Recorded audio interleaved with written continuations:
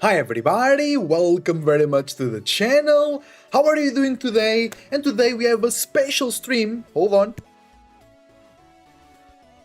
because we are participating in a tournament, or we are doing a watch party of the biggest best of 3 open teamship tournament yet in Pokemon Champions, hosted by Scroll VGC, a very known YouTuber in the VGC space, or content creator in general, and it has 10,000 players, more now registered. I'm on the waiting list, that's why I don't know if you're gonna be playing today, because I might not be making it into the tournament. If we get to play, it's awesome. If we don't get to play, we'll still do a watch party. And if we get to play, I'll play my matches, and then while we wait for the round to finish, we'll be watching other matches.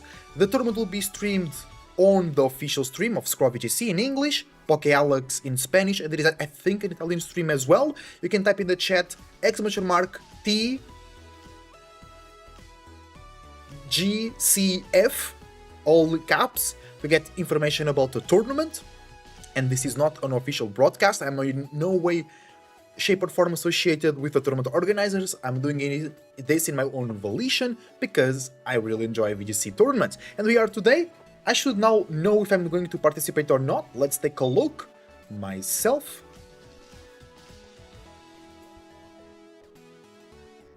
Because the tournament is about to start right now.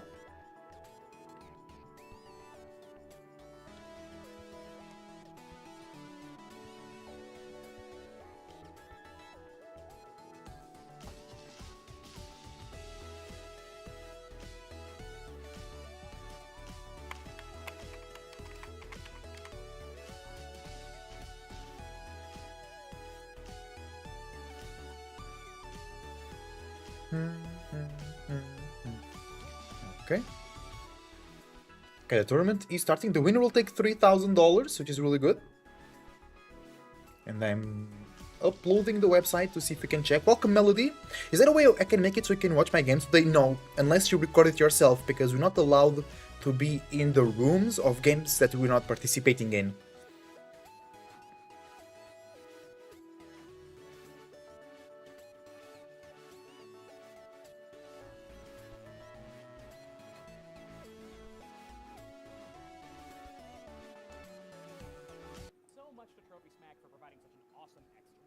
But for now, I think it's time for us to start getting into what you're all here for, super intense Pokemon Champions battles. Let's pass it over to two of our casters, Eng-Pt Here we go. and Joshua Lorsey. This is the official stream. About the metagame before we get into round one in just a few more minutes. Yeah. I'm here checking if... Hello. Okay, hold on. I have to create a new web showing here. Long Island with the Grand Champions Festival. I am Eng-Pt, and I'm joined by my good friend Josh Lorsey. Welcome, guys. This is Here we go. Grand Champion Festival. It's gonna be a great tournament. Welcome everybody. Welcome. To win some. Times when Asia could stream. Yeah, it's okay. Okay, let's see. The ship. There's a ship. They're Yeah, going the winner will get an invitation to a battle cruise. That's really crazy, right? I know these are some prizes that we've never really seen given away, but like I can't even think of a tournament that's given away a belt, much less a cruise on the SSN. Yeah, that's just, I don't know. This tournament alone just, it feels like a dream come true. Been playing VGC for so long, and that with the arrival of champions and getting this tournament just to start everything off. It just feels like so unreal, Choppa. Yeah, I think it's everything great. about this so far. Having all the new competitors coming into VGC, this might be some people's first tournament. And I can really think of like no. Yeah, it will be my first tournament if I better way to bring the participate. game in. I think this is going to be a tournament that's amazing for both new players and longtime competitors alike. New players, you're going to have a great chance to like show what you've learned about Champions so far, see how far into this tournament you can go. And for the really seasoned competitors or new players that have learned their stuff right away, you're competing for all these amazing prizes, things that have never been given away in a live tournament before. Yeah, I would have the to prizes agree, are really like, fun, everybody's actually. winning in this situation. And we love VGC, and the prize money just alone $3,000 for the first winner. place. Yeah, that's really Second good. place $1,800, I believe. Wow, Yeah. Limitless And is just, blowing like, up my forgetting top PC. 8, that's already Yeah, I'm not able $500 to This is just, load like, not Limitless as only well. the winner is walking away happy. I think a lot of hope, people using everyone the that's playing has a website. chance to walk away happy, whether You have to that's be patient. with a prize, with prizing, with a sticker, with the experience from this tournament, and especially that experience is going to be so valuable with Champions being our official like live tournament format starting about 1 month from now at the Indianapolis Regionals. Yes, so this is not the first big tournament. We had a tournament prior to this. I think it was a Victory Road tournament. So we Yeah, got to see it was at Victory Road. I some watched that. Pokemon that we could believe to be very good within the format. I believe Champions been out for like maybe 2 weeks or so, but competitors have been competing. Yeah, I already. can't load the And tournament website. The metagame I have to wait. is shaping, and we do have a couple Pokemon here that are picking back up in usage from Reg H. Maybe we can highlight them. Yeah, let's see. So I think some of the absolute like strongest Pokemon in this format are probably like no surprise, no secret to people that like played Reg Age or have been watching Champions like Sneasler, Incineroar, Kingambit. But then there's a couple others that are sort of like coming up or appearing for the first time, like the Garchomps, the Aerodactyls. Trying to load Limitless. See widespread VGC success for like quite as recently. Yeah, being an Unk in VGC, I do love to see old Pokemon returning. Pokemon such as Aegislash, Garchomp. Aegislash. It's always been when Garchomp's good, it's good, right? Rotom Wash. Just seeing like my old friends come back and compete at a very high level. This is just amazing, no? Josh, if you're an Unk, I'm a grandpa. No, but it's like we were talking about earlier. We've both been playing VGC for more than a decade, and it's so fun to see some of these Pokemon that have, like, I don't know, Rotom Wash. It's been a little bit since Rotom Wash was, like, really... Welcome, everybody. Welcome. How are you doing? Voice chat? Nope. Restricted format like this, where there's only, like, around 200 or 250 Pokemon legal compared to, like, Regulation I. That's going on, like, 1,000 Pokemon you can choose from, right? Yeah, 1,000 Pokemon from Religion Y. Yeah, that was crazy. And also having restrictions on some Pokemon. Oh! I got into the tournament, bro. Gosh, yes. I don't think that in VGC Hold on. I got into the tournament. where items were restricted, right? We have a very limited pool of items to use, and So, let us go into the tournament here. Welcome, everybody. Welcome. We actually got into the tournament. Unbelievable. Yeah, I have my round one as well. Let's go. If the website actually works, because it's taking some time. Bro, let's go. I want to play. I can't. The website is not working. No. Let me play, brother. I'm ready.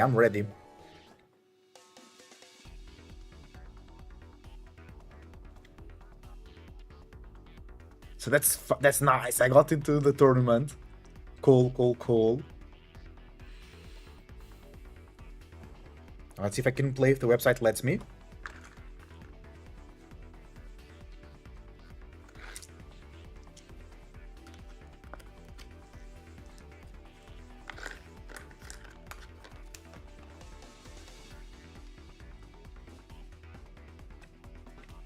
Finally, I'm in.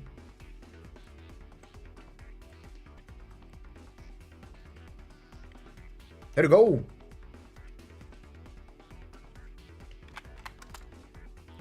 The website is so slow, but we got it. I'm playing Blobby.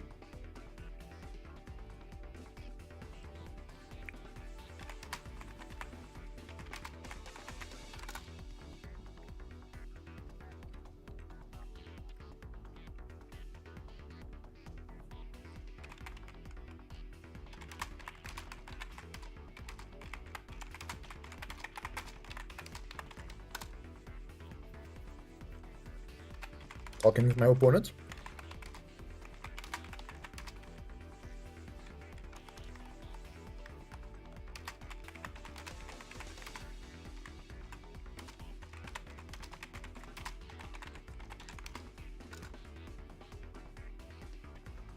Welcome everybody, welcome.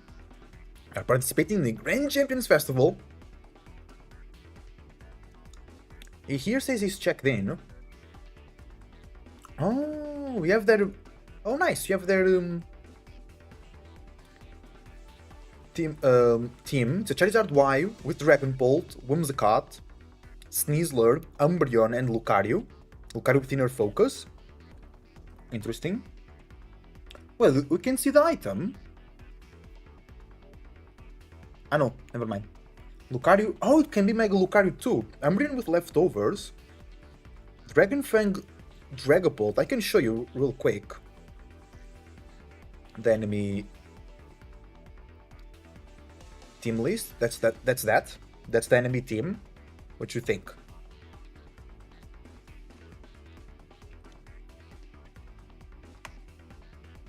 Okay, I have to respond. Yeah.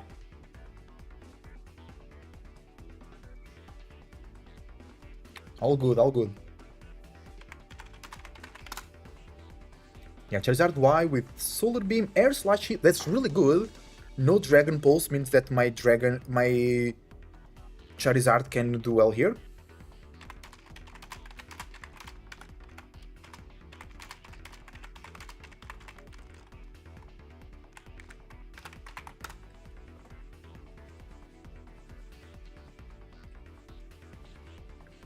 The problem will be the Dragapult.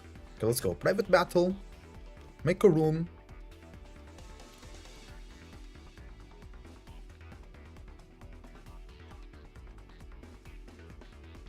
And ID.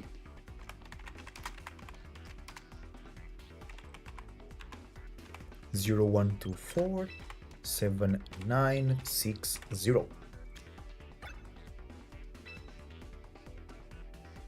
Okay, you guys can join the room, by the way. Do not join the room if you are watching the stream.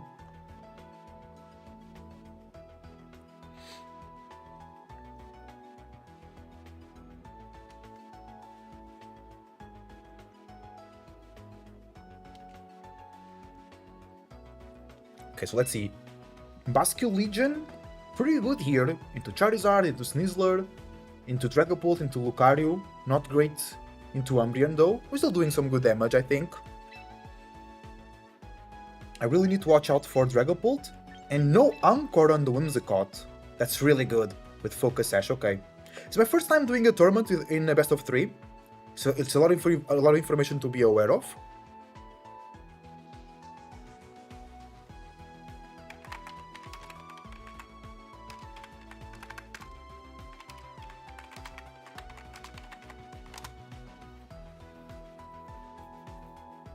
I'm ready. Randomize music. Let's go. First match of the tournament, chat. First match of the tournament. Here we are. Welcome, welcome. No way. What melody? I'm actually gonna kilometer. Oh, okay. Don't say that. Don't say that. You double freeze. It's okay, bro. It's okay. Don't stress. Don't stress. You got more matches. You got more matches to do. Yeah, nice. Look at fun. Here we go, here we go. Welcome, welcome everybody, welcome, welcome.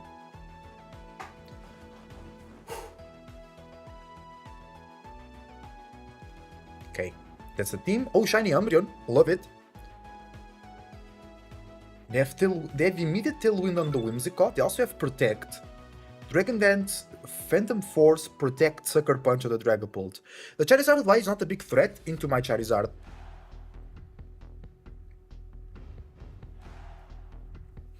Sneasler, Direct Claw, Fake Out, Coaching, Close Combat. They also have Coaching. Okay, Sneasler looks really good here. Mousehold also looks really good for Redirection. How do I deny their Tailwind? I can go Aero Sneasler. I can't fake out the Lucario before it Mega Evolves. I can Close Combat it. Should be slower than the Slizzler. Okay, Aero Sneasler. Char. Bascule Legion looks really great here too. Let's go. Big 4, big 4. Let me just check Mega Lucario speed.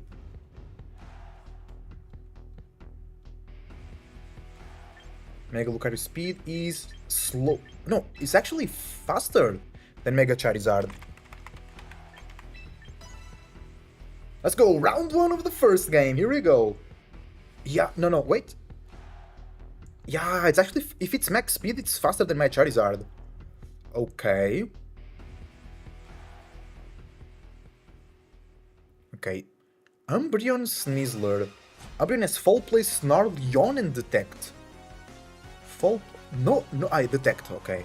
So here the most likely want to fake out my Aerodactyl. I want to close combat the Umbreon. Maybe it's too predictable, but I want to get my boost going.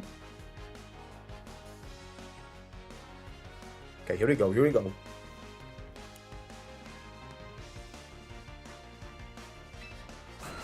Shiny Umbreon is amazing. Is my Umbreon in a good place? Yeah, I think it's perfect. I protect.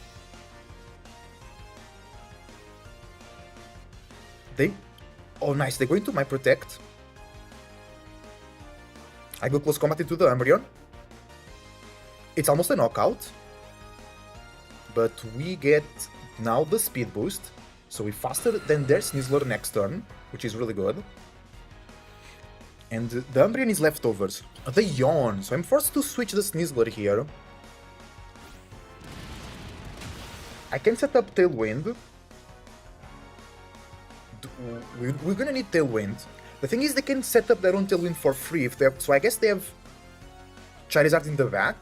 They know I'm Charizard X. This is not Lather.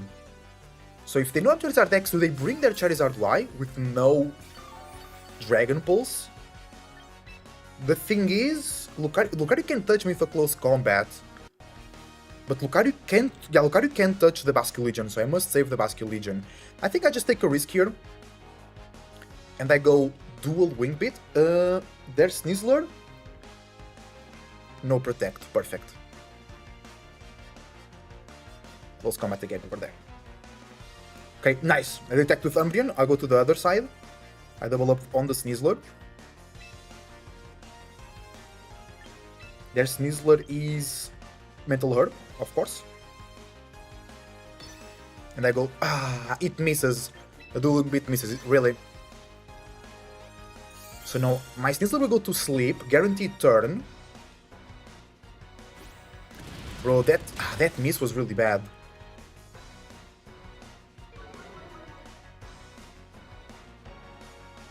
Because I wanted to take the knockout instead of the sleep of the Tailwind. I know I might be screwed. No, actually I can burn some turns of sleep here.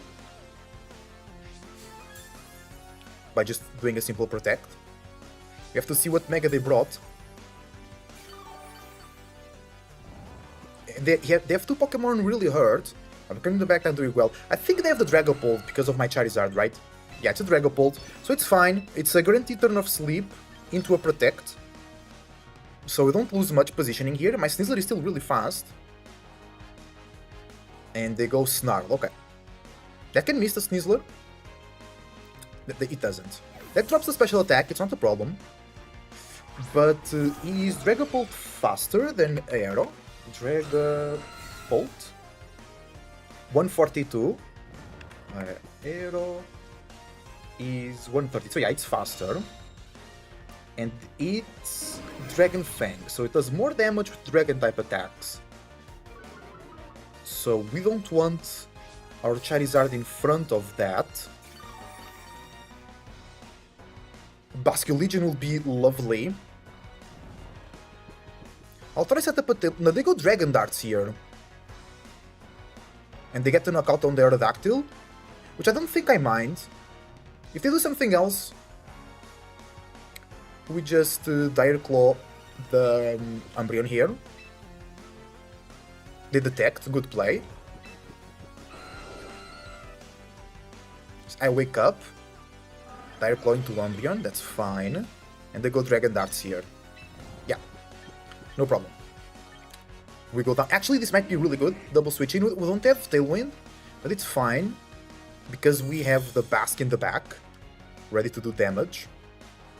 And actually... No, I have to knock out the Umbreon.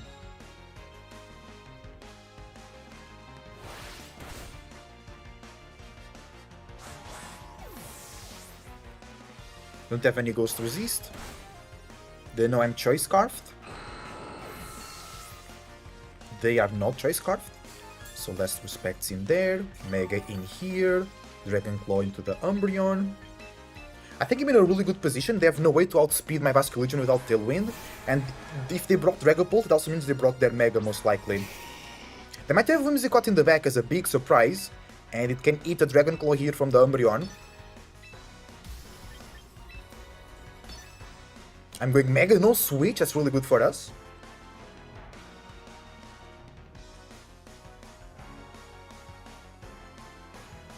Protect on the Dragapult. It doesn't come out. We take the knockout. We take double knockout here. And now it's their Mega. Both of their Megas can touch my Charizard, which is really good. I mean, they can, but not for a lot of damage.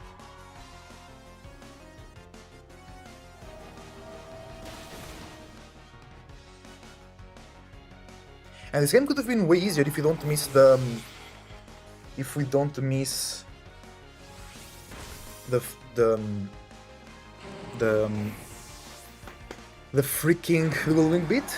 There is Detect on Lucario. Because they might treat my very obvious Protect here on the Charizard. The Sneasler doesn't have Protect, so I'll just take care of that and protect the Charizard. Lucario's Close Combat, Meteor Punch, Bullet Punch. Meteor Mash, Bullet Punch, so... they're going Mega. The Mega ability... what's the Mega ability? Is it Adaptability? It is. So it's gonna do some damage. But I'm not afraid. They fake out, they protect. Their lead was Sneasler? Bro, I don't remember what was their lead. Sneasler Umbreon, yes. Sneasler Umbreon was the lead. Yeah. And now just Last Respect into a Flablitz. And we should take game number 1 here.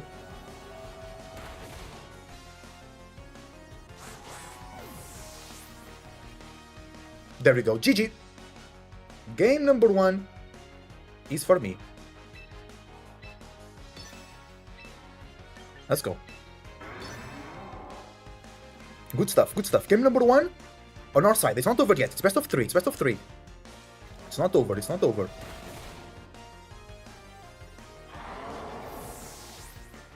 Here we go. I'm ready. So, now I think they will respect the Charizard. But I led Sneasler Aerodactyl. I think they try to set up Trick Room here. You have to be careful because the Whimsicott does have Protect, so we can just straight up deny the Tailwind. A bad lead for them would actually be Whimsicott Dragapult, or like Whimsicott Lucario into my Sneasler Aerodactyl. But I can just match Tailwinds.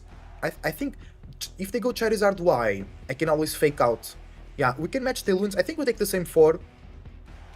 I don't think we need support here. I think we repeat the plan of game 1.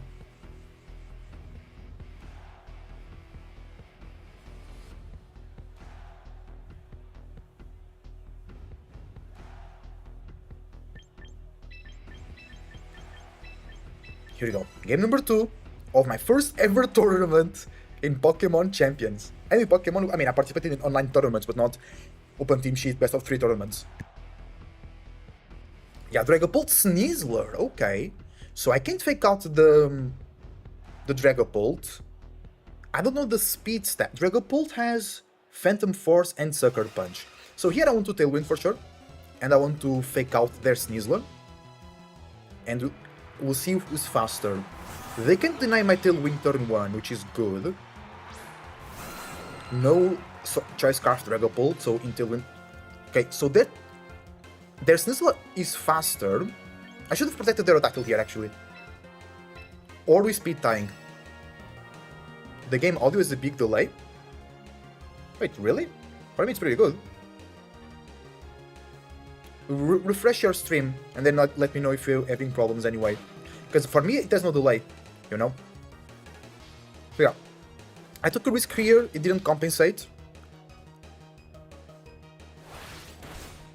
but still, I will outspeed with the Basculegion in the back.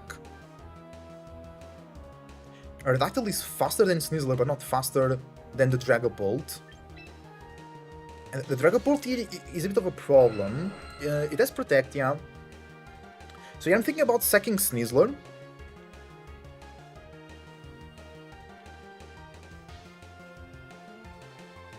I Protect.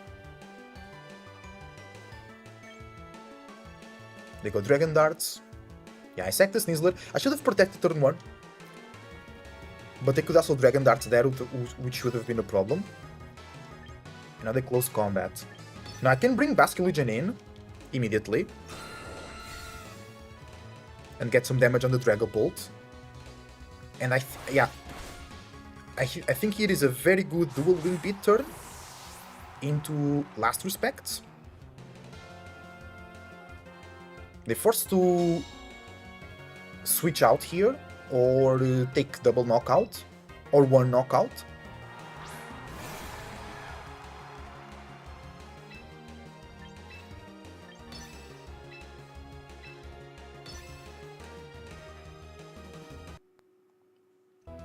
Okay, let me know if the audio is better. Sucker Punch, it's not enough for the knockout. Last Respects. We get the knockout. It's still very delayed. I just fixed it now. Let me know if it works. We missed another dual wing beat, really. At least a Dire Claw, and we survive, which is really good. Ah, but we... Oh, bro, so unlucky here. It's fine, it's fine.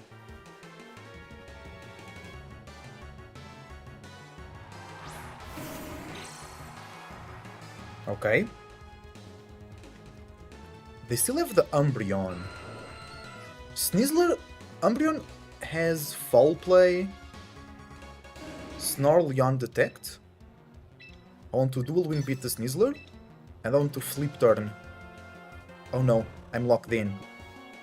I don't want to hard switch here. So in case they switch, or we miss, I target the Sneasler. It's fixed. Okay, thank you for the feedback. Truly appreciated. Okay, nice.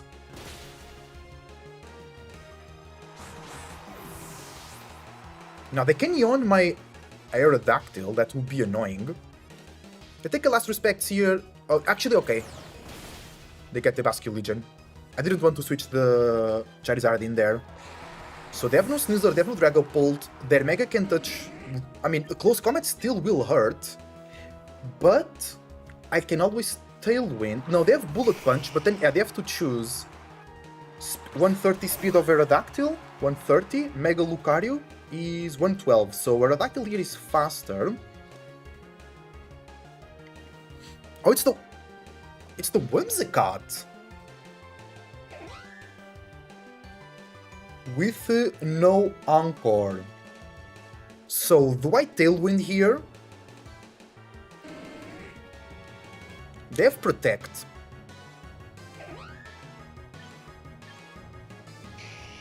I can just dual Wing Beat. No, because the Umbreon then might knock out the Aerodactyl with a Tailwind. I go for Tailwind. And I Flare Blitz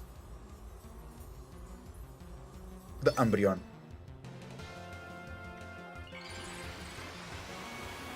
Because that's the Pokemon that Aerodactyl can't deal with.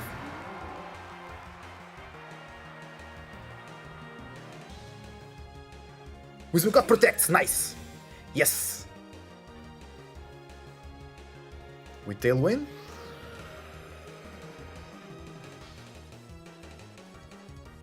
Let's see the damage. Umbreon is tanky. Yeah, that's really good. Ooh, the burn there. Okay. We take some recoil, it's not a problem. And they go Yawn. Nice.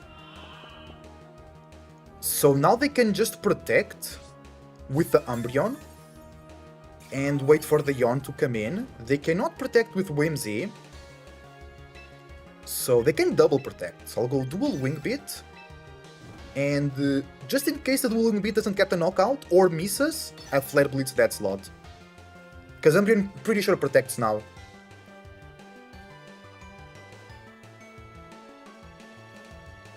Maybe not. Maybe they go here for a good play.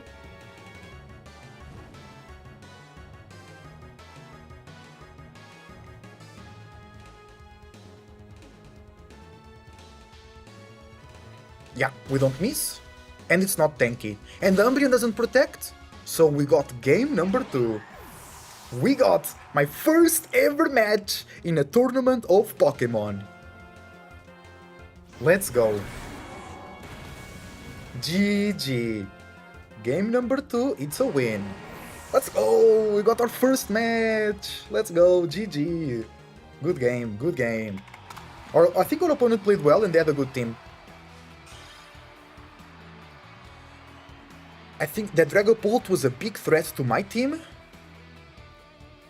but I think at the end of the day what defined this matchup was the fact that my Charizard was very hard for their Megas to hit. And he did the right choice in not bringing a Mega in the last game, but I think he needed a bit more damage than the Umbreon. The Umbreon was... those foul plays will be nasty. I made some mistakes. In the first turn I should have protected Aerodactyl, and then we missed second time in a row. Like in game 1, in game 2 we also missed the dueling bit on the Sneasler. But it was a very good match to start with. Our opponent was good, so it was challenging and I had to play well, which is what we wanted the tournaments. GG, well played.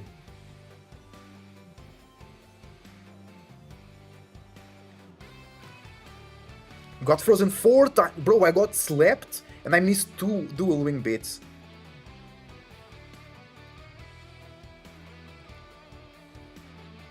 Okay, nice.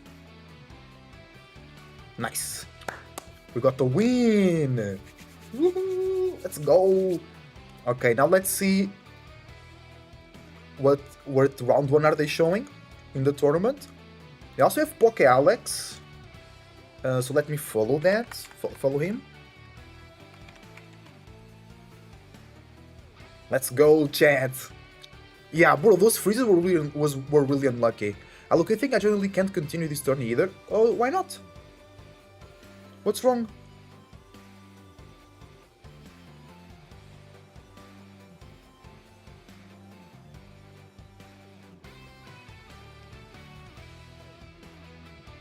I don't have King Shield, so I'm stuck in sword form. Bro, I told you about that. I told you, yeah. Because Bradley Protect doesn't change its form. Yeah, that's rough.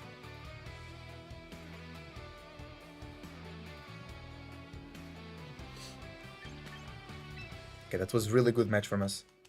Lucky thought he just did. Bro, you can continue. Just play for fun. It's alright.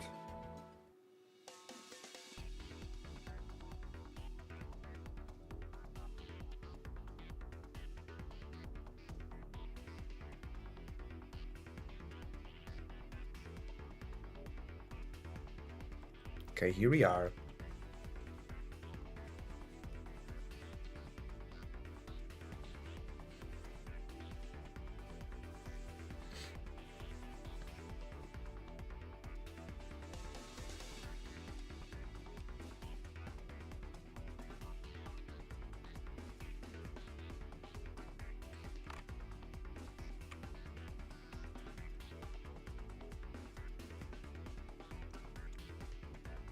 Really remarkable to see. I think that she played that game 1 really well. Even like the first 2 turns, like we mentioned, it didn't really go the way that she wanted to. I thought it was almost gone, but she positioned and crawled it back. And in game 2, with that amazing performance, displaying the power of Mega Tyranitar when needed to pick up that knockout into the Hydreigon. Into the Hydreigon slot, and also low kicking in the slot of Hydreigon that switched into Tyranitar were really, really good turns for her. And utilizing the trick room on the. Okay, now we'll go against stronger opponents as well. And that second game is really interesting because I wonder if, like, at team preview, like, if you're Necro, you're probably thinking like, oh, I'm gonna Just drop to an Earth Power without shield form. Yeah. Opening to just like go for it with the Tyranitar instead and say, hey, Mega Meganium doesn't need this. I think it's like important to be. Okay, guys, I'll go to the bathroom real quick. See you in a minute. Figure out, like, creative ways to, like, I don't know, maybe leave one of your Pokemon at 50% power if the other one is going to be at 150% power. If it's like going for exactly the move that you needed to win the game. It's funny that in the scenario of Necro's team, right? Usually you would want to, if you brought both Tyranitar and Meganium, you probably want to Mega Evolve your Meganium, right? Usually, but so it was interesting to see that approach, but it made sense. Like it made sense, and that's what these strong trainers that have been playing for a while, have been exposed to the game for a while. They know how to maneuver and know when to capitalize off of turns, and I think Necro fully displayed that here in the set. Yeah, I think maybe another like feature of Necro's team there is just like I don't know the combination of like her own Corviknight and then like relatively like strong, well-rounded Pokemon like let's say Meganium, Tyranitar, both Pokemon with pretty well-rounded stats. I think being able to be comfortable at like any level of speed control is what I'm trying to get at here. Enemy Astrodil has Sandrush, you can deal with that. Yep. Enemy has Trick Room, you have a Corviknight for that. Mhm. I think just really displaying like how flexible these sand teams can be. It's also pretty interesting was like a sand mirror. Like I think I don't know, something like that. You might be worried about it coming down to something like extra drill speed tide. So I'm glad we saw something more interesting than that. Yeah, the approach of Catch 122 always bringing that Mimikyu made the matchup just a little bit different, right? If you swap out the Mimikyu and bring something else, I think it would have been a lot more.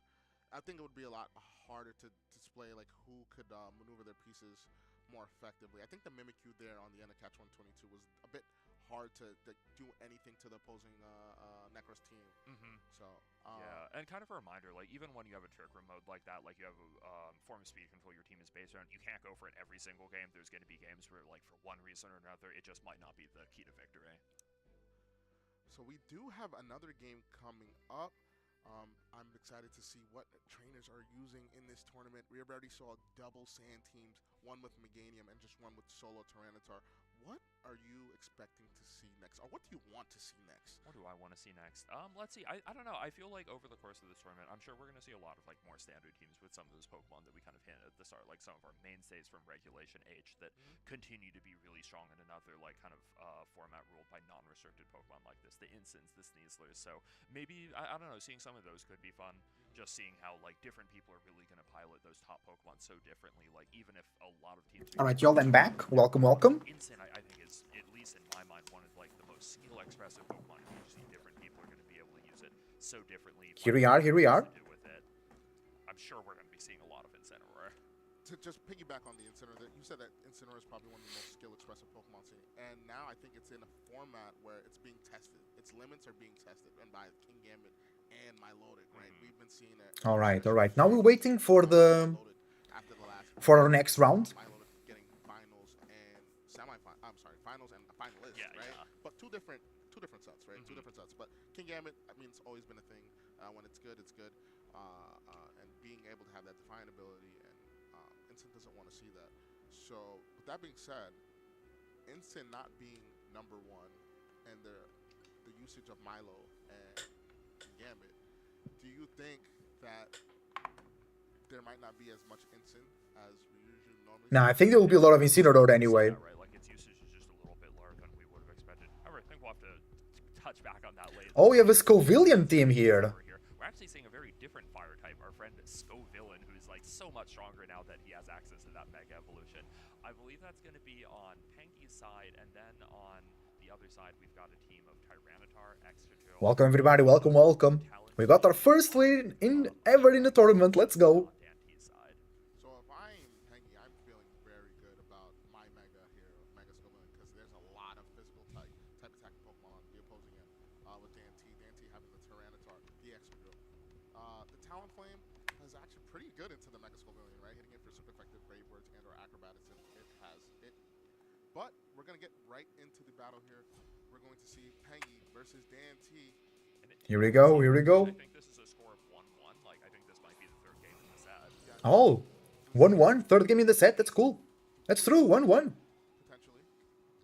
Ooh, so this actually looks like a pretty commanding lead for DT36 against the Scovillain with Hydreigon, who doesn't mind to burn too much, and Talonflame, who's going to be immune to it based on that fire typing, and also has flying type coverage to hit it. Yes, so Dante has the Talonflame that could go for the priority.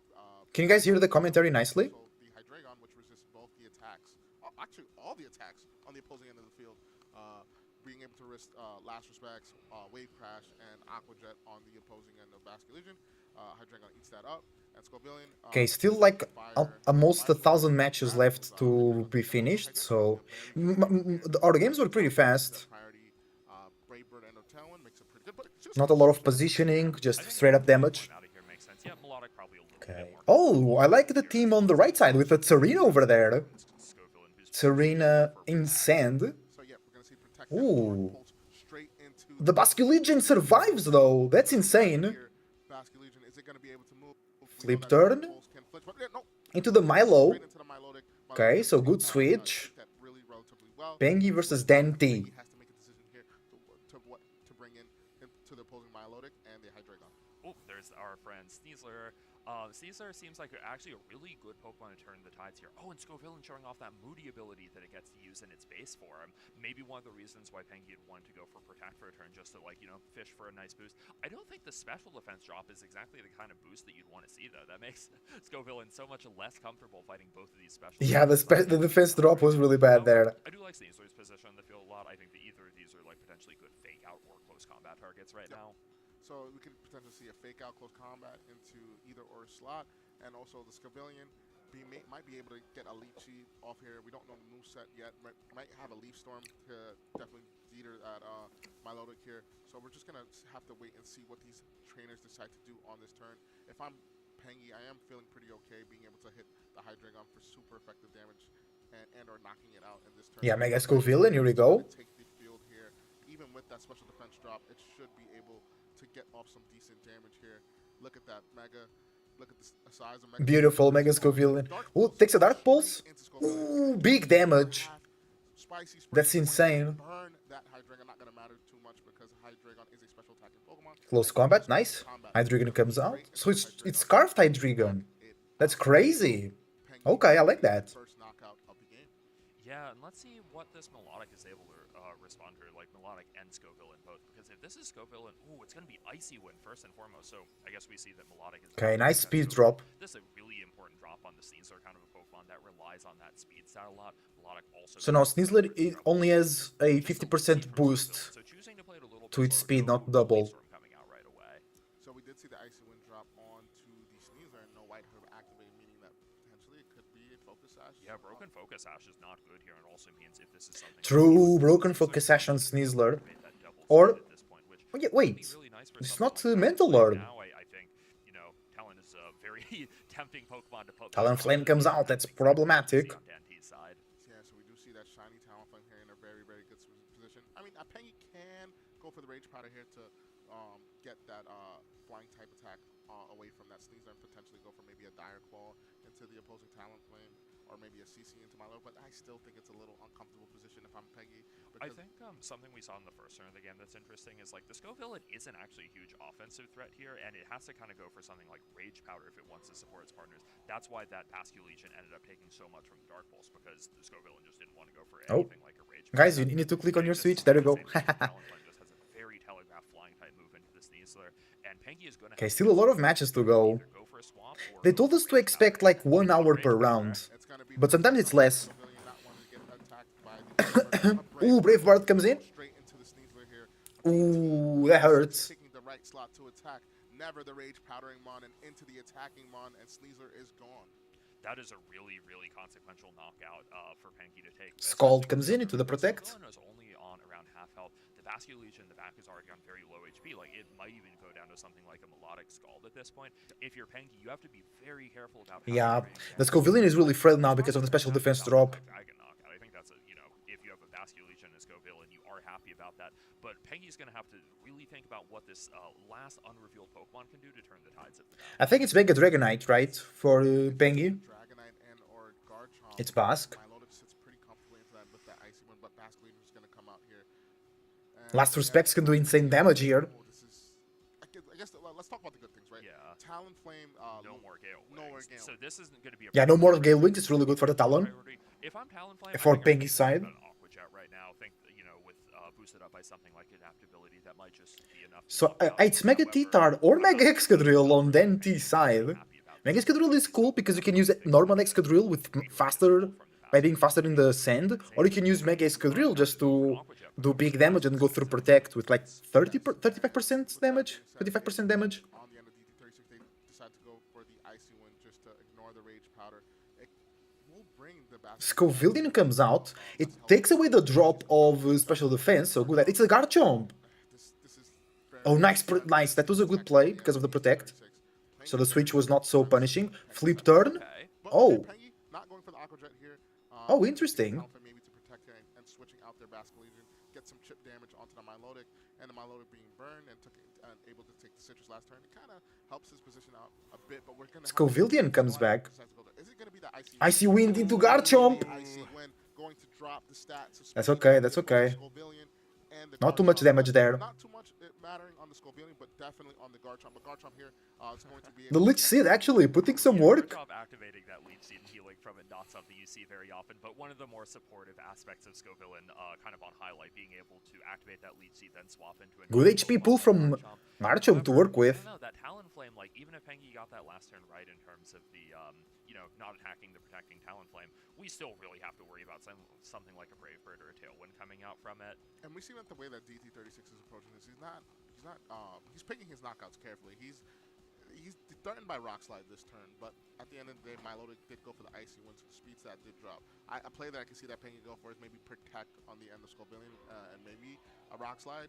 I think that Garchomp could probably withstand that Icy Wind. And the last Icy Wind really did not do very much. Yeah, the Icy Wind didn't do much damage, it's true. Garchomp protects though. Protect on Garchomp, actually. Okay. This is going to be... Oh, it's Protect Huh? Rage Powder. Interesting. I wonder...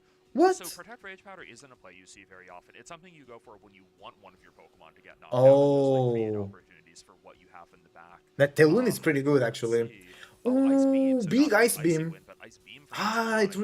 It doesn't go down though. But because that was a Protect Rage Powder, Pengy also not really making forward progress on that turn, besides Garchomp being able to heal a little bit. Yeah, Pengy not advancing the... Garchomp is getting a lot of health back though. Milotic is going down quickly. It makes sense, right? Rage Powder, you don't want your Garchomp here to just take an Ice Beam, so the Rage Powder makes definitely sense. Could have probably capitalized with that Garchomp and maybe like a Rock Slide that turn. Yeah, especially because this Melodic's health is really being worn down between the Burn and the Leech Seed. Like, you know, Melodic really below the 1/4 mark at this point to have to worry. True, the Rock Slide next turn would have been better, I think. Like, if you're Dan T, this feels like a really telegraph something like Brave Bird, the Scoville, and Ice Beam, the Garchomp slot, and just went 2 knockouts at the Protect and Scovillian. Oh, okay. Yeah, the Protect on Brave Bird, nice. Brave Bird's gonna go into If Rock Slide hits, let's see, Ice Beam, does it knock out? This is gonna knock it out. It's gonna be one hit, knock out this Garchomp. We only have a Scovillian at pretty low health with a Basculegion. With Yeah, Rock Slide last turn was the play. this Milotic, Because now the Denty team is on Tailwind. I think that DT36 might take this game here. Yeah, another. Yeah, I think it's GG. Melodic getting the knockout that turn didn't have to take Leech Seed damage because there's nothing active on the field for So, to benefit from Leech Seed. Still more than for 300 matches? It's already 300 matches that need to be completed yet. My mechanics exactly there, but yeah, I don't know. Your opponent's side having Tailwind and having both your Pokemon like well below 1/4 health at this point, this is a very scary position for Pengy. He's gonna have to figure out something to do quickly at this point. The margins are very low on the Penguins, and you can't get any turns wrong here if you want to win this game. But definitely looks good on the end of DT36 here, being able to threaten immense amount of damage, also having Tailwind up. Rage Powder comes in for the Scovillian again. So Brave Bird into that slot, I think. Okay, Oh, so I Aqua think Jet. This is comfortable Nice. knockout on the Talonflame at this point. Let's see what Melodic is going for into this Scovillian. Like, I have to imagine this might be something like a Scald, but is it going to be enough to knock out at this point? Scald? Nope. Not quite. That's impressive. Leech Seed comes in. Oh, so between leftovers and Burn. Oh my gosh, this is going to be a 2v2 situation. Ooh, nice. Oh, I lied. So we still have a game. We still have a game here. 1v2. Yeah, because we've seen Hydreigon went down early. Oh, it's the Mega T-Tar, I guess. What is this? Ooh, Tyranitar is probably. Yeah, it's the Mega T-Tar, which is really good. Aren't we working with? No, because Basculegion is locked in into Aqua Jet, or it's not scarfed. We don't know. We can see the items. No, actually, because it was Tailwind, and then I think this is just one. It should be just one. Scovillian does go down here due to sand. If I'm... you're in a weird position if you're DT36. So you can't attack the Scovillian, because then... oh, exactly. Yeah, you can't get the burn, true. Just want to, like, protect or anything. It is going to force Tyranitar to take it down this. Yeah, Scovillian will do an attack here. What you're saying. If you're Tyranitar, Is it faster, though, the Scovillian? Yes. Mega T? Yes. So we're going to see Mega Tyranitar on the field. Yeah. Is it going to be a protect on the end of DT36? It's going to be Aqua Jet, that's This big is really damage. consequential because by going for this Aqua Jet, There's a I think this crit. might be an opening for Tyranitar to respond And it's with just going to be something a rock like slide, but it's going to miss one. Oh, that's big. No, the double Double miss, no way. And Overhit. in That's not enough. the end of the Tyranitar. Tyranitar should eat this up pretty well. That the hit wave is a bit weird. I think Leech Seed could have been better actually. Vascular Legion is very often going to be trained to outrun Tyranitar. Not all the time, but very often. This does not look like a Vascular Legion that's invested in its bulk stat, which is making me think that speed stat is going to be a little bit higher. Yeah, I would have to agree with you, Chopper, here. What an unfortunate Bro, that double miss was really bad. I believe if it would have landed on the Vascular Legion, it would have probably picked up. But does the Aqua Jet picks up the knockout here? Too much. I don't think overheat is Tyranitar's biggest problem here. Let's see how this plays out, though. Like, we still don't actually know the speed interaction between these two. However, Aqua Jet another Aqua Jet doesn't pick the knockout. This is this Vascular Legion choice locked, or does it just think Tyranitar Yeah, GG. faster? Wow. Well, Or is it another turn of Tailwind? no, Tailwind had Okay, so petered. it did expire. Tailwind had petered. I would have Yeah. to assume the way that they're playing, they had flip turn, so I want to assume that it's choice. Yeah, it was You know choice what? scarfed, What yeah. might be throwing me off is because we saw Vascular Legion be slower than the Hydreigon. I think they might have both been choice scarfs. Yes, the Dragon was scarfed as well for sure. I believe that's gonna be DT36 game here. Yeah, there you go, GG. 1-1 on the end. Yeah, that is one of the funny features of we're very lucky to be able to watch more games in Champions just by kind of hopping into someone else's game like this. This was not exactly possible back in the last. Yeah, iteration this is of really the good. pilot. This is really good. To be able to show you sets kind of in the middle like this. You don't need a capture card or anything for us to be able to tune into your games, and that's really fun. And for the viewers' experience, that's amazing because it's more Pokemon for you guys. That's True, more what we Pokemon. wanted, right? Being able to showcase more matches, showcase high level content of players, and I'm looking forward to seeing that throughout this tournament and future tournaments coming and the official streams as well. Yeah, even if True, we can't show on the you official streams will be crazy. set, I think being able to show you how it wraps up is really important, especially in a Game 3 scenario like that. Both players have been battle tested. They've found a strategy that won them a game and a strategy that lost them a game, and can choose what they think is going to work out the best for them in that Game 3. However, it's Pengi taking the loss and Dan T taking the win in that set. Yeah, Dan T. Okay, still waiting. Rock slide miss. I definitely we definitely reacted.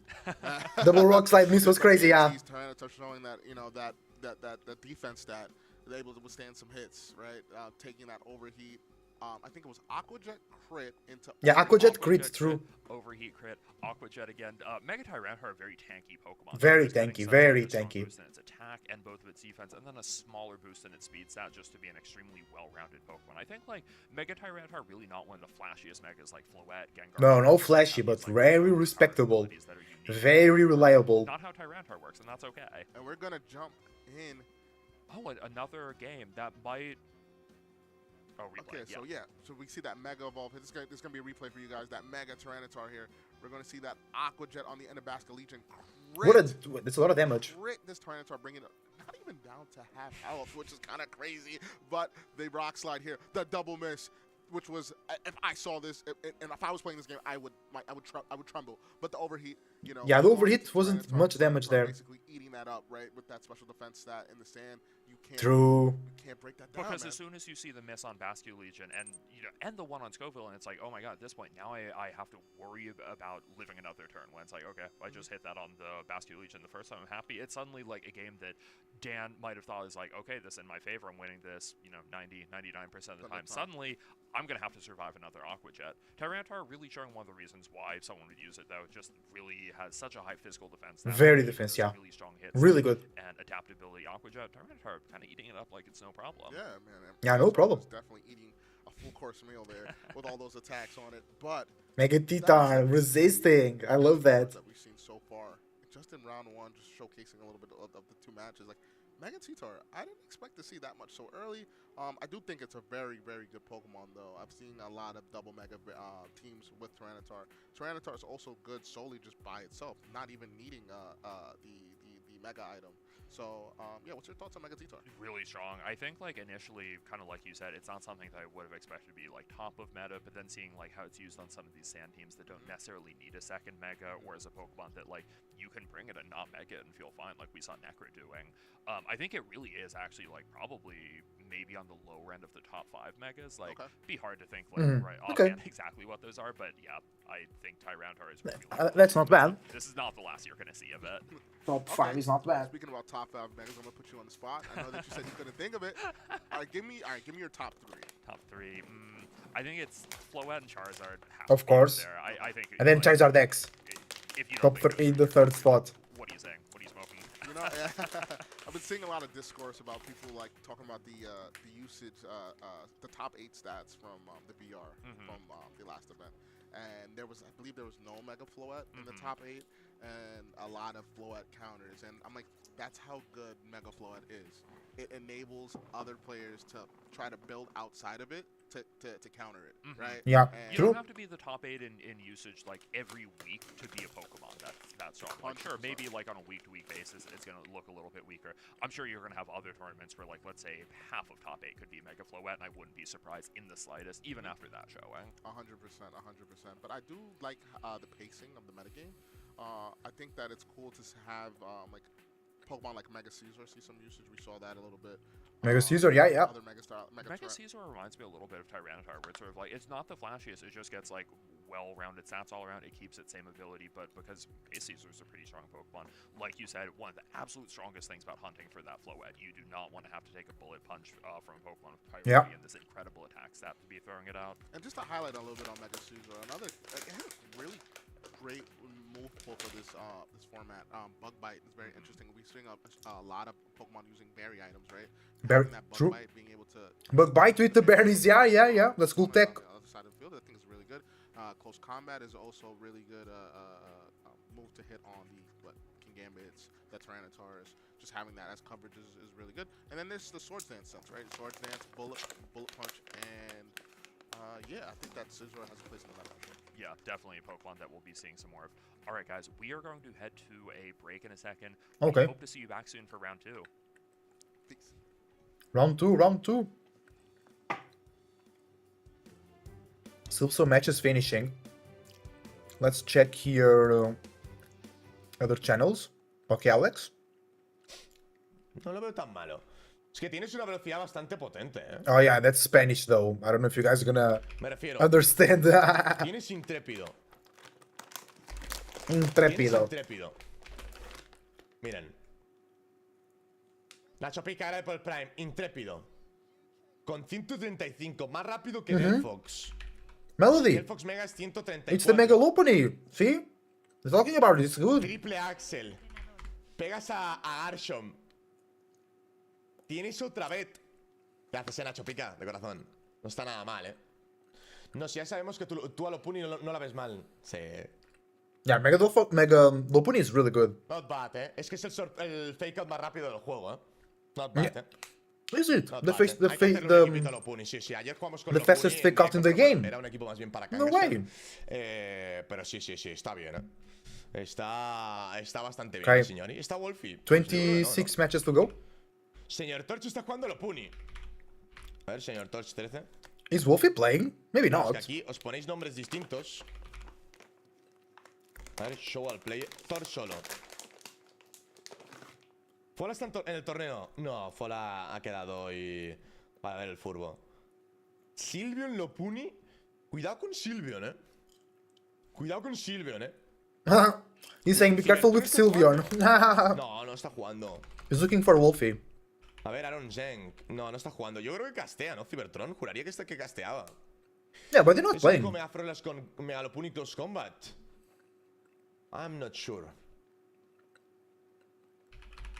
Voy a verlo. Sí está. Ah, casteaba si perdía. Vale. Digo que iba a jugar y si perdía se unía al caster. Ah, muy guapo. Muy guapo. I didn't understand. Lopunny. Vale. Lopunny. Froslas habéis preguntado por aquí. Yeah, it doesn't knock out in the Lopunny snow. Mega. No, it doesn't. Champions, Close Combat. Hola, maestro. Grande maestro Digimon, Madre del amor hermoso, Madre del amor hermoso. Esto fumiga, Esto fumiga, Madre mía, Close Combat one-shotea Frostlass, Es que es hielo. Al fantasma no le pegas, pero es hielo. Es súper efectivo. For the internet trouble in the game? In Not snow. linking Yes, him. yes, yes, in snow. I see. Yes, yes, yes. Yes, the Madre mía, ¿Y contra Islas? the Madre mía. the website is Tú, being tú, very stressed. A lot of people. Vale, me acaban de Ya está, ya tengo el permiso ahora actualizado. Me lo han actualizado ahora. Oh, he updated the Voy a list, comprobarlo. so maybe Wolf is in there. Me han dicho que ya me lo han actualizado. Dashboard. A ver, voy a comprobarlo. Pairings. Pairings. Ahí está, ya está, actualizado. Oh, Ace Wolf. Is it? Ya está, no ha habido timada. Oh, so No había Wolf is timada. playing. Clap. Clap, clap, gentlemen. Vale, ya está, actualizado para la siguiente ronda, Oye, pero, Oye, locura, ¿no? Yeah, Vale, Wolf digo is playing. que gané por el Prime, Tú, lo Puni hay que explorarlo, ¿no? Hay que explorarlo, ¿no? Hostia, qué barbaridad, tío. O sea, He's saying a una isla he has to try out cabrón. Lopunny. Me and Dale, Amnek. Melody were playing today, and he was trying to make. No sé, He has me Mega parece- Lopunny on me his parece team, loco, actually. Me parece loco, Sacarlo de contexto. Nice, interesting. ¿Cómo? No me he enterado, No. No he forzado nada. Looks like the game likes him today. Also,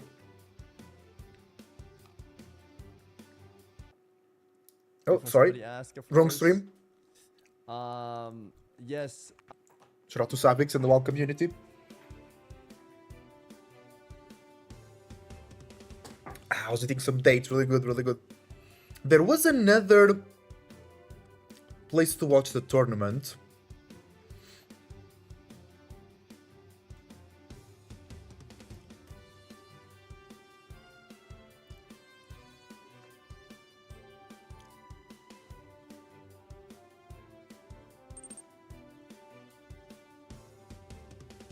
Actually, the tournament only has 6,000 players.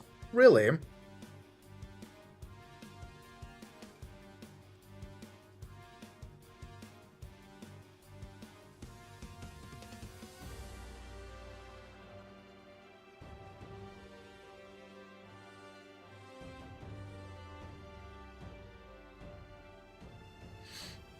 I'm meaning about Wolfie VGC having trouble with Pokemon Champions and being able to play in the game. That was because he was in Italy, and he had bad Wi-Fi in the Italy hotel he was staying. 25 matches to go, and then we can go to round 2.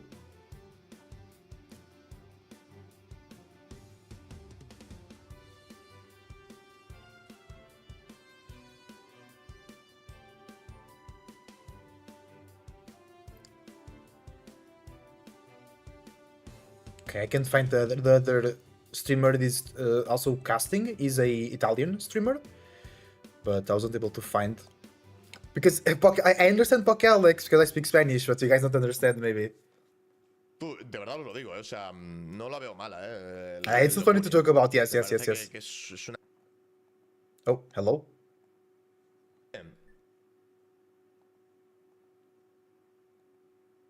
Height completed matches. Faltan un par de rondas, Yes, he's saying that Faltan 20 rondas. some games still going. Faltan Like 20 20, rondas. I think it's 20 games left. Cuidado, ¿Ponemos alguna?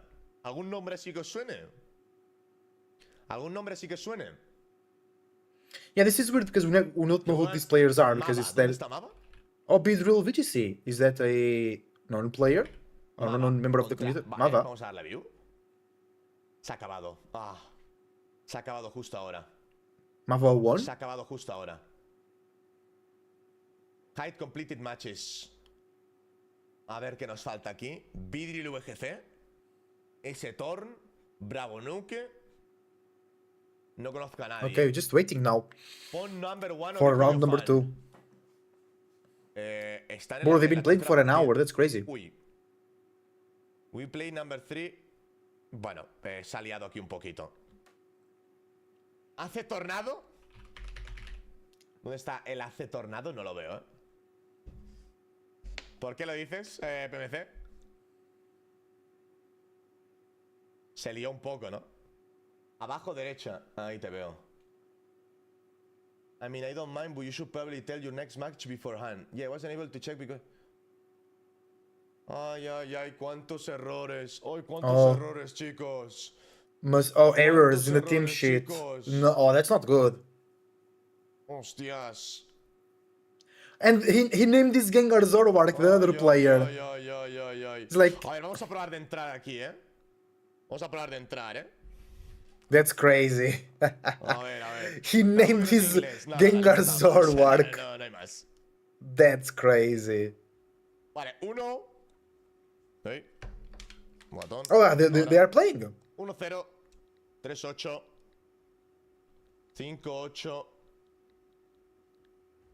Solo casteo, sí, Archie. Vale, están jugando, vamos a ver. Vamos a ver, están jugando. They are playing, let's watch. That's what he's saying. Vamos a ver. Vamos a ver esta partidita, a ver qué onda. Okay, 10 matches, 12 matches, 14 matches to go, and then round number 2 will start.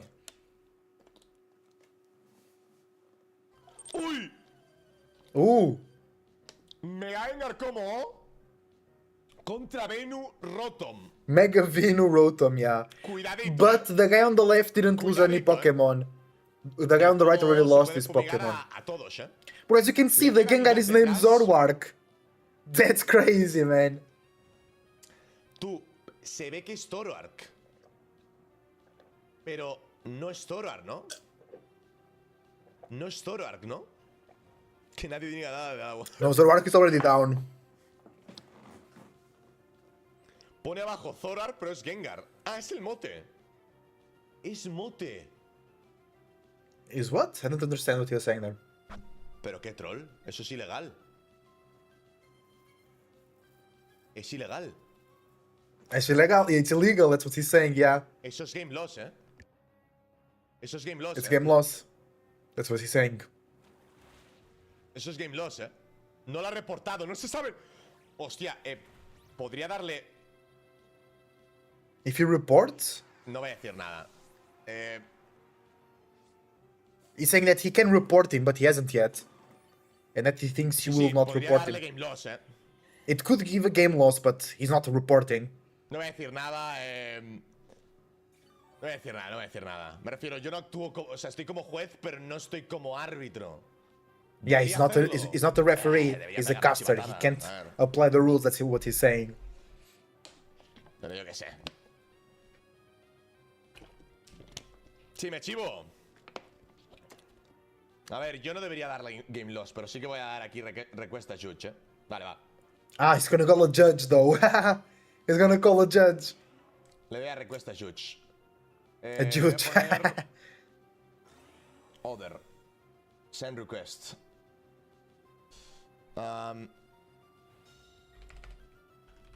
Borny. Ah, lo pongo aquí. Oh, come on, Borny survives using that. A Gengar,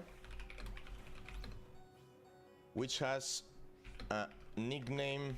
Zoroark, yeah. He's requesting a judge. He's reporting to the Zoroark. judges.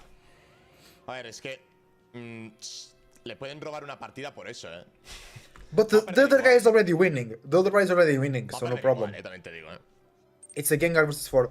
What happened? That's illegal. The guy naming the Gengar It's all Zoroark. good, we finished. Because of, like, you can do that with other Pokemon, but not with Zoroark because of the ability, right? Está usando a GG. Zoroark. But the guy won anyway. The guy won anyway, so no problem. Tenga, mira el nombre. Okay, 5 matches to go, and then perdido, round vale. 2 comes in. Influye mucho, claro. Estás usando a Zoroark. Estás usando a Zoroark. Chat is asking, does it influence a lot? And he's saying, of Estás course, he's jugando using un Gengar Zoroark. Que dice de nombre que es un Zoroark. He's using a Gengar, but its nickname is Zoroark. O sea, It's dementia. It's dementia. He's saying that causes dementia. Algo que no es real. But the guy won. The guy won, so I think it's okay. ¿Entendéis? Es intencional aparte. Es intencional esto. It's intentional. That's what he's saying. Intencional. This is a intentional No trick. afectan absolutamente nada. Sí afecta. The chat is saying, but it doesn't affect anything. And the guy is saying, of course it does. Vamos a aplicar a Zoroark y vais a entenderlo. Y He's going to explain Zoroark to chat. Si tú literalmente If you literally Zoroark play with Zoroark, haces que tu Gengar And then you make your Gengar as the name of Zoroark. sea Zoroark, ¿vale? Tú estás apareciendo con ese Gengar, pero realmente es un Zoroark. True. Entonces, You're showing up with the Gengar versus Zoroark. Información de Zoroark. Muy But bien. it's gonna say ¿Qué Zoroark. pasa? Then you think it's Zoroark, but Tú it's... puedes tener en pista 2 Zoroarks. Yeah, you can have Y 2 por Zoroarks. defecto, 2 Gengars. Ya. ¿Me estoy explicando? Puedes tener 2 Gengars y puedes confundir al rival. Yeah. Puedes True. confundir al rival. ¿Me estoy explicando ahora? It's intentional, yeah. Welcome to stream, everybody. ¿Lo entendéis ahora? Because then you ¿Le can puedes have 2 confundir? Gengars and 2 Zoroarks, and then the nicknames cause O sea, confusion. es feo. Es feo. Pues que aprenda cómo funciona Zoroark, así no se confunde. ¿Cómo se nota que no habéis competido? La madre que me parió. La madre que me parió. He's saying, ¿Cómo chat, si no it really habéis looks like, it competido? La really madre que tells you os never parió. competed. Que un novato se lo puede comer, cabrones. Cabrones. Que un novato se lo puede comer, por Dios. Es que la vara que me va a parir, Que la cosa no va de que se lo coma Torbit. Es que... Okay, I want to see the drama conclude now. 2 matches to finish, and then round 2 comes up.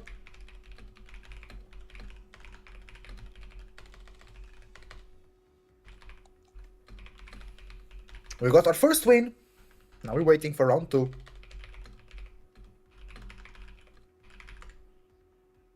Vale. Tú no puedes ponerle el nombre de un Pokémon a otro Pokémon. You can't nickname the name of a Pokemon into another Pokemon. Okay. Sin más. He's trying to Vale, play a seguir, 6D a seguir. chess. Yeah, he is. seguir. He truly is. O sea, en torneo oficial no se puede. In an official tournament, you can't do that. Y menos si juegas Zoroark. Es que es... Especially if you play Zoroark, yeah. Do you agree, chat? Do you agree with the drama here?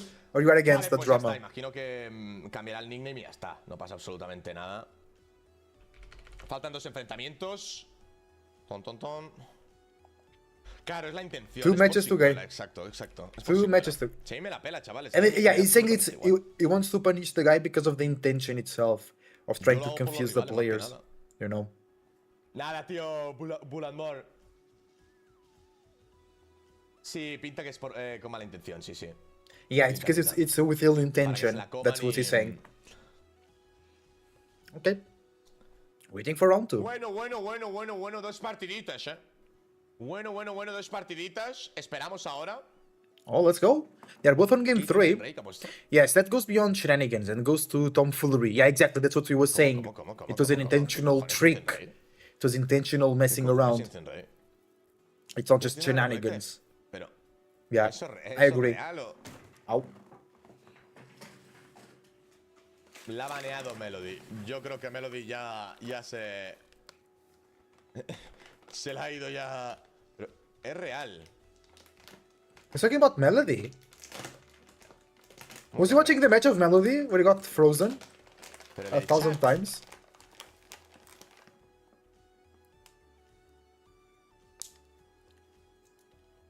Bueno, madre mía.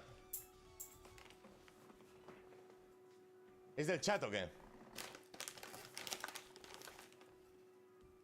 Madre mía, lo de Instant Ray.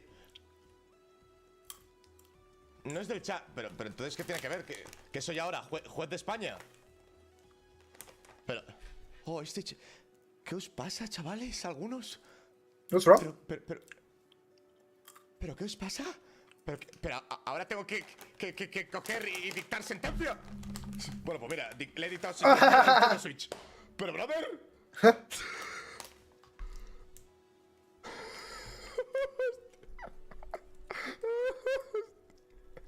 I don't know what's going on. The official broadcast is on a break, so... Pokémon!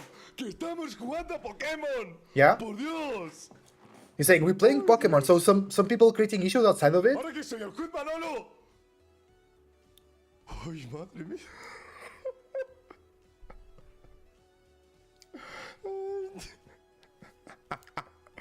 ¡Hostia! ¡Qué barbaridad, ¡Qué barbaridad, Vale. Vamos a por ello. Por privado ya le he dicho que no lo ponga, que es algo a lo que hacer publicidad. Still 2 matches to go. Ahora, obviamente es algo muy grave, joder, es algo muy grave. Algo muy grave, cabrones.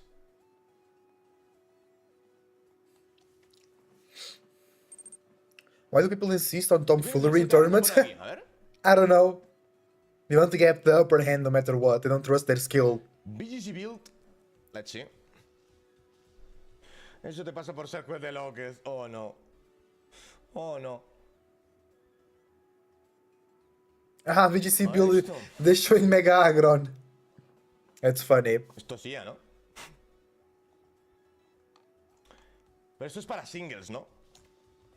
Esto es para individuales. Esto es para individuales. Pone VGC. Pues para VGC no lo veo, ¿eh? Para Okay, VGC still sí que 2 no lo matches veo, to ¿eh? go. We're still waiting. Those 2 matches are taking a long time, bro. What the hell?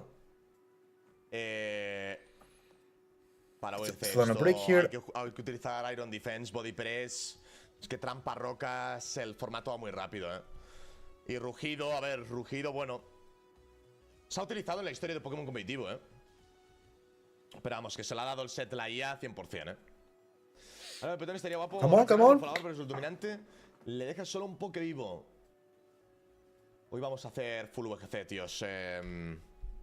No, por ahora las reacciones estamos fuera ahora mismo. Estamos fuera. Sorry, no pongáis eso más que nada porque hay peña que ve los loques. Hay peña que ve los loques. Yo a día de hoy estoy bastante fuera.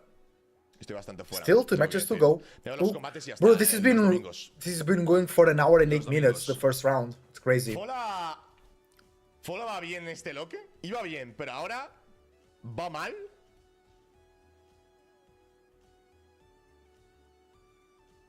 Ya no. Va mal. Fola nunca va bien. 19 veces tenía antes de esto, pero aparentemente ya no. ¿Y cuántas tiene ahora? ¿Cuántas tiene ahora? Un abrazo, Jay. Me alegro que te haya cundido, tío. 14 vidas. A ver, ha perdido 4. Bueno. Bueno. Come on, let's go, let's go. No está tan mal, ¿eh? Para una semana, perder 4 vidas... I don't know what he's talking about. No está tan mal, ¿eh? ¿Cómo está jugando Sadik? ¿Cómo que está jugando Sadik?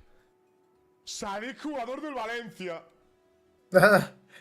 Valencia player from football. My opponent has been very rude, was he saying? Sadik está por aquí, ¿no?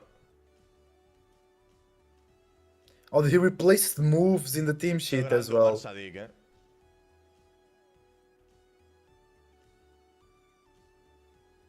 So it was 2 Spanish guys in the room. Entre españoles, ¿eh? Error de lista, parece, ¿eh? Yeah. And the guy's saying it didn't affect the play, but it's still... Grande Sadik Omar, ¿eh? Error de lista, ¿eh? Señores, Oh, la so lista es they una still didn't cosa finish match 1. That's Aparte crazy. que parece que ya no está jugando nadie. Yeah, so they Ya still no está jugando solving the nadie. issues. Pues nada, nos esperamos. Oh, that's que empiece crazy. la ronda number Like, 2.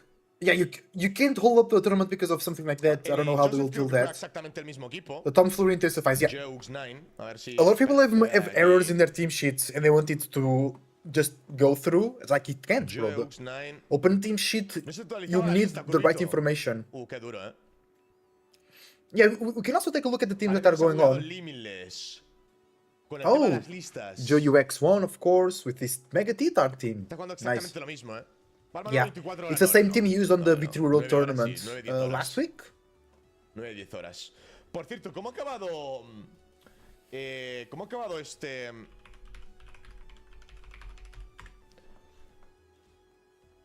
Praga. Ah, siguen en Praga, ¿eh? Oh, what's this? Siguen en Praga, ¿eh? Oh, sponsor. Siguen en Praga. Oh, he's watching the ¿Cómo ha original acabado now. Praga, tío? Okay. So let me check the teams that people are using. Also, still 2 matches to go. I think those matches are being upheld by some technical circumstances, you know.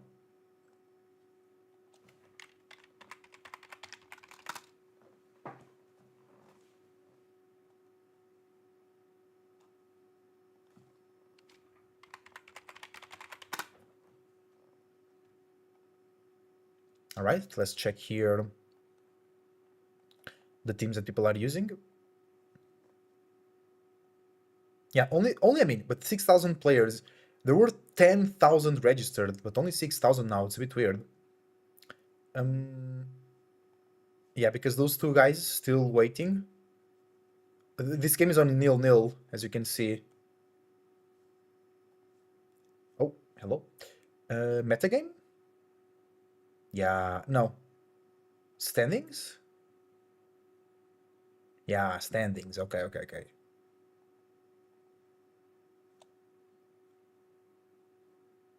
You have Pelipper. Oh, this team is Mega Gengar with Politoed, so some Perish Song shenanigans. Do I see any Charizard X? Maybe this is Charizard X with Ninetales.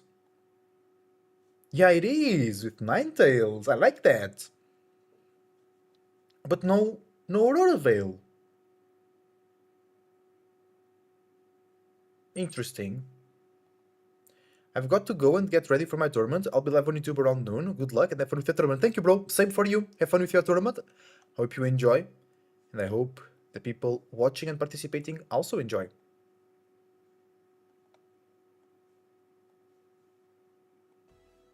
He's checking the pairings of the Prague Of the Intimidate Eaters, Championship. Like, you can activate that with your own close combat, which is like what makes White Herb such a fun item on Sneasler, especially just something that, like, I don't know, usually you're happy when you intimidate a Sneasler in this format. It's like, no, you have to remember you have Yeah, still 2 double matches speed to if go. I you're don't know how double they're speed. gonna So deal Sneasler's with that. probably, like, still I'll grab a outranks snack lot of real your quick. Pokemon just because of how fast it is with that doubled speed.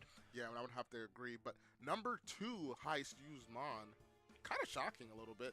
I would say just a little bit, right? I would assume that it would have been Incineroar actually, and it actually is Garchomp. Garchomp is number 2 highest used Mon currently in this tournament. Yeah, Garchomp being up there, like, I don't know, if we look at some of these other Pokemon, spoilers, there's going to be a couple of ground weaks. There's a lot of strong Pokemon out there that are weak to ground. Garchomp just kind of one of the most, like, well-rounded Pokemon of all time with, like, that super high attack stat and just well-rounded stats besides that. And on top of that, things like the ground, the dragon, the rock slide for coverage. There's not that many Pokemon that are, like, super comfortable fighting a Garchomp. I think that's one of the reasons that it makes its way onto so many teams. And there also happen to be a lot of, like, relatively strong floating Pokemon in the format that you can go for that Earthquake spam next to without worrying about hurting your partner. I think when you see these other top Pokemon, it puts, like, the really high Garchomp usage a little bit more in perspective. And that leads into number 3 being Incineroar. I think, like you were saying, probably not that many people expected Incineroar to be as low as, like, number 3 at the start. Like, I think most of us probably thought it was going to be top dog when we heard, like, the list of Pokemon that would be allowed, right? Yeah, but unironically enough, it makes kind of sense, right? We saw in, like, the last tournament, everybody's just having decent matchups into Incineroar. We're throwing Milotic on the team. We're throwing King Gambit. White Herb Sneasler's really good into it because if it gets intimidated, it still keeps its stat neutral and able to revenge KO it, depending on if it has Chopple or not. Being able to revenge KO it is easy. I think in this format, it's a lot easier to deal with Incineroar than most, right? We've seen that in the past formats, Incineroar has just been a staple glue on almost every team and does well on almost everything that it's on. But now in this format, we're seeing a lot of top players and Hi guys, I'm back. teams I have some just opt out of just using Gordon Incineroar. cones. Why is that? So maybe another thing that's kind of going on here is maybe when you think about other formats like Regulation F or Regulation I, which are, like, relatively Okay, center-centric, let's like see. Calm Mind Bolt, Nasty Plot, Still 2 Shadow matches to Rider. finish. Is those 2 Incineroar matches? has these, like, I think amazing some partners for dealing tomfoolery with, like, the fake out is support and upholding the also, like, tournament from running shots that continuing. intimidate. In this You format, know. there's some setup Pokemon, but I don't think there's quite as many of them. I think there's a couple more Pokemon that I would just refer to as, like, damage traders. Like, let's say a Charizard Fly or, like, Vasculegion probably aren't Pokemon you're Let me trying to refresh set up the with page. Joy and Incineroar for support, but you don't have any of those, like, not Yeah. as many builders. Still 2 matches to go. Like that Calm Mind Raging Bolt would have been. And I have to say, Chopper, I love that you highlighted this. This format is more so about trading and kind of setting up now. We're seeing a lot of just players just opt up for, like, 3 attacks and protect on most of their teams because I think that it's much harder to set up Pokemon. We've seen that Mega Floette is, like, probably the primary setup mon with, like, that calm mindset. But like I keep going back to that last tournament, we did see a fallout of it in the top 8, and a lot of players are just opting up for strong options then to maybe set up Mons, and that setup Mon being Mega Flood being one of the strongest ones. I see that being an issue for not for setup, but just setup Mega Flood. And even if we think back about the last, like, the 2 sets that we watched, Necros and Pangies, both of those were sets that were kind of just, like, I think pretty damage tradey sets. You're going for a couple setup moves. It's not like a bulk up didn't happen, but the bulk up was absolutely not the move that, like, won the set or anything. It was the tailwind. It was the ability to, like, trade damage well and just, like, put Pokemon on the field that have, like, strong type coverage against the enemies. It's sort of like, it might sound simple, but I think, like, Pokemon that follows fundamentals like that is, like, really interesting. I think this is just, like, a very core VGC format, the kind of thing. Hey, Melody. When you and I People were say starting playing Pokemon because 10 years ago, this is the kind of there format was that, like, we were playing some at the time. Just a couple inconsistencies more with the of these, team like, sheet and what they fundamental actually formats used, instead of, like, setup and they formats. solving things out with the judges. You know. Are you continuing in the tournament, Melody? Kind of mirrors a little bit of the basics of basic fundamentals of how we approach Pokemon originally, and it has evolved over time, right? Over the 10 years. It's been 10 years, but it has evolved over the 10 years of the way that we strategize, the way that we team build, and going back and Yeah, I'm just low-key pissed. I didn't change a few things I should have. It's okay, bro. It happens. To say the least. But enough about Incineroar. Let's talk about number 4. Number 4? King Gambit. King Gambit is the number 4 brought to the tournament. That's crazy. The strongest Pokemon in the Oh yeah, he actually. Okay, that's a hot take. I respect it. I love the Gambit. I love. We can check I think that metagames. seen some interesting approaches to King Gambit. We've been seeing Share. 3 attack, but sometimes they drop the Iron Head on the King Gambit. Charizard is number If you have Sneeze 9. you might Rotom need is really up that there. Iron Head stab that's good into Floette. Furigiraf is really up there too. Decent in the Only 638 Duraludons. Opting to use Chople Berry on King Gambit. For That's those, crazy. Strong type fighting, type coverage moves and or stab moves from opposing Pokemon. We've been seeing low kick, Kowtow Cleave, and Sucker Punch. Only 663 Frostlasses, so not a lot of people really. I mean, it's still a lot for the Mega. A lot of Primarinas, 374 Primas. Normal Floette. Wait. That happened last weekend, and he opted for a 4-attack King Gambit. Okay, it's just because maybe people weren't able to register as Eternal Floette. I think that you want to have King Gambit utilize. Clefable 114, what's the least used? Oh, I see a Skarmory! Somebody's running a Mega Skarmory like I did in the online tournament. Plethora of Pokemon. I think that King Gambit. We have a London Raichu, I saw a Runigras, an Appleton, a Tyrantrum, a Toucannon. No way somebody's using a Toucannon, bro. That's so funny. Beedrill, only 8 Empowers. I gotta represent my boy. I gotta represent my boy. One of its weaknesses in this format, though, which is that really bad 4-move slot syndrome. You only get One Flareon, one Watchog, one Mega Gyarados, one Mega Starmie. Bro, actually, we're watching a Spanish streamer that's also casting the tournament, and he was saying that he loves Mega Lopunny and that he needs to practice with it. Everybody's now starting to pay attention to Mega Lopunny. But bro, only one Mega Starmie, no way. You're fighting another King Gambit, you don't have low kick. Suddenly that's just Let me look for Lopunny. not hit very hard. Or same thing, if you, let's say you're doing like the classic double dark moves and Swords Dance set. Oh, I can suddenly search you can't for the play name. Floette very effectively, and that's like such an Oh, important sorry. one, have to go after. I think the How do we do decisions to that search in the players are gonna page? make when it comes to choosing those 4 moves for their King Gambit in this format are going to be so interesting. Like, I don't know, going into Just until Mahal comes out, yeah. the Chat, method how do you do used that you to were talking about search in the before, page for the specific that's letter? kind of unthinkable. It's something that in a previous format you would not On see Windows? King Gambit use very often, but really tapping into like how Okay, one match to go. does seem like it's been a smart choice in this format so far. No, Yeah, and there that's, is an... kudos to In Windows, you can search in every document, in every page for a letter or a word. I just don't know how to do that. Personally, I'm not doing that. But seeing that players are just opting for that and thinking outside the box just a little bit, just to push the teams to the further extent is really cool to see. I think another thing about Gambit that you mentioned is like the Chople Berry is really popular. That's also something I'm looking that online. See in the bit just like due to the type changing with Terra wasn't quite as important. You would often Control F. Control F. and just choose to Terra out of your fighting weakness. Control F. Now one of the best ways to address that is actually just by using an item like Chople Here we Berry go. that's going to turn close combat from Low. a 4-time super effective move into a 2-time super effective. There you go. move that you're 80 much better off being able Lopunnies. to take maybe one of 80. those. That's a I think lot. it's just like another thing that is That's a lot of Lopunnies so coming in. important in determining like what Pokemon and Nice. what sets you want to use. Really. I letting played against Mega Lucario. Did you say black glasses, Chapo? 84 I thought it was student black Typhlosions. glasses, but I do think black glasses Okay, is a what very, about, very good, item on King Gambit. Golurks? I was highlighting Choppleberry, but I brought these glasses to highlight 4 black Mega glasses. Golurks, Yep, 4 I think a Houndoons, lot of great knockouts 5 that Aromatizers, King might not be able to only pull off. 5. Okay, But registered that's as Mega very tough, Venusaur. right? We've been seeing players opt in for the setup King Gambit set with Swords Dance, black glasses with Sucker Punch. Okay, the matches are completed. One as Swords Dance, Waiting for Black round 2, Gambit guys, waiting for round 2. resistant Pokemon as well. So very, very cool to highlight that. Take these black glasses off. I don't need it right now.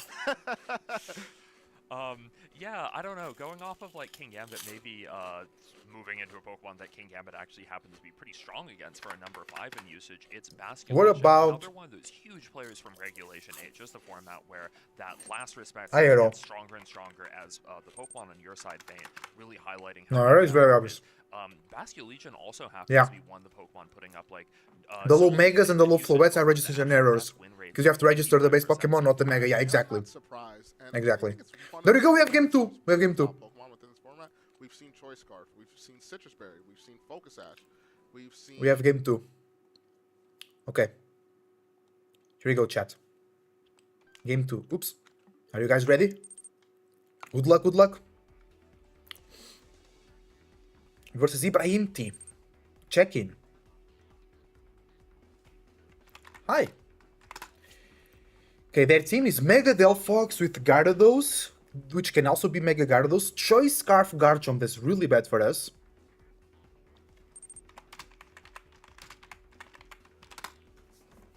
Black Gases King Gambit, Sinistcha and Alola Ninetales. They don't have Fake Out, so we can get Tailwind first turn.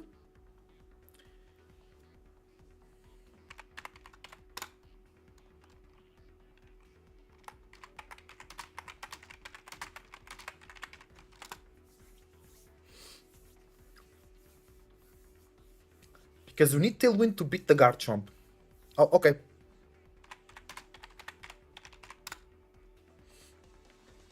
Let's enter the room.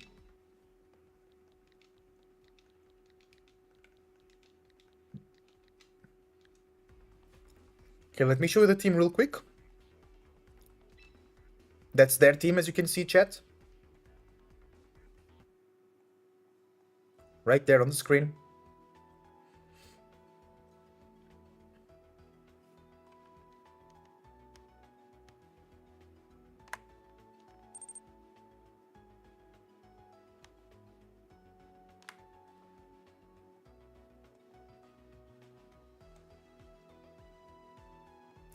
Okay. Is he ready? Ready? I don't have a great plan for this. Just because of the Garchomp, but I think it's okay. They have no way to deny our Tailwind. They can go Rock Slide, Psychic. So I think I'm forced to lead the Delphox. They can also go for Earthquake, which is a problem for our Sinistcha. For our Sinistcha, no, for our Sneasler. What can we do here?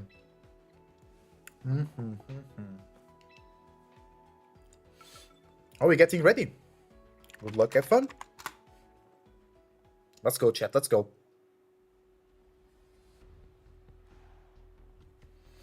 Okay.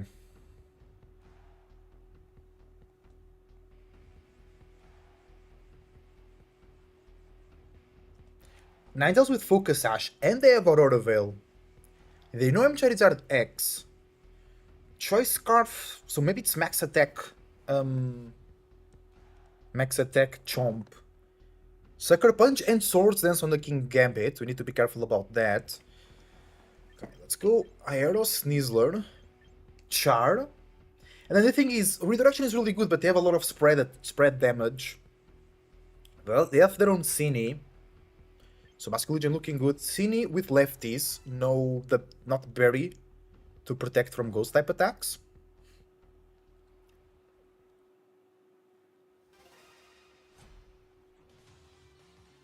Okay, here we go. Game number 2 of my first ever tournament. It's not the online ladder best of 1. Okay. They can Rock Slide Iron Head and get rid of my... I think here I have to Tailwind. And fake out the Chomp just in case they go for an Earthquake. I don't want to take that. Okay, Garchomp is a big problem for our team, but we have here free Tailwind set up. I fake out. Nice. Do they go Swords Dance? They go Sucker Punch. It doesn't work. Perfect. No Protect on the King Gambit. No Protect on the King Gambit. They have They have 2 resistance and 1 immunity to close combat, which is what I want to do. I will dueling beat the King Gambit just in case they switch it out. They have no Protect. The Chomp is Scarfed. So it can protect. No, I think we have to double up the Chomp. He's the problem. For sure. Here we go. No switch! Okay, we tank a Sucker Punch. Can we knock out this Chomp? That was a crit! It's fine. I think we get the knockout on the Chomp.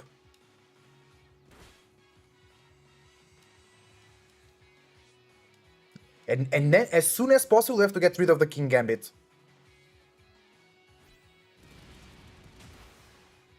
Nice, Chomp goes down.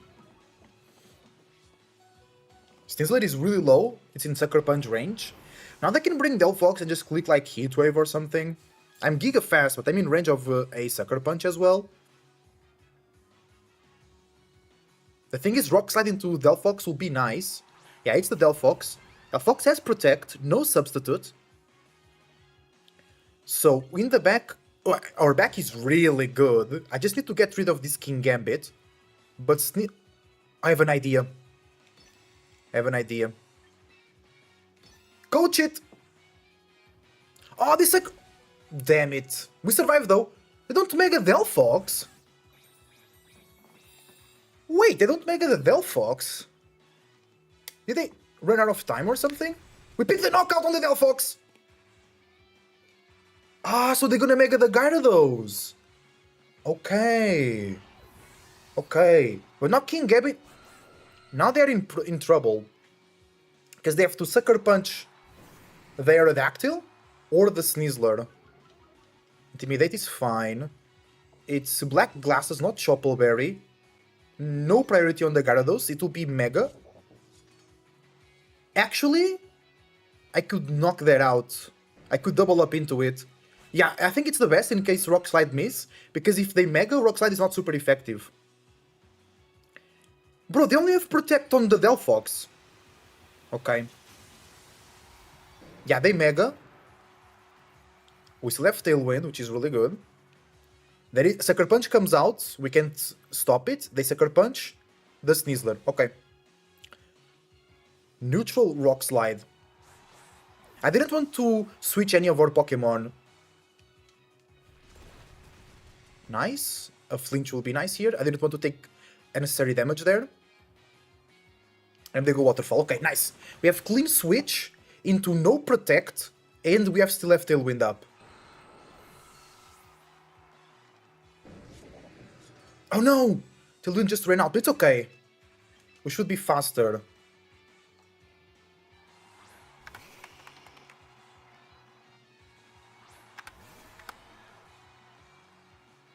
Mega Gyarados. Guy is slower than me. Okay, so Dragon Claw over there. And Wave Crash. Is Dragon Claw enough?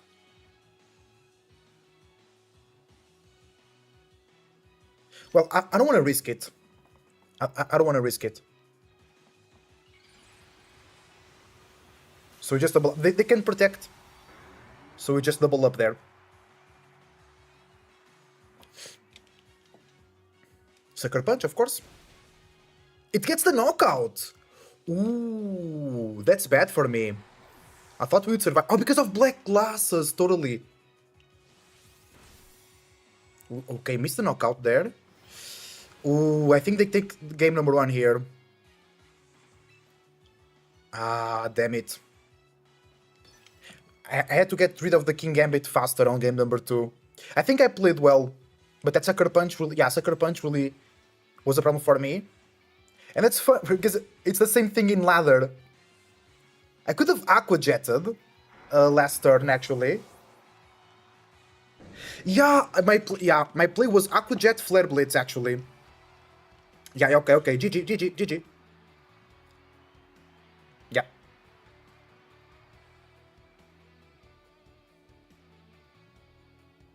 Okay. I think I had the match under control and then I let it slide because of the Sucker Punch in there. It's okay.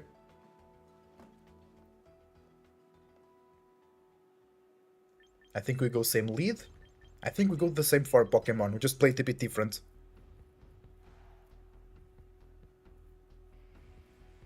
And was it boosted or -1 Dragon Claw? No, it was normal. It was, plus... neutral Dragon Claw didn't got a knockout on the Gyarados, okay.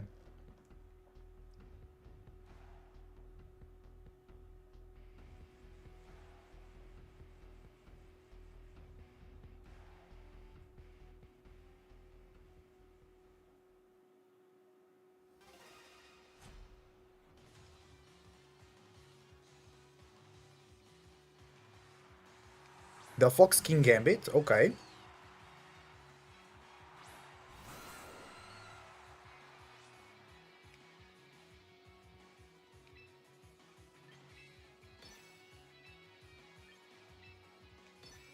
Here we go. I didn't make a Delphox last game.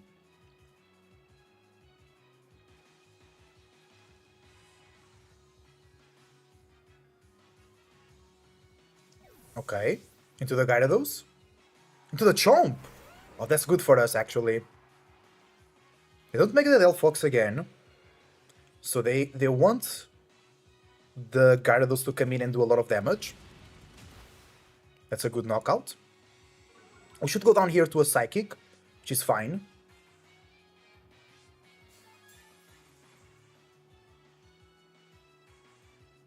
We still have Focus Sash intact. We have the speed boost.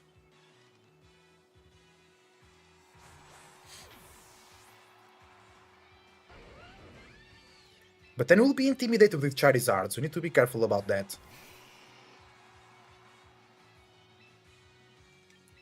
Rock Slide. I could Flare Blitz the Delphox.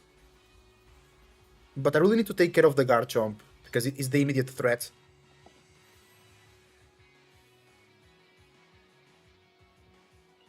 Yeah, they don't switch, so I'm glad I didn't Flare Blitz there.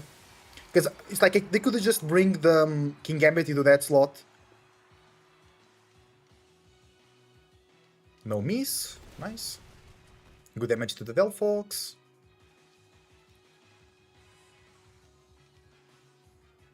We take care of the Chomp.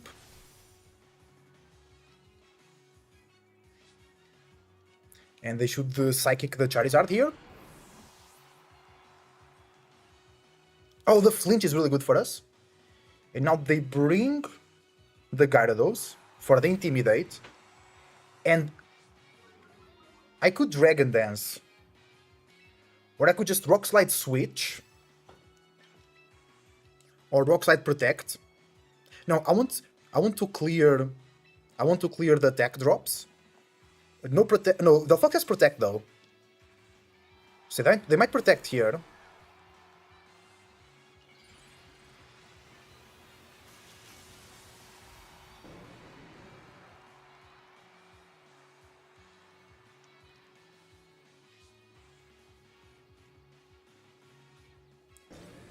Oh, Gyarados also has Protect, I didn't notice, lol.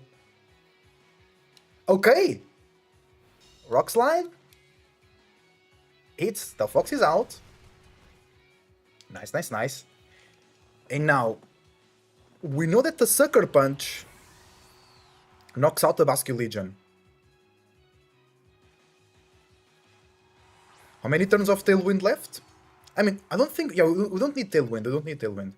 It's the last one, but we don't need. We don't need. We're naturally faster. Okay. I think it's a Waterfall into the Aerodactyl. I'll just keep Wack ejecting here.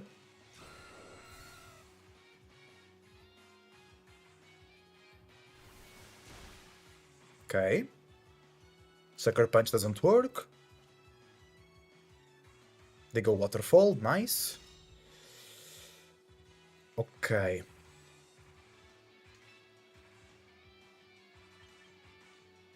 I think I'll risk some flinches here.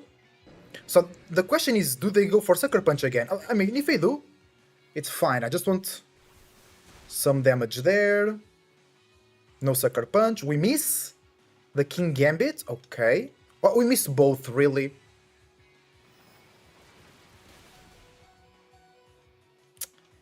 Okay, I wanted the flinch there. Missing both is really bad. And they count out the fish. Okay.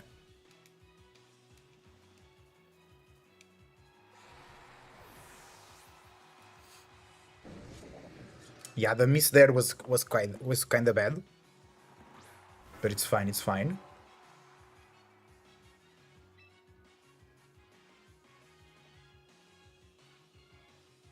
Now here, I think we'll lose. Because Sucker Punch Waterfall gets the knockout. I have to get a flinch on the Gyarados. Yeah.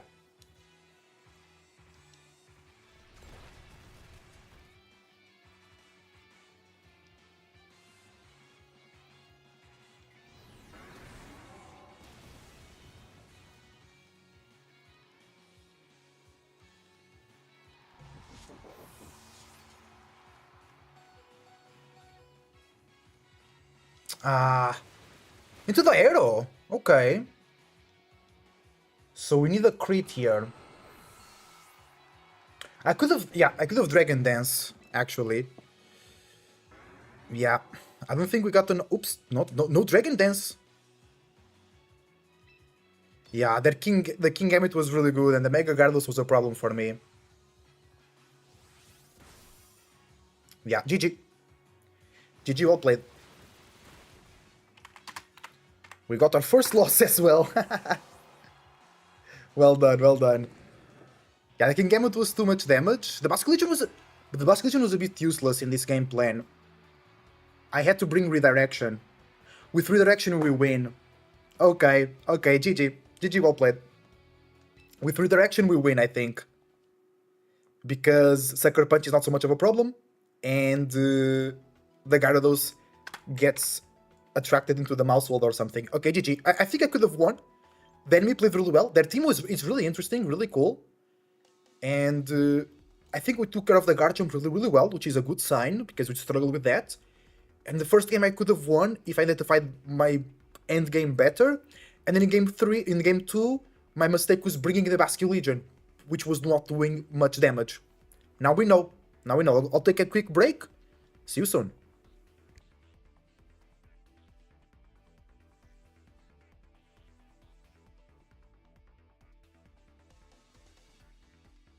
Back up, might be able to withstand another cross chop. I'm not sure, but if I'm Dr. Bojangles, this is probably it's more ideal than having that the blasters on the field, because now you could do some damage onto that Rotom here and get your health back with that Matcha Gotcha. I don't think a dual wing big here would knock out the Sinistcha in full, because we saw how damage it did last time. Wait. Hold on, Dual UV plus a Thunderbolt, or maybe it would need to be Hydro Pump Will, though. And I think if you're Rotom Wash, you really want to stop this Matcha Gotcha from coming. And we're going to just see a Dragon Claw into the Hawlucha, knocking it out. Do we see a Thunderbolt to cover that? Oh, we do see the Thunderbolt. Is this going to be enough? It looks like it is. Great play. Moxie taking really good advantage of the fact that the Sinistra doesn't have Protect, kind of just saying, like, hey, I know my damage calcs. I don't have to worry about Garchomp here. I'm just going to go after Sinistra and get rid of it. And like I was talking about earlier, this is going to be a 3-2 lead for Moxie boosted. You know, that is Hawlucha going down. However, that 3-2 lead is just enough to win the Weather War, if that's what this game is going to come down to. But we're going to see that Dr. Bojangles opts out of the Weather, realizes that he's not going to be doing well in that Weather War when you have a Rotom Wash that's able to be good into the water side of the Weather War, and also having the Sand and Extra Drill to capitalize off the weather. So Kingambit's going to come in, and it's going to be the Garchomp on the end of Dr. Bojangles remaining versus Rotom Wash and Friends. So Extra Drill coming out means that I want to believe that Tyranitar's in the back. Yeah, I don't think you'd really want to bring Extra Drill without that Tyranitar for the speed support. 100%. We're going to see the Kingambit here protect. Earthquake is going to just land onto the Garchomp, should do a significant amount of damage. Yeah, even into a focus after Extra Drill, like, this is still super consequential damage. It means that Extra Drill is just, like, at risk of Sucker Punch for the rest of the game now. Extra Drill at risk of Sucker Punch enables it to leave the Kingambit out on the field, but Earthquake, we're just trading Earthquakes here. So Earthquake is going to go on the end of Garchomp. I think Garchomp should live this. Should think this Garchomp has pretty good defensive stats. And maybe a Hydro Pump to follow, and it's going to land. Moxie getting rid of the Garchomp, bringing this down to a 3v1 situation. Hydro Pump, a very, like, always a scary move to have to click as Rotom Wash. I think Pokemon kind of notorious for being, like, less than accurate moves like Will-O-Wisp and Hydro Pump. They kind of determine its strategy, because if that Hydro Pump misses, this game might actually start to look a little bit different. It's going to be harder for your Pokemon like Extra Drill to get off another attack, but the fact that Hydro Pump was able to, like, get rid of Garchomp and turn this into a 1-on-3, I think if that's something like a Tyranitar in the back, this game is looking incredible for Moxie right now. 100%, because that Tyranitar does carry that low click. We're just going to see that Earthquake go and attack that Kingambit here, doing about over half. Thunderbolt to clean this up. Kingambit is going to fall, and Moxie is going to win and take this at 2-0. Yeah, wow, 2 rounds in a row and 2 clean 2-0 wins for our festival leads. Our festival leaders are not letting y'all get those prizes, guys, and that's what we want to see. We want to see. We didn't pick these guys for nothing. Yeah, come on now. These are high-level quality people that understand the game of Pokemon. I think getting to see Moxie highlight Hawlucha especially is just so cool. Like, not a Pokemon that we've seen quite as much of, just because it doesn't have some of the most, like, overwhelming abilities. So we're going to see that Sand Weather Ball into that Tyranitar. Tyranitar laughing at that damage because of the spread depth boost with that rock, and just being just a neutral hit. Low kick going into the Kingambit there, knocking it out was pretty dope. Dual Wing Beat right into the Sinistra. This is where damage calcs are important. Know your calcs. Moxie realized that Dual Wing Beat during game 1 didn't do enough, and he figured, as if I Dual Wing Beat a Sinistra, I do need to follow up with a Thunderbolt to knock it out. And we see that, you know, it's very important there to just know your calcs. Trainers, make sure you guys are practicing and knowing your ranges with Pokemon, because it does matter. Because if you don't and you miss target, sometimes you might give your opponents opportunity to get back in the game. But Moxie showed that he was not allowing that. Yeah, Moxie just, his long-term game plan there is so good. It felt like he was spreading just the right amount of damage to set up for his Pokemon in the late game. And I think one Pokemon that he actually did a great job, like, kind of locking out of the game completely, Sinistra. Yeah. I think a Pokemon that can be kind of annoying for a Sand team to get rid of, just because it can take hits from Extra Drill and Rotom Wash relatively well. They're really going to rely on partners like the Sinistra and maybe the Tyranitar to put out damage on it, but making sure that Sinistra never went for a Machagacha to put out that meaningful Grass-type damage and heal itself up in the process was so impactful. And this is where we go back to leads, right? Let's highlight and focus on Moxie versus leads. Now we could, I really do understand why he always committed to Hawlucha Rotom Wash, because if the opposing Dr. Bojangles decides to lead the Sinistra, Moxie knows that Dual Wing Beat plus Thunderbolt should more than likely pick up the knockout on Sinistra, and that's one of the most annoying Pokemon, barring like maybe the Pelipper, to deal with, right? If you're able to get rid of the Sinistra, then it gives your Rotom Wash free reign to do a lot of havoc, especially to the Pelipper Blastoise mode of the team. In my opinion, Pikachu doesn't really come here because of the Extra Drill. You can't really do much, right? And Tyranitar, not really doing much as well. I think, like, one downside of that, though, is, like, it feels like, let's say Dr. Bojangles fighting Rotom Wash on any other team. I think Pikachu's going to be a more important part of his game plan, and seeing, like, okay, it's Rotom Wash, but it's also Extra Drill. Kind of a big problem for this team. Yeah, going back to Hawlucha, I think it's actually just such a strong and well-rounded Pokemon against Dr. B Jungle's team. It's not like it's going to be able to win every single matchup, but I think it is going to trade damage well at the start and really set up for those maybe sand sweeps later in the game, or even just Pokemon like Rotom Wash that again is going to be solid at damage trading. Yeah, and Moxie Boost has got almost all those trades correctly too in that game too. Every slot that decided to protect, he targeted the opposing slot, which is really cool to see. Making some really good reads there. So big shout outs to Moxie Boosted, one of our festival leads, taking that game 2-0. And yeah, festival leads up. Well played set by Dr. Vu Jungles too. I think being able to see Blastoise at full power, not only outrunning the Rotom Wash, but putting out considerable damage with that Aura Sphere. I think the Blastoise only went for Aura Sphere during that game, didn't it? Yeah. I don't know if we saw anything else. We didn't see anything else because I don't think there was enough merit for it, right? You really needed to target down that Rotom Wash, and we know Dr. V Jungles realizes, hey, I need to get, no matter what, I need to get rid of this Rotom Wash here. So that's why that turn 1 game 2, you saw that rock slide into Aura Sphere. I think that Dr. Bojangles maybe thought that he could potentially pick up the knockout there. I wanted to see the Dragon Claw Aura Sphere play into the Rotom Wash, but I think maybe Dragon Claw alone might have brought it down to Citrus. If I'm Dr. Bojangles, maybe that's what I'm thinking about. Maybe it would brought it down to Citrus, and then Aura Sphere doesn't pick up the knockout. But if you're able to Dragon Claw and it maybe gets a low roll and it puts it a little bit enough to, or it doesn't activate the Citrus and you get that Aura Sphere, it potentially maybe could have picked a knockout. I'm not too sure, but I don't know. I'm not playing, but that's what I would think. Using these moves that does around 0.5% damage against Citrus is so scary because it's okay, am I going to activate it when I don't want to? Am I going to, have it right above half and then get the finish off when I need to? It's just tough. I think the Rotom Wash's calcs really worked in its favor. I think another thing about that Rotom is just an inkling. I think it might have been trained in its special attacks. That sometimes Rotom Wash is a Pokemon that people are going to be trained to be super bulky, have relatively low special attack, but based on that Rotom Wash getting the knockouts that it need to moves like Hydro Pump and Thunderbolt, it was a very powerful Rotom Wash. I think I can hear on my headset we might be getting ready for another game right now. Yeah, I think I hear some trainers. Might be hearing some trainers getting ready for another game. But to close out on a Rotom Wash, I think what Citrus Berry helps, it helps with that. You are able to invest more into your special attack because that Citrus Berry gives you more health in theory, right? And it's not like Rotom Wash need to. Looks like we are really getting right into it. We are going to have this game for you in any second. We might have this game at any second, guys. This is. Might be hearing something. I'm not too sure. Yeah, we do have a game for you guys. So this is a set between Thighs Kid 1 and Mr. Moxie Menace. Moxie Boosted's evil twin.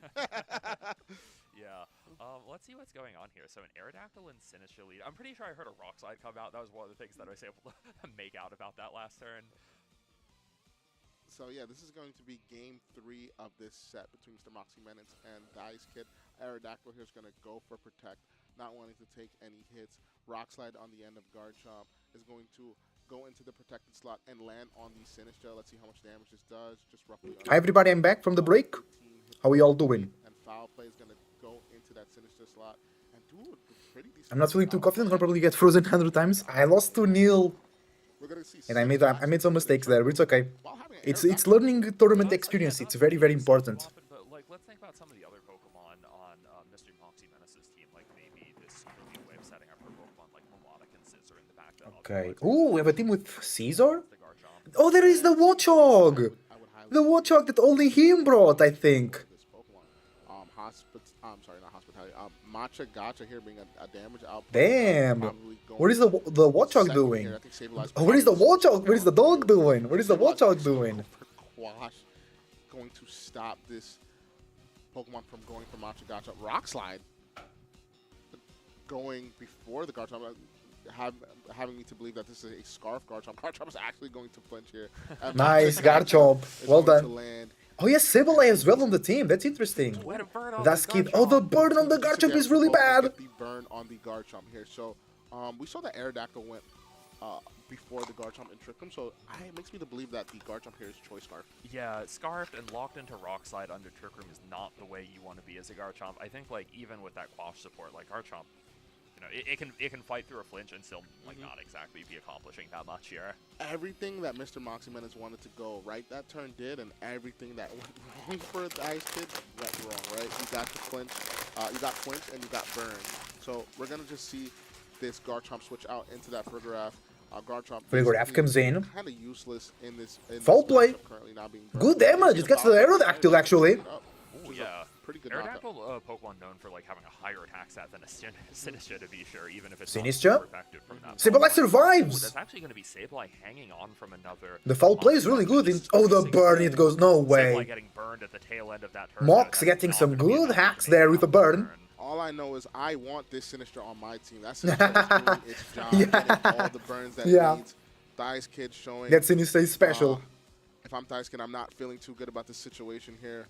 Being burned by just the Garchomp, and that tail end of that HP for that Sableye is not ideal. But let's see how this trainer can come back from this situation, being down 4-3 in this situation and having a burnt Garchomp, which is choice Garchomp. Yeah, burnt Garchomp is very much so hard to deal with. Charizard comes We're out. going to see Charizard revealed as the fourth Pokemon. I was really hoping Caesar. Ooh, but this, the Charizard has a good matchup here. Is it X or Y? I think it's Y. That's a Watchog? That's a Watchog. Okay. All right. Yeah, everybody wants to see the Watchog, but it's not here. Yeah. This is game 3 already. Okay. We'll leave Watchog for next game. We'll let Sleeping Hog slide. But I think Charizard actually, really won the Pokemon. Not something you normally expect to have under Trick Room, but when the type matchup is this good, and when you've been able to deal with that Aerodactyl... Oh, Trick Room is up. Actually looking a lot better for the Charizard. Yeah, it looks great for the Charizard since the Aerodactyl is out. I totally agree. I'm feeling really great about my position. I have a Charizard out that can just spam Heat Wave into 2 Pokemon that take 4 times effective damage from it and 2 times effective damage from it. In the Sun too, it's going to do a large amount of damage. We also have this Farigiraf here with the Helping Hand capability. So, Helping Hand, Heat Wave in the Sun. Here we go. I don't know. You're going to Helping Hand, Helping Hand, Heat Wave, no way. If you're able to hit. Let's see how True if it hits. Menace responds to this. I feel like you might just have to let one of these Pokemon go down and wait Scissor to swap protect. in something else in the back. Nice. I think that's exactly what we see. Scissor protecting and just leaving its partner, the Sinistra, Hyper to Voice. attack on its own. Not going to take anything from this Hyper Voice and maybe able to respond with one more attack before this Charizard does something about it. So Machagacha is going to go into the resisted Charizard. Oh, the Frigoraph is taking damage. Burn. Burn. We're gonna see No way. Burn. 3 for 3, man. 3 burns in 3 attacks. That's incredible. Sinistra nose ball here. We're gonna just see the Heat Wave land onto the Sinistra. Is it going to In the knock out sun, It yeah. does. It's So it really brings powerful. Us down to a 2. But now, I guess Mox has the Charizard. No, because Garchomp is burned. Burned. Still, I'm sorry. Yeah, it's still with us. Garchomp is still with us, but is burned. But if I'm Dice Kid, I'm feeling good. Yeah, It's gonna Charizard. be Charizard. So let's see. These Charizards are both carrying Heat Wave. So let's see what. I guess if you're missing Moxie Menace's Charizard, you're also very worried about that Garchomp in the back. Even if it's burned, it just Yes, Rock Slide I still think picks the knockout on the Charizard of Mox. It's going to be the fastest Pokemon in the field again. True, and Trick Room ends next turn, so the Garchomp will be really fast. Opportunity for this Farigiraf to go down here and have the Garchomp come for free and knock out the Scizor if they land the Heat Wave, right? Yeah, and it's not, even if Charizard is able to take maybe one Rock Slide from Garchomp, it's probably going to take a Heat Wave in the process. Unless that's an Ancient Power Charizard on Mr. Moxie Menace's side, it's not like it's going to be able to stop a Heat Wave here. Yeah, 100%. So if I am Dice Kid, it is the Charizard X! Oh, Charizard X. Alright. So this changes Oh, it's Mega Charizard a X! lot. Wait, Charizard X is going to come into the field. Let's see what, Wait, what? This trainer decides to do here. so it's not Mega Charizard Y. Oh, that's cool. That's an advantage, actually, over Mega Charizard Y. Yeah, he's burning Farigiraf's gonna Trick go for Room the Hyper turns. Voice. It's not going to do little to no damage to Oh, that but it's gonna Scizor, so be take it pretty Charizard well. Y versus And then 3 Scizor Pokemon. here is going to go for the Oh. bug bite into the Charizard. Not going to do much damage here. Into the Charizard. That was here, most likely going to that go was for the Heat Wave and weird. knockout on the Scizor if it lands. Yeah, I think these Bug and Steel types and a Grass type like Sinistcha, their only hope of hanging out against this Charizard Yeah, that was dodging but that bite Heat into Wave. the Farigiraf could have been great. Fortunate situation for Mr. Moxie Menace. You're down to your last Pokemon, but I think the positive side of things is if you do resist. Maybe he was expecting a it's switch. going to be in the sun, still doing decent amount of damage. If you're a Charizard X, what's your way out of this game? Is it something like... I think you just ignore the Charizard Y, because you quad resist all of its attacks, but the potential air slash. First to maybe actually give yourself a shot of outrunning that Garchomp and having a Dragon Claw to do something about it before it can give you a Dragon Claw. If you're going to go for Dragon, Dragon Dance on any turn, it would have to most likely be this turn, right? Because I don't know. Frigoraph still does good damage to Charizard depending on the bulk. Choice Scarf, Garchomp in the back. You Dragon Dance here. Oh, true. You need you need a Dragon Dance. Yeah, because Garchomp is gonna be faster next turn. Dragon Claw is going to be enough. But for, Rock Slide is not gonna do defenses. tons of damage. But Hyper Voice. Hyper Voice. Oh what? Like when it's doing that much damage, you don't really need to think about activating a trick. Bro, yeah. Yourself or, Mox just had to ignore the Charizard. If the Charizard goes for something like a Dragon Dance. I think But maybe he knows the moveset. Oh no, he knows the moveset, so maybe it has Air Slash and we don't know. 100%. So Yeah, now Garchomp. Yeah, it's GG. Single target Hyper Voice do so much damage is pretty detrimental. You have to attack the Frigoraph. Hope Rock Slide misses. But Garchomp can also go for Earthquake, Protect on the Frigoraph. Right? It's important to know when a game is looking. Oh, it's slow, faster, you yeah. can kinda GG. just win by spamming damage. You don't have to think too hard about setup moves. Yeah. Something that we didn't talk about is that Charizard Y was also carrying Air Slash. It was not I think in the turn where Mox protected and went for Bug Bite, he had to Dragon Claw the Charizard and then Bug Bite the Frigoraph. X was going to take very critical amounts of damage in return, regardless of who it went for. And Dice Kid is going to be able to pick up that GG. 2-1, moving on to being 2-0. So this is amazing. Starting off 2-0. If I'm going 2-0 into one of the largest Pokemon VGC tournaments of all time, I'm feeling good. I'm feeling nice. Not just 2-0. 2-0 with Watchog. 2-0 with Watchog, yeah. True. True. That is something. We didn't really have a chance to talk about this. Okay, 400 matches to go. Using Analytic with Hypnosis. I'm not sure. Actually, wait. Analytic with Hypnosis. Accuracy, boost power. Yeah. But we do have. Is there like any ways to boost like no gravity on the team? No, this is just raw Hypnosis. Watch Raw Hypnosis. He said he's hitting those. Yeah. It's dope to see Analytic. So Analytic is a move that I believe if you go last within the turn, it gets the boost on. Like 30% extra power boost. Pretty strong on something like Magnezone. I think Porygon 2 has had it too. So we're going to see this instant replay here. The Rock Slide going to flinch this Garchomp in the best case scenario. And then the Sinistcha here is going to go for that Matcha Gotcha. And you know what Matcha Gotcha does best? It has that burn opportunity. And we're going to see it. Yeah, a lot of burns in this game, but it didn't help. want to see on the end of Mr. Mox Minutes. Yeah, if Rockslide has taught us anything, it's that a move doesn't have to be, it doesn't have to do something 100% of the time to do it a lot of the time. Like 20% chance that a burn is really significant. And we did see those odds kind of add up in Moxie Menace's favor over the course of the game. However, it wasn't quite enough. He wasn't, you know, Charizard X is, Charizard Y is not a Pokemon that Sinistcha can do anything about.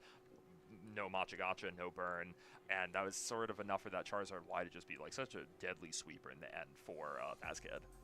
I'm just so happy to see like so many different megas in a short. True, different megas, yeah. Rounds in, and with the new capabilities of Pokemon Champions, just being able to just jump into other matches, like this is just so amazing. Just to show. Yeah, I love that as well. Yeah, only one. Having watched. Oh no, only one Mega Starmie, but maybe there is more Starmies. Seeing Mega Charizard X and Y battle and duke it out, the Mega T-Tars, and even the Mega Meganium teams, the dual Mega teams. I think that's just an amazing way. Let's see, how many Starmies did we have? It's going to be really, really good. Just being able to hop in so many games. Yeah, and even if this is a format where, like, you know, I think we all agree some of the top megas like Floette, Charizard, Gengar are really strong. It doesn't mean there aren't. Okay, 79 Starmies. Charizard X, okay, which had a great so a lot of people, actually, some people. So with the 4 megas that were wrongly registered, so it's 83 Starmies. Okay, 83 Mega Starmies, 109 Crabominable. They're gonna pop up. They're gonna kind of be the face of archetypes. Interesting. We'll have to run into, and we'll have to think about your responses too. And I think with team building groups, this is where I think team building is going to be very, very, very important in this regulation. Trying to find maybe, I wouldn't say odd megas, but other approaches. Yeah, totally. Finding a good mega into the meta. It's very important in this format. The first tournament I would be thinking heading into VR to have just a very great showcasing, but it's Tabu, who the player who got second with it, showcased that he's a very good team builder, or the group that he built with had a great idea. Charizard X has a really good, I think like defensively, it's like really good into like Sun, just having that Dragon Fire capabilities to withstand those fire type attacks is really, really, really good, and just being neutral into like water moves and. It's just a really well-sound Pokemon, and utilizing that Dragon Dance and being faster with that Tough Claws ability. I think Charizard X is like it's not a sleeper anymore, obviously, but definitely heading into that tournament, like I was like, wow, it makes 100% sense why to use this Pokemon. And it's got such good synergy with Melodic too. Like that's a combination that we've seen like Wolf win a regional. I'm not. Yeah, I didn't use Melodic on my team. I could. I thought about it. The absolute most from having Intimidate deterrence around and Melodic probably better synergy with it than something like King Gambit. And it's not even like just Charizard X is the only Charizard that's good friends with Melodic. It's just a good partner for any of the Charizards, scaring off those Intimidates or offering that water coverage for anything that want to go after the Charizard. 100%. But that is one of the good opportunities of mega formats that I like. I just love being able to use megas, man. Megas are cool, it's yeah. been, 10 years, right? And we're back. And We're just back. seeing that we've gotten a lot of new megas. Maybe more, some are not as good as like the older ones, like Mega Kangaskhan. I think Mega Kangaskhan is still really good. We'll talk about Mega Kangaskhan a little bit later. I'm sure we'll have a chance to highlight it on one of these games. 100%. Mega Gengar returning. I still think Mega Gengar is crazy. Within the meta, still very strong. Charizard Y, top dog. Top dog. showing that Charizard Y, top dog for sure. So, but we're gonna highlight a new. This is a game with Aaron Cybertron Zhang that we're Oh, right now. so this is actually Migas. Lake That might It be looks Portuguese. Aaron's, Migas is like a Portugal dish. got a stamina boost. Cybertron is playing here. Aaron, let's go, Aaron. After is playing. That from half health. So, Oh, and the opponent of Cybertron here, Migas, has a Mega Rodactyl. 3 knockouts. And also Mega Frostas on the same team. I like that. Legion's gonna be last, and Aaron Zhang is gonna have 3 Pokemon left. So I think Aaron's gonna take this game here, right? Floette's gonna come in. He's using Mega Floette with Duraludon, with Archaludon and Yeah, not Pelipper. I mean, Interesting. heck, this I like that. Last Respect is going to hit if it comes out like one of these Pokemon's having a bad time. Other one can still finish the job, though. You don't have spread Last Respect. I think it's great that we don't have to... Spread Last Respect, it's crazy. Oh, Chopper, don't put those ideas out there. What are we Don't put it, yeah. But nonetheless, yeah, we're gonna see Aaron Zhang, Cybertron VC take this game pretty convincingly. I mean, we didn't see, but I think that Aaron probably adjusted well to whatever happened game 1 and found his footing. Yeah, and I know at the... Ooh, Floette able to take that last... Draining Kiss. 200 power, and it's not like Aaron has Intimidate on his side of Team Floette. Just tanked that. That is incredible. Draining Kiss on Floette, that's Yeah, interesting. that's crazy. So Floette showing its defensive capabilities could be maybe a bold. You know what? If you're about to lose a set, you have to learn a calc like that on the way out. I think you're very happy with that. That's the 100%. reason why you don't always forfeit even. When Yeah, you don't forfeit. There's Yeah. a calc that you can still learn on True. your way out. Kind of take that into the next game with your even your future sets. If you're to have to fight Aaron again later in the tournament, that's so impactful for you. 100%. A lot of information that was just learned there, just alone with that.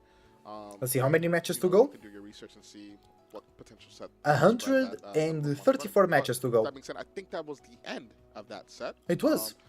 Aaron probably winning 2-1 or 2-0.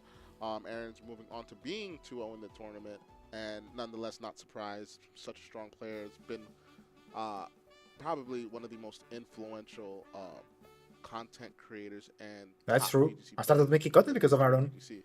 And definitely someone we're really lucky to be able to cast the games of, just because we don't get to see them so often. Aaron is someone who's so often casting, but someone who, like you said, has such an impact on the game. I think being able to see the team choices that he uses, and of course someone that has succeeded in the past and continues to succeed at a really high level in VGC. Yeah. It's just always a treat to get to see people like that playing. 100%. And for me, it's a full circle moment. I started playing off of watching some of his content too, and now I'm commentating his game, which is like crazy to even be. But shout out to Aaron. I know that a lot of we had over maybe like 6,000 players competing in this. Yeah, tournament, 6,000 right? players competing. And I know that a majority of them, I want to say, were influenced by I was. him or Wolfie or Moxie Boosted, Scrawl, a lot of these content creators that you see that are putting out this VGC content, which was very scarce when we first started playing, right? You could count in your hand of how many VGC content creators. No, I feel the same way. Like in 2015, when Aaron was like doing things like streaming Battle Spot more often, it was a great way to sort of just like,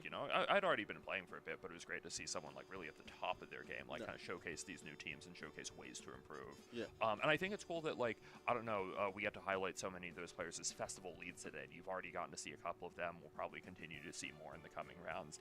Hey, if you beat the festival leads, you receive a way to reward. showcase what they're doing for VGC, and if you play them, you get a sticker out of it. Yeah. You get a sticker hello? out of it. So far, we haven't seen anybody get a sticker. You get the sticker even if you lose. Oh, Don't have wow. to beat them. Oh, this is great. This is amazing. Oh, yo, pair me up. Where's my Switch? I need a couple stickers. I need a sticker. But no, nonetheless, like I will always like big talk like how far we've came, like even with just content. Yes, back in the day it creation, was like, really small, I've been a content the community. creator is for 10 years. I started with You get to say you're a content creator. I'm a content creator now. Yeah, I'm a content creator. They have it at headquarters. You're a content creator. Yeah. Okay. I'm a content creator now, but like, I don't know how to explain it. It's so crazy. Like, you could go on Twitch now, go to the Pokemon Champions tab, and see a gajillion. So many. True. And then back in the day, it's like, oh man, I hope Aaron decides to stream tonight, or I hope James decides to stream tonight. This is back when we had the 3DS, and it was very scarce to get. It was that also very hard to stream, you yeah, had to back in the have day. Another like hardware on the 3DS to get that to stream.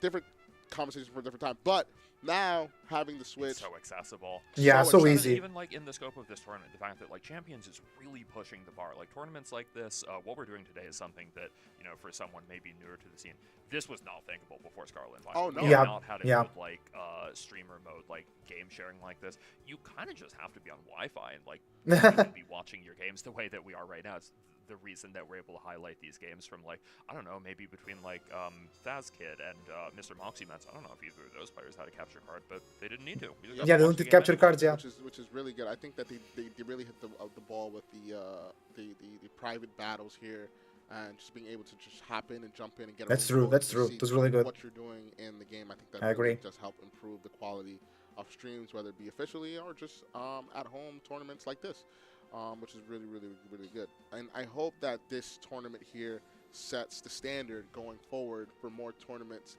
more bigger tournaments in the VGC scene. The ultimate goal, us casters and players and people playing, we just want the game to grow. Yeah, And this tournament shows that there's a interest in BGC. a big That is interest, very, big interest. very important. Okay, moving forward. This 63 basically matches sets the to go. standard, right? Over 10,000. And again, people we signed up. have round 3. 10,000 people. Like I would never imagine that in any like time frame in my VGC history, and now it's happening, and I hope that this happens forward. But nonetheless, we're gonna pass it to the host of this event, the Grand Champions Festival. We're going to be passing it to Scraw in a couple minutes here. All right, we'll see you guys soon. All right. Not believe what we're seeing already in this tournament. Watchog is Watchog. 2-0. Why is Watchog 2-0? Well, let's break it down. I have no idea why Watchog is 2-0. But we are seeing some absolutely fantastic games here. We see Marcos proving that Mega Halucha is not just an entrainment game. Mega Halucha! We saw a little bit of Aaron Zhang. We'll do a little more of him later. But now, I want to thank one of our sponsors once again. Sponsor. You see it in the corner somewhere throughout this entire Surfshark? thing. Surfshark VPN. Now, Okay, let's see. What is Alex doing here? He's watching a Mega Frostlass team versus a Mega T-Tar team. Okay. Okay. 50 matches to go. Contra el Madrid, la Liga, 100%. 100%. La cosa es pájaro osado, respiro, pájaro osado, respiro.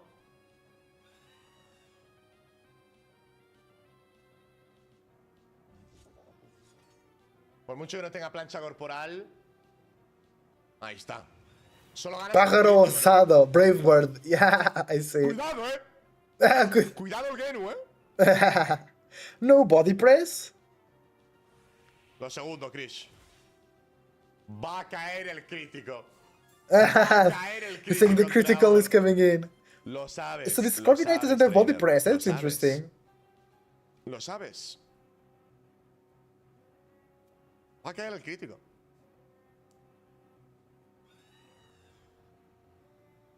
Para la espectacle, ¿Tú estás jugando el torneito, Sergio?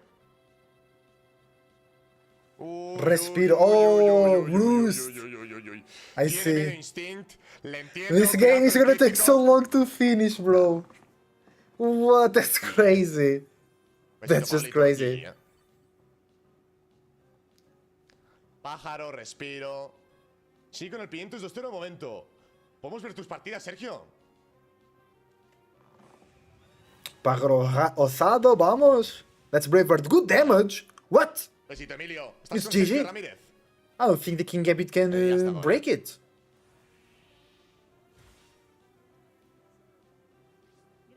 Chimo, ánimo, hermano. Plus the leftovers Emilio. of Corviknight. It's really harsh Emilio here. Bar ya.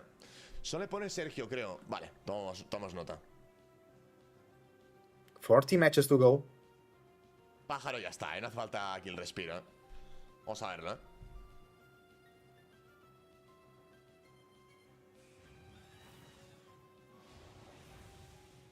Nice. Siento, Nire. Dura ronda, para algunos españoles, Bueno, Tabullo 2-0. Sergio 2-0. Nani Roma 2-0. Curvito 1-1. 2-0 también los Lezani Amnek. Vamos ahí, Vamos ahí, De Paragón no interesa hablar, ¿por qué? Jamo 1-1, vale. Juan Mari 2-0, bien ahí, ánimo. Bien ahí, vamos. Ánimo. Shines 2-0, bien. 2-0 Archie, bien. Me alegro, joder. Me alegro mucho. He's checking the Spanish players. Huguito, espabila. Okay, ¿Has ido a Praga o qué, Huguito? 31 matches to go. No pasa nada, Sijan. Que Pokémon es No complicado, pasa de nada. verdad. Los inicios Pokémon en is Pokémon complicated, es yeah. Duro de pelotas, no lo digo en coña. It's difficult to get started. That's what ¿Cómo he's se saying. ganó He's, al bicho? he's saying it's very difficult to get started and just to participate in tournaments in general. Pokemon is really complicated. I agree. I agree. Va Commercial break. 0-1. 2-0 a tope, Asier. Vamos a ver a Nova, el bicho.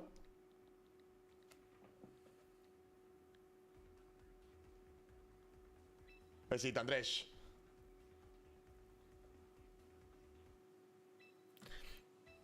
Can I filter here through Portugal? Nova al bicho. No, A only ver some Portuguese a ver players. qué lleva Nova al bicho. Calma, hombre, Maxi Díaz. Está open la partida, Heliolisk. Heliolisk. Heliolisk. Espectacular, Megavenu. Oh, a lot of people streaming actually today. Qué partidita. Megavenu que se le tira el psicocarga. Cuidado. I think I'm in here as well in the streaming page. Ánimo, Big Burr. Madre mía, el crítico.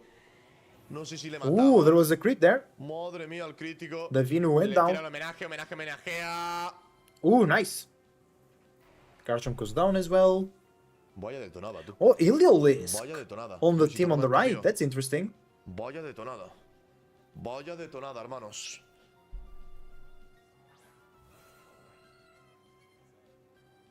Yo le sigo cargando. ¡Aparece Iliolisk! Si se carga. He's so happy because the Iliolisk came into the field. Gana la partida. He's saying it's gonna win just because of the Iliolisk. Cuidado, The Lisk. ¿Y Washer es español? Está jugando el equipo nuestro y el de Sekiam, Grande Washer, no me he fijado, Alright. 17 matches to go and the Venga, round la coseta 3 is galáctica, upon us. debilitado.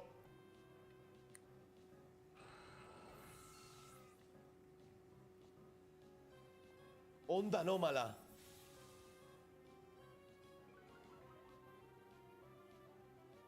Bozarrón. Hasta aquí el Iliolisk. Somos gafes, chicos. Oh, it's 9 Swiss Hasta aquí rounds. Iliolisk. So if you go 5-0, Somos gafes. I think you stop Qué playing. barbaridad. Bueno, onda anómala. Madre mía, Yeah, players with 7 or more points advance to the next phase. Yeah. Pendejo no dura nada, Madre del amor hermoso. I don't know. You can still go 7-2. You can go 7-2. Madre del amor hermoso, la explotada que ha sido, Qué llorera. Hostia, qué llorera. Vale, por favor, no vea mi partida porque si me bufa me da. 11 matches to go. ¿Cómo te llamas? Vamos. En el Battlefield.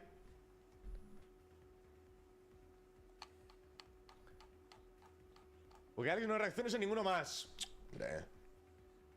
Chutico igual. De acuerdo. Besito, Francarrión. Vamos a poner aquí. A lot of T-Tars today as well. A lot of Pelipper's and Necesito Fran. Whimsicott. So there is a lot of ¿Qué rain. ponemos ahora? Faltan estas partidas. Ooh, a lot of Torkoals. Good amount of Kangaskhans.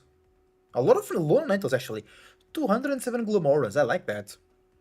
A lot of Charan, Polys. siempre guapo. 172 Sylveons. Oh, I really Así want te to voy a try poder Sunny comprar. Arcanine.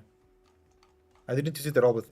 Bro, Porque a ver qué Sneasler, conoces a Alexby. 50% Vi of a the una teams have chavala- Sneasler. Vi una chavala en Twitter que Insane. ponía, porque Alex se parece a Alexby. Bueno, pues nada. Pues nada. Okay, we're waiting for the official broadcast to come in back, guys. We're waiting for our next round to come in. 8 matches to go. 8 matches to go. The official broadcast is on a break now. Okay. Let's lock in for round 3.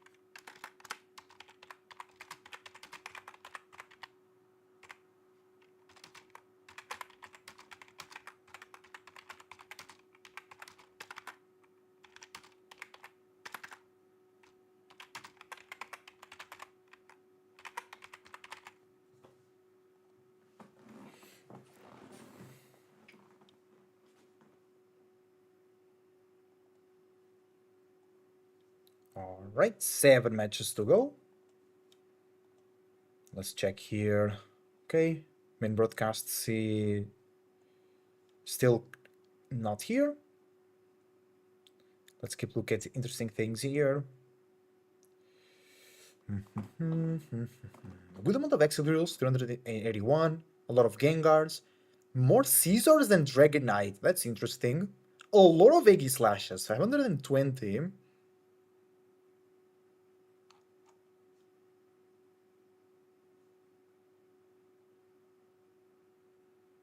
Rotom Heat, 230.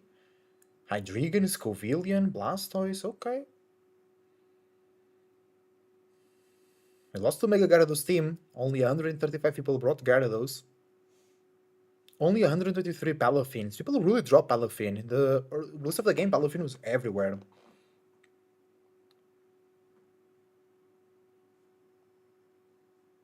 Guys, I think I'll go real quick. Grab a coffee for myself. Let me just see... Yeah, 5 matches to go. I have time. So I'll be making some coffee real quick. You guys can check the most used Pokemon here. See you in a minute.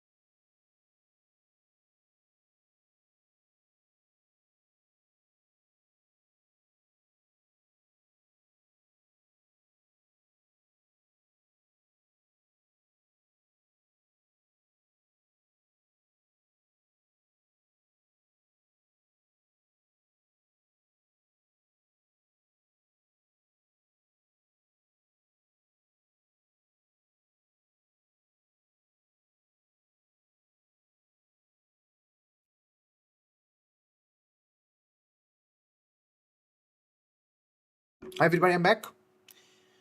Let's see if round 3 is available. Welcome everybody. Welcome everybody. 5 matches to go.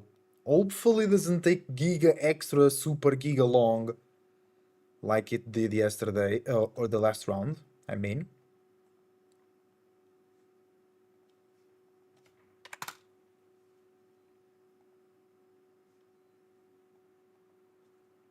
Okay, still a break here. The guy is watching the Prague, which is really weird because it's in Scarlet and Violet. But it is what it is. The Grand Champions Festival having 1.5k more viewers than the official VGC regional going on right now. No way! On YouTube, which is hard. Yeah, because it's like, why not doing a Champions tournament?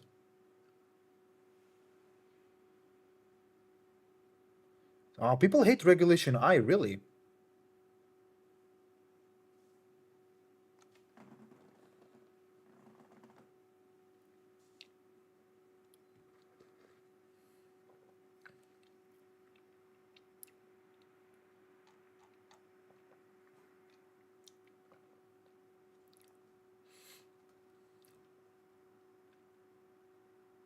Isinoro has fallen to 3rd in usage.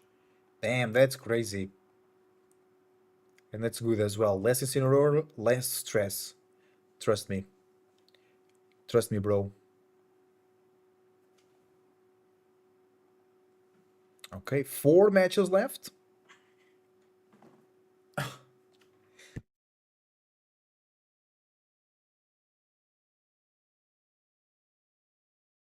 Okay, 4 matches to go. And round 3 is coming. I'm locked in. I'm ready, bro. Ready.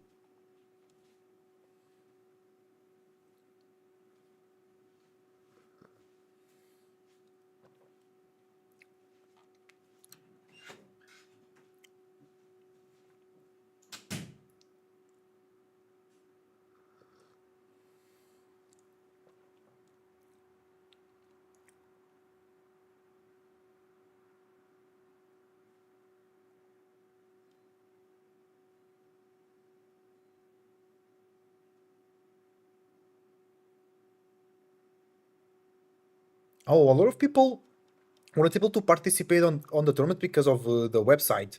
Yeah, the website couldn't handle it.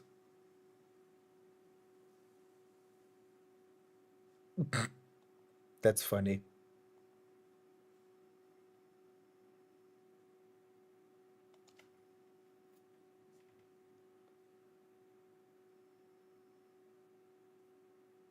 Yeah, it broke Limitless, yeah. The tournament broke Limitless, it's crazy.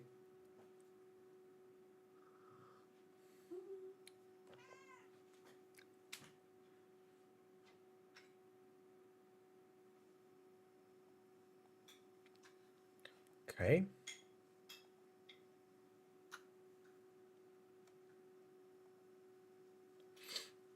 Let's see. Still 4 matches to go.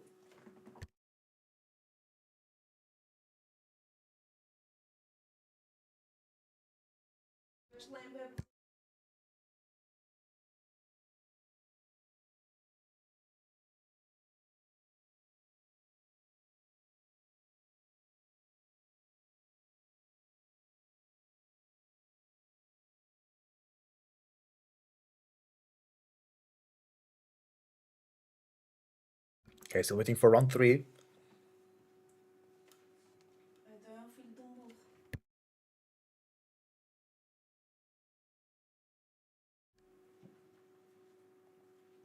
Welcome everybody, welcome. That's a good joke, it hurts when Photograph takes a throat chop because it's a very long neck.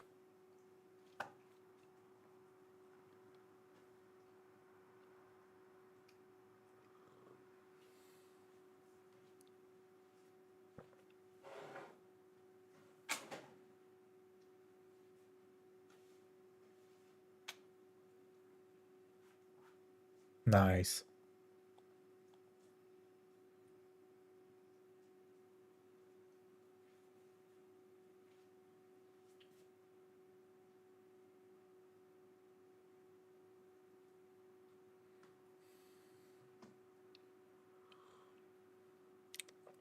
Yeah, the Limitless, which the website where the tournament is being hosted, crashed.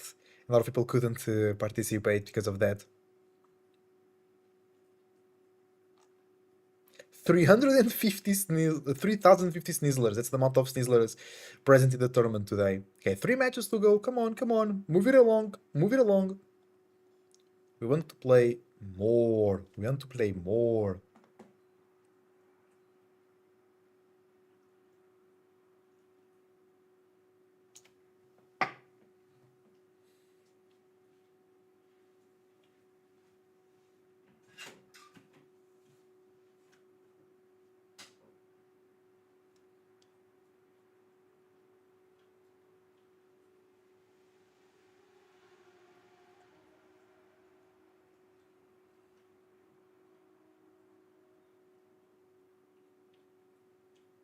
What?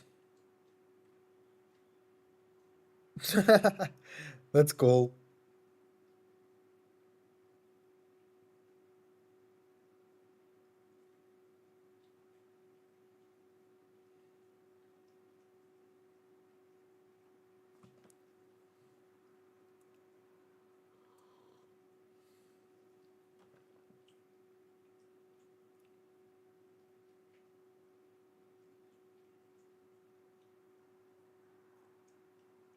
Student use substitute. That's good. That's good.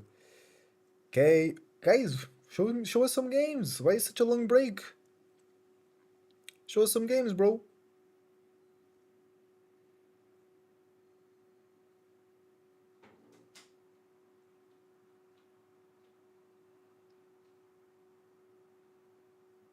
Bro, people are doing so much Agron propaganda. It's crazy.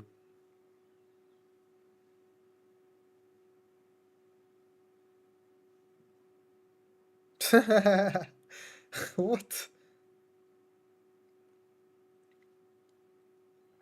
Yes, he's a flying. He's a bird keeper. He's a bird tamer, not a dragon tamer.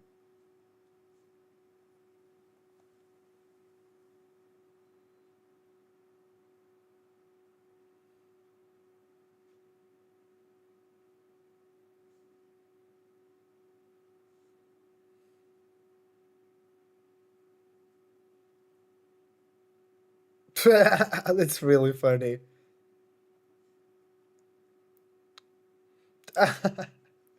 Bro, what? Attacking with the dragon darts. Bro, what? I love the Pokemon art, it's really good.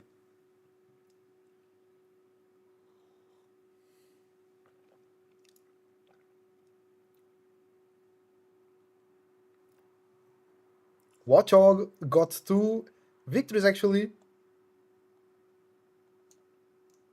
Yo. That Giratina art slaps hard. Slap it, slap it.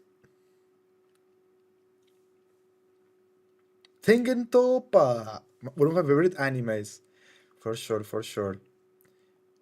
Oh, bonus coverage! With no casting? Is it? A lot of Mega T-Tars on the broadcast today. 1 match to go! Is this the match? I think this is the match that is yet to be done. What have you done? Okay, we can cast this. We have here the Delphox going Mega versus the Tyranitar. It's gonna be difficult. Dazzling Gleam will be super effective, but in the sand, Mega T-Tar will get the boost to that special defense. Be very hard to get that. Oh, it's an ally switch with the T-Tar. So the attack from the Tsarina will not land on the Tyranitar. Unbelievable ally switch. Heatwave comes through. That does not get the knockout and does little damage to the Tyranitar. Burn into the wrong Pokemon though. Ally switch worked really well there. And now we come with a drop kick into the T-Tar. He read the ally switch, but T-Tar is still alive. Mega T. He's a Tyrannos. He is a T-Tar. He's on the field, going around, stomping everything on its path. Sandstorm actually perturbing Klaus Farigaraphs because of the burn compound damage as well. And now the Delphox can go for a Dazzling Gleam, get a lot of damage, but the Serena needs to knock out the Titar as well. And last Switch can play a lot of mind games in here, because a Rock Slide from Mega Titar most likely gets the knockout on the Delphox. So they really need here to knock out the Titar. Do they read the Ally Switch, or does Freegraph do something else? Still, the Signature in the back could be a good switch to bring in HP to the Titar, and it is! It's Sinister Switch, maybe Jit read it, the Ally Switch, and drop kicks into the Sinister. Heatwave will do good there. It's protected the Titar! Okay, super safe play actually. Rage Powder can be a thing next turn to absorb. Wait, if the Sinister survives! If it doesn't, it cannot absorb drop kick next turn anymore. And it goes down! Good play here from JT, is fast. And it's Mega Delphox. Shiny Mega Delphox. Wait, is it? No, I think it's... Actually, I don't know. It's Delphox, it's cool, it's Mega. Serena's still alive. The Sandstorm slowly but surely taking it away. It's the Farigiraf! Serena. And now it's another... It was such a good play from Clow. You basically just return to the same positioning, but with a healthier Tyranitar because of the healing of the Sinister. Now you can Ally Switch again. Aye. Ally Switch. Wasn't it banned from like Sword and Shield VGC or something like that? Because it's so annoying. Helping Hand! Ooh, Helping Hand Rock Slide? That's... Ooh, but... Oh. Okay, Freegraph misses. Dodges, I mean. Heatwave comes in. Burn? Maybe? No burn? Drop kick into the right slot. Titar goes down. The Ally Switch was necessary there. Yep, the Ally Switch was necessary there. And now, without Titar, I think Clow can't play. Yeah, and the Freegraph goes down. No, in one turn, Clow loses the match. Is it... I don't know if it was 1-1 or 2-2, I have no idea. Okay, was this the last match that was missing?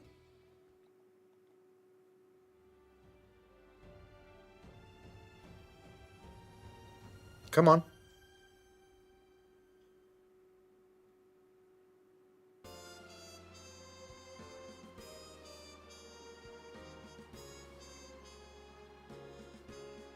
Is this Legends ZA music? It really looks like Legends ZA music.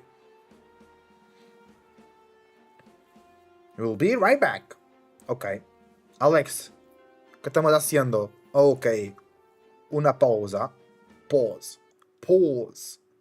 Okay, so that should... Yeah, all matches completed. Round 3 coming in soon.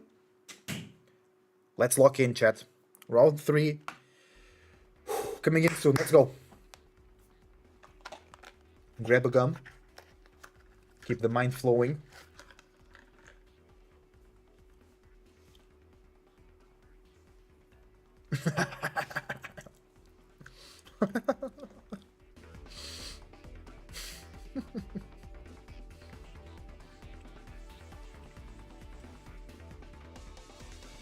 Okay, all matches done.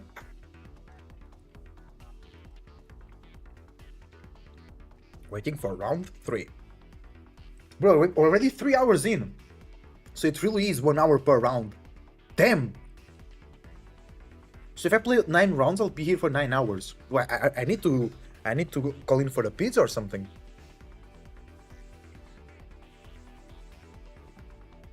Oh wait, the main broadcast is back online? What you talking about?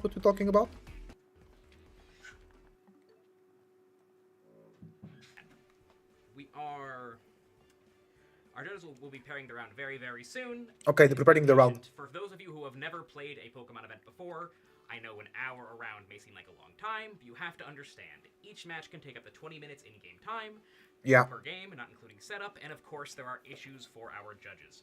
I want to thank everybody again who's been involved setting up this tournament, especially our 3 lead judges, Patrick, Joe, and Jake. Without them, this whole thing wouldn't be happening at all. So, with that being said, we should be able to have the round paired right about not yet. Just kidding. So, let's keep talking about things, everybody. Let's keep talking. Yeah, So yeah. let's take a look at some of our win percentages. We know which Pokemon are the most used, but who Yes. has the highest win rates? We have Okay, two Pokemon interesting. right now with a 100% win rate. Can you guess what Oh. they are? Really? One of them is Watchog. Watch out. Yeah, true. The other, if I was told correctly, I heard a rumor. Let me check. I was told Passimian had 100% win rate, and that is true. There are 5 people who are 2-0 with Passimian. Passimian, no way. Absolutely ridiculous. It What is. does Passimian do? I don't know. I know he plays rugby or something. Absolutely insane. He plays rugby or something. Yeah. The Same. Watchdog, it's only one person, so kind of, but 5 people, 2-0 with Passimian in this event. So we are going to be going for our 3rd round very, very soon. We will be featuring Aaron Cybertron Zhang as our featured match. That's the playing hook. his That's how they hooking us. Sableye Arcalodon Floette team. Very exciting, very unique. The Floette, maybe not so much, but the Sableye, absolutely. And we are going to be getting that round paired and seeing who he's going to be fighting to see if they can become 3-0. So with all of that being said, just give us a few more moments until round 3 is paired, and we'll be right back. Okay. Round 3, hello? Nope, not yet. So each round is taking 1 hour and 10 minutes.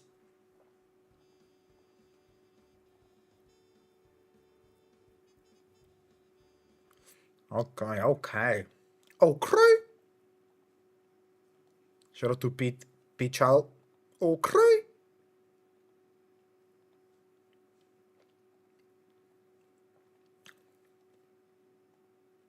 Yeah, Passimian. Oh, Kangaskhan also 100% win rate. Scovillain, Glamora. Oh, but there. Yeah, this is most likely wrong registration. So it's realistic just the Watchog and the Passimian. Mega Fluet with 77% win rate. Holy. Mega Dufflock 75. Machamp with 70%. That's crazy. Hisuian Gutra. Gutra.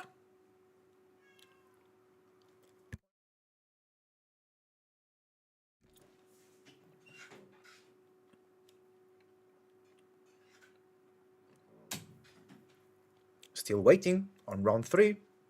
Come on, come on. Give us the action. Give us the action, brother. Round 3. See. Power. Some power. My god. Oh my god, bro. What you want? Yeah, good idea, Alex. Let's see if Wolfie won their match. Oh, hi, Momo. You wanted to stream today again? You're a very good streamer, I heard. So it's Ace, Wolf.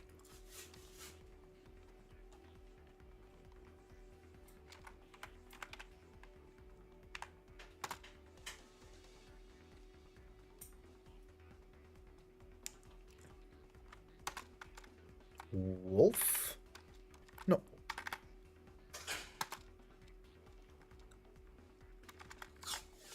Ace. Wolf? Just Wolf.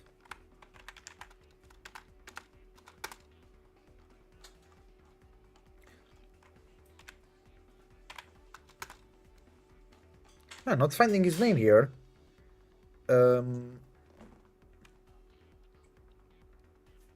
Oh, it's not updated to the 2 O's, so you can't see anyway.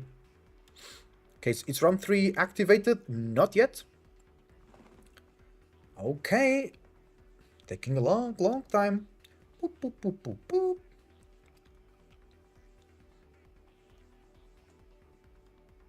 Oh, did I break the website? No.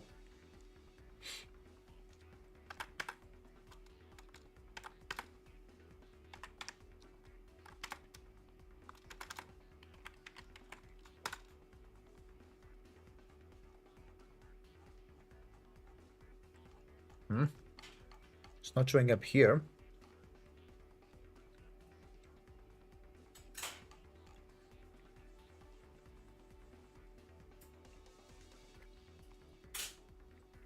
Yeah, only round 2 here. Okay, so there are, yeah, all matches were completed. Still no round 3. Okay. Okay.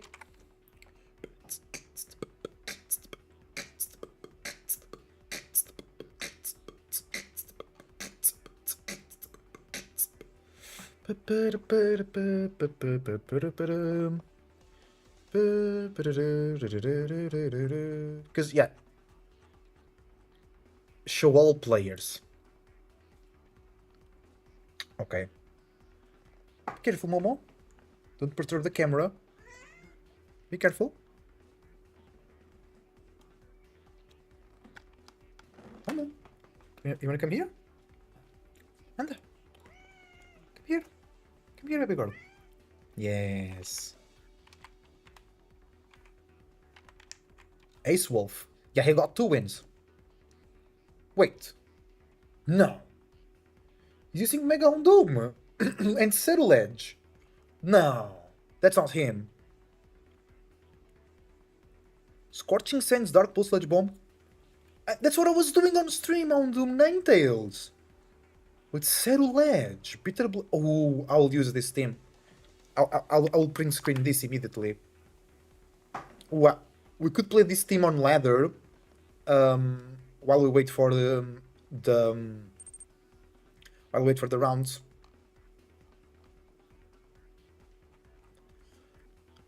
Oh, by the way, we can see Melody. How are they doing?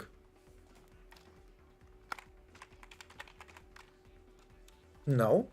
Oh, they didn't enter with the name Melody? Okay.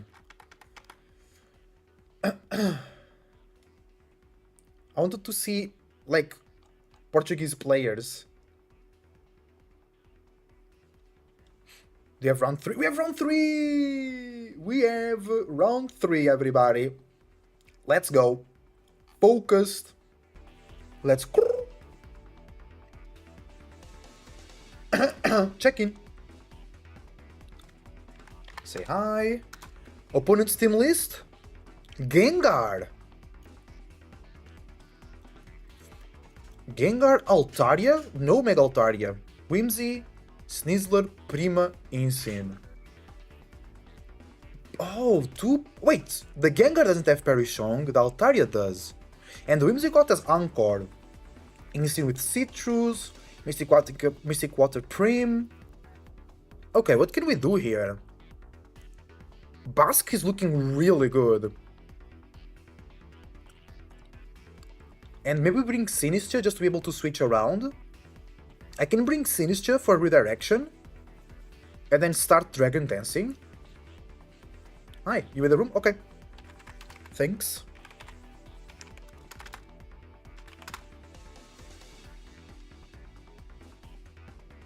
Let's get in.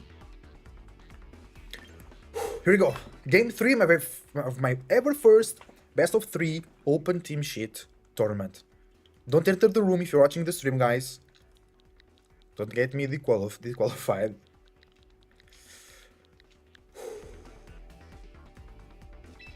Meow. That's how you say meow in Portuguese. Kate meow. Okay. Battle. Bleep. Okay.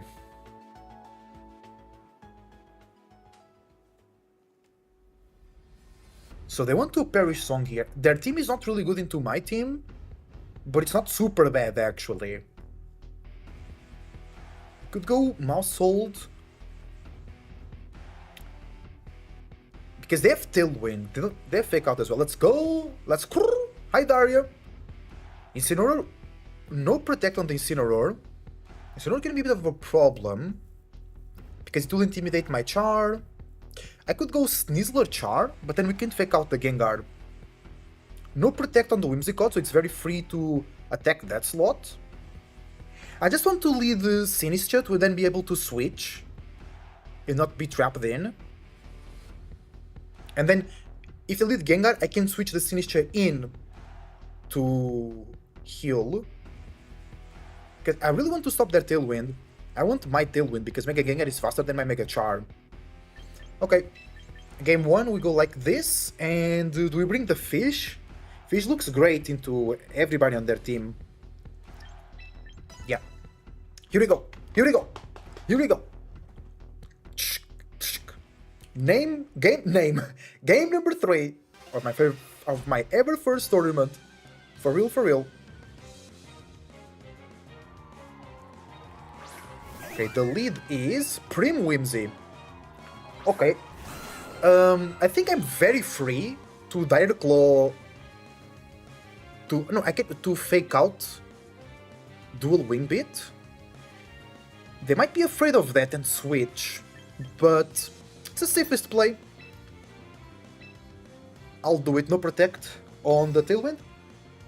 They have Mental Orb to not be taunted. Might be bulky Whimsy. Yeah, I need to nickname my Pokemon as well. I feel so unoriginal with my Aerodactyl and Sneasler just having that name. Okay, he's thinking about it. The switch is the best option. The Focus Sash is on the Sneasler actually. They withdrew into Support Act. Into Insane, okay. Primarina can do very good damage here. But I can still set up Tailwind. Okay. Dual Wing Beat. Hey, doing some damage on the Insane. It's Citrus Berry. So if possible, we want to knock it out as fast as possible. And they go Hyper Voice. Yeah, that will be good damage. But Sneasler still stands around. Now I could bring my Fish. Fish will be really good here, so protect Fish. Primarina, no Aqua Jet. So free to just Tailwind next turn.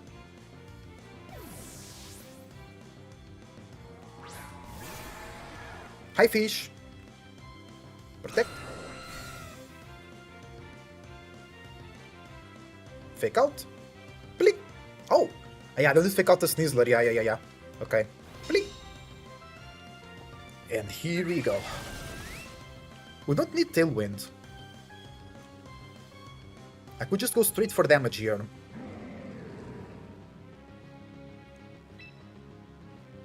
But then if they bring their Whimsy and they Tailwind, I'm being a big disadvantage. Because Aerodactyl is going down this turn.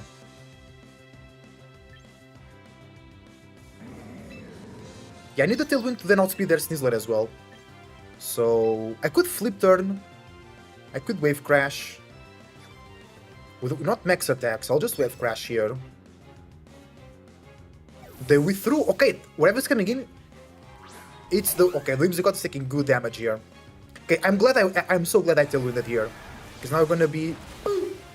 We're gonna be both under Tailwind. If they click Tailwind, they have Encore, Moonblast, Fake Tears. That's crazy. And they Hyper Voice here.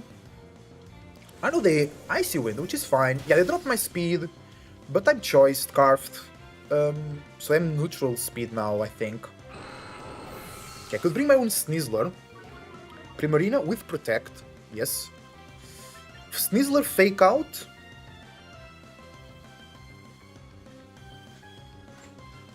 But I don't want to lose Sneasler. I mean, actually, it's not that bad. Flam. I'll just... I could actually... No. Just Direct Claw over there. Wave Crash over here.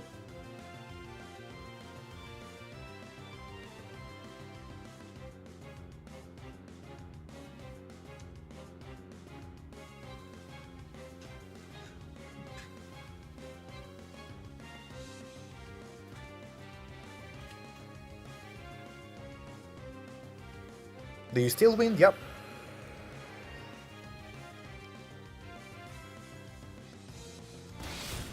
Nice, that's a knockout. Beautiful.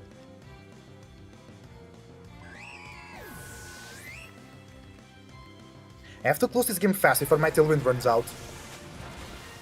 Nice damage.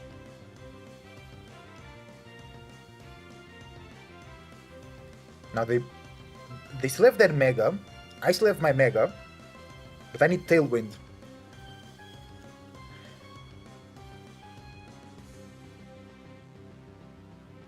So they don't have their Sneasler. Yeah, it's the Gengar. Okay, so I want to close combat here. And Wave Crash there.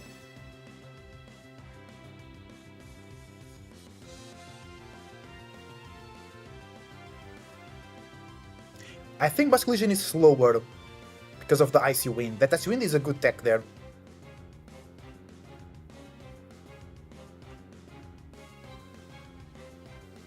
They're going Mega.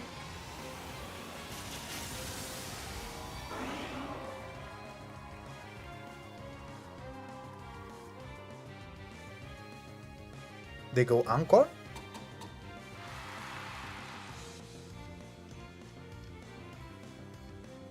That's okay, Dire Claw, it's fine. We get rid of the Sneasler. Of the... Yeah, but it's good to not allow me to get the close combat. Oh! Oh, it's... Sleep? Or something? It forces me to attack into that slot. Oh wait, what? The Anchor... But now I can choose where I want to attack, right? Okay, okay. My Tailwind will be over next turn, so we need damage here. We need damage. Let's go. They might switch the Insane in. I need to get rid of the Primarina earlier, because it was doing too much damage. You know? So now, I hope here to survive with the Charizard. I don't. GG. Fake Tears, that is... I think I have to protect here, yeah. Yeah. I had to protect there, because my Charizard is a threat for them.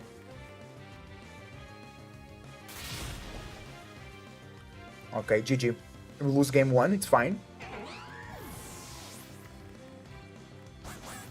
Ram.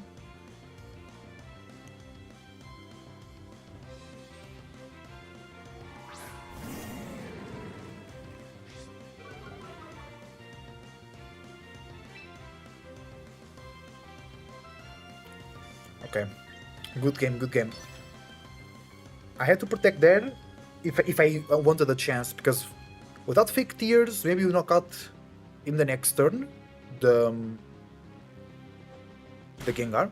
The Anchor on the Whimsicott also hard to deal with.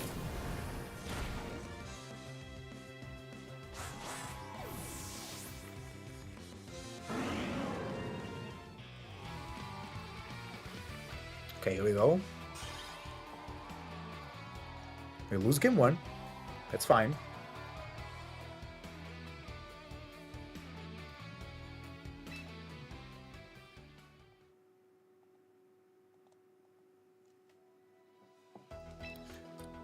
Basculation was really good, but I had to switch in. I had to bring it on a switch in, and then it wasn't doing much damage into the Whimsy. Okay, now we go Charcini with Sneasler in the back, of course. So basically, I'm giving up Tailwind here. Then I'll focus on early damage while they set up Tailwind. The thing is, the Primarina does protect. I wanted to match a gacha, but they might not bring the Primarina. We have redirection on the Sinistcha, which is really good. And if we leave Gengar, we can switch it out. Because I don't have a lot of threats to my Charizard unless Fake Tears Sludge Bomb.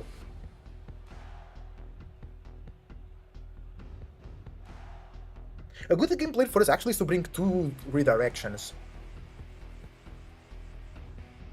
And then just allow our Charizard to sit there. The thing is, Primarina avoids that with Hyper Voice. And with the Mystic Water, it's doing a lot of damage.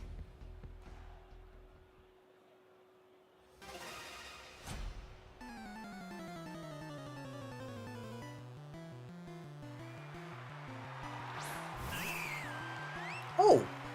Interesting.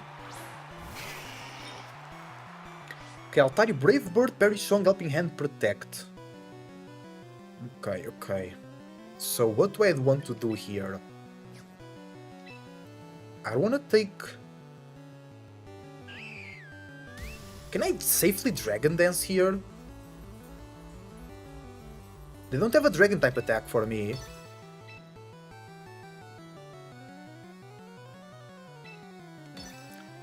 Okay. It's not the Mega Altarian. Dragon Dance here might be too risky if they double up.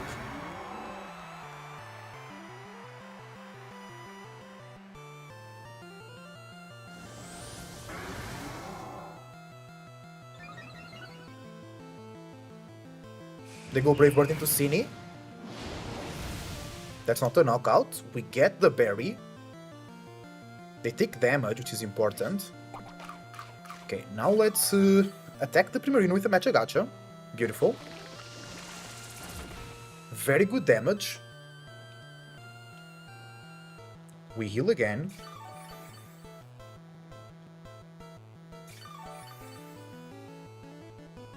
And Hyper Voice. Oh, Icy Wind! Oh! Okay. Icy Wind. It's the same, Charizard is on the same speed tier because of Dragon Dance. But the Sinistcha is now slower, which already was slower than the... It was already slower than the Altari. I can just protect here. And Matcha Gacha again. To then guarantee you knock out the Primarina later. Then we threw the Altaria for the Incineroar. Okay. Protect should block Intimidate, by the way.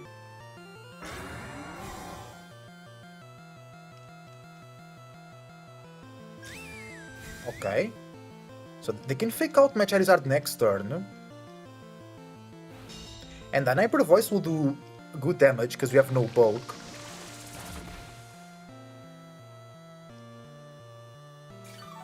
So, I think I'll switch Fish in.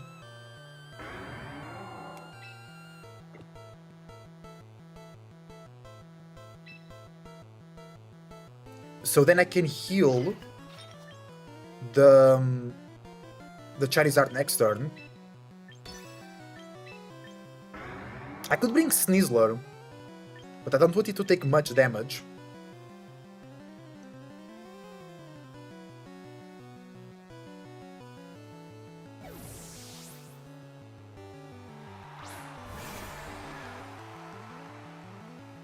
Oh, they don't fake out. Okay, but activate Citrus. They go for Icy Wind again. Okay. And they go for Dart type attack. Oh yeah. We tank that, yeah. No problem. Now... I think I want to Dragon Dance, bring the T back.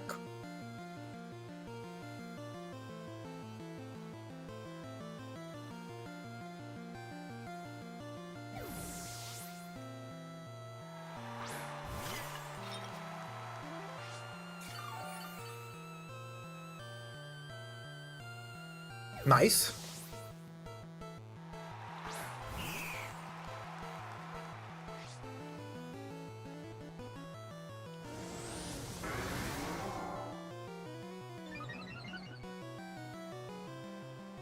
The Hyper Voice. Okay. That's so much damage to the Charizard, bro. That's insane. I don't think I can knock out the Prima.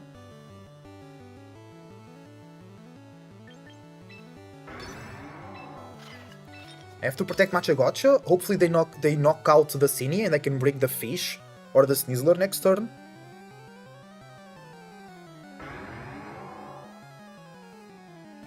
Okay, they bring the... yeah. Incineroar is so annoying, bro. Keeps dropping my attack stat.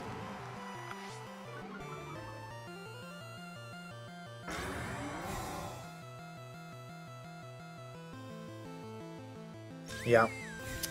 Oh, bro, so annoying, god damn it. Here actually I had to attack the Altaria slot, because the switch in from the Incineroar was very obvious.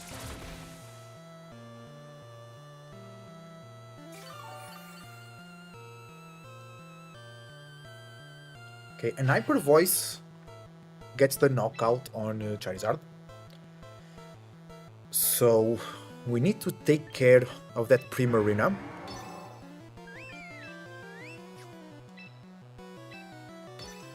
Quickly.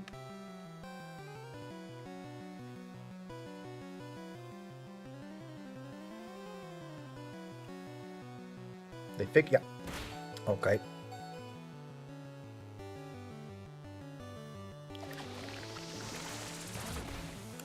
Good damage, but not good enough. We did a lot of damage to their Pokemon though. And they have a super speedy Bask. They don't have Tailwind. They don't have Tailwind.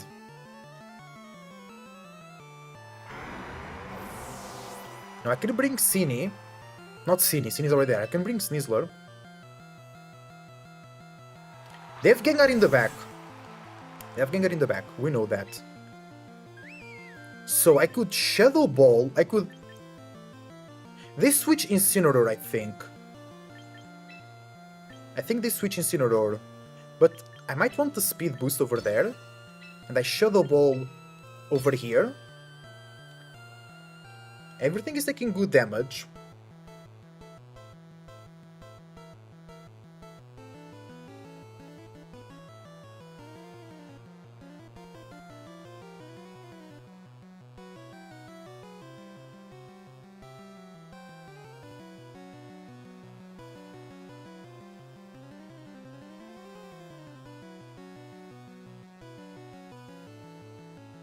They withdrew. Nice, we get the speed boost.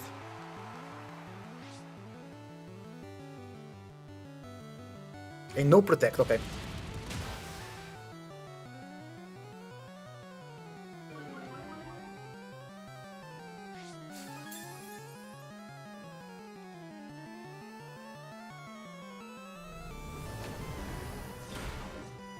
Yeah, Shadow Ball was in case the Gengar switched in there.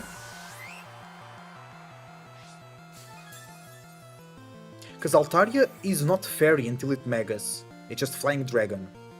So their Claw is not super effective. Okay, now they should bring the Gengar. Or the Incin. I just need to knock out one more Pokemon, yeah. I need to knock out one more Pokemon here.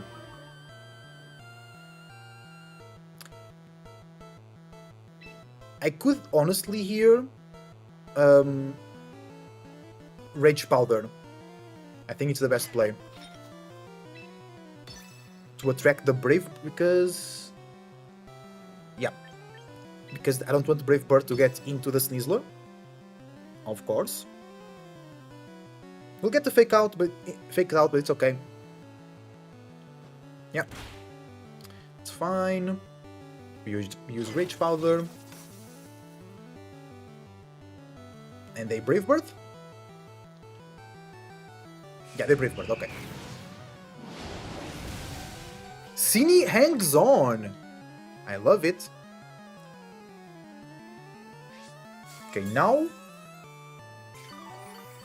They switch the Incineroar out.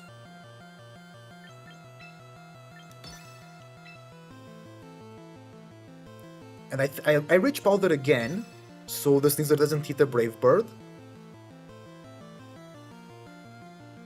Altaria's Protect.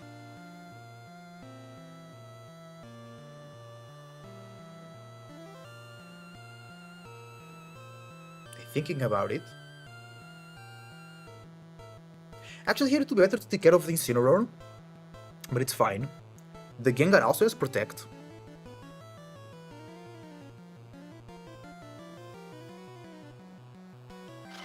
Okay.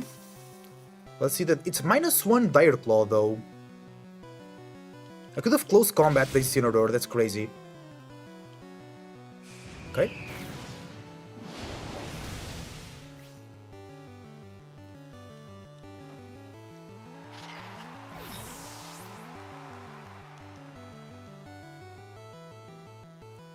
Flame Blitz. That gets the knockout. Okay, I was not expecting that.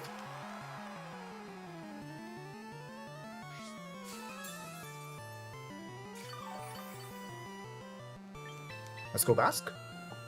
And now Altaria's Protect.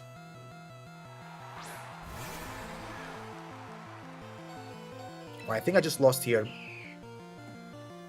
Because they can just attack with one Pokemon. Yeah, I had to take the risk and use Close Combat last turn into the Incineroar. My only way out is like... No, I still lose. They could protect here. Basculegion needed to be a bit more healthy, yeah. I had to Close Combat this Incineroar last turn, and we win if I do that. Actually. Oh bro, GG. I misplayed in the end game. It's fine. We're not out of the tournament. We still have chances to win. But I'm not finding the right answers in the late game. I think we played well there. They didn't even brought their Mega. Really just had to Close Combat in the last turn. GG.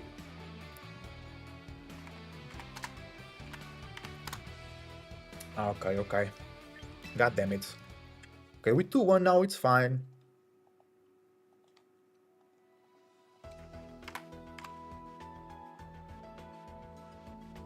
GG's, yeah, GG's.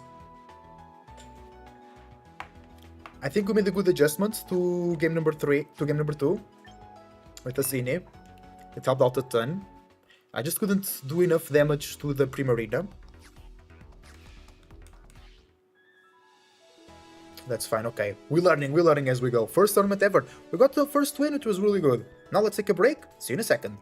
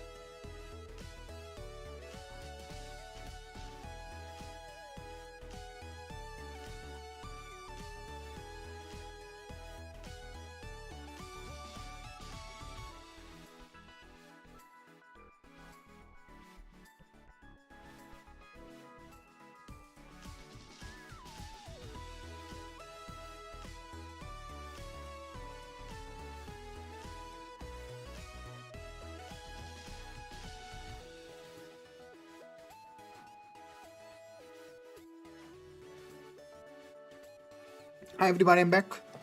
Okay, we can't lose more. If I lose more, I'll not be able to go through the next stage. But if I win all my other matches, when I win all the matches, we go through. Let's go, let's go. Melody, how you doing? You here or what? How's your tournament run doing, my man?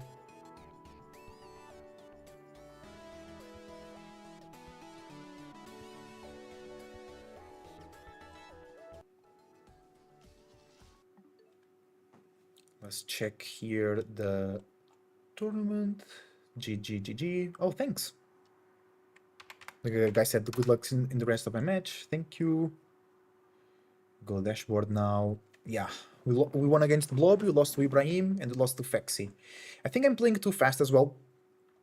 I need to consider a bit more what my enemies think about my team and whatnot. Okay. Took him to game 3, so you should give What do we have here? back, brush this loss off, move on to the next. Oh, Joe game, U9, and, Joe X U9 is your here. team is working because you took a game off of really good Oh, he took a game. Yeah, this Dillemans took a player out of a game out of Joe UX, which is really good. One of the drawbacks of us coming in kind of late in the set is like I'm so curious like what these two players showed each other about their play styles and their team choices that we didn't get to see up to this point. Like maybe maybe this game 3 played out completely differently than the other games. Yeah, I wonder if Broxlad probably missed a whole lot bunch before this too. But we're not going to be able to see that. We're going to see the Iron Hand into the Archaladon here. Joe not wanting to switch out any of his Pokemon. Flash Cannon going into the T-Tar slot, going to knock it out and give it a free switch into whatever Joe decides to bring in. We've only seen 3 Pokemon.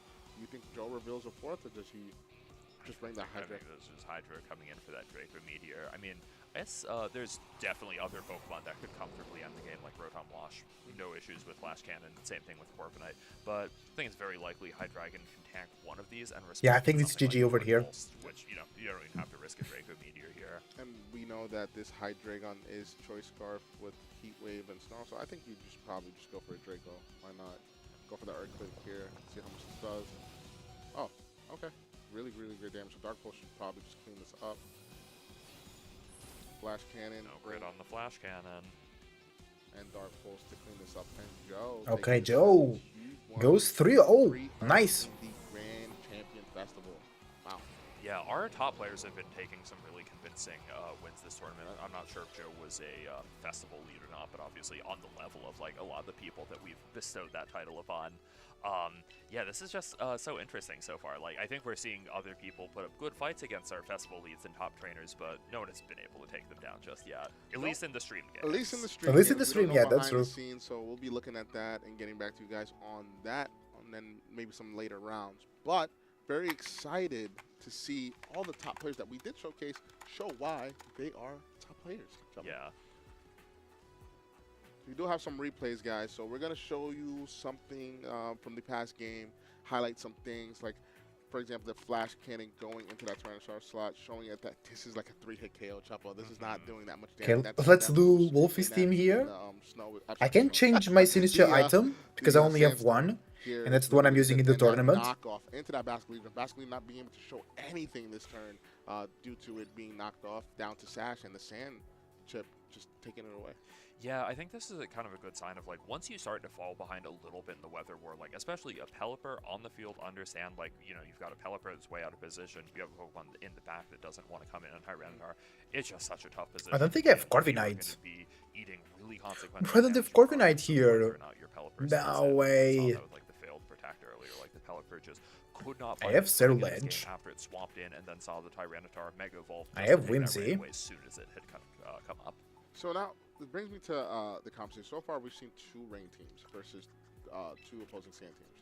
And I don't have Corviknight, so I have to go with something else. This might be the first Still format type, yeah, where we can go rain might Tinkaton here. just be the strongest weather here. It might be either snow or sand. What are your thoughts on that? And Ninetales with Up to Bright 75% Powder. what about Really? I think I don't think I Charizard have is also something that that's put up, item. like really remarkable results so far too. I'd completely have have to agree. I think Rain is just not looking quite as appealing as them. You know, for me, the jury is still out on Snow. I think it has a lot of potential. I think Frostlass definitely like one of my favorite Pokemon. Something I'm hoping we get to highlight later. But it's also something that like I still think we're figuring out how to build or figuring out exactly how good it is. I don't know. Rain is really struggling to keep up with like Mega Tyranitar, especially. Just like okay, not only does so many teams have a Tyranitar. The Tyranitar gets to activate Sand a second time. Your Pelipper doesn't have a Mega Evolution yet. He can't do that until maybe Generation 10. So, yeah, I think that the only interesting take I did see on Rain so far was what I've seen, right? That manual Rain having that Sable. I think that, like... Wait, where is the Bright Powder? To switch back and forth is not ideally, because it's not the most bulky Pokemon, right? It's a... How do you get Bright Powder? Probably going to only withstand 2 hits. Tyranitar... We already have it? Take, multiple hits, right? Especially with that special defense boost in the sand. So I think that Aaron has a very interesting take. I'm hoping to see many more interesting takes on weather teams. Don't want to miss your thought there about Mega. I think it was Mega Frostlass. Mega Frostlass, I think, is very interesting, right? I think it has a I don't have Bright Powder. Third move. How do you get it from like the Battle Pass or something? Substitute, I think it's really good. Okay, just go Charcoal. Never mind. Well, not so much, but, Here we go, Houndoom Knight. Sub and Aurora, but we Oh, wait, we have a match? Game. We have Pollen Puff Girl. Pollen Puff Girl? Okay, she's known in Twitter, for it actually example. looks like this is a Mega Kangaskhan mirror. Mega which is kind of Kangaskhan like mirror, Kangaskhan no is one of those way. Megas that's like, you know, probably in that second tier of viability behind some of the mainstays like Charizard and Floette, but really a VGC classic known for that combination of Fake Out and the ability Parental Bond just to make sure all those attacks hit a second time. Scope Lens on Settle A Edge. little uptake on the Mega Kangaskhan build. I think Why? one that highlighted in Whimsy we with are a very focus. Similar team to what Pollen Puff Girl is using. We're gonna see that Skull go into that Garchomp. Garchomp's gonna activate that Citrus Berry. Citrus Berry is gonna bring it back up to a good amount of health. Skull to retaliate back at the Milotic. Does he get a burn here? Do we see a burn? We do see a burn. Okay, so Better a Melodic get burnt than a Garchomp, though. But I love these two teams because they're very similar, Choco, right? Very similar takes, right? You have the dual Mega. Oh, wait, is this just not a 6-mon mirror? It is. Oh, it is. wow. Oh, it's a Jeez. 6 Pokemon mirror. It's gonna be. Oh, yeah, it is. That's so I wonder funny, if the player actually. kind of just came to the same idea if this is like a popular team that they're both taking inspiration. Or is this what Marco had used? Like the same 6? Yeah, I believe Okay. Marco has used the same 6 dual Mega with Aerodactyl, Aegislash, and the Garchomp. And I'm somebody that's been testing this team as well. I think that it really one of the best ways to utilize Mega Kangaskhan in my opinion, because you don't always have to use Mega Kangaskhan. You have that option with that Charizard. One thing I did have problems with this team was dealing with Corviknight, and what really helped was adding that Charizard for that double Mega option. So I think that it's really, really awesome. But I guess what's annoying is probably dealing with the Milotic mirrors here, because you don't really have a way to hit Milotic for super effective damage besides the Charizard. And you don't really want to bring Charizard in the Aerodactyl. So it's really rough to kind of deal with the Milotics, as you can see. Yeah, I think for what's going on in this game, like I know we missed like maybe the first turn or two. I feel like if you're Pollen Puff Girl, you're pretty sad being the first one to lose your Mega when it doesn't look like the game has actually had to swap out of either of their leads of Garchomp and Melodic here yet. So that means very likely it's like full health Kangaskhan or Charizard in the back waiting to kind of turn the tides of this game. Like you said, the Melodic just looks like a really tanky Pokemon on both sides here. It's going to be tricky for either of them to knock out. Yeah, it's going to be pretty tricky. Let's see what... As another pretty like rough turn for Pollen Puff Girl. Is this going to be maybe a Dragon Claw trade from the Garchomps? Oh, or if the Melodic is going for Protect, I think Pollen Puff Girl might be trying to... Oh, Bitter Blade is a fire type. I thought it was a ghost type. We're going to see the opposing Garchomp. Shadow Claw. Here, going to pick up the Garchomp and bring the Milotic down to a reasonable amount of health here. Garchomp goes down, I heard it. On both ends, do have recover, so this damage might Protect not be Bulk Up. as meaningful if it's able to recover it all. Yeah, I think for the game though, it's just a really Okay. rough turn saying like, hey, I'm not really, I don't threaten the enemy Melodic with that much damage. Let me go for the Garchomp anyway, and then the Garchomp just choosing to go for that Earthquake Protect play just makes it even more rewarding. Like even though the game lost their Garchomp there, I don't think that has to be such a big deal at this point in the game because whatever your Mega is, it's something that's going to be strong against this enemy Melodic. However, Charizard almost feels like it's coming out a little bit early here because we haven't done anything to address the fact that that Garchomp is looking at us with a Rock Slide right now. Yes, and we didn't reduce its speed because we didn't go for Icy Wind. Yes, you don't want to hit that enemy melodic with an Icy Wind, activate that competitive, and give it a huge edge in the melodic mirror. So this is going to be a very curious turn. This is where who protects. Does the Charizard protect here and go for damage, or does this Charizard actually live Rock Slide? We do know that some Charizards have the capability of living Rock Slide. So let's see what this Charizard decides to do. Is it a bulky Charizard? Is it able to withstand a Rock Slide? Let's see, or does he protect? Is it a bulky Charizard set? No, we're going to just see the It's a Dragon Claw. Rocks. Okay. No rocks, so Dragon Sword. No rocks. Charizard, it's going to unleash Yes, that no Sword Beam. rocks. I think with the chip, this might be just enough to get this Milotic. Let's see. Melodic's pretty tanky. Oh, Ooh, no, not no, quite. no. It lives pretty comfortably there. But the reasonable amount of damage is going to be scalded into that Charizard. If I did mention that Charizard could live a Rock Slide, I don't think it could live a Rock Slide anymore with that chip damage. And here's an Icy Wind saying like, okay, I think this Solar Beam is going to be doing enough to Melodic that I can give it the boost and just not worry about it later. However, if this had been something like, I don't know, a Rock Slide flinch maybe onto the Charizard, or just something else to deal with it, and the Charizard wasn't in shape to deal with this Melodic, it could have been a very different turn. I think the game is just playing this really well and figuring out ways to sort of like, take and mitigate risks at the same time. Yeah, so I think they played it pretty perfectly, and the battle has ended. Pollen Puff Oh, Girl, GG for missed Pollen the Puff beat Girl. and tries to strategize for the gameplay for game 2. So what do you think? It's a 6-mon mirror. The teams are exactly the same.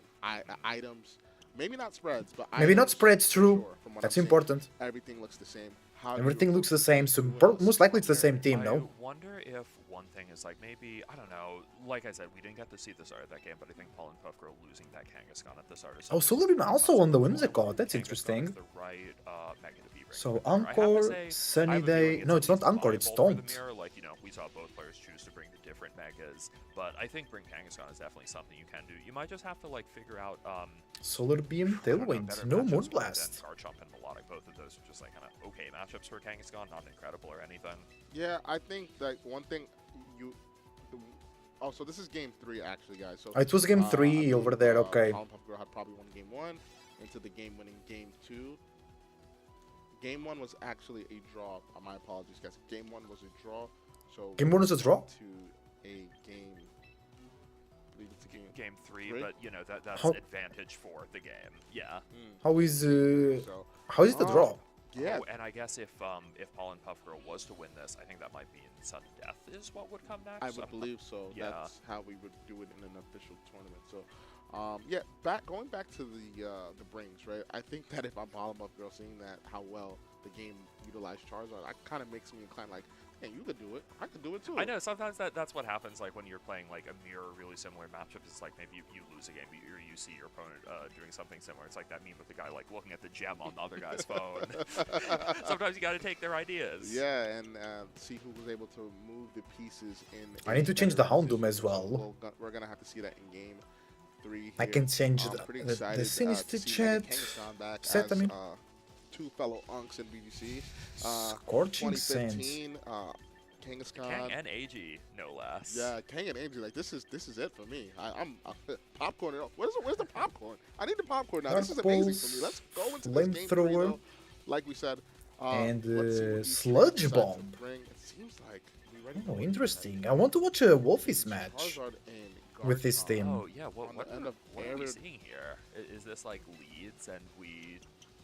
I think this is leads and the camera is just being a little funky. Yeah, The camera, okay, the camera. Yeah, I yeah, think yeah. the Aerodactyl is actually That's one funny. mention from Pollen Puff Girl that's potentially like a really, essentially the best counter. Okay, we on can the watch this team enemy match. Charizard. So if you really think the game is using that Charizard and you can figure out when the game Charizard is going to be there, have your Aerodactyl ready to counter and it'll work out well for you. And we had the Charizard switch out immediately, not wanting to take any. Okay, route nice slide. Tailwind there. Aerodactyl here is gonna Ooh, go Egg for this Slash one, and let's here see versus if the Garchomp. on the end. Dragon Pollen Claw Puff into the Girl enemy goes for Garchomp. It the survives Dragon though. Claw straight into That's really, Garchomp. really Garchomp good. lands it pretty comfortably, and it's going to activate that Citrus Berry.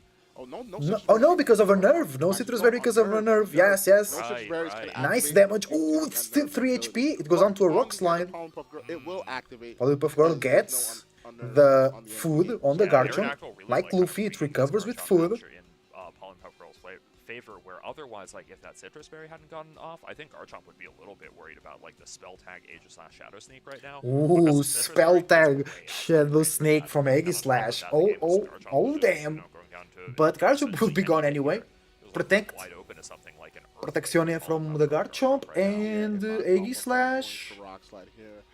Iron Head into the Aerodactyl. If you're able to flinch here and get a strong Earthquake off, this is going to be a really, really bad position to be for the game. But we're going to see here what... Oh, Earthquake comes first, It's gonna be but that Earthquake. in shield form, Eggy Slash should tank it. Very high defense stats. How much does this do? Ooh, what the hell? At least 70-ish. That's so much damage anyway.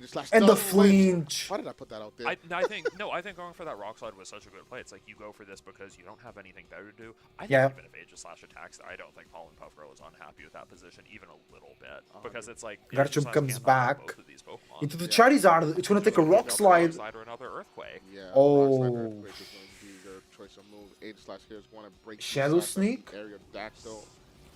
Shadow Sneak. Ooh, that damage is Like that, insane. but It was a crate, okay, but the Rock Slide will just one shot the Charizard. Into that Charizard Oh, and damn. very strong commanding position for Pollen Puff Girl in the I last think two turns. no, it's GG. It's a really good position for a Pollen Puff The Girl. game felt like, inclined to swap Charizard into Aerodactyl was a sign of how bad that game was going. Just saying, like, hey, I'm behind. I think I might need to count on some of those Rock Slides going not the way of my Charizard.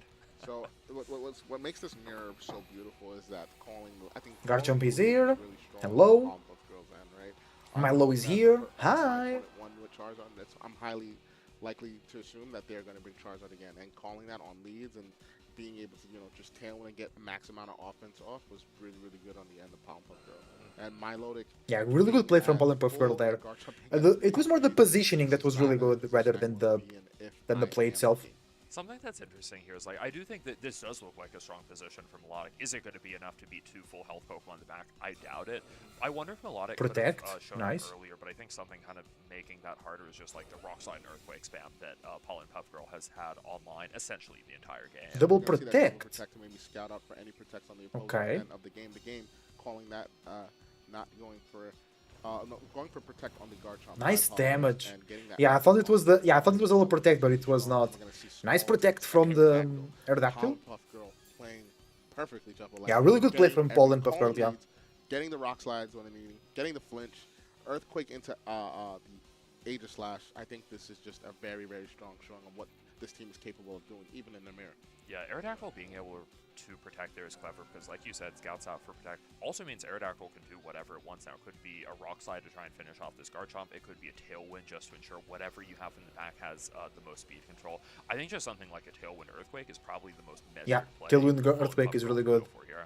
Yeah, and here, even if the the game gets a knockout here, you're able to bring in potential Charizard in the back, and/or Kangaskhan, and just get. Icy Wind, good. Immense amount of damage. We're gonna see the Icy Wind should pick up. Oh no, knockouts. Pick up the knockout. Really, that's rough. That's rough. Pretty sad damage to Garchomp. Like, that's just a matchup where, like, in my head, I'm thinking, like, oh, Melodic always wins this. But then you see, like, the Earthquake's doing a lot, and Icy Wind's not doing a lot. We're GG. gonna see that. So now it's 1-1, right? Pathetic amount of damage. I'm Yeah. telling you guys, the competitive ability is carrying this Pokemon. Yeah, it is. I wonder if we The could ability see is really Melodic go doing for, like, a something lot like of Stolen work there, for the definitely. Melodic I think there. fishing for the double knockout with Icy Wind is reasonable. Like, sometimes you'll get it and learn both of Pollen Puff Girl's back. But now, the game doesn't even get to know what Mega Pollen Puff Girl brought to that matchup. It could be Kang, could be Garchomp, True, and no the way the game information. needs to respond And the to information is that really next game could important. be Like, very different. Now, the opponent they of don't Pollen get Puff to Girl have that doesn't know what she has in the back I now. agree. I think that mirrors are tricky.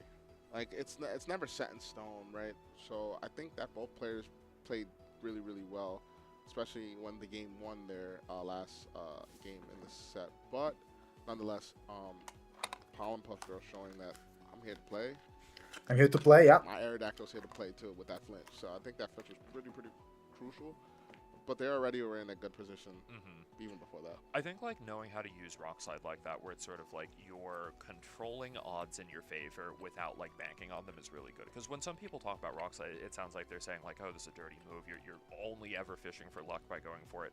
It can feel like that, but I think smart Pokemon players know how to make the odds work for them with things like that, where it's like, regardless of what happens, I think there's a lot of things that are looking up for Pollen Puff Girl, whether or not the flinch happens. And True. also, we have to give Pollen True. Puff Girl credit. They put themselves in position to be able to capitalize on flinching. Yeah. I mean, off leads alone, they were just in a strong position, right? Charizard was led on the opposing end from the game, which is a gamble. You gamble that if they don't lead Aerodactyl, then maybe you have some wiggle room. But when they do lead two Pokemon, like a Click Rock Slide into you're either forced to protect and or switch. So Pollen Puff Girl, knowing that, capitalize that as much as possible, going for that Tailwind immediately, getting off damage on any the opposing Pokemon on the other side of the game. I think it's really fun when a mirror matchup feels kind of rock paper scissors like this. Like, Yeah, I like kind when of true. both sides have a way to call out what their opponent is doing. It's not very fun when a mirror matchup is like, okay, we're both going to lead our fake out and our setup Pokemon or something. In this matchup, like you were saying, Pollen Puff Girl said like, hey, I think there might be a Charizard here. Not sure if that's exactly like what they're trying to call out, but that's what they found and had like so much momentum based off it. The game was like, you know, I think like you said, playing very well, just making like conservative swaps at the start of the game, and it just wasn't enough because of how commanding Pollen Puff Girl's lead was. And it's not like it's something that the game doesn't have access to an Aerodactyl Garchomp lead, just not what they chose to go for. Yeah, I think regardless of what, well, showcase of both players. But question for you, Dual Megas. Dual Megas is good. It's being shown on It's really the good. games. Is that the standard for Regulation MA? I think it really might be one of the standards. I think Yeah. one thing that's interesting about some I of think these so. Megas is more of them have like, you know, pretty hard counters. Like let's say Garchomp is a Pokemon that like Charizard has to fight like Garchomp and Aerodactyl. Yeah, it's really rough. Teams, if you think your opponent's going to bring both of those and you have a Kangaskhan on the team, probably be happier just using your Kangaskhan. You're not Yeah, instead of the instead of the Garchomp, instead of I think the the weaker Charizard, Pokemon yeah. choices than we've seen in the past is another factor here. Like True, if not you don't have, like, you're not 6 missing Pokemon with in a big lot of items on powerful your team, items because they're not in the game. more likely to say like, hey, instead of having like, I don't know, kind of random 6 Pokemon, what if I had like a Tech Mega to fix some specific problem matchups for me? Yeah. So we're gonna see, I believe, a replay here of Pollen Puff Girl versus the game, or this is. I think this is the last game. Oh, this is the last game. I Yeah, last apologize. game, yeah. This is the last game. So it's gonna be Milo Garchomp versus Ooh, Kangaskhan. We might Eggy end up slash doing something like this right Kangaskhan. now. I think under tournament rules we would be. Yeah. So I'm very interested. What? Okay. So Kangaskhan and Aegislash versus Milotic and Garchomp. What are the movesets? We actually could check. Ourselves. I'm assuming we're playing under the rules. Yeah, and that makes sense. Like, both of these are leads where it's actually pretty hard for these Pokemon to get knocked out right away. Yeah. I think starting with some of your bulky Pokemon when you're playing Sudden Death can make more sense. It's going to give you a little more agency over, like, what's happening. Oh, Sudden And Death. it's not So exactly how does like that any of work? These Pokemon are slouches at damage traits either, besides Melodic. Melodic not doing quite as much. Yeah. Kangaskhan here Mega is- Kangaskhan, here we go. First turn, no fear. I've missed you so much, Kangaskhan. So beautiful here. Protezione. Gonna protect. Okay. Let's see what the Milo decides to go for. Fake out. No protect on the Milo. Ooh. Double protect. Scald. Into the It might get the Kangaskhan. burn. It's going to do. Oh, This is that's even back in bad. 2015, this was like really the problem with the Kang versus Melodic matchup is like, sure, if burns don't happen, Kang's very happy, but Melodic just gets the fish for those burns every time. That Damn. real double up into Garchomp That play was so good from Jimmy. consequential. So That good. was a really, really punishing turn for Pollen Puff Girl. And on Yeah. top of, like, you know, going for the double up, hitting protect, Kang is burned, your Aegislash is in sword form, and if it doesn't try to protect here, it's liable to go down to 1 Garchomp Earthquake. Bro, because even in shield form, the earthquake will do so much damage. Can't protect here, so Dragon Claw plus Scald might be able to just pick. Oh, you're right. I think the game just, yep, you were completely right that they are liable to keep up the pressure on that slot. Yeah. And Oh, Kangaskhan has no protect? Oh, that's crazy. You think that the Aegislash protects here? We're gonna just see a switch though. We're gonna see a With switch the into that Milo. Milotic, which is a pretty decent switch, but You Milotic know not what? known. This, I was gonna say it Okay. might not even need to be like a protect from the Melodic. You could even just choose to go on the offense with like Earthquake yourself. Alright, and, good scald protect that from slot. So That's probably the wise Aegislash. that didn't happen. Yeah, so we're gonna just see it protect on both ends of the Milotic and the Aegislash, and we're gonna see an Earthquake go into the Milotic slot. Let's see how much damage is done. Let's see how heavily invested this Milo is into defense stat. Oh, only 2 matches left to end. That's some pretty good This should be stats. this one Chunky Earthquake as well. Melodic, one of those Pokemon, a little bit like Flowout, where it's like physical bulk is one of its lower stats. Yeah, physical bulk is not great, but still, Correct for that. the Melodic Yeah, ate we that see pretty well. Even this Melodic still taking a lot from Earthquake. I wonder, so if you're Pollen Puff Girl, how are you thinking about getting back into this game right now? I think Melodic is probably part of the key for you, like maybe, I don't know, but it's still way too early to go for Icy Wind. You cannot give the game's Melodic a competitive boost here. You might just have to focus on Scalds for the Garchomp or Recovers or something. I don't think you can make Aegislash switches. We're gonna see A lot of Aegislash switching around from Pollen. the Kangaskhan I don't know if come she back. can really do it. Kangaskhan Dragon Claw into the Dragon Claw Kangaskhan. Yeah. goes into the Kangaskhan, predicting the Aegislash to switch The out, switch was and so the good. cover Recovered. Goes into the Milotic. I don't think Maluki can do much, though. And let's see, Scald. Oh, they going doubled into the up. Good Kangaskhan. play from Jimmy. That's not one burn turn. Kangaskhan is going to be with us for one more turn. Yeah, I think that was a GG. really good turn from the game there, sort of saying like, okay, I think I've got a lot of pressure on this Aegislash, and saying like, okay, even if it stays in, it's getting hit with like this Really good, Jimmy. powerful combo. So this Kangaskhan, if it decides to stay in, it will definitely knock out into burn damage. So Yeah. if we're playing by the rules of sudden death, you need to switch this Kangaskhan out. You're kind Yeah, of forced because to. it's not like this. I don't even think Kang and Melodic together can knock out Garchomp here because of the burn. 100%. Let's see what this Kangaskhan switches again. Behind these rules, Choppa. Kangaskhan's going to switch out. Garchomp is going to come in. Wait, so the first Pokemon to go down? Dragon Claw again. Gets the The win? game just not letting off the gas, saying like, okay, So I much see this low damage. health Pokemon, I'm gonna keep attacking it. Yeah, and I like that. I like the Dragon Claw here. It's you don't want to switch your Aegislash into Icy Earthquake, Wind. Dragon. Ooh, the first Icy Wind, giving the game's Okay. Melodic a competitive boost at the That's cost of true. a lot of health on the Garchomp. And we know that Milotic here is going for an attack and move. They recovered Oh, last turn. no. So let's see what it decides to go for. Is it going to be the Icy Wind or Scald? If it's the Scald and the Garchomp, then Scald? this game is over. That it's going to be the is Scald and the GG. Garchomp. Garchomp Easy is going to knockout. faint, and the game. Yeah, okay, so the first one to take the That's about knockout. pressure. Because it was a game 4, Takes because this sudden death. I believe because we're going the down. first game was a draw, so game 4 is sudden death. The first But, person to yeah, get a I knockout think, wins the game. Assuming those are the rules that we're playing under, the game is just like really played such a consistent game here. It's almost like how last game looked for Pollen Puffer, where it's like once you have a lead, just hang on to it. Yeah, so GG. viciously, We're gonna not see the let battle, your opponent and get back in. Glad That's to see good, that that's we're playing good. by the official ruling. That's going to be Yeah. a sudden death win. Sudden on the death end of the win, game. yeah. Who played magnificent. It was Yeah, just that- amazing. It was yeah, beautiful. it was really good, Putting really pressure good. On the slots one needed, protecting that Garchomp that first turn, right? Getting the Kangaskhan going for that fake out and that I think Poltergeist into that Garchomp slot was pretty good. Milotic ended up going for the Scald, fishing for that burn and getting that burn on the Kangaskhan, forcing Palm Puff Girl to have to switch out and find a way to get back into the game.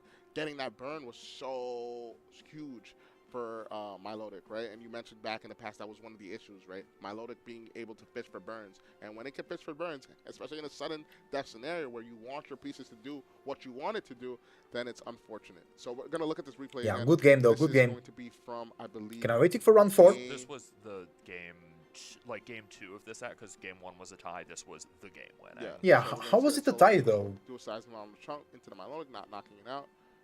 I think for me, really, one of the stories of this set is like, how are both players trying to deal with the enemy Melodic, because it is such a tanky Pokemon, and once it gets one Scald Burn on a physical Pokemon, the damage trade is like even Icy more Wind there in was its really favor. good. I think in this game, part of the story of it, for me, is that Solar Beam hitting the Melodic. Once one of those goes off, it just like changes this Melodic war so much more into your favor. But man, wow, what a way to position that game. That sudden death. That was beautiful. It was like art. It was like knowing that, hey, like if you can't switch in your Aegislash, because if I go for Earthquake, we know how much damage that Earthquake is doing, and I could follow up with a Scald or Dragon Claw again and pick up the knockout. But putting that pressure into that slot and forcing it to either switch or get knocked out was really good. Knowing that the Kangaskhan, if it stayed in, you win the game was also really good. Knowing that Yeah, being sudden death is really weird. This is really important. to Right, see it's and really hard to prioritize play under those rules. Getting those wins in those sudden death games. We don't. This is not something that we practice. John. Yeah, I don't practice for That's part of sudden why it's so yeah. stressful. Not only is it sort of just like, oh my god, I haven't practiced a single sudden death game with my team, it's also like, oh my god, this is like determining whether I win or lose the round. Sudden death is only something you play to determine the outcome of a round. It's probably a long set. Maybe there have been some, connection issues that lead to things like draws. It is always going to be stressful, which makes it all the more impressive that the game played such a clean game there. And we see There was that's- like really not a turn they got wrong. No, not a turn they got wrong and got everything right, even with that Scald Burn there, as we see on the replay here. Aegislash's going to get that stance shape off and go for that Shadow Ball into that Garchomp. So, yeah, big kudos to the game, showing why they got the game. Why they are our player at 3. Round 4, right now. And I not think 3-0 is, ready like a yet. comfortable record to be at. I think 3-0 is really good, yeah. I guess as a reminder of the tour structure here, the first phase of the tournament, the first day is going to be 9 rounds. You need a record of 7-2 to even Yeah. advance to the next day. Then on the next day, you It's need hard. to maintain that record of X and 2 or better after, I want to say, 6 rounds. 6 more Oh, rounds. that's Staying at that really X and 2 or rough. better record is so important. You really cannot afford to lose games this early. If you do, you have to lock in now. Yeah, that's me. I have to lock in. Lock in now. Start now. If you're 0-2, you still have a chance to I'm 2-1. make it to the end Not of this a- tournament. I'm It doesn't 1-2. matter as long as you win. Winning is the whole goal of this tournament, and I think everybody participating wants to win. So you're able to do that if you play the best Pokemon that you can play. And so far we've been seeing some really great Pokemon. So I'm very happy to see the way that people are playing, and I think that showcasing of Sudden Death was really good for True. the newer viewers. That's true. To BGC To because show the that's people something how that it's done. happens a lot of the time. So being able to explain basically how it works and seeing people maneuver pieces, because traditionally the leads that we saw before probably are not going to be the best in a sudden death scenario. The reason being is because you need to pick up a knockout. So it's either you go for something fully offensive where you know for sure you can pick a knockout out with your fully offensive piece, or you go for like a bulky defensive route that we saw with the Kangaskhan and Aegislash. But we did see a Skull Burn that kind of deterred those plans on the end of Palmhooker. I think you're so right. The rules of Sudden Death are really like so fundamentally different than regular VGC. Like, let's say, I don't know, in 2013, a format like Tornadus is a great lead for a lot of teams. Set up that tailwind, but give its life in the process. That is just not something you can do. Okay, in let's Sudden go. Death. And there's some teams where it's like it is really going to Round 4 not ready yet. Team's core strategies and ask you to play the game so completely different than you would have normally.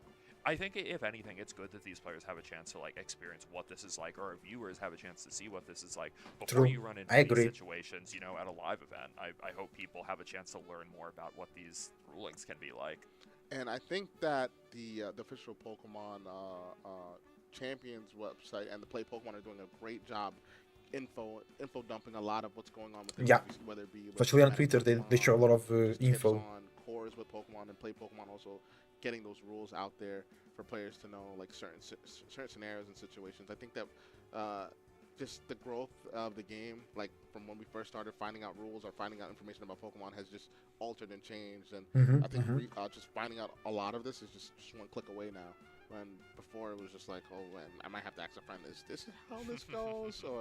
So it's just good to see. I think we're in a very good transition into competitive Pokemon play, Trevor.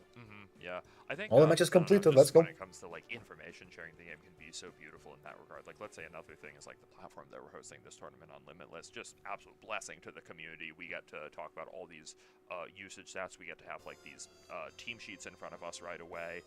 It's amazing how much information is at like our disposal as players that, you know, wasn't around in the past, and now it's something that everyone can benefit from when you're getting ready for tournaments, whether that's like trying to learn more about the rule sets and rulings, or, you know, what Pokemon and teams are most popular.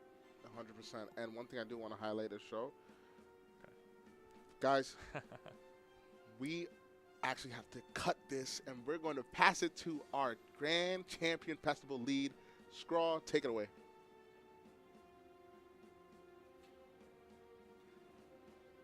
What an absolutely insane way to wrap up round 3 of our tournament. We saw 2 players that could win Sudden death, yeah. that could win this whole thing. Aaron Cybertron Zhang and Joseph Ugarte, both at 3-0 at the end of Oh, round nice. 3. We also saw an extremely intense mirror match to wrap up our tournament, to wrap up our round. For starters, for context here, those 2 players had a draw, something almost impossible to make happen because their teams were so similar, and game 1 ended with both of their Milotics on the exact same amount of HP. No way. Now, we've seen No people like way. Aaron and Joe, who we expect to start at 3-0, but not everything is as expected. The Watchog we saw in round 2 is No. still undefeated. Oh, really? And 1 of our 5 Passimians are still 3-0, and Nice. that's what we're gonna see next. Mocha Gotcha. Whoever he's playing against, they'll be on the stage. Now, for now, we're gonna say goodbye to Chuppa and Lorcy. Thank you so much. We're going to see Chuppa more later today, and Lorcy more tomorrow. So let me introduce you to our casters for rounds 4 through 6. New casters. Courtney and Cedric. Guys, take Nice. it away. That's cool. Well, thank New you casters. so much, Scrod. Ah, but I they're not really together, appreciate it. though. I'm so glad that we got you guys for round 4. If you don't know me, I am Courtney, also known as Wiglier, and I am here today with the wonderful... Cedric Bernier. I go by Talon online, but yeah, extremely excited to be casting with you today, Courtney. We have a lot of exciting matches ahead of us, and most pressingly, we're going to watch the Passimian that is 3-0. Passimian. Unexpected pick. I think Sejin Park was kind of showcasing it a little bit on his stream. I'm not entirely sure if the movesets we're going to be seeing are going to be similar, but yeah, excited to see a really underplayed Pokemon doing quite well in this Scraw turn in the Grand Champions Festival. Sorry. I know. I'm so excited. It's one of those, like, honestly, didn't think I would be. Bro, she has so many Pokemon plushies. What the hell? Earlier, the Krog I want that as well. And I saw Oranguru get highlighted just from Avery's performance. As you know, they do those little trial, or those little highlight reels from prior international championships. And so Still no round 4 ready. Part of it as well. So that's what I'm really excited for. But I also have some ones that I also am secretly rooting. Heracross, Mega Heracross could be great, yeah. Yet, but we will talk about it sometime today because that is one that I am definitely running on my champions teams currently. Yeah, yeah, Mega Heracross is good actually, but very situational, very situational. I've got, I guess, some What? plushies. Okay, cool. I got the mirrored screen right. So yeah, I have the Tyranitar, I have the Charizard. I think both maybe a little bit more meta mainstays, but would be excited to see, you know, the Heracross actually beats them 1v1. You get Tailwind, you Rock Blast the Charizard, of course the Arm Thrust into the Tyranitar. Chople Barrier, no, that's going down like a billion fold. So you might have the Mega matchup. You definitely have me beaten in the plushie game, 100%. Yes, she beats everybody in the plushie game. A couple. What can we say? I might just like to have like little guys, is what we always say. Also, I have another one too. Joltik. A little plush with a Glavantula. Can I say on that side? Hard. But I also love to see I don't think it's gonna all be the good. different combos that we're currently running in Champions. I think one of the things that when it came Round out, 4, not ready I yet. was a little skeptical because there wasn't a lot of Pokemon that we've seen before, and so everyone was kind of scratching their head of like, where do we go from here? But I now think that since we're settled in, we kind of understand the different items, we understand the different Pokemon that are actually implemented. We've seen a lot of diversity, especially going into tour, especially showing all the different ones of that. We do have the Sneaslers, we have the Incineroars, you know, cats out of the bag for them. But we also have some ones that we're seeing a little bit more, especially talking about Passimian. Passimian. Oh, round 4, ready. Mr. Rhyme. Let's go, chat. Let's go. Very excited to see him as well. All right, all right. Lock in, lock in. Versus Chino TV. Check in. Hi. Oh, he has Mega Scovillion with Rain and Bascule Legion. Okie dokie. Mega Scovillion usually it's not a problem for my team because Charizard cannot get burned. Sneasler, Mental Urban Burden, King Gambit, Choppleberry, so we have to Flare Blitz it. They have Trick Room. They have Trick Room, which is a bit harsh for me to deny. They have their own Fake Out, Protect... Oh, a Wide Guard Pelipper, so watch out for that. They don't have Tailwind, I don't think we need Tailwind, only to outspeed the Basque. We could always run the Mousehold.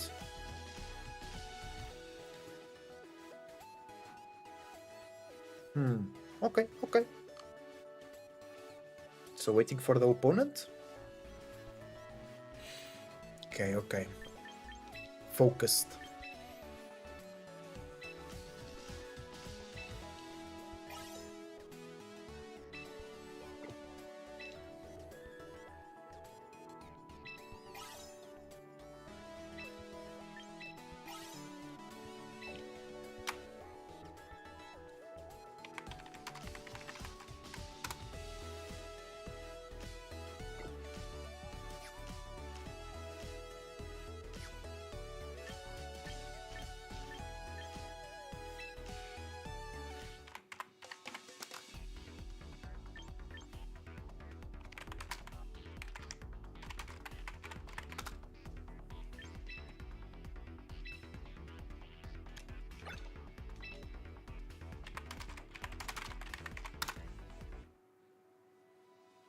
Do not enter the room, chat.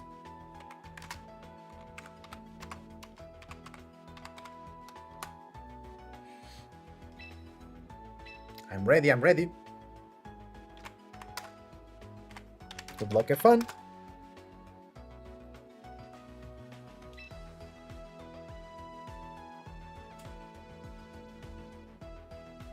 But it's so cool to have your own team and you lock it in for a tournament.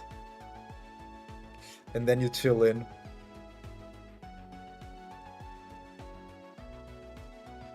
Okay. I don't feel really comfortable denying their Trick Room here. We have to double up into it. Yeah, Rage Powder on Scovillain is bad. They can lead Furrygraph and just Rage Powder. Okay. Let's go. Because you already faced this team a lot in ladder. Just I don't think I faced it enough to develop a consistent plan. I'll go with a plan that worked most of the times, but not always.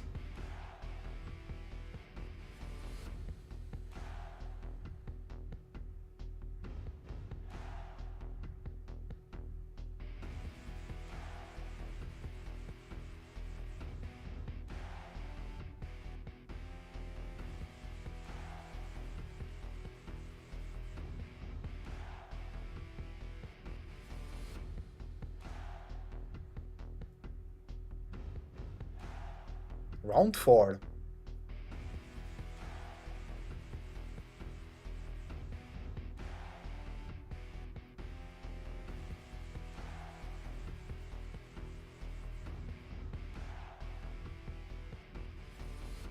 Will they go Trick Room? The Mask is really good into my char, together with Pelipper. So maybe they go that way, not Trick Room.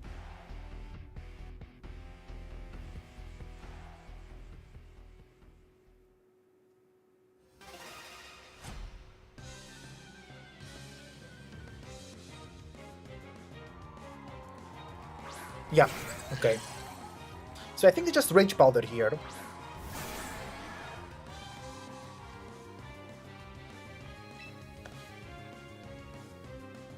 Because they really want to set up Trick Room. There is no way for them to risk... Oh wait, I want to coach... the Basilizian is faster. Yeah, I wanted to coach... Because I don't want to get burned here.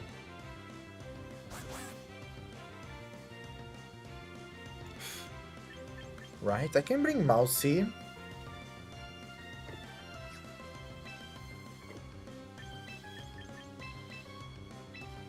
Wave Crash. Then you have Redirection next turn.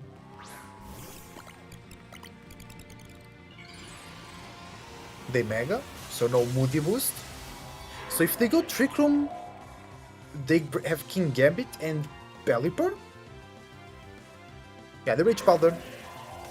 That's fine.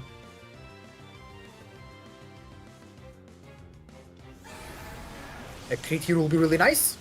It's good damage. We get burned, but we still do good damage. And they go for Trick Room.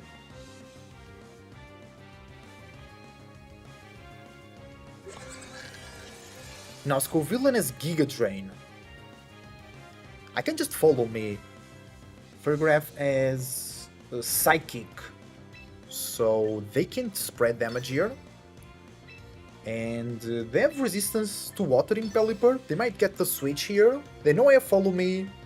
They know I have Taunt and all those things. They don't have spread damage here.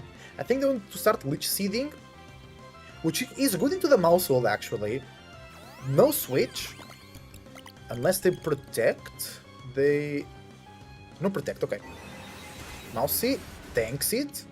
Perfect. And they go Giga Drain. Ooh, that's good healing. But we'll get low and lower and lower. We're burning turns of Trick Room, which is really nice. I could bring my Charizard. I don't think... no, a Psychic will still do a lot of... Bro, there's a fly here.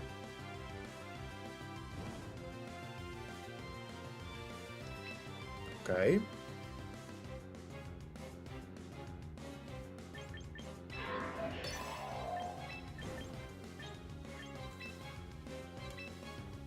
This is a risk. I want them to Giga Drain there. Keep the muscle alive, keeps the friend guard active as well. Nice.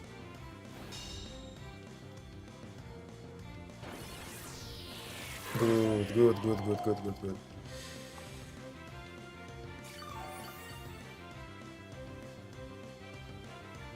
Okay, 2 turns of Trick Room left.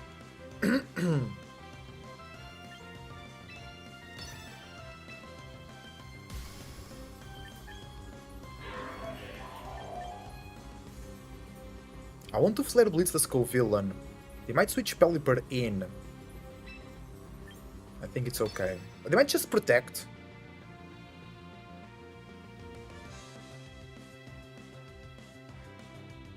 Okay, it's Pelipper, I think. Oh, it's the Snizzler. That's not Chase Pack. That's not Focus Sash. So I think that's we're taking a knockout here.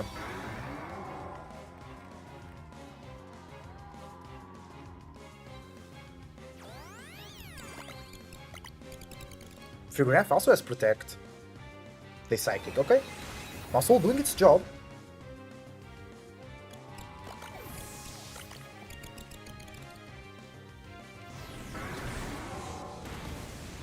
Yeah, Snizzler goes down.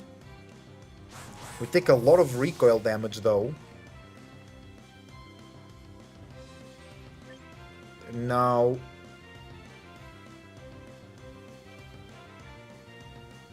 we have to get Snizzler when the Trick Room ends.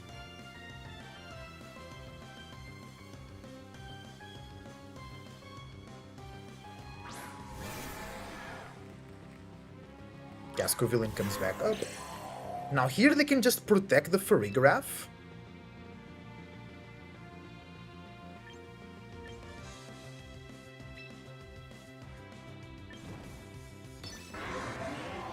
Because I want to stop Trick Room. They can just... no, it's okay. I want to double up the Farigiraf. They go Psychic. We tank that. Special Defense fell. Yeah, they just Giga Drain, which is fine. Yeah, okay. Really have to deny Trick Room. I have to lead Mousy. We still have... no, it's gonna be Snizzler versus 2. I don't think we can do that.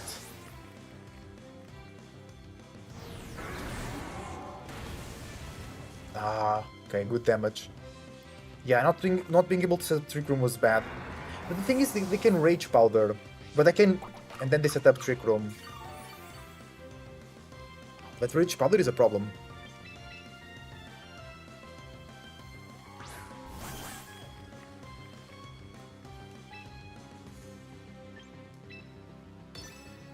Because now they Rage Powder into the Scovillain. I think I have to protect Todd Scovillain, but then they just Trick Room anyway. And I can't really Rock Slide. What are my ways around this?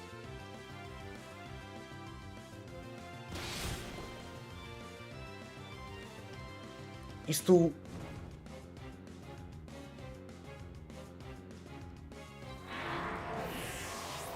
it's to have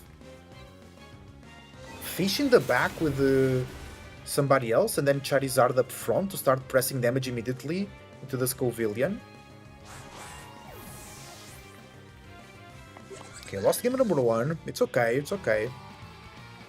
Yeah, it's really hard to deny that Trick Room. We can't Fake Out. I can Taunt. I could Taunt if I had Whimsicott, I think, because of Prankster. No, Prankster wouldn't work there, because of Armor Tail. So the only way is really to knock out... basically, we had to do 2 knockouts in a row, which is really difficult. I don't have a good Trick Room matchup. So Elite Zard with Mousy, Snizzler Bask in the back. I think that's the play.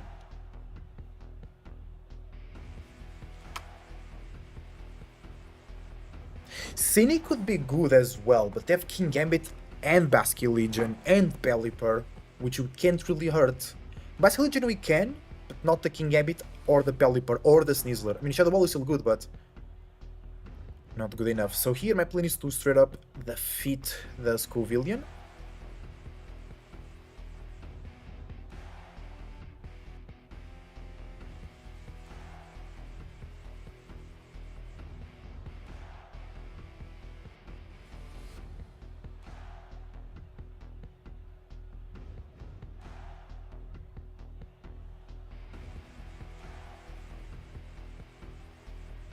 Because that's what's causing problems in our back.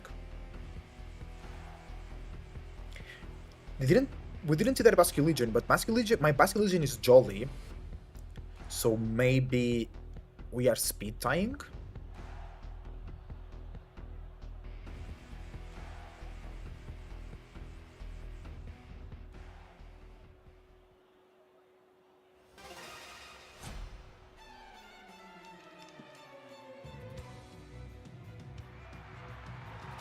Basculegion Sneasler.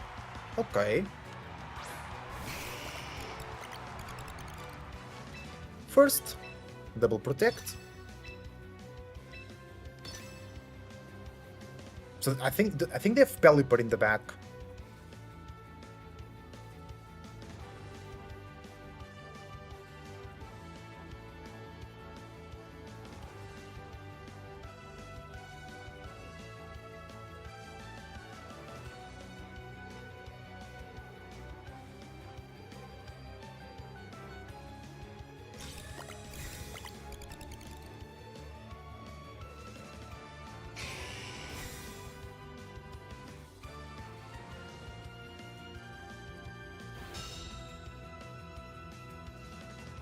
Yeah, they're doubling up. No, they're not doubling up on the Zard. Okay. Basculegion is a problem. Sneasler as well. Dragon Dance is kind of useless because the close combat will just activate it.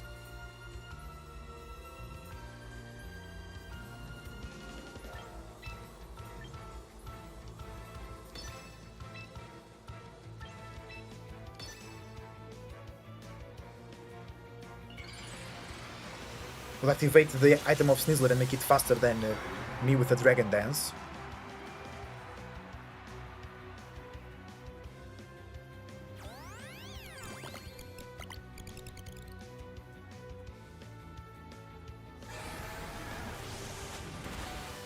Nice. We survive on one, no way! That's really important actually. And the close combat. We're gonna eat the berry anyway. That's really funny, it makes no difference, but yeah. Okay.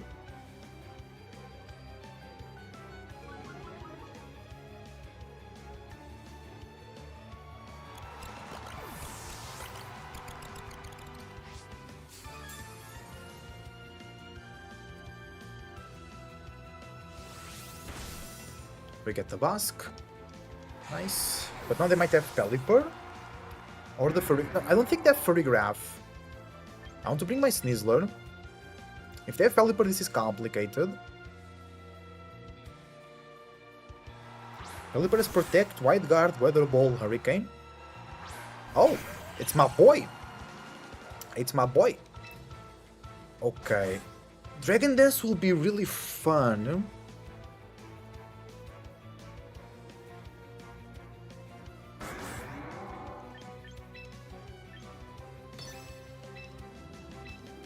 Their Sneasler has no... Actually, it does Protect.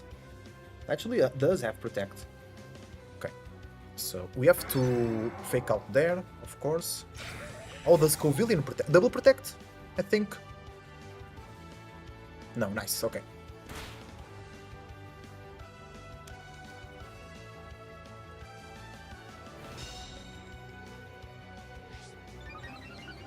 Oh, the speed rose sharply, actually.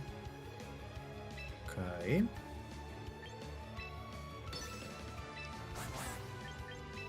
Protect Coaching to survive better. An attack from Sneasler.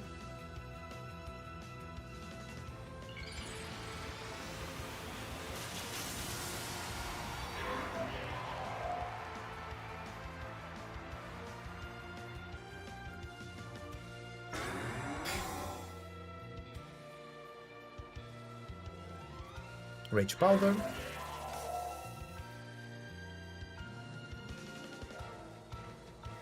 The Dire Claw into the Protect, perfect. Does a good read.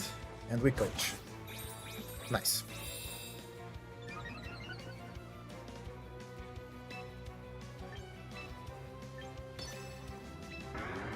And now I could coach again. Just to be safe. They go Dire Claw. No sleep, no nothing, please. Nice, they go Leech Seed, okay.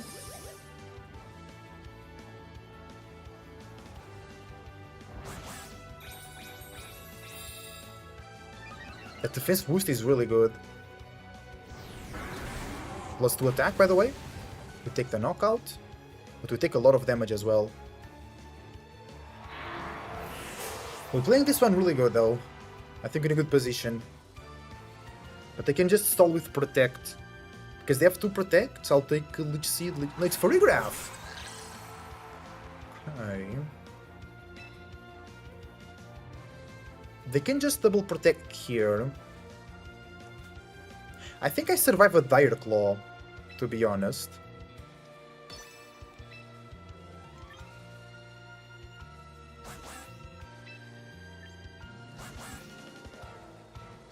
Yeah, we have to spread damage here. Oh, they go close combat, okay. We don't survive that. Yeah, it's okay, because we have our fish in the back.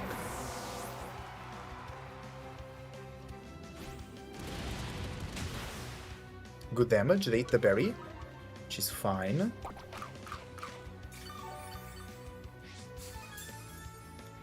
Now I'm as fast as the Sneasler, and they have less defense. Oh, they went for Psychic, okay. Okay. So now I have to read the Protect here. Could have protected last turn. I thought they wouldn't go for the... I think they protect Choreograph. They have Protect on both. They have to protect because the Choreograph is the one doing real damage.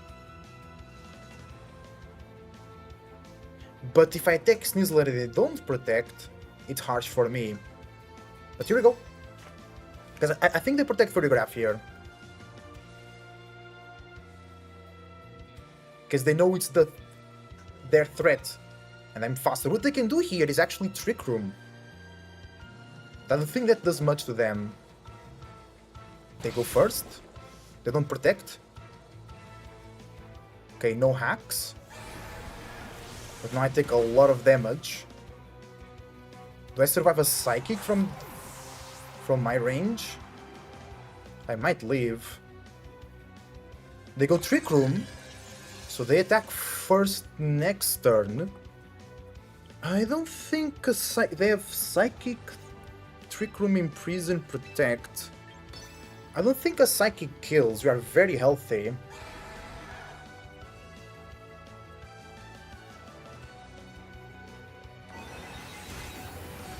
It doesn't kill? Okay, we have to get the knockout here. Which I think we do. Beautiful! We take game number 2. Let's go. Okay, that was good. Ooh, my heart is pounding. I love this. There you go. The coachings on Charizard was really good. Their lead was Scovillain. No, it was Basque. It was Basque, Sneasler. So I think Aerodactyl here, I mean, it can have a play. The thing is, it doesn't do much into the Scovillain. And if we get burned, we deny the Focus Sash. I might go Cine, because the Scovillain can't touch Cine, but the only problem is that Cine is kind of weak to the King Gambit, which has also Kautal Cleave, while the Mousehold will tank that better. Okay.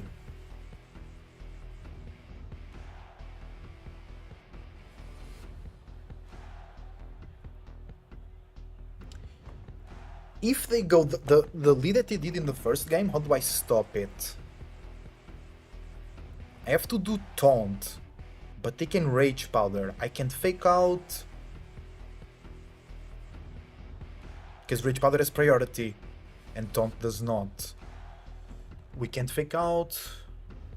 I mean, maybe we could just do insane damage to Sneasler, or to the Scovillain. And then Taunt. No, Because my mouse hold is faster. Yeah. Because I could knock out the Scoville and then taunt on the side. I'm running out of time. It's a risky lead, but it's also good into the priority attacks that they have. Welcome to stream, everybody. Welcome, welcome.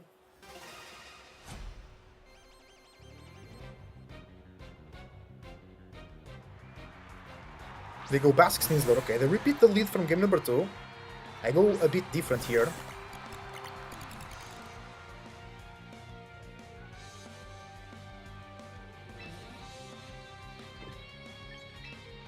I have to get rid of the Basque Legion some way, somehow.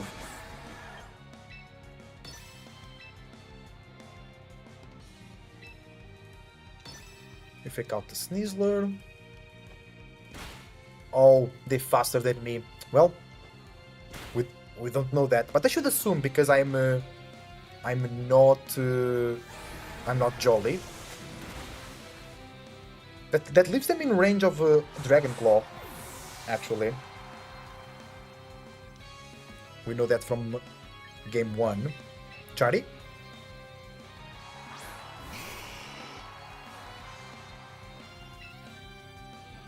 I think I'm very safe to follow me and knock out the Basque. The thing is, they will close combat and then get faster. Then my Basque will not be faster, but Fire Claw doesn't do much damage into my fish. I don't switch out.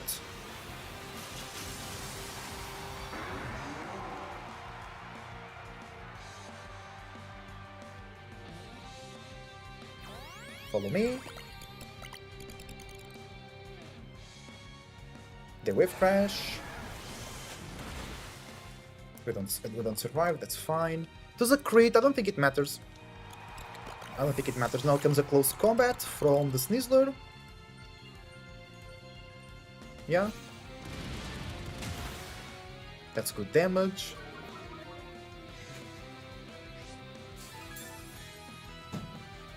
Their Sneasler have Protect, you have to be aware of that. Their lead was really good into my lead, actually.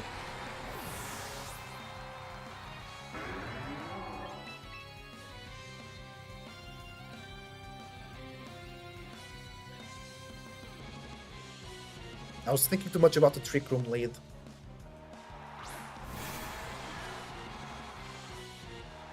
Skull Villain. With Rage Powder, right? That's really bad, actually.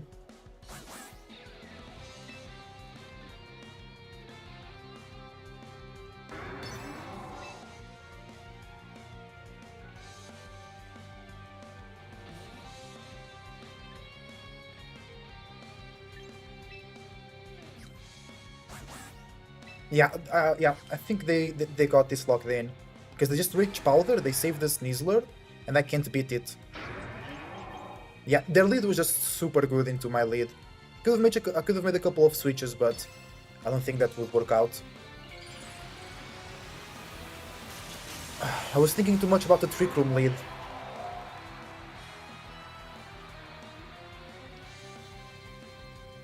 Yeah, it's very easy. Could have protected here.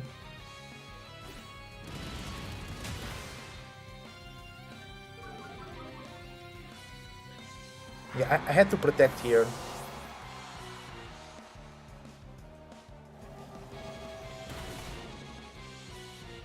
Yeah, protect here will be really good. Anyway. If the last one is for Rigger F, we'll lose. Because I can't hit it. If it is the King Gambit, we'll lose. And no way it's the Pelipper, we just lose. No way it's the Pelipper. It is! We have a chance, we have a chance.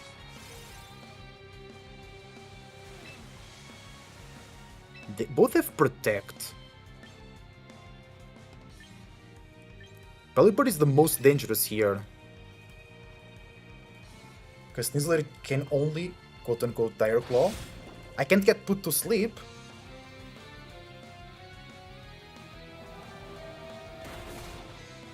Oof. If it wasn't for the bird... Bro, if actually I protected, I could have won. Or it would be a very good position. I just thought the game was over, but it wasn't. I got too much into my own head here. And here I had to attack the Snizzler first. I just thought they protected. Because if I get the Snizzler knockout and then I can go... Oh, Pelipper protects! But they go with a Dire Claw, right? Yeah, GG. Bro... Being in the tournament is difficult, man. You don't... If you're not used to it, your thoughts get a bit clouded by the adrenaline. GG.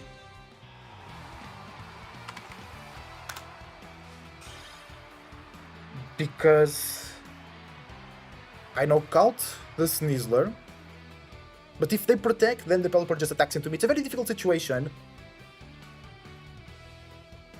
Because then... No, because then I need 2 knockouts to get the Pelipper and they can't miss. If I protect... Yeah, I just thought it was over. But it wasn't. I should have protected Charizard, then I knock out the Scovillion, and then they close combat into Charizard. Then they bring Pelipper, I have Charizard, and Basculegion. They have to damage... I just last respect the Snizzler.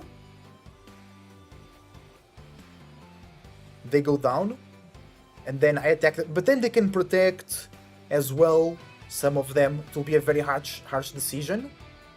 But yeah, I think I regret running no bulk on the Charizard. And I'm out of the tournament, GG. I won the first round, I lost the 3 next ones. But I made mistakes, totally.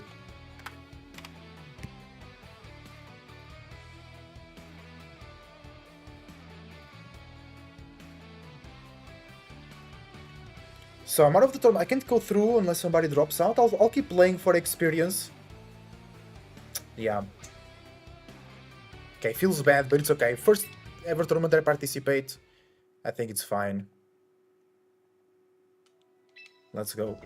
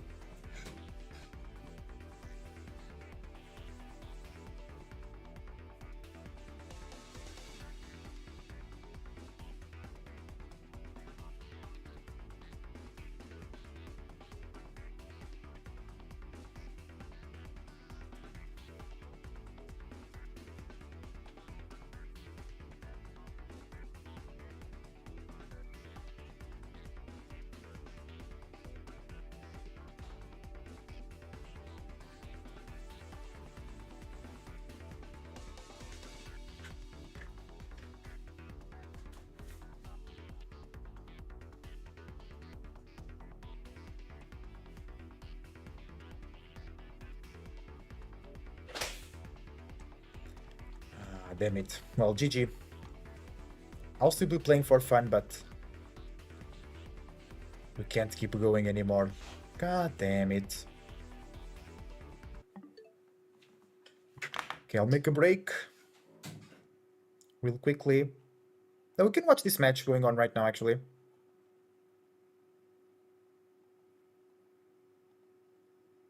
Mimikyu could be a problem, just being immune to any coverage. Luffy, Then the hello. will Wisp you, and you take a lot of damage from any special attacks from the Hydreigon. So a lot of advantages for the Aggron. But Oh, we also Joe see UX some again of his on the weaknesses, stream. so he's Nice. able to play around it properly.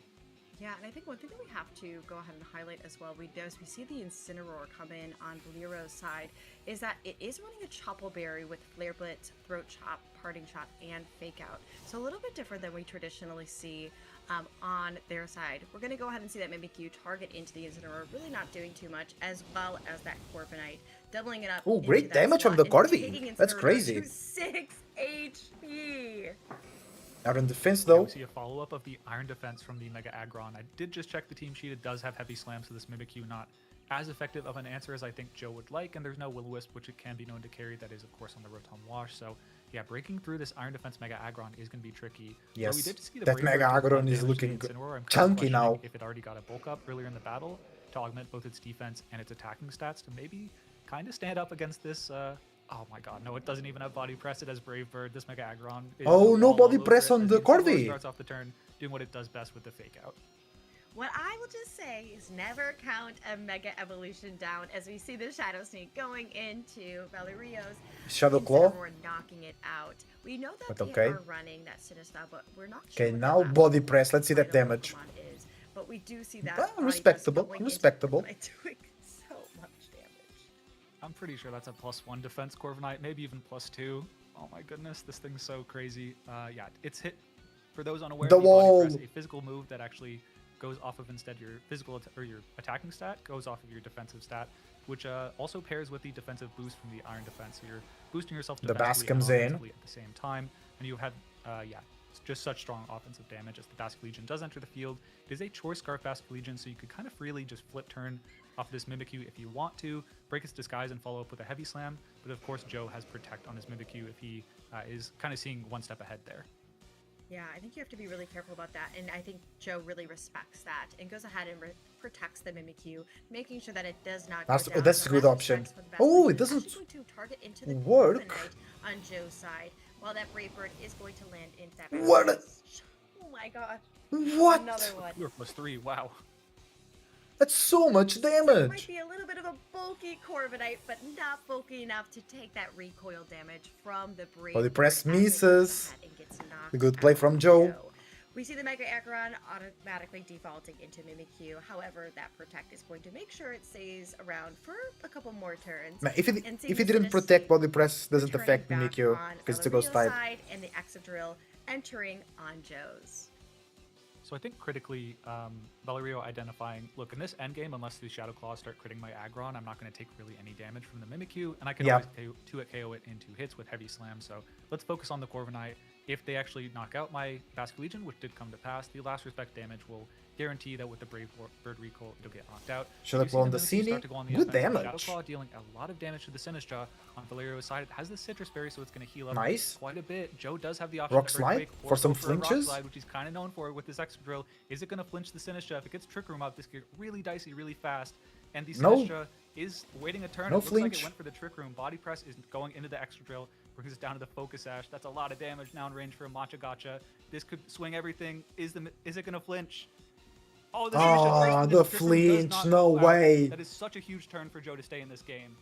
Oh my gosh, and I know if you are in Joe UX's Twitch chat right now, I'm sure you are popping off at seeing that flinch on Valerio's side. Truly, it's such a devastating thing, but it's also really something that I feel like if you've been playing Pokemon Champions is something that you've come across while you've been laddering, as you've been training, especially in this tournament as well. Now, this is just a lot more dicey situation. The Excadrill is down to its Focus Sash, and we do see the Mimikyu going into the Shadow Claw, going into the Sinistcha, getting it down to 6 HP. Okay, it's not a However, knockout though. It is just not Oh, going to double be able to hang knockout. around with that Iron Okay, Hit that's good, that's from good. the Yeah, Excadrill. to prevent Rotom from Joe taking does a damage good from the job with Cine. Rock Slide accuracy this time, so just goes for the guaranteed damage to knock out the Sinistcha. Kind of knowing that as long as the Sinistcha goes down and Trick Room Okay. does not enter the field, then you have speed advantage over the Aggron for the rest of the battle. And also, there's no life dews that can come out. Any damage on this Aggron is going to be permanent for the rest Yeah, of the battle. that's true. It's going to really depend, I think, on who is in the back for Joe. If it's Rotom, I think we see that kind of highlighted, so leaving the Mega Pokemon on the bench. Still not going to love taking the body presses, but you can kind of chip this guy or the Mega Aggron down into a Thunderbolt range. You might not have to rely on a Will-O-Wisp. You could just maybe never take the body press in the first place. Oh, Valeri took a I think game on from to Joe. kinda That's navigate really good. around and get the Rotom in safely to actually deal with the Mega Aggron. Yeah, I think this is really interesting. I'm hoping that it is that Rotom Wash going into Joe's on the back line, especially when you see that Mega Aggron. We're going to go ahead and see that Mimikyu return back to Joe and do see the Rotom Wash hitting the field, which is just really putting Valerio into a very Oh, they hard can position. flinch The as Iron well. Head goes into the Aggron, but obviously doesn't do too much with that Iron Oh, he switched the... defense. What a Oh my read! goodness. Okay. What a incredible read. incredible read, going for the body press into the Mimikyu as it switches into Rotom. That was a previous. That was amazing. Not super effective, but a pure immunity would have done no damage that there. But Valerio knowing exactly that Joe is trying to get that Rotom in to get a bit cleaner endgame. Maybe I think Joe should have Earthquake, just sacked the generally Mimikyu. switching, but that switch and knockout is huge. At this point, the iron defenses are Because set up. Mimikyu is not doing anything. Effective move, but you're gonna have to Like, that switch was a bit Earthquake into your nonsensical, Mimikyu in my and opinion. protect, but it's looking like we might need a lot of flinches or crits to actually close this game out due to a incredible read from Valerio. Yeah, and we're gonna Yeah, go ahead and the see if we wall. can Shadow Claw into that Mega The wall. Aggron Flinch? as well as that Rock Slide. As we know, Joe is going for the flinches to see if he can make it through. Nope. But this wall is seeming to be really, really tall as the heavy slam knocks Because, like, into the switching there Mimikyu, makes no taking it sense. The out. Mimikyu is kind of Wow, useless. This is Why preserve such it? a dicey situation, Cedric. It seems like Valerio has really just set themselves up. It's Valerio, especially I with that think, not massive Valerio. lead. But This unless it's will Italian, just it's really Valerio. seem like it's gonna hold up past this. Valerio. I mean, does an Earthquake crit even single target knock out a Mega Aggron with filter? No. It'll ignore the No, boost, no, but no. I think it's just such a bulky Pokemon. Miss. Yeah, Joe thinks probably not. And maybe a little GG. bit more chip with the Rock Slide. Joe but goes to not gonna 3-1. interfere as the body press is gonna Oh, clean up that damage throw, as it takes damn. 1, 2, 3 knockouts in a couple of consecutive turns, I think. So just a superb sweep from the wall. Valerio A taking Mega Aggron against Joe UX9 to a 4-0 record. Yeah, Joe, one of the best players in the world across multiple seasons. Absolutely hot right now. Got a top 4 at the previous large grassroots tournament just a week ago. And yeah, to be toppling him with the wall, the Mega Aggron, incredible play from both players. But yeah, an explosive ending to that matchup. Yeah, that was really down to the wire. I know that y'all can't see our faces as you're watching the live match. Okay, But both 3-1 Cedric and I were for- very shocked about when that For happened. Joe, it's So okay. really He can excited still to see lose that. another Also really excited match. to see. No If he offense, wins all the Joe, rest, that it's Mega okay. Aggron is getting its flowers. Yeah, Mega Aggron going crazy. The wall, the wall. And that we also understand that maybe Attack on Titan was right. You gotta watch out for the wall, you know? Yep, he's got scary faces just like the Titans in the wall. The Mega Aggron, very scary guy. Some of the Megas are very cute. They're adorable. Meganium, Gardevoir, exceptionally well-designed Megas. Mega Aggron, exceptionally designed in a different, more scary way, for sure. I think, but also just extremely scary gameplay. And as we saw, there's so many physical attackers stacked up on Joe's team that if the Iron Defense goes Okay, I'll go up, to the bathroom, guys, real Mega quick. See you in a Aggron, minute. it becomes very difficult to knock it out. We saw like even a crit Earthquake probably wouldn't have knocked out there, but I think Joe's attempt, at least in that early part of the game 3 that we missed, was to set up as many bulk ups on possible to at least kind of slow the pace of the Mega Aggron and knock out all the partners and then try and close it out with the rest of your Pokemon. But yeah, we see it kind of doing that and knocked out the Incineroar, it knocked out the Basket Legion, and it put you in a spot to knock out the Sinistcha with a bit of luck from the flinch, but ultimately, yeah, we are just playing through that sequence. The Rock Slide here, of course, very critical. I think Valerio doesn't even need the read to close out the match if Trick Room goes up.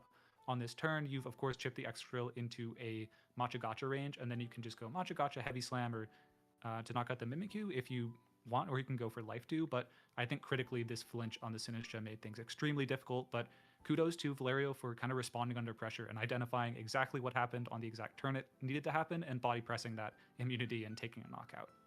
Yeah, and I think that's one big thing that, especially as I have learned VGC and going through all the different types of regulations and all the different types of moves, it's really fascinating that sometimes you have to take those different types of risks and identify them of like, okay, it could just potentially still be Mimikyu there, but what if there's a switch in and what if it's Rotom? And going ahead and just saying, hey, this might be my only out, so I'm going to take that risk to do that. And it really did pay off. And I think one thing that we do see, especially with Pokemon as bulky as Mega Aggron, is that once you get one Iron defense up, it is really, really hard to start breaking through that, especially when you're looking a little bit closer at Joe's team, especially without that Rotom Wash to actually do anything on the field. Credit to Joe, though. Towards the end game, it looked extremely dicey. Of course, you need the flinch on the Sinistcha, but something we neglected to mention is you did actually Iron Head the turn that you switched into the Rotom to potentially give yourself another out. If that read even happens, there's only a 20% chance that the body press is going to come out and get that knockout. So although that spectacular read did come out, at least Joe covered for that with both the RNG and it just being a crazy read to make in the first place. So I think a pretty informed play on his part, and just credits to Valerio to seeing the exact turn the switch was going to happen and punishing perfectly. Oh, yes. Nope. 100% agree. And I think that really just shows some world-class players there of understanding like these are my different outs. These are the ways that I have to identify that. I'm just really excited to see that. And I also, it's always so fun to see really high-level players playing and really learning all the different types of strategies because I know I take a lot of information just watching different types of YouTube videos or even watching some of the different types of regionals and internationals. So really excited to see these and just start to try to absorb it, especially before Indianapolis. Now, Yeah. kind of going into the going back into champions, and let's talk a little bit about the item selection. I know that's been one thing that's been an issue to some people. You know how it kind of works. What are your thoughts about the item selection? I personally am loving it. I think it's so fun. I think it allows for everyone to be a little bit creative. I do miss my assault vest. Hopefully it will come sooner or later. But what are your thoughts, Cedric? I think the best explanation I've seen that I like the most is from actually some people might know him, Wolf Glick, basically saying that the items selected, for the most part, all, if they activate, they display. There's no, okay, I faked out this Pokemon and for some reason it didn't flinch because of Covert Cloak. Sorry, my dog's ear is in the frame, but yeah, I think that's kind of how I feel about it, where it can be really disorienting as a player where, okay, I know this Pokemon is naturally faster, I have mine trained max speed, okay, I got outsped when it KO'd. Why did that happen? Choice Scarf. Those kind of interactions that you kind of come to understand are like you can kind of by process of elimination as you play the game more often, kind of understand what's happening. Those are really hard and disorienting to deal with when you're new to the game. So I think an extraordinarily brave but ultimately really cool choice to actually remove those from the game and kind of remove a little bit of player creativity, but also add new elements by just incorporating new items like the resist berries that for the most part we hadn't seen in the past, as well as these really small augmentation items that you don't see activate but are so little that don't really disorient new players. Yeah, and we're gonna get at some bonus coverage from the production team, and seeing Mega Skull Villain put up and setting next to Politoed is really interesting. I personally am a huge Politoed fan, but against the Tandemaus and that Milotic, as we were talking about earlier, it has become a huge pivotal Pokemon, especially within this grassroots scene, but also as we've been seeing on the ladder. So what do you think of this board state? Yeah, I'm looking at these teams and they're both extraordinarily bulky in a lot of respects. I definitely, the opposing side with the Mousehold and the Milotic on the bulkier side, we have, yeah, just an extremely bulky team, but honestly, these Scovillain teams kind of do really well against those with the ability to burn a lot of Pokemon. Sorry. Yeah, no, exactly. And we're going to go ahead and see that Perish Trap. Go ahead and activate on Zach's side, which is going to cause a little bit of issues while the Milotic goes for that Muddy Water onto Zach as well. It's not going to do that much damage. It's just going to cause a little bit of accuracy to have a little bit of issues on that side. The Leftovers is going to go ahead and proc on that Politoed as well as that Milotic to get a little bit more back to them. And you're very much right on this subject. It is very, very bulky. We have a lot of different health that's being regenerated from Leech Seed, from Leftovers, that is just allowing these Pokemon to stay on the field as long as possible. Yeah, as long as possible, but no more than 3 turns, as yeah, the Pair Song is active on all of these Pokemon, although it looks like there is a knockout on the Sneasler, but both of these trainers at least have a switch option in the future turn, so it's not going to be anything locked on the field, but forcing these switches can be punished by really strong attacks, maybe Overheat in the Scoville, not entirely sure if it's moveset, but yeah, as we mentioned, just the passive damage from the burns and the Leech Seeds make the Scoville really hard to clear, and this Politoed no slouch either. If it's only Super Fang and Scald in the Milotic, I think the Scald would maybe knock out in the rain, but the Super Fang not threatening much, so good on Zach to actually pepper in a Parasong to put the pressure on to Konya. Yeah, and as we're seeing in the back for Konya, we do see that Mega Venusaur, and currently what it's running is Protect, Sludge Bomb, Giga Drain, and Leech Seed. We're not really quite sure about how much HP it has or if it is full HP, but it is a very interesting Pokemon that is definitely very scared of that Mega Scovillain, but it's going to risk it for the Biscuit and swap out for that Tandemaus. As we see that the Politoed is also going to go back on Zach's side into that Sneasler. So this will be very interesting to see how that Scovillain's going to react, and it's going to react with a Protect. Yeah, definitely safe in the face of, don't really want to take a Super Fang even though you burn the Mousehold. That's just a lot of chunks of damage, and then maybe you're in susceptible range to a Scald on future turns. gets the Sneasler in actually quite cleanly. You could have seen a Scald go right into that Politoed slot to chip it down and do either knockout range or put it very close with a burn. So the Sneasler comes in scot-free, does not get burned, and is now threatening a lot of damage. The Milotic, of course, may be able to take one close that's pretty low. It probably would go down. But of course, if you switched out in the face of the Parasong, you will just get knocked up by a close combat on the mouse hold. So I think good opportunity for Zach to actually get that Sneasler in very safely. Probably kind of a difficult find, but was able to get it in, and maybe is threatening close combats or Dire Claws into the Venusaur and try and roll some RNG in your favor on that Pokemon. Oh yeah, no, I think it'll be very interesting. I think Sneasler is one of those Pokemon that has really shined through, especially after Legends of Arceus and throughout Scarlet and Violet. It's been one of those pivotal Pokemon, especially with the Dire Claw, and how much it can do to most people. I'm not saying I've Dire Clawed some people, but I'm just saying sometimes they've taken a nap after it. So it is really cool to go ahead and see it in this scenario. That Mega Venusaur is full HP. That is something that we have to keep in mind, as well as running that Leech Seed. I don't think it's really, we're going to see it too much, but we are going to go ahead and see that Milotic come back onto Quinia's side, and that Tandemos coming back in. The Fake Out is going to land into that Mega Venusaur, as that Skull Villain is definitely winding up for a massive overheat. Yeah, big chunk of damage missed in that Venusaur. As the overheat does miss, it's hard to tell since we entered in the middle of the battle whether the Scovillain had already overheated and was at a -2 special attack, but regardless would have been appreciated damage given that Leech Seed, a grass type on the Venusaur, so you're not able to go for the damage that way, so any damage into the Venusaur would be really appreciated, especially if it has a Sludge Bomb to kind of answer your Scovillain with a really powerful attack there. The Mousehole did get in free. I'm not sure if it's Chople Berry or Focus Sash, so maybe could have taken a close combat regardless, but now on the field protecting this Venusaur. Yeah, this Venusaur, kind of an offensive and defensive threat, especially next to a Mousehold on the field is the Sneasler. Feeling that pressure, starts off the turn with the Protect. Yeah, and taking a look at that Mousehold set, it is running the Chople Berry with Protect, Super Fang, Follow Me, and Taunt on that side. We're going to go ahead and see that Mega Venusaur go for that Sludge Bomb into the Poly 2, getting a critical hit and knocking it out, making it so that they're just running that Skull Villain with that Sneasler on Zach's side. Yeah, the knockout on the Hi everybody, Poly I'm Two, back. nice. No more Welcome, Parasong welcome. That can kind of trap your Pokemon on the field or force switches later on. But at this point, yeah, Rain's up. You can't even really overheat the opposing Venusaur. That was like the one non-rain turn in the next 5 turns that you would have had. So Let's go. We're gonna keep playing. If there is Follow Me on the Mousehold to get around, just Already targeting the 3-1. Sneasler We gets can't to make be- it through unless it does some people that get resist 7 a to Giga drop Drain out of the and tournament a and win Sludge all of the rest of our Bomb. If there's matches. no Earth Power, maybe it can I'm survive gonna the play a turn, bit but more, not if you go for a less close combat pressure, at that point. more You'll probably calm. Go down, so I think That's dealing nice. with this Venusaur Let's go. offensively and defensively is going to be the big challenge on Zach's side.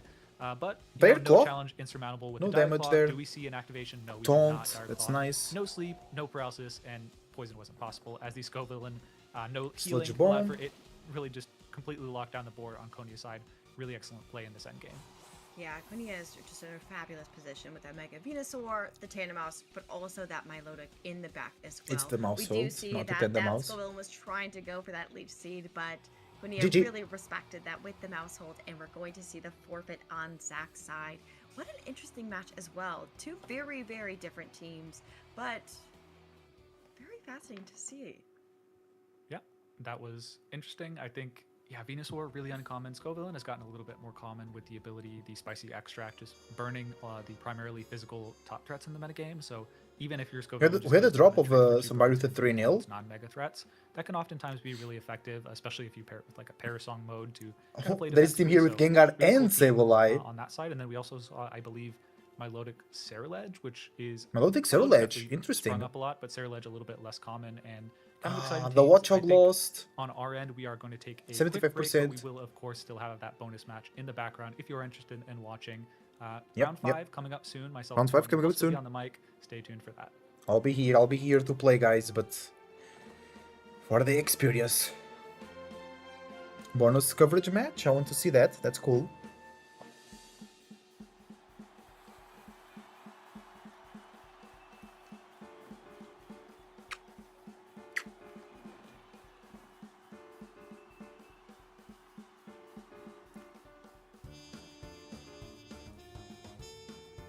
Yeah, Galaxy is watching a match here. Oh, he stopped. All right. Oh, look, the behind the scenes stuff. Oh, that's so cool. That's cool to see.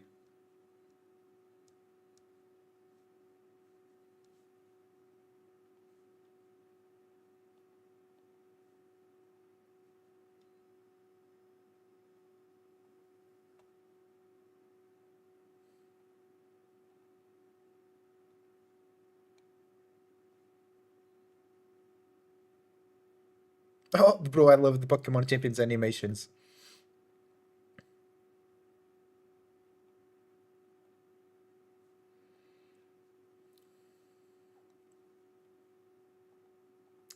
Okay. Still some matches going on. Hide completed matches. Everything on a 1-1. Yeah, I did got that the game 1 over there. The game 2, I mean. That felt good. I think I didn't use as well my Basque Legion as I could.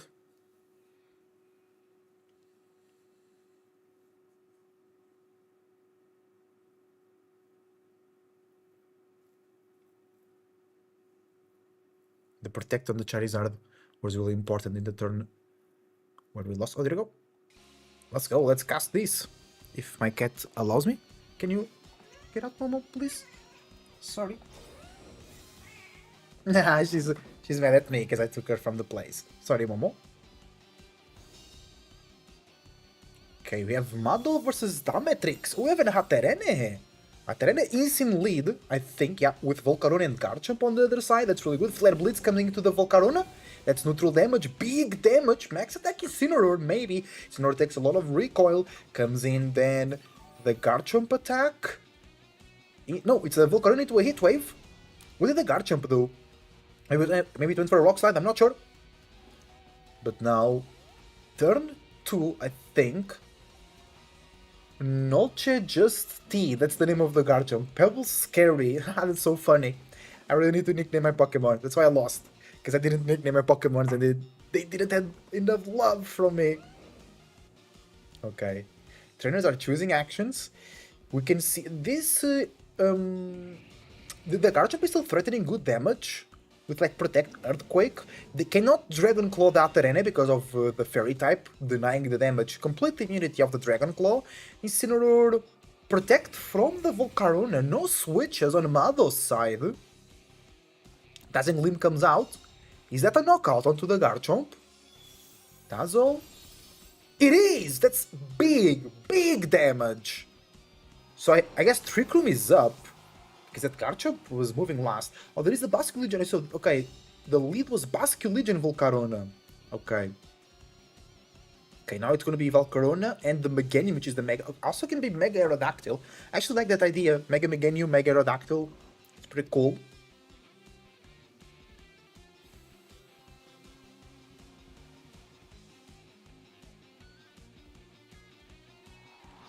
King of 90%. What? It's the Aerodactyl in the back, so no Meganium, so I guess it's Mega Aerodactyl? Mega Aerodactyl Rock Slide can be really strong here, but in the back we have a Charizard, most likely the Mega... Oh, so I guess it's Mega Charizard X, because the Torkoal is there. Maybe just an extra tool for controlling the weather. Then we have there the King Gambit, which can be really good with a Sucker Punch into the Aerodactyl. Aerodactyls usually don't have a really good way to hit King Gambit.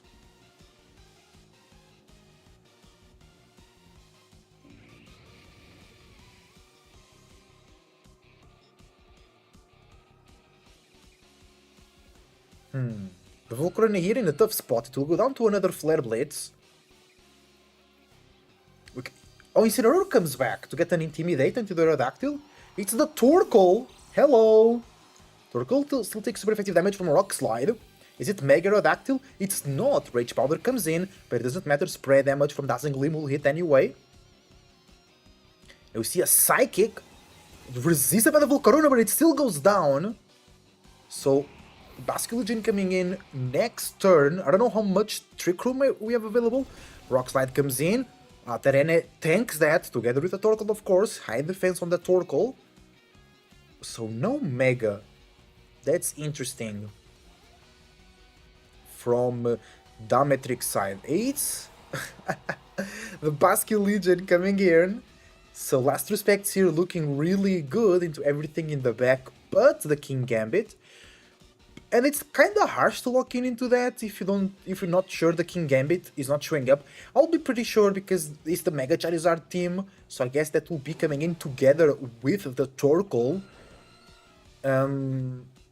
Also, no Mega from Dimetric side was a very interesting play. Meganium doesn't look bad. Of course, it looks bad into the Charizard.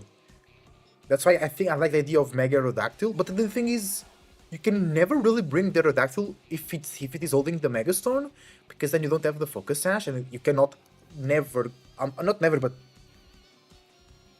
yeah, because yeah, actually Dimetrix doesn't have access to Fake Out, so yeah, you can never guarantee a safe Tailwind.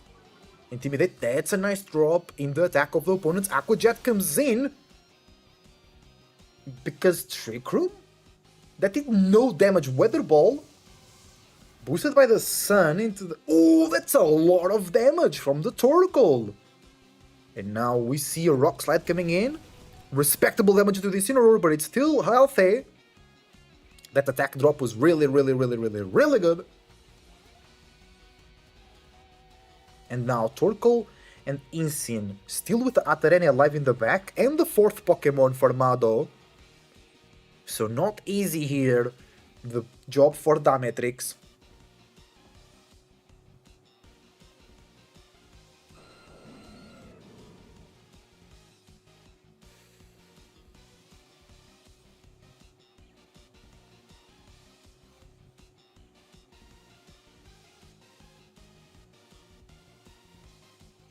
And Torkoal didn't went for Eruption, which was interesting, or Heatwave. It was a directed Weather Ball, which both Basque Legion and Aerodactyl are resisting. Oh, sweet! They want another attack drop in the future and another Fake Out usage. Atarene comes in, Protect. That's actually very valuable for Mado, because he has the 4th one in the back, so he can risk a little bit. Aqua Jet comes in, does not get a knockout because of the Intimidate from Incineroar. Weather Ball comes in into the Aerodactyl, protects the Aerodactyl from any damage.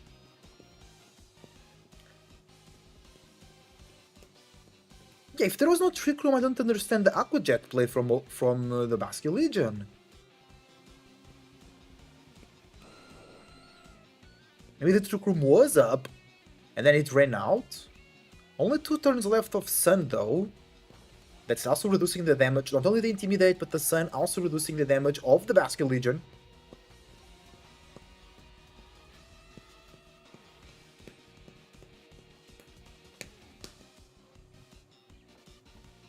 Gen 9 music. Slaps. Aqua Jet. That picks the knockout. No Switch in, preserving HP on other Pokemons. Rock Slide. It picks the knockout! Oh! Even at -1, Aerodactyl getting the job done. Oh, but now... if it is Incineroar and Charizard, it's harsh. Because, yeah, having 3 fire types, it's not great, all weak to Rock Slide. Torkoal is not like super weak, but it still is, so it's Incin. Double Intimidate drop. That should still get a knockout on the Charizard unless it's really bulky on the defensive side.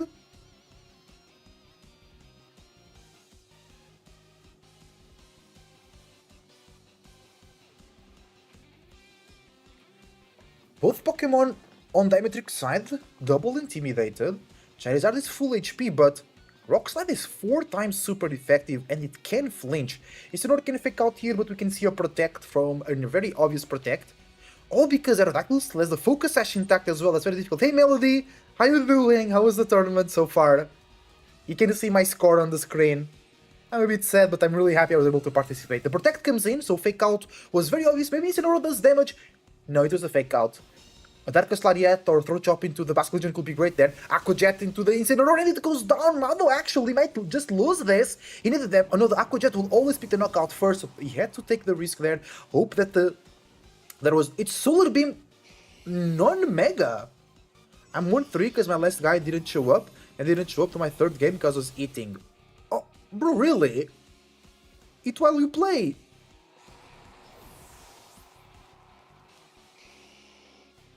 So you won one match? Wait, so you should be... Oh no, you lost. Yeah, okay. So we are in the same result. I see. Well, we're not the tournament, but I'll keep playing. What about you? I want to build the experience. I want to build comfortability in tournament scenarios. Okay, now is the Mega. I look, he had another big game related thing to attend as well. Oh, like what?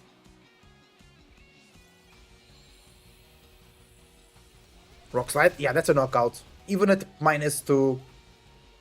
Actually, Mother 3. I'm in the grand finals with my team now. Ooh, that's really good. But it's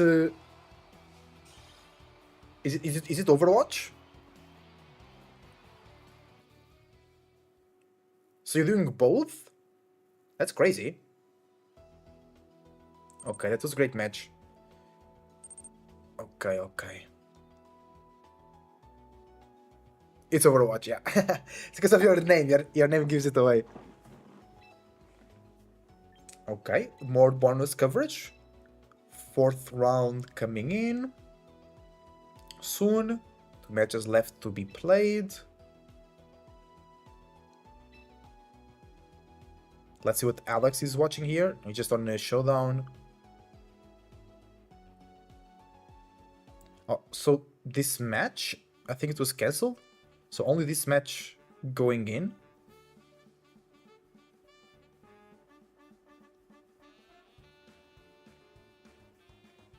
So now we're waiting for round 4. For round 5, I mean, sorry. Round 4 already happened. Lol. Round 4 is getting over, yeah.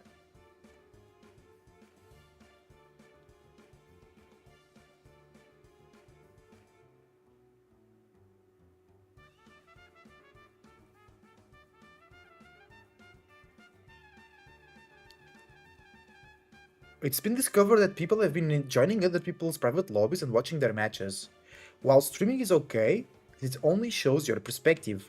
Viewing in private lobbies exposes both players' HP values, which could lead to cheating. From here forth, we will potentially punish players who may be abusing this.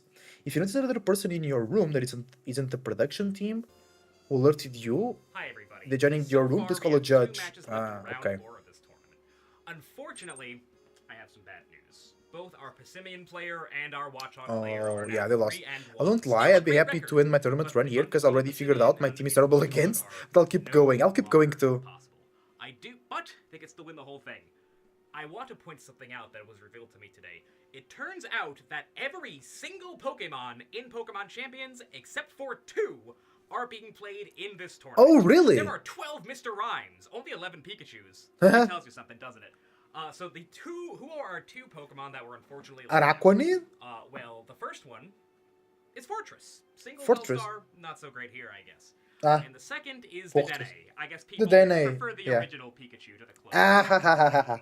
So, No, Araquanid is we're kinda going good, to yeah. Keep going. I don't know why I said that, where guys. We're going to be showing off the Players' Cup Invitational 25th Anniversary Champion, Santino Tarcunio, as our next match. We'll be Oh, back nice. Poor very, Dene, very soon. yeah.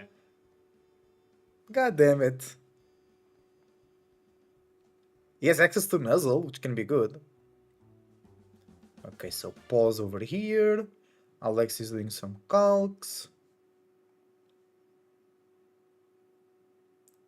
Which is the cutest Mega and why is it Delphox?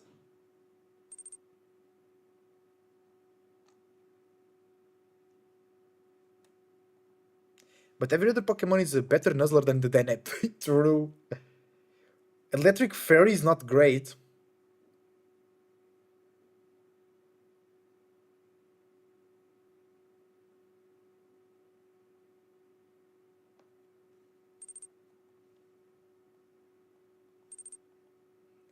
Like Raichu gets Lightning Rod, so does Pikachu. True. What are the abilities of the Dene? Actually.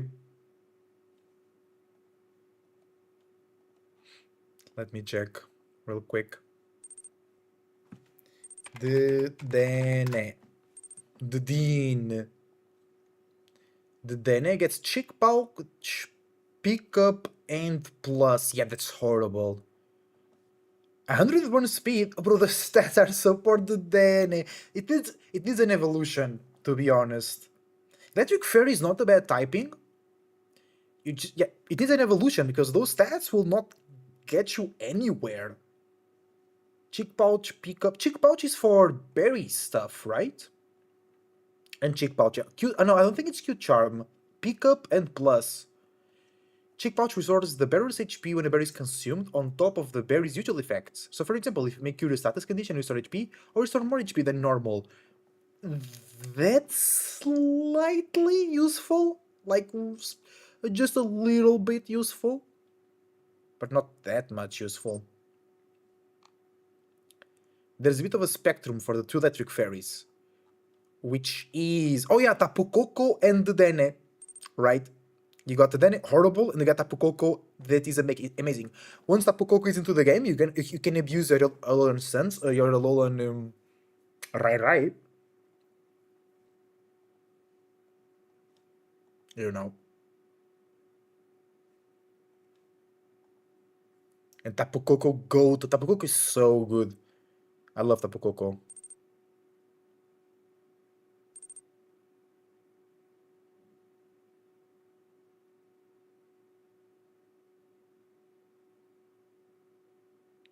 I'm running Tapu Fini or Lele.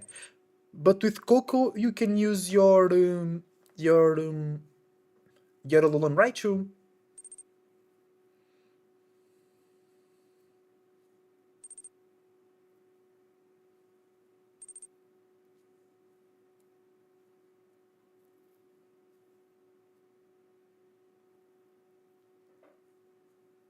What? This is insane, bro. People in Poke you go crazy. You love that girl? Tapu Fini. Tapu Fini is super cool, yeah. Totally. Round 4 not up yet. Round 5, I mean, not up yet.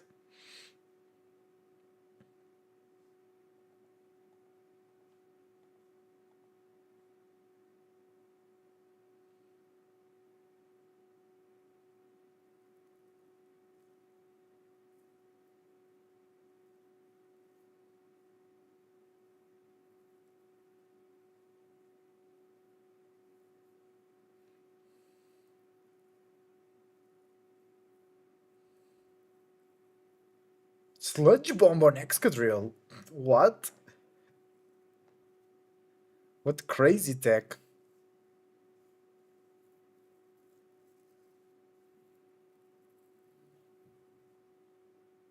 Round 5 still not available. Embroidered Miraidon? What? That is insane. Oh! Oh, got food delivery. Thank you very much. Oh la la. You got the burger, you got an American dinner. Where's the milkshake? American dinner, where's the milkshake? To dip the burger. Yeah.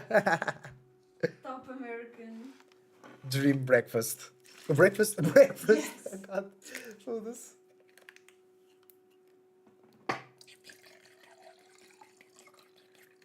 Here you go. Thank you very much for the food. I really appreciate it. Round 5 still not ready. Podes ver mais, se quiseres.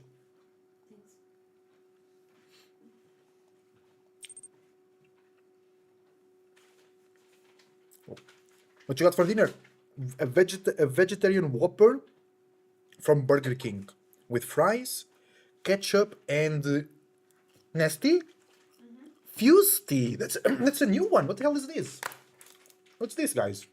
Never had this before. Fuse tea. You got this in London, Melody. Yo, mate, you got this in London? Yeah, mate, this is from London. It's from Birmingham. No way. From Newcastle. Up north with the Scots. Fuse tea, mate. I got a burger with some tomato, some lettuce, and I got a bottle of tea, mate. A bottle of tea, man. You know what I'm saying? Rap. I'm not vegetarian. I just eat meat in specific occasions. And I only eat meat if I know the cow had a good life and was killed in good conditions. Here in Portugal, they have very strict regulations to kill the cows without any suffering. and they're not close to each other. I don't know if they enforce it, but I found this meat shop where they grow the cows in the same city where the shop is, and they grow in green fields, chilling. They're not on top of each other. They're not stressed. That's only meat I eat. Unfortunately, I don't live in London. Bro, everybody lives in London. If you are from UK, you live in London, right? Nobody lives outside of London, bro. So you're from Birmingham? I couldn't imagine not being able to eat meat. I don't really eat it, even for the, yeah. That's the problem. A lot of people are kind of addicted to meat. And like, meat is really good, but you shouldn't have meat every day. Because your body takes a long time to digest the meat. You know, having fish every day is alright, because it's way easier to digest. It's all about how much your body digests, because then it really gets accumulated in your guts and whatnot.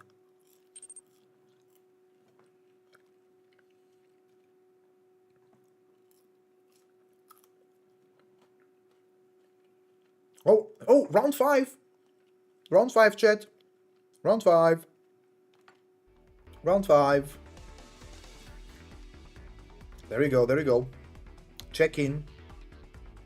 Hi. While I'm eating a burger. Perfect.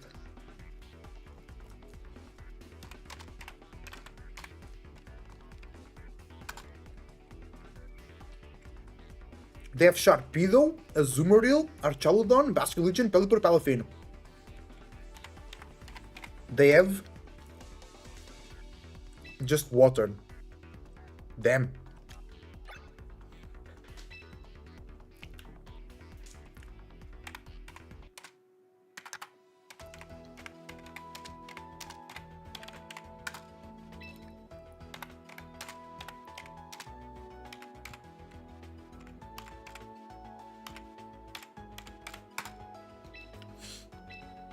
They have just water on their team. Okay, what are we doing in this match? What are we doing here? What are we doing? Sinistra seems very good, of course. I think we need Tailwind. They don't have Fake Out. They don't have Protect on Archaludon. They don't have Protect on Pelipper. I'm playing a rain team. You lost? Believe in yourself. They don't have... Oh, it's Spell Tag Basculegion. It's not Choice Scarf, so I'm gonna be faster. They have Tailwind on Pelipper. And... Speed Boost on Sharpedo. That's a problem. They have Aqua Jet on Sharpedo. Palafin with the Jet Punch. Okay. I think we go Aero Snizzler. Pelipper with no Wide Guard, so we can spam Rock Slide. What's the best redirection here? Of course, it's the Cine with a Char. Here we go.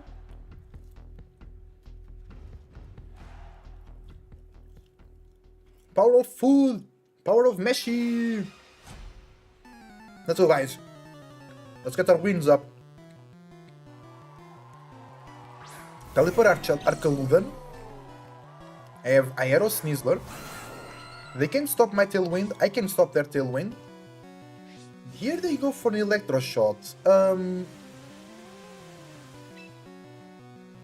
don't want to give a defense boost to Archaludon right now, so I'll just Fake Out over there. And Tailwind myself. Pelipper has Quick Claw!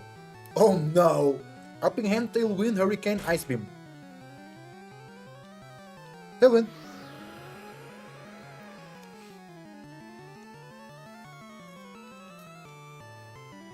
They went Earthquake? Oh bro, I didn't notice they had Earthquake. Holy shit. That's actually good. It lets me get... First, it's good because we don't die. Second, it's good because... If we got a knockout, we would get... a Pokemon for free with our Tailwind. Rock Slide hits both. Pelipper is still alive. Should have leveled up on it.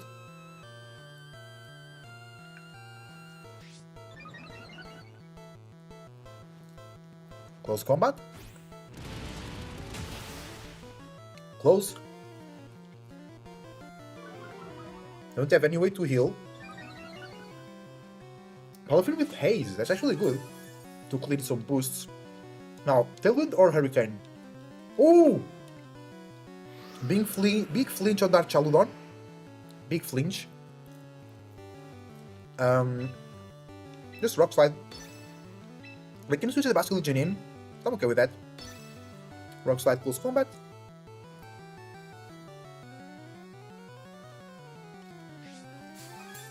Ah, no way! The Quick Claw! Nah.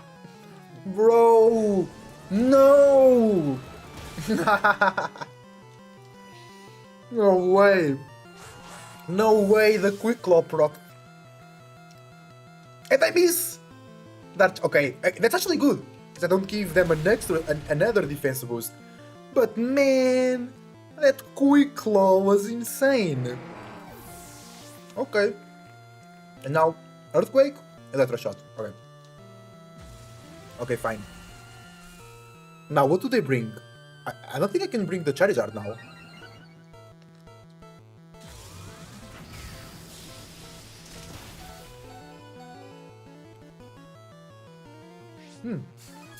Maybe I can. They have a lot of ice type attacks. Char. They have Ice Fang on Sharpedo. Ice Beam on Pelipper. I thought they have Ice Punch on the Balafin, but they don't. Sharpedo over there. We want to get rid of it. Protect. Rain is almost out. I could just double protect here. There is Aqua Jet on the Sharpedo. Because I want Rain to go away. No protect on the Arcaludon, so that's fine. We'll just do damage into it. Oops, they might okay, because they might switch a Azumarill. Gotta be careful with that.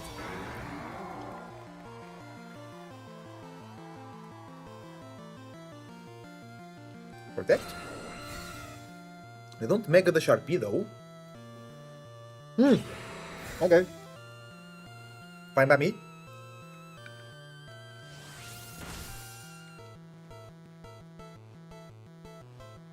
Chaludon goes down.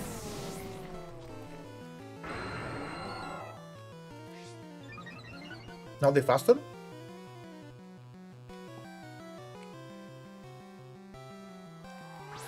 Bask.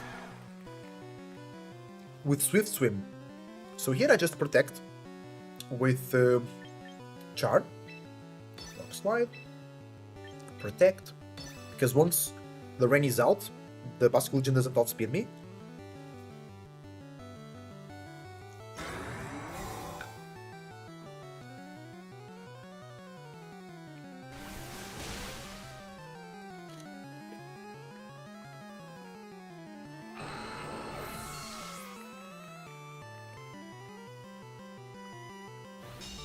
Nice. No more rain. They don't have Tailwind, but the speed boost makes them faster. I have Cini. Here I have to Rage Powder. I could just match a gacha, but no, Rage Powder. Who's the problem here? The Bask with less respect. Bask has Protect. Both of them have Protect. Okay.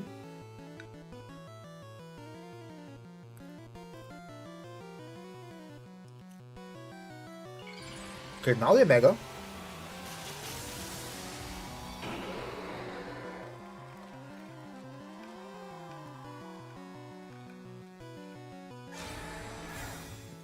Good Protect.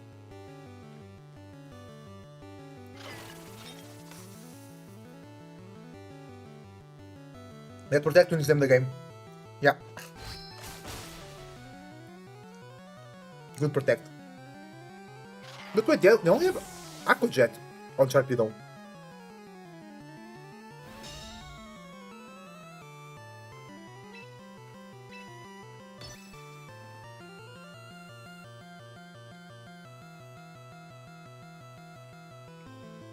The quick log on Pelipper actually won them the game as well.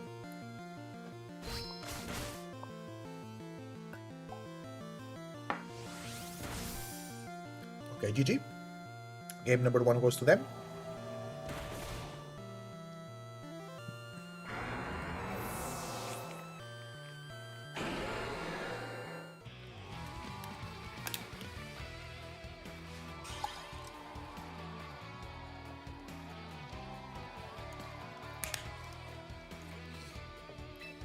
Here we go.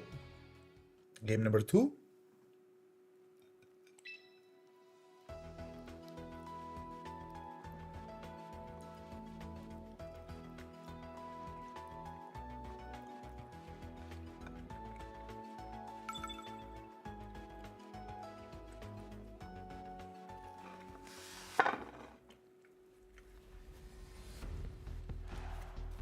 They didn't bring Palafin on the last game, which is interesting.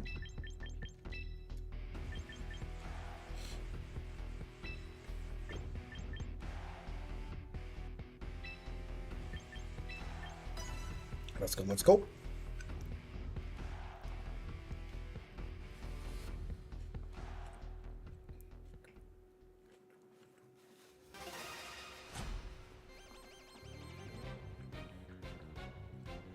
Pelipper does not have Protect.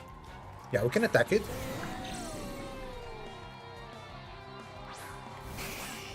But the Dragon Meteor is a problem, though. The Draco Meteor is a problem. I could double up into that.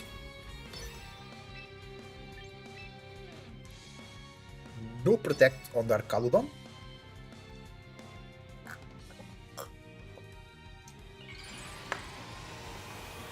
Talbot can still do good damage here.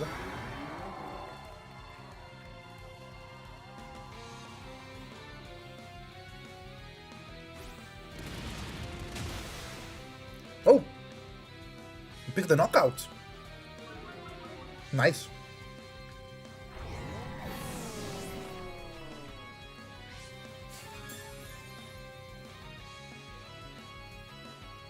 Dragon Claw. Good damage. Okay. Sneasler should still be faster than most of their Pokemon. Sharpedo. No Protect on Pelipper.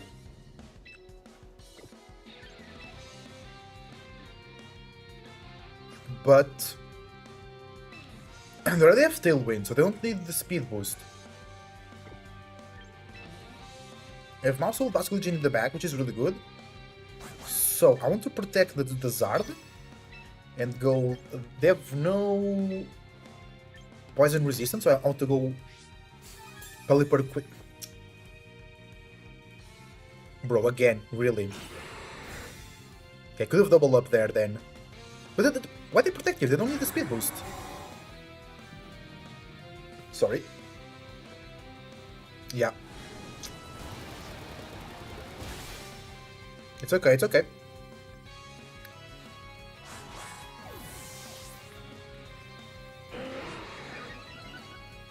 Two games in a row where they knock out the Pelipper like that. The Pelipper knows the Sneasler. Okay, now the Tailwind runs out in 2 turns. So on to Dragon Dance. Follow me.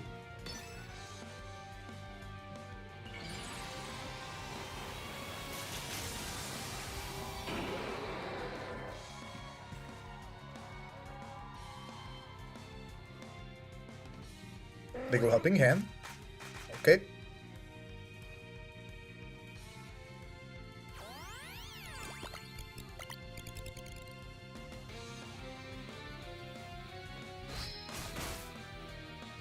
We go down.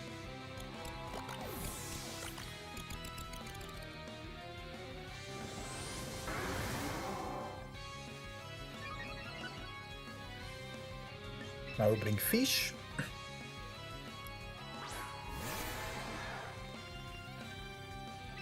Fish can't protect here,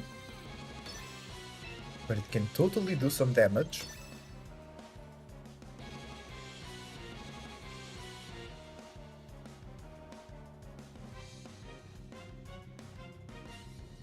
Oh, they protect! That's actually good for us, I think, depending who they have in the back.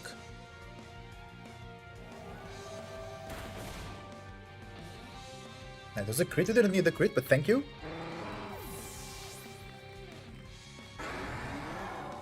Whatever they have in the back actually takes big damage from Last Respect.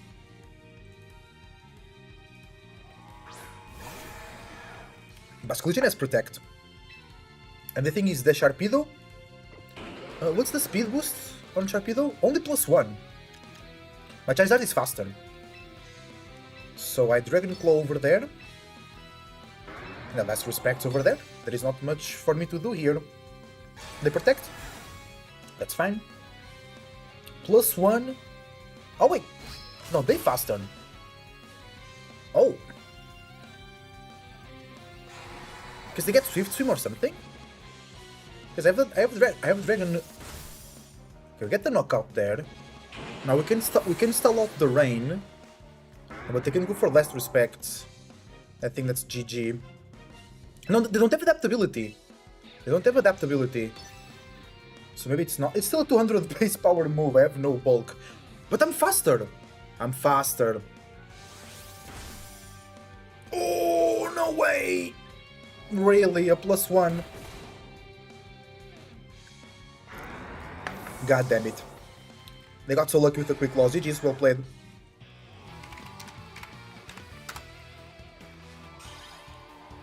Bro. The quick loss. The quick law proc, really. It's fine, it's fine. It was a fun match, it was a fun match.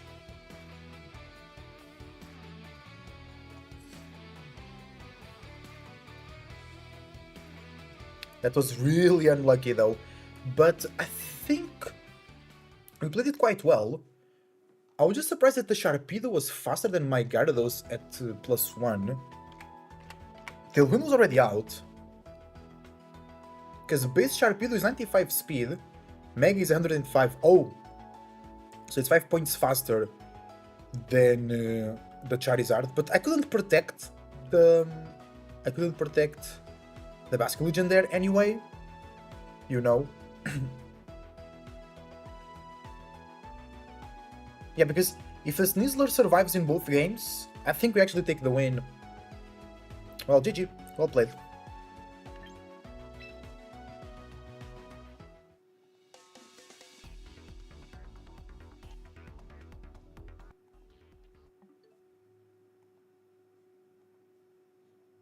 This field, because I do think it is so fun to see how pivotal and how interesting that we can play with. Okay, we have Santino and especially yeah. really Actually, I might win. Let's go.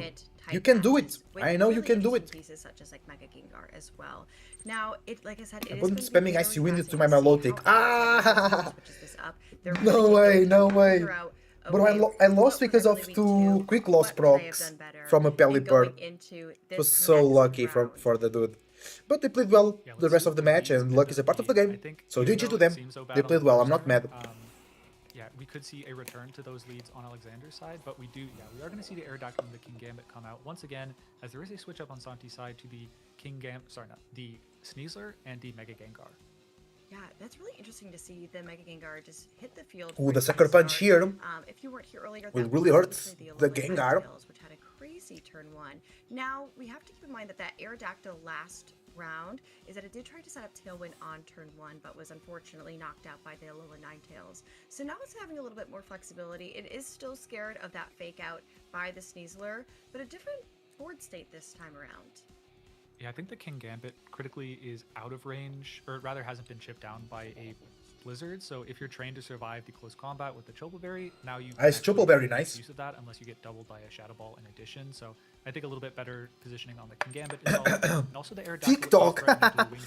TikTok comes out. There's no fake out Shadow Ball into the Aerodactyl. To You win just have soon. speed and be able to hit that first. But I think Santi sort of expecting that. Good brings in the switch. Incineroar to activate the switch. Defiant, yes, but at least make sure that you survive a dual wing beat. Dual. Ooh, the Yeah, Intimidate we plays a do big wing- role there.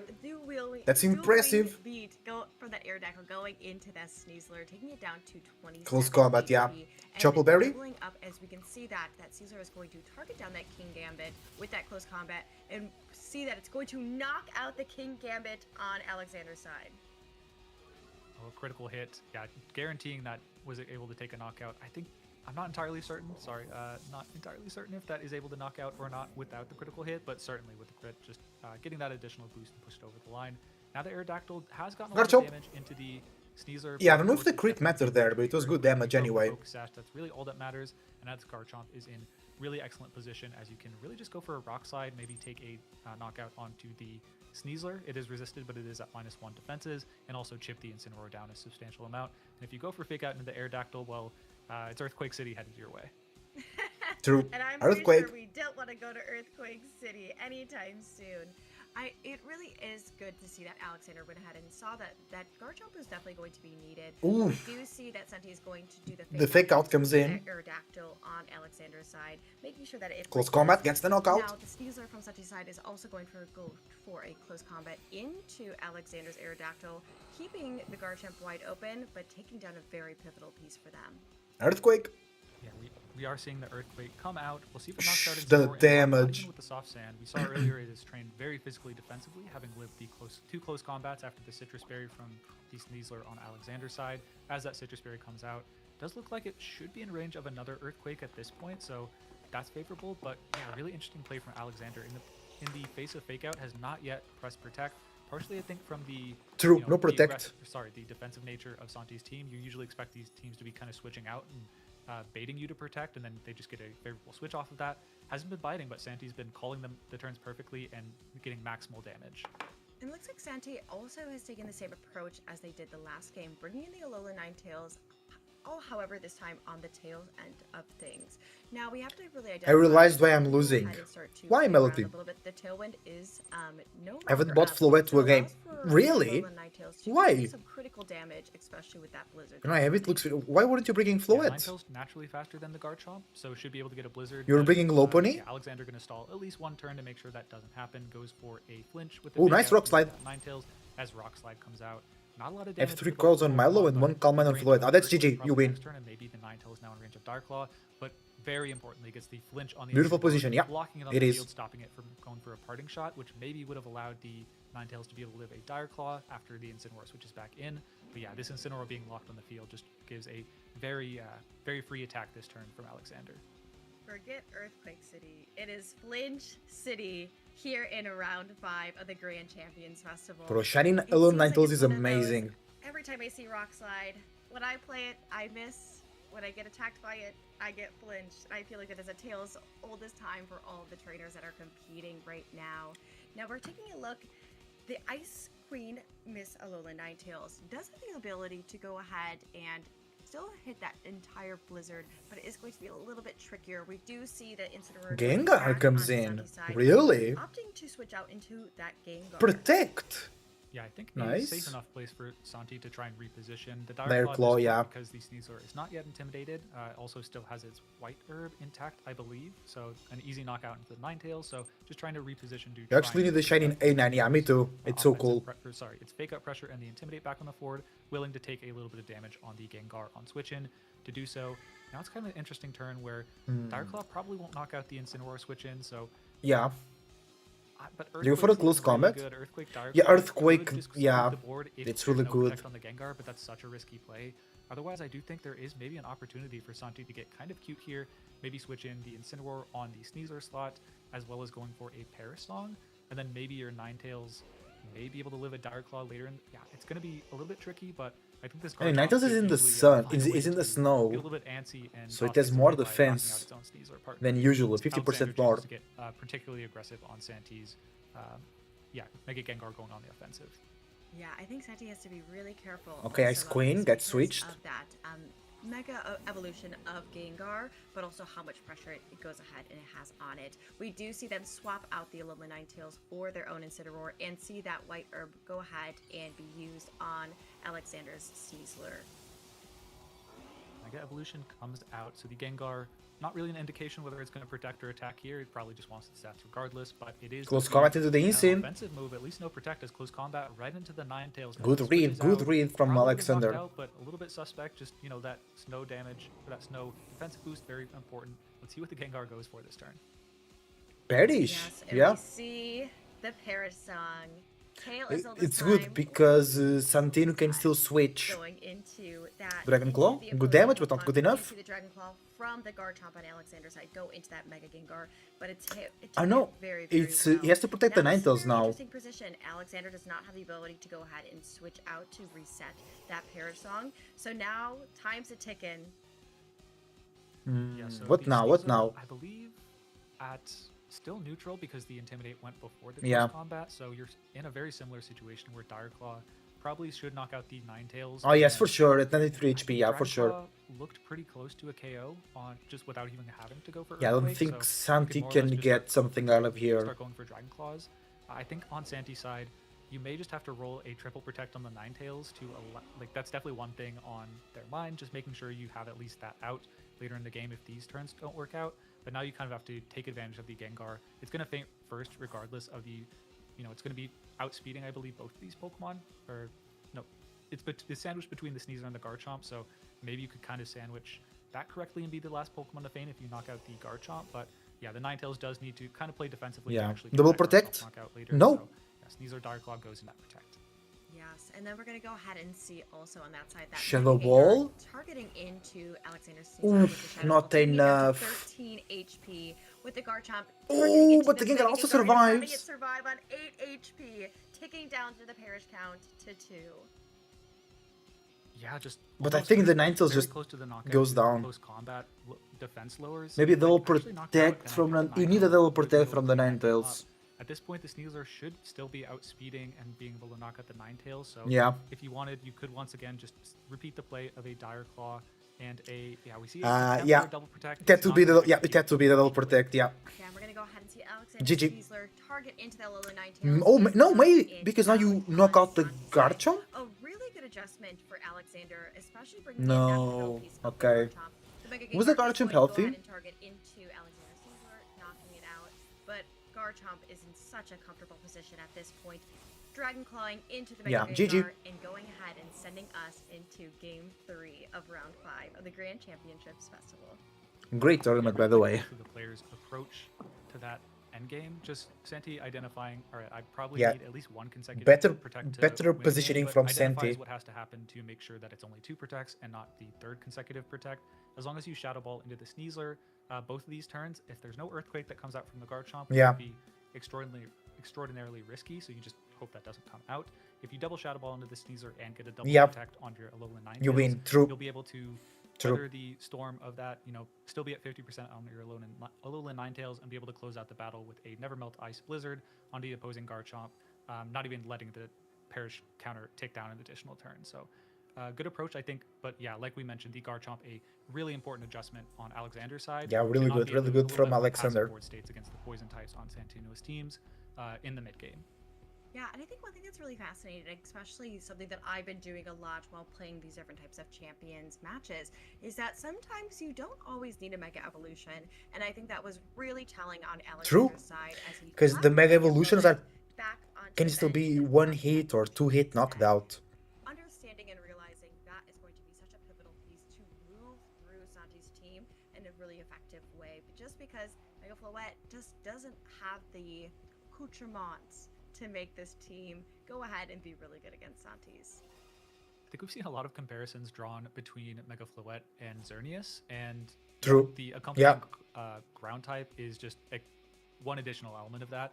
Just all the poison types. Imagine trying to answer the Floette. get Floette into and the second Xerneas round on the same board. team. We see no switch up from Alexander's side on the lead from the Aerodactyl and the King Gambit, as Santi likes the game 1 lead. It ultimately did win them the game, goes for the Sneasler and the Ninetales. One thing we didn't comment on before, although it seems fairly safe to go for a double protect here, if you do go for that, there is some susceptibility to, on the next turn, getting Encored on your King Gambit. So that's sort of the pressure that this Fake Out plus Encore combination is on Santi's side, but kind of pressured a little bit less frequent protects than you might expect from Alexander's in previous games.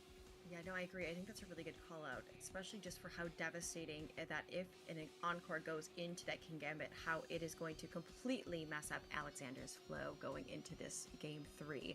Now, it is going to be very fascinating to see, is the Sneasler going to go ahead and fake out? That Aerodactyl is still holding a huge pivotal piece of setting up that Tailwind once again against Santi's team. That Alolan Ninetales is Okay, not fake gonna let out to get into anything the too King bad, Gambit, but that's it looks nice. like that King Gambit is going to Rock be Slide fake or out from Tailwind? the Sneasler on Santi's side. Dual Wing We Beat? do see the dual wing beat going into the Sneasler. from The Santi's Sneasler side, is taking not it built out turn 1. to survive that. Yeah, big one at knockout. We saw that happen in the Blizzard? first game, although it was on the alternate slot. The Ninetales and Santi did Yeah. still ultimately win that game. Let's see how this game progresses. However, one big difference, it was fake out into the King Gambit, so the Aerodactyl's Focus Sash still intact. Very Yeah. critical hit, but we saw from the last game, it more or less gets there pretty much all the way. Oh, wow, Oof, another on the crit, King double Gambit. crit, that's I crazy. think, worst thing we can see here is a freeze on the King Gambit or any of these Pokemon. Oh my goodness. All right. I'm so sorry, Alexander. Can we see 2? No, but we do see the flinch. Yeah, just you do lose the Sneasler, but I think you might be happy. That Aerodactyl was going to be otherwise pretty free. Well, I guess it would have been forced to protect in the face of a fake out, but now just really hoping that it's able to wake up in the face of this Incineroar's pressure. And I believe, what was that? Yeah, did flinch on the King Gambit, so no cute Encore pressure this turn. Cedric, I think you might have to write Alexander an apology form for maybe calling. Oh wait, the out freeze on the Aerodactyl. attack. That's crazy. But it looks like That's it's in a really cruel. interesting position right now. The Aerodactyl. Aerodactyl frozen in mid-air is so funny. Especially since Look it's at not him. to its focus dash. We are gonna go. see Ah, he's Alexander frozen on, solid. Blizzard. Oh no. Alexander going for the protect on the King Gambit, and a Blizzard going in and knocking out the Aerodactyl for Alexander.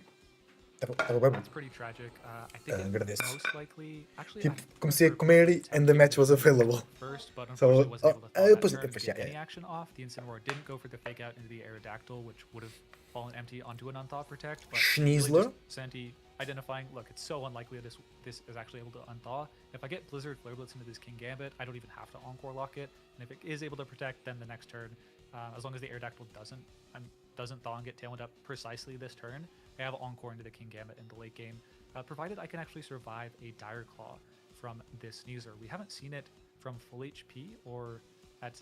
Yeah, Yeah, I'm full uncertain HP if it's no, gonna we be able haven't to seen survive, that. But if it is, then you can kind of just lock the King Gambit on the field with Encore and maybe be able to win the game with Mega Gengar later on. Yeah, I think this Alolan Ninetales is in a really interesting position that if it can survive that Dire Claw from Alexander's side, that if it sets up that Encore on the King Gambit, it's going to be a really hard position for Alexander to get out. Just also dependent on what final Pokemon that they have on in the bench for their team. We are going to see the King Sucker Gambit on Punch into Alexander's side. Go for the Insane. Sucker Punch into To the get King the Gambit. knockout with close And we're combat? gonna go ahead and No. see that Dire Claw Let's see. targeting It into Alolan survives Ninetales and at bringing it down to 49% sleep. 49 HP. Para. Seeing the paralysis on Aye, it is aye. no good, and we gotta see if it's Encore! going to go ahead and Nice. paralyze it. And no, the Encore Still goes faster than the into King Gambit. King Gambit is so funny, bro. Down a little bit. Ooh, Flare big Blitz now Flare able to go into Blitz. King But Gambit. wait, I did get the parting Sucker Punch off, so would have been better off going for a Blizzard, just hindsight 2020 there, but yeah, would have at least forced it to why stay Encore with and the Flare protect, Blitz? For if it because is of a able to go Flare switch? Blitz somehow. However, yeah, the Sneasler has chipped down the Ninetales. We are down to the final 2 Pokemon on Alexander's team. Definitely could call that out, given if it's Mega Gengar waiting in the back, a Pair Song could be a cool way to close this out.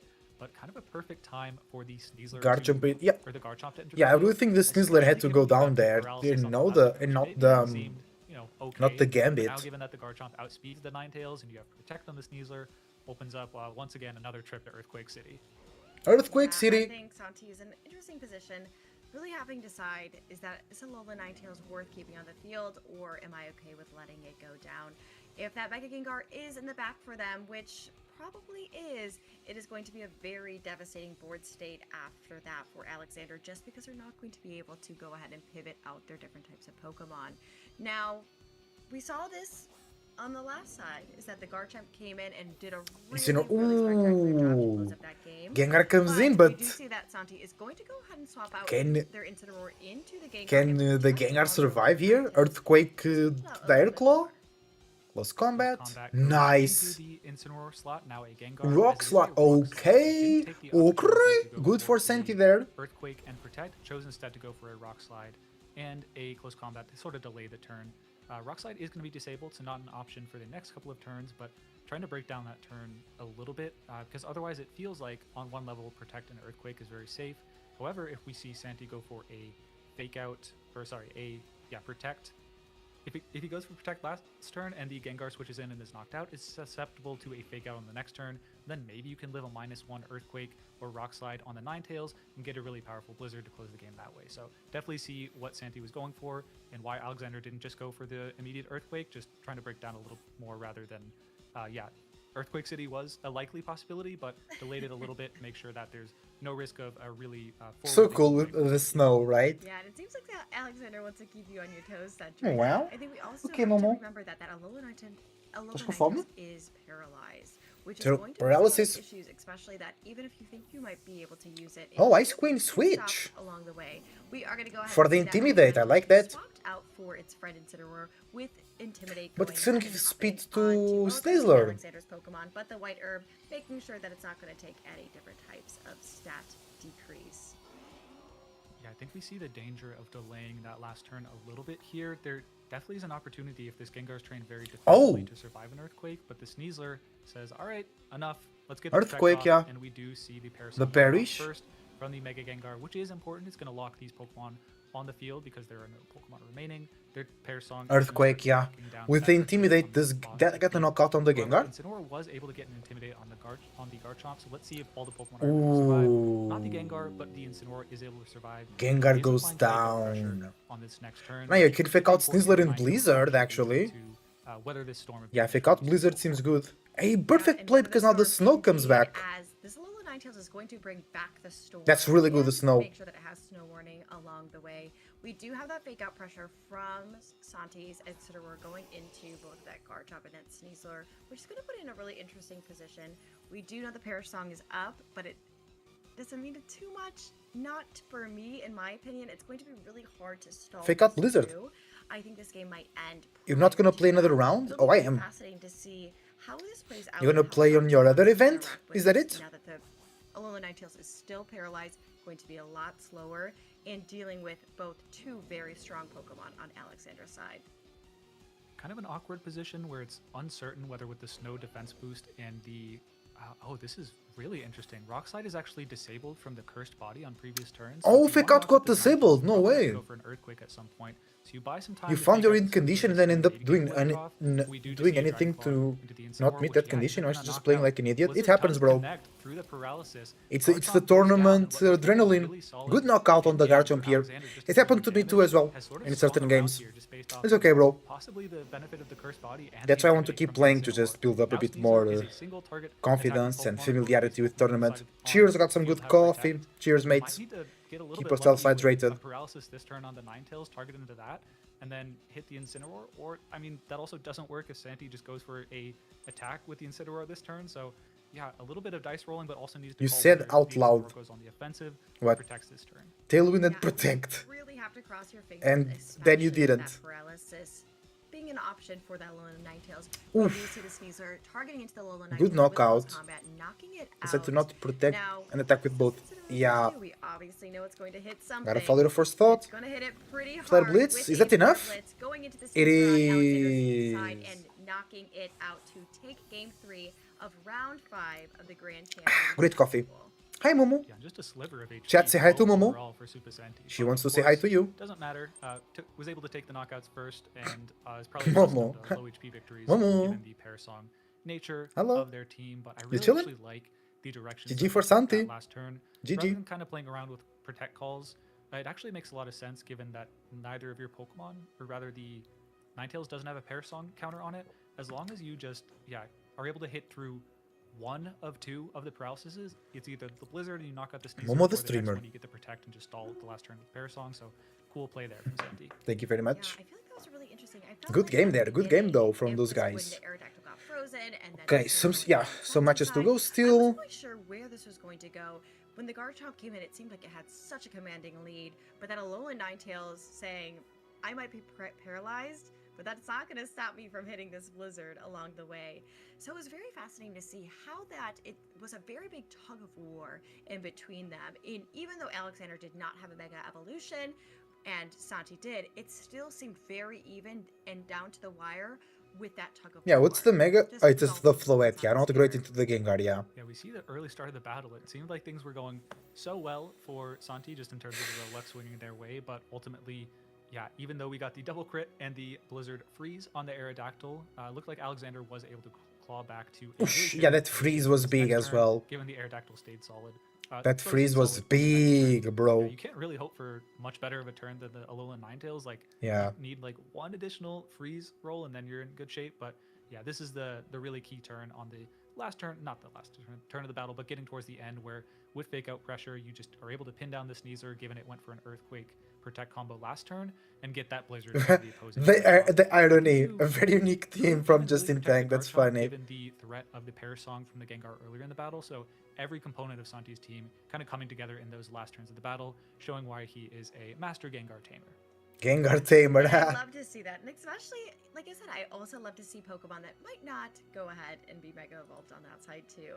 Now, question Cedric, a little bit off topic, but you know it's me.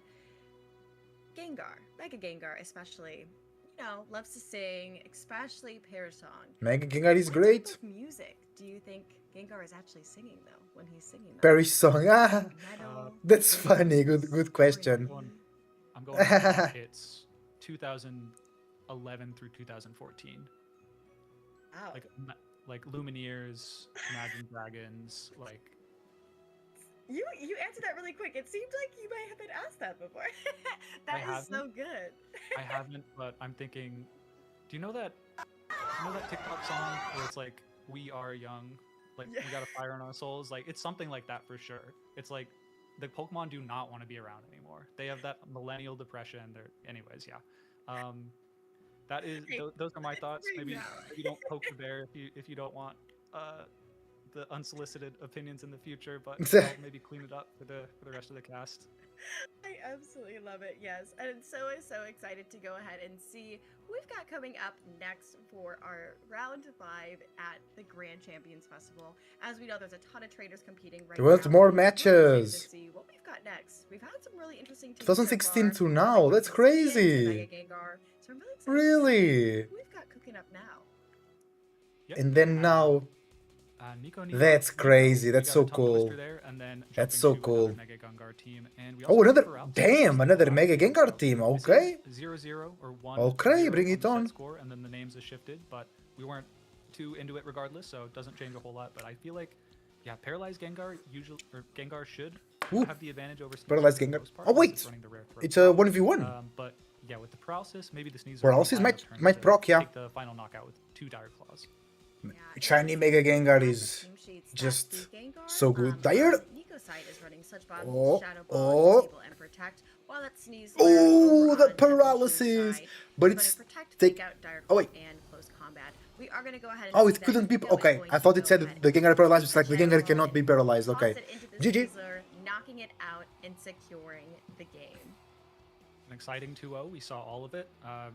If you don't remember seeing all of it and only that last turn, then that is, that's a hallucination. Sorry to say.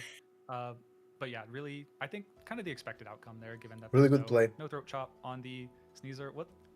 What's funny? We all saw all of it. Yeah, Courtney, where were you? yeah, totally. It's not like we were like it was like Men in Black, and we were like, hey. Yeah. No, but I will say one of the things that I do really love about that, and especially seeing just coming into the game on that side of things. One, I love shiny Mega Gengar. Yeah, It's I said that as truly well. Shiny Mega Gengar is one of the best. Yeah. Totally. But Totally. also, it seems that we have an admirer of Whimsicott also on Nico's side too. So hopefully we can go ahead and see that running it back into the next game. But we do see that Gengar really was just not afraid at all of the Sneasler. Yep, seeing a replay of that. I think, unless names are wrong, I think Nico Nito was able to take that 2-0 victory with that last turn. So one interesting point that we didn't comment on was that this is a new interaction we're actually seeing in Pokemon Champions. What? If a status was going to activate, but a Pokemon is otherwise immune to it, you can still see it activate. You saw the Gengar is Yeah. already paralyzed so indicating that if it weren't paralyzed already, the Dark Claw was going to activate and get you anyway. That's cool. That's cool, actually. Kind of a new that interaction layer. exists. I kind of like it. I think it's pretty funny. It's like, I mean, I would have lost anyways. They're gonna get the sleep regardless. Who cares? So yeah, kind of a cool new addition. But other than that, yeah, Nido progressing to, I believe, the 4-5-0 record. No, yeah, 5-0, 5-0, yeah, 5-0, It's been 5-0. A little bit less long of a day for me than you, Courtney, but yeah, still trying to remember the rounds.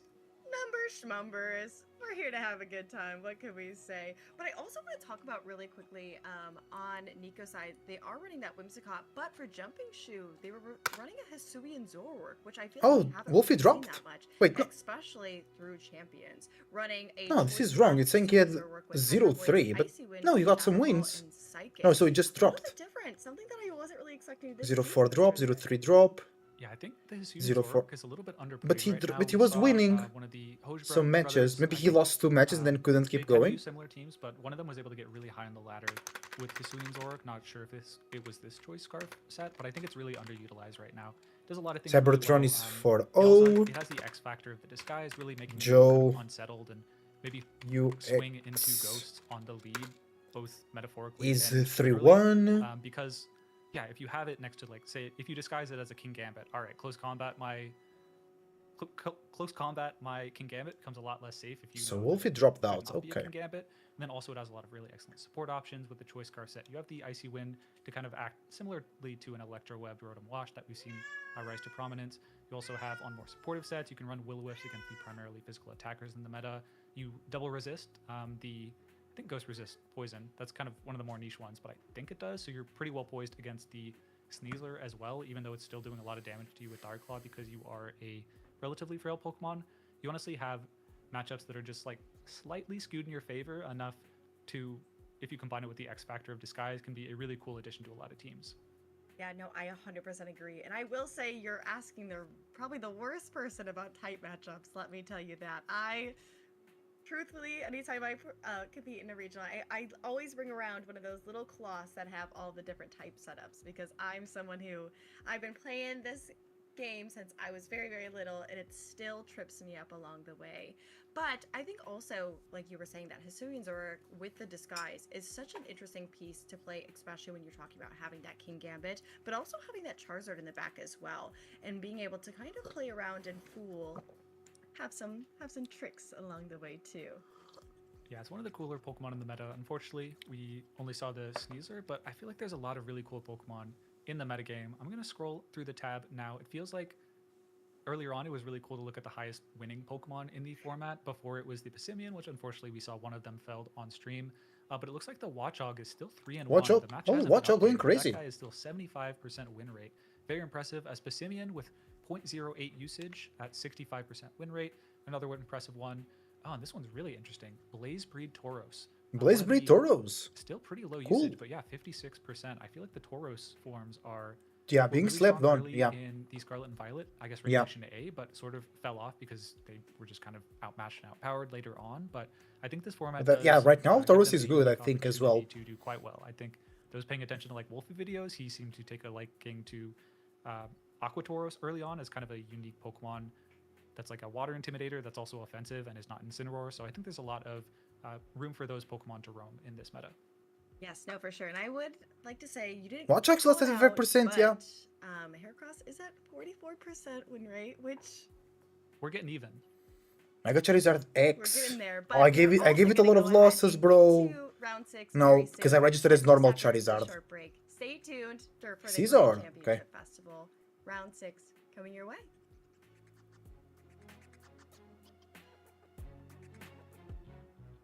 Okay, now we wait for round 5, round 6.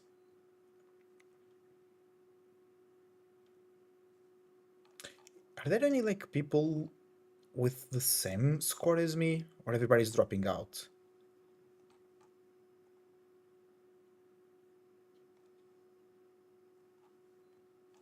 Somebody was 4-0 and dropped. That's harsh, bro.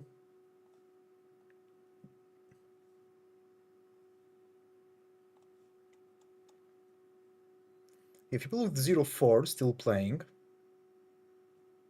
0040404. Okay. Yeah, I see a lot of people still playing, even though they're losing a lot. I don't see any Portuguese players, bro. Where is Portugal? Portugal, Carrilhos. Oh, there's a Portuguese player here that dropped after getting 4-0'd. I mean, if you get 4-0'd, you just keep going, no? Okay, so a lot of people playing, yeah. That's fine, that's fine.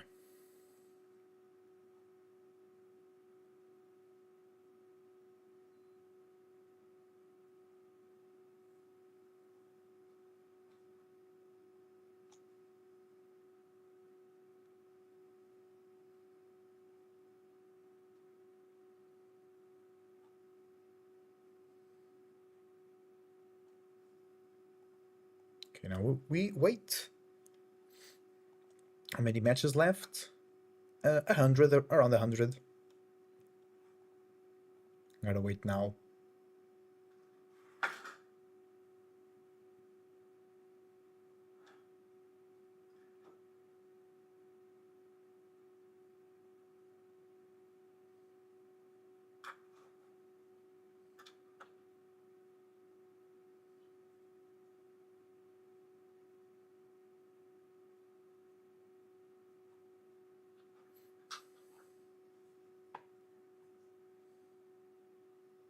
It's a washing machine. It only has one water type attack.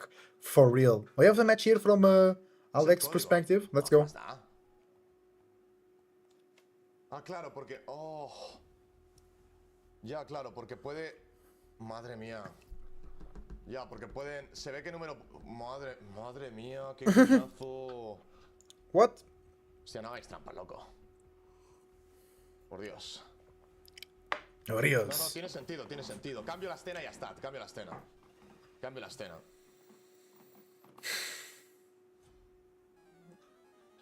Cambio la escena y ya está. Hago así y así. Es un momento. Also Gardy, Vale. Palafin, Frosty. Okay. Wait, Vale, hay que poner... Vale. A ver. No pulséis rápido si nos importa. No pulséis rápido. Si pongo aquí... Si pongo yo aquí números... Oh, what's no, that? no se tapa. Vale, ¿cómo lo tapo yo? What's wrong ¿Podéis there? mandar alguna imagen? Una imagen... Una imagen para taparlo por disco. Una barrita negra. Sí, me mandáis una... Bueno, a ver, puedo... He wants to buscarlo yo. cover the HP of the Pokemon. So maybe that somebody told him that one of these players are watching the stream? Barra negra PNG. Esto mismo. Pon guiones.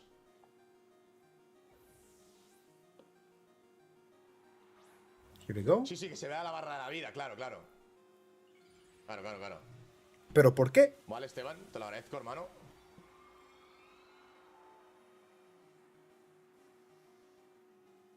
Es un Mega poco sobre Frost todo Blast, los nice. PS. Ya, pero cuando se quejan hay que actuar, entonces no hay más.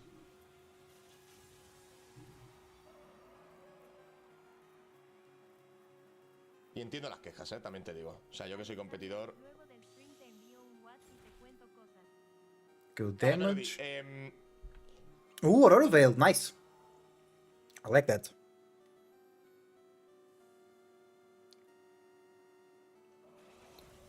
a ver. He wants to cover the HP. Okay, of all of them? ¿Cómo lo veis? But then we can see ¿Cómo that lo we veis don't así? know. ¿Qué os parece? Why just Está have bien, ¿no? one Pokemon? Perfecto. Vale, pues... Why just covering the HP of one Pokemon? Copiar... Ah, Algo he's un going pelín to más copy. grande abajo. Más grande. ¿Para qué? Queda toc. Un pelín, sí.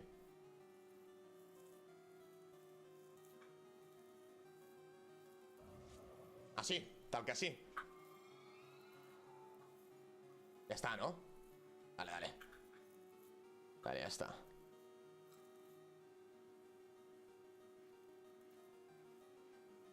Okay, Oh, look. fuck. Se me fue. Protect. Se me fue. Vale, ahora lo pongo. Sorry. Oh, yeah, Aurora Velding in front of the Ankh. Bro, Hector is kind of screwing himself. He's just opening himself to be super anchored. De corazón, Me pillo el guarda. Me pillo el guarda. Vale, aquí. Ahí estamos bien. Ahí estamos bien. Y ahora, no peguéis si no os importa. Eh? Vale, pegar, referencia. Vamos, vamos. Vale, pegado. Y ahora. How many matches to go for round 6 to start? pegar y Oh, it's completed, so they're doing the pairings. estamos. Bueno, puedo hacer un pelín ahí. So he's covering the numbers because people are watching the stream to Ya está. then do perfect calcs. Because the thing is, with the percentage, Está perfecto. you don't Bueno, know ya está. exactly what HP the enemy has because it's more or less. Oh, Aparcado. he'll stop watching? Da un poco de toque. ¿Qué le hago? What happened? O sea, si hay peña que está haciendo trampas, ¿qué le hacemos? No, no hay más. No hay más. O sea, es necesario. Es necesario. Vale, Melody, is pues that you? activos por ahora, que no están Is that you, voy a Melody? activar inmediatamente cuando estén a punto de empezar. Cuando estén a punto de empezar. Gracias, Román y y Héctor, Oh, bonus coverage, nice. Si hay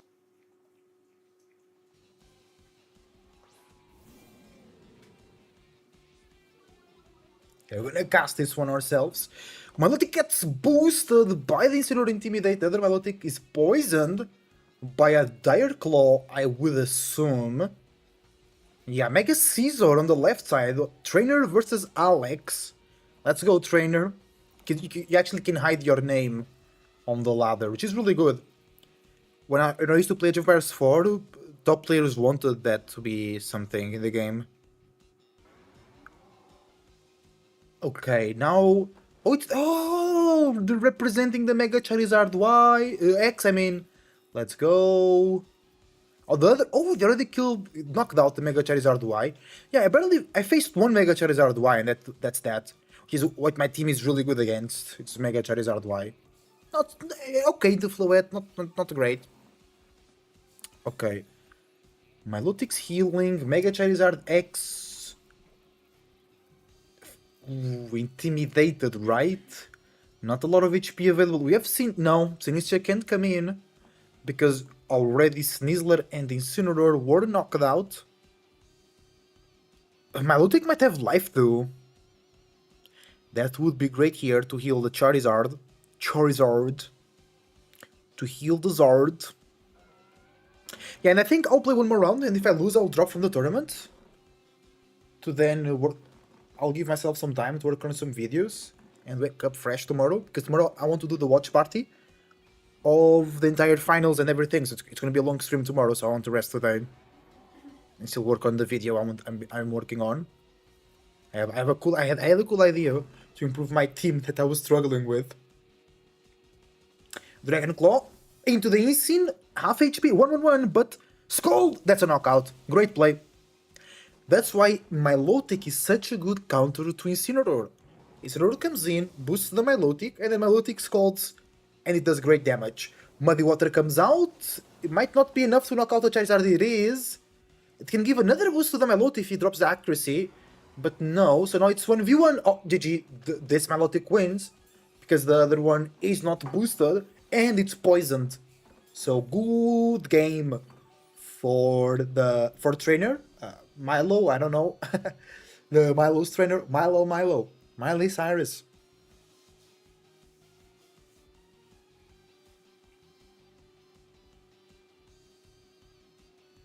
And I don't know if it's this game 1, if it's game 2. Protect for more healing. There is no need to protect there, right? Oh! Hypnosis! Maybe that Milo coiled while we were watching Alex stream?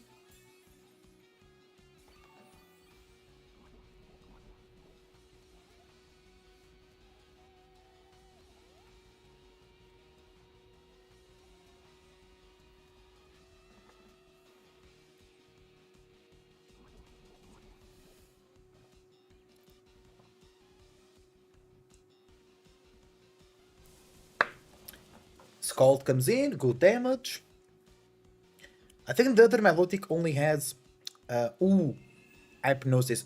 The other Milotic only has Muddy Water, but this Milotic on the left side will be healing, the other one is poisoned, and now you wake up earlier from sleeps as well than in before, so pretty chill.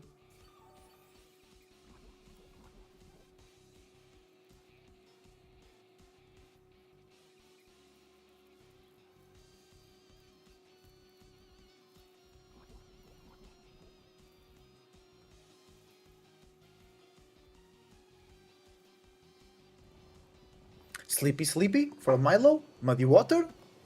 The danger of Muddy Water is that it can drop the accuracy, but also boost again the special attack of Milo. But no, accuracy drop, lucky.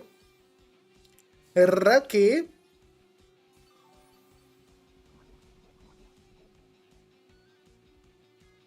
And now we're gonna have a standoff, Milo versus Milo.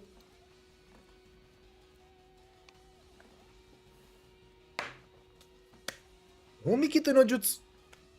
Momo. Wait, sorry, Momo. Are you okay?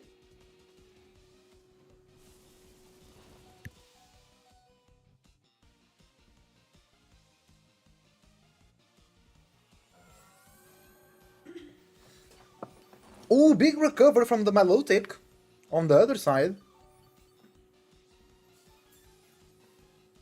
Oh, bro, how long will this take? Oh, damn.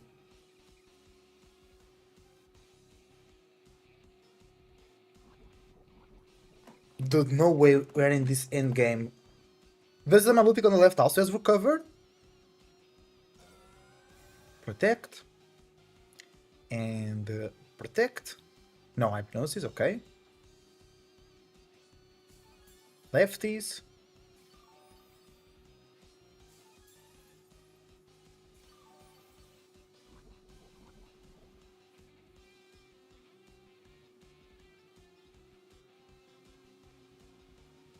So I guess the Milotic on the left does not have hypnosis.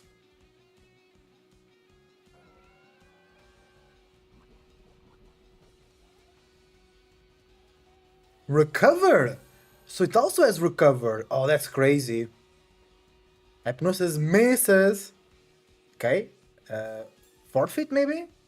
No, because you can always fish for crits. The poison is taking damage. Slowly but surely.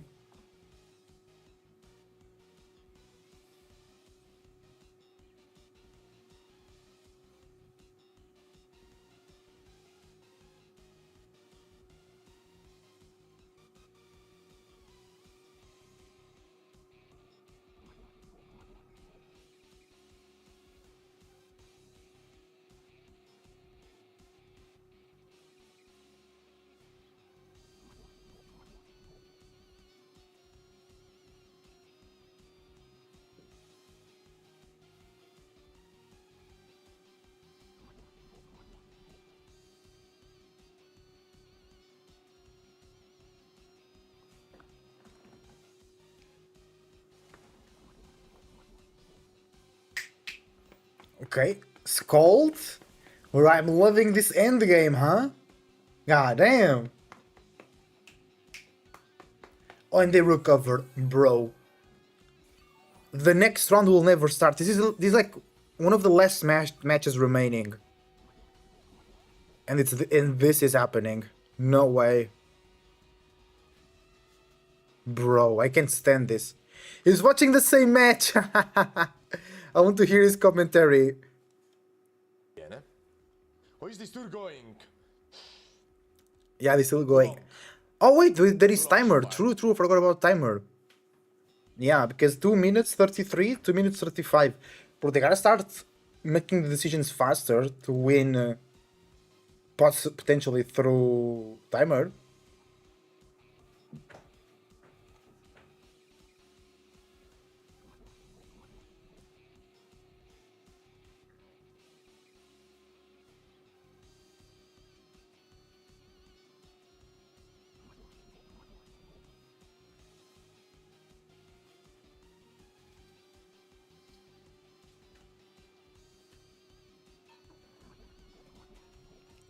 Okay, still not taking it. Oh, here we go. No crit. And...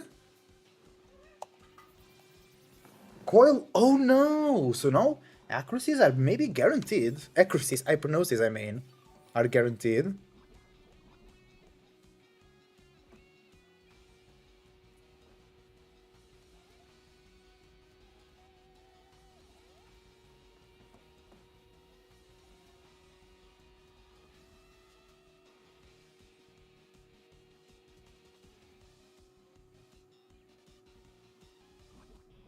GG! The train. Okay. A draw? Wait, a draw? The battle ran out of time, was it? Oh yeah, total time 0. But that Milotic had more HP. This Milotic had more HP. Why is it a draw? Por Dios. Por Dios. Why is it a draw? If the other guy had more HP. Madre del amor. Draw, no, no, no. Dios santo, Dios santo, signori. Uf. Y ahora, ¿ya está la ronda? No, última partida, por Dios, tío. He's also not enjoying that long match. Por Dios, tío. It's like for God, uncle. Por Dios, tío. Vamos. Ah, bro, what the hell? The Milotics be making the tournament slower. Because there was another draw from Poland Puff Girl, for an example, which also was a Milotic.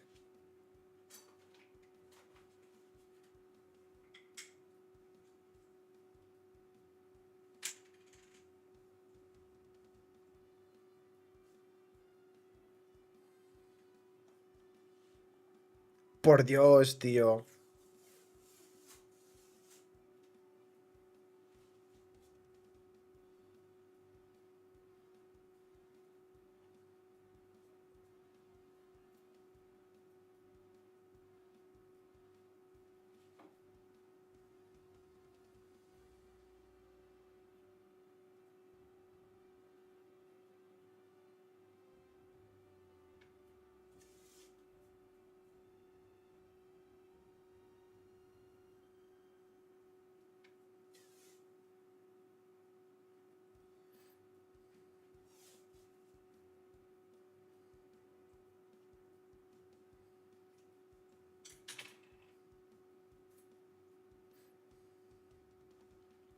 Okay.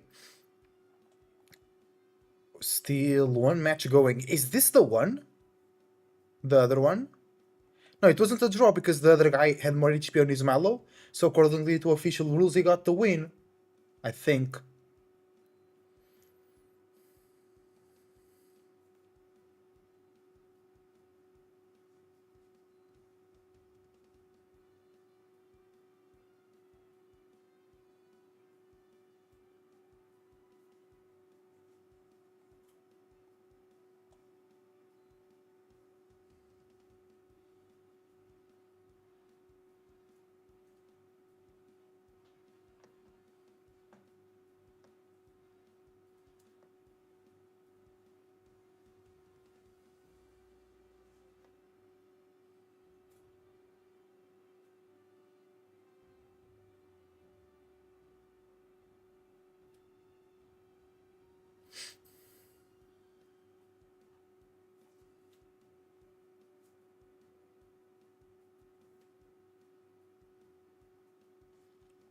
Okay. Bro, still waiting. What match is going on, bro? That's crazy. Hold on. Let me get to the pairings here. Hide complete matches. It's this match. Jemmernut, Sunny. They are 2-2. So one of them can still go, actually. One of them can still go through. The other one will be dropped right here, right now. That's crazy. That's crazy, brother. Actually, I would like to watch that. It's a decider. one of those players will drop. You know.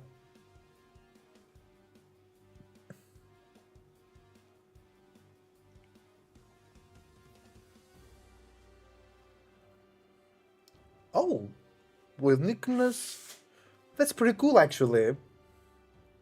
Guard transformation. Oh, wait, we're here. Oh, is it?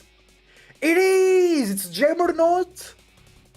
Wait, Juggernaut and Sun! Oh, that's big! One of these players will be knocked out of the tournament, the other one will still have a chance to go through. If you get more than 2 losses, you can't go to day number 2, you can still play the rest of the rounds, like myself, 4 losses, you know? But one of these players can still go through. The game is really loud, it's not from me, it's from the stream. It's really, really loud. But we are here, I hope you can still hear my voice. So I have a knockout on left side. Both of these players are 2-2, so the one that drops here will not be able to go to day 2, the other one still has a chance. So we have Vinu and...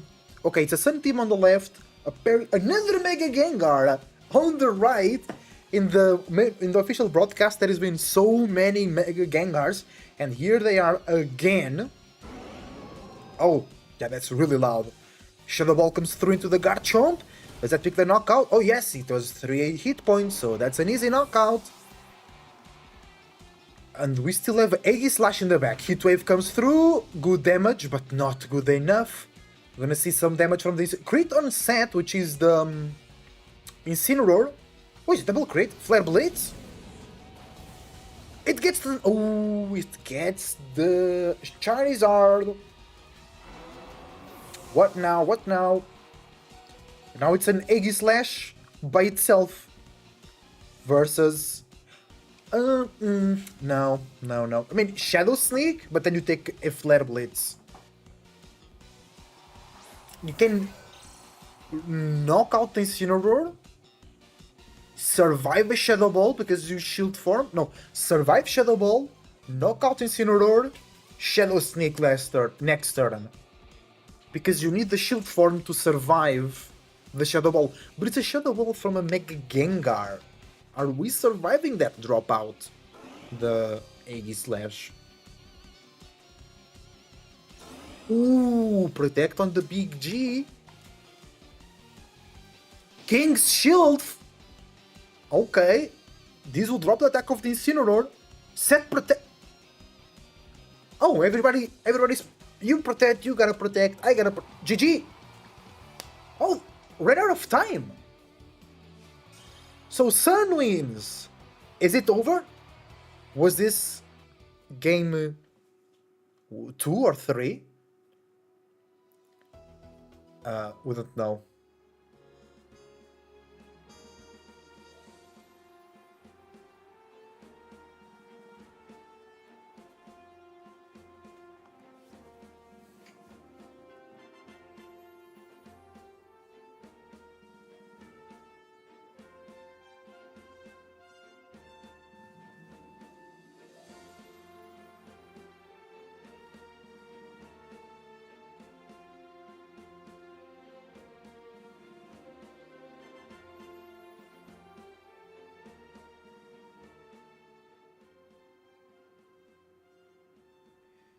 You know, I used to really like my Lodic. Sorry about the wait, everybody. Technical difficulties will happen, games will go long, especially when we have so many talented players facing each other. True. Don't worry. Now that our round 5 is over, we're going to be coming at you with round 6 as soon as our judges finish pairing the round.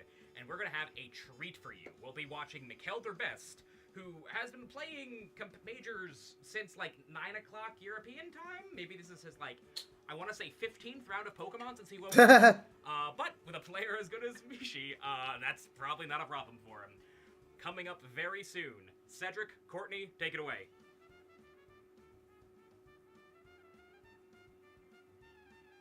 Hello, everybody, and welcome back to round There you 6 go. of the Grand Champions Festival, hosted by ScrawVGC. I'm Courtney, also known as Still Liz waiting here, for and the I'm round. here today with... Cedric, Talon Online, and I am also excited to be here. Thank you to our ringleader, Circus Master, Jacob Scraw, the one, the man, the myth, legend, of course. so enthusiastic as our host. So you guys been loving Scraw? Want to hear from you guys in the comments. But yeah, he's been great. The matches have been great. The whole tournament's been great. I think a lot of people were scared about the amount of people, but the judges have been performing excellently, and we've gotten through a lot of the growing pains, I feel like, at this point. So everything's going awesome. Yeah, no, it's absolutely fabulous. However, I will say one thing that I know this is Scraw's tournament, and it's a big deal. However, Scraw, I really can't have you disparage my girl Milotic like that. Because she is truly my queen. So I'm just saying, after this Scraw, me and you can have a 1v1. You can bring Mr. Rhyme. I'll bring Heracross. We'll have maybe a Milotic or two, and we'll duke it out to see where we end up after that. But before that, really excited to see what we have for round 6. Round 6. Yeah, should be exciting. I think we've had a decent diversity, even in the matches where we've had the more or less standard Mega Floette team. We've always had a counterpart that's pretty interesting, a little bit off meta. Pessimian earlier, as well as a number of very cool choices. The Ninetales, a highlight from the last match. We are, of course, waiting for the pairings for this round to come up, but as soon as we have those, we're going to feature another highlight match. We are, of course, round 6, which means that there you go. I got it. The remaining players on the stream will be very...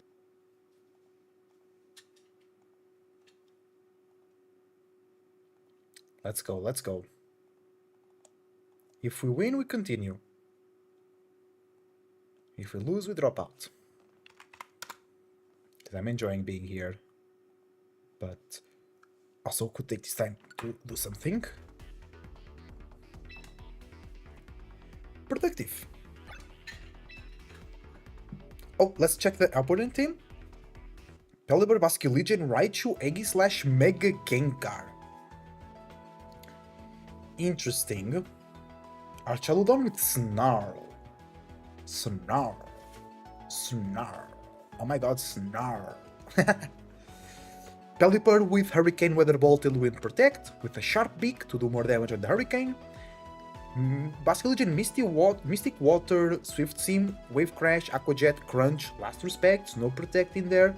Archaludon, Metal Coats for more Steel-type damage with Stamina ability, Electroshot, Flash Cannon, Draco Meteor, Snarl. Rairai with Magnet, ability Lightning Rod, Fake Out, Thunder, Volt Switch, Protect.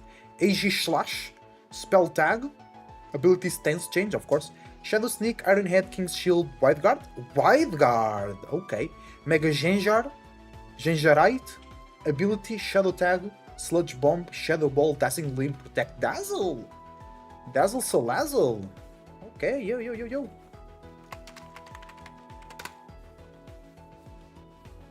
Let's go. Mega Salazzle. It actually should do Mega Salazzle, actually.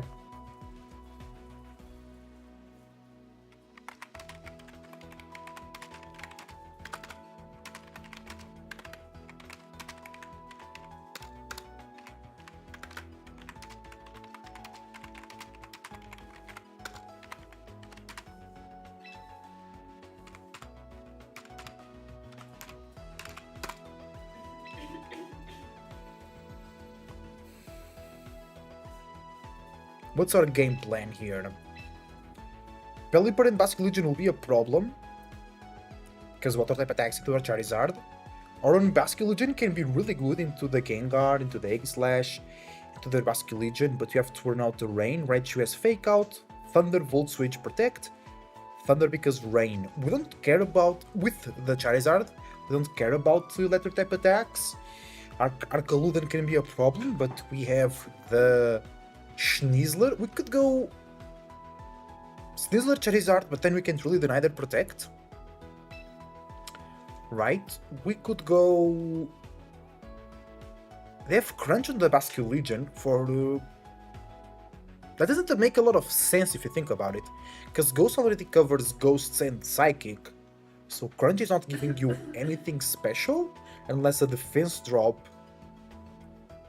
It can be good if you lead with Basculegion and you have only 50 base power, Last Respect, and you're gonna do a bit more damage.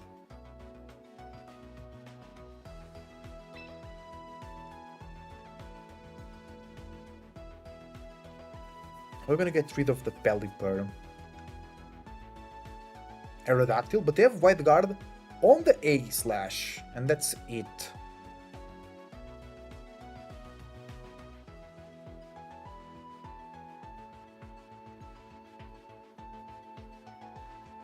So we can spam Rock Slide.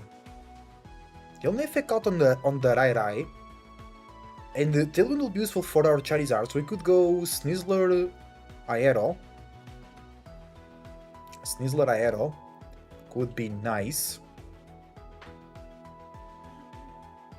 Can we see the performance of the player? Yeah, they're like us, 1-4.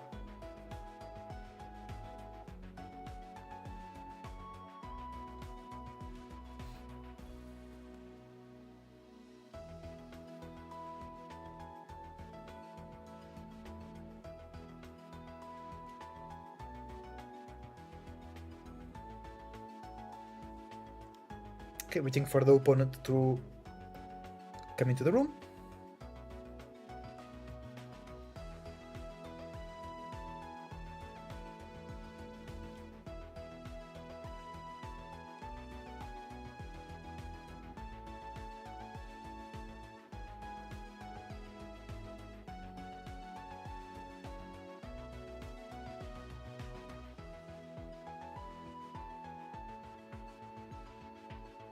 Okay, I really have to go to the bathroom. Oh, but the matchmaking is now going. I should have time.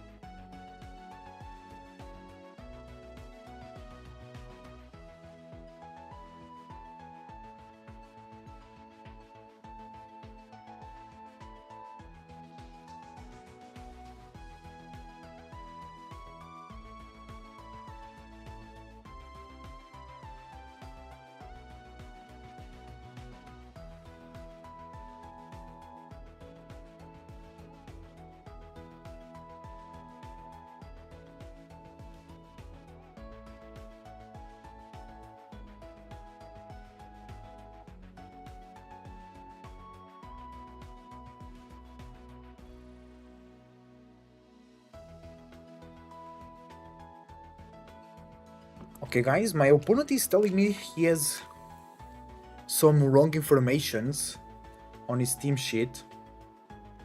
So he has Flipper on Basculegion, and they have Protect for Arcaludon.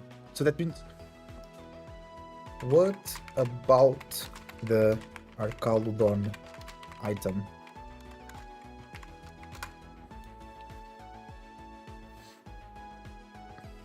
Because then the metal coat makes no sense if he doesn't have flash cannon.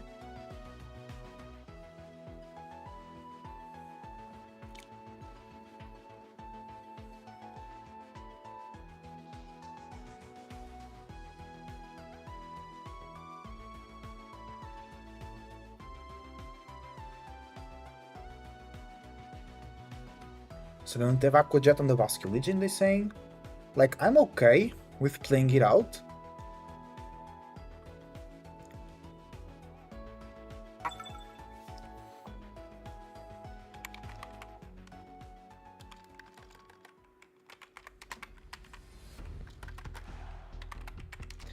He's not responding to me. What item does... oops. I'm asking... Does the Arcaludon hold the metal coat?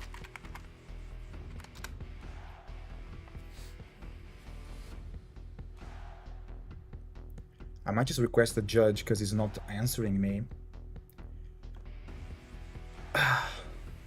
We'll wait it out.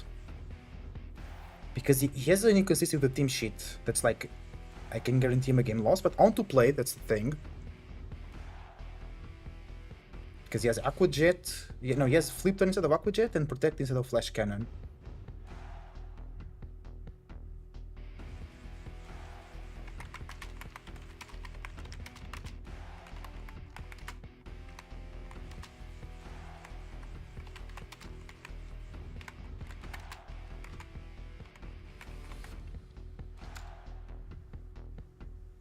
Because it doesn't make any sense to have Metal Coat if you don't have Flash Cannon.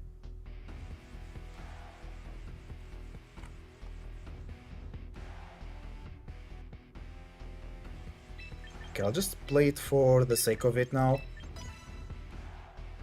Then see if he responds.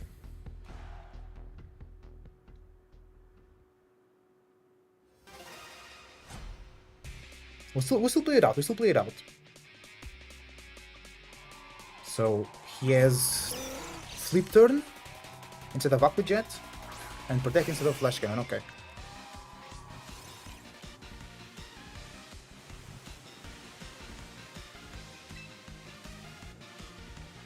Pelipper has Shark Beak. I want to get rid of those guys actually as quick as possible. Raichu is Fake Out, Thunderbolt, Switch, Protect. Okay.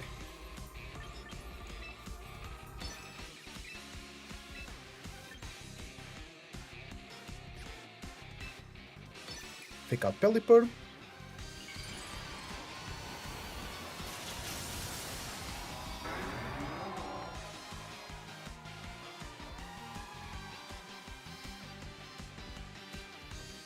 They fake me out, it's fine. Wait, you're faster than Slither because I'm not Jolly. I see. Good damage. They go Weather Ball, it's fine. So they are faster than my Sneasler. It should be fine. I just don't want them to get Tailwind up. Protect is there on the Pelipper. Weather Ball did big damage.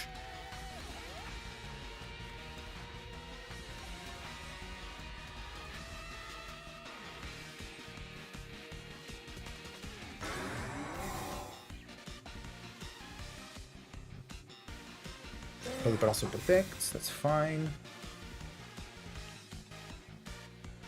They both switch.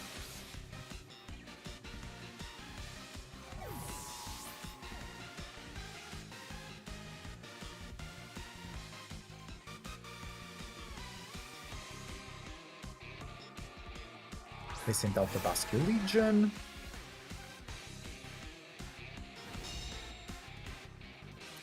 So the Vasculigion is now faster because of rain.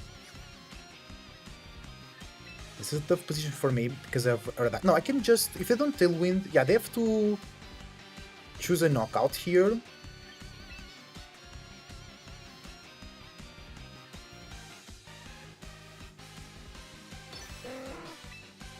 So I want to double up on the Pelly.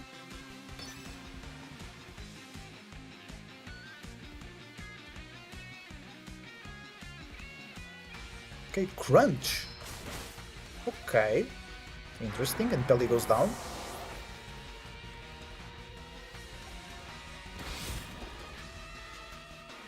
That was a crit. Bro, I get a lot of these crits that don't really matter. My Basculation, maybe it's not faster because they have rain, right? So I want to save it for when rain runs out. Raichu is here.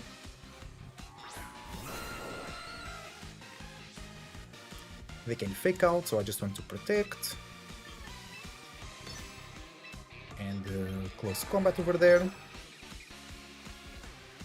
Raichu also has protect. I protect. They fake out.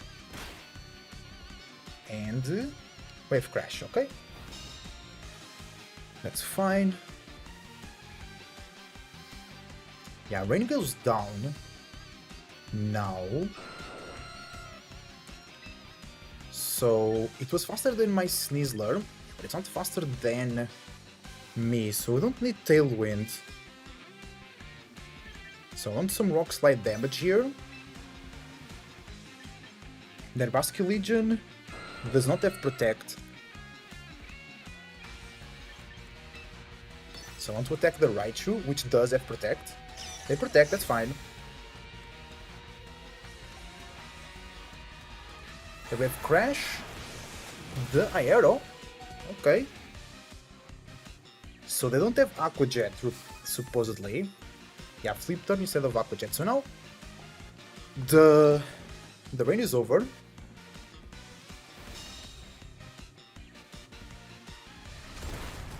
We do big damage into the Basculegion. Close combat over there, that's not enough. They have one last Pokemon in the back. The rain stopped.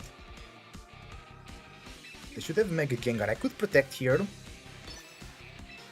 And go for close combat. Again on the Raichu.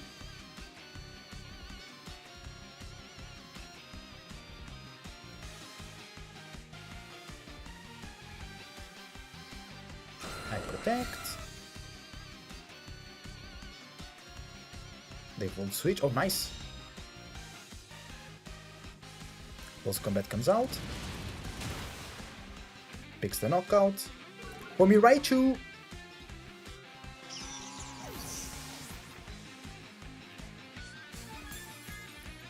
Now we Giga Fast. That shouldn't matter.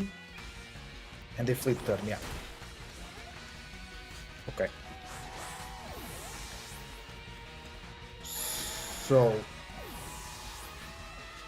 this game is so easy when I just bring Floette. That's true. Floette is really good. We got the Pelipper down, yeah. So he has Gengar and Aegislash. They both have Protect. Oh no! Only Aegislash.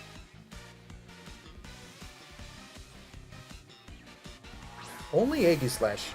So the Basculegion does not have Protect.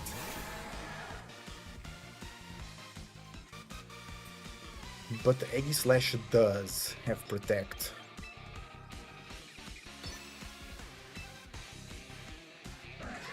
So I have to last respect the Aegislash. Because then I can't beat it with just the Aerodactyl. Oh. They go Shadow Sneak. Yeah, I couldn't protect there. So actually here I had to go after the Basculegion.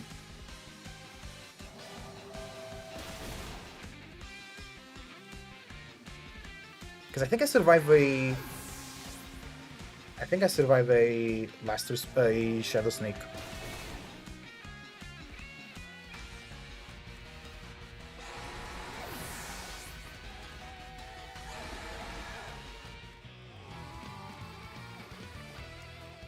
Okay, GG.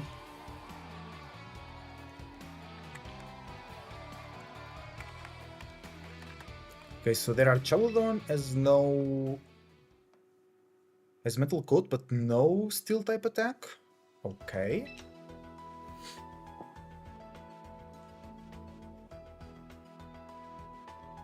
Okay, I think I want Mouse Hold for the next match. For sure.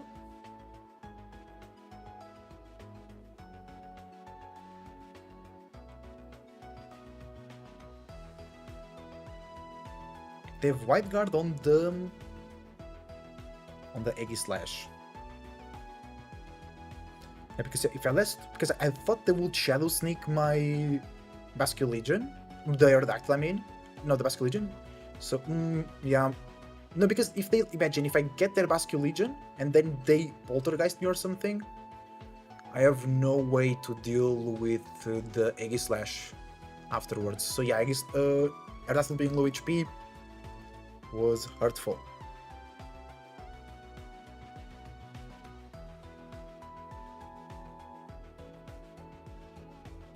Also has 3 ghosts, so maybe it's better to not bring Sneasler. If I get Tailwind, the Sinistras should be in very good shape. Come on.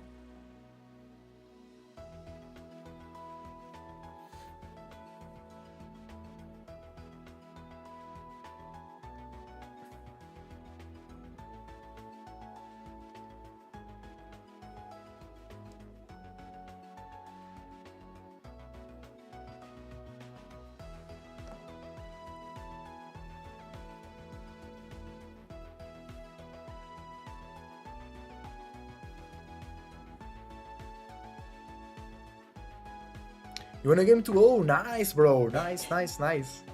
Yeah, Fluid makes it easier, right? Not a lot of counters for it. I mean, it's more like on top of the ranks that people have the counter for it. Okay. But the Sneasler is really good into the Arcaludon, though. If I want Cini, really need Tailwind.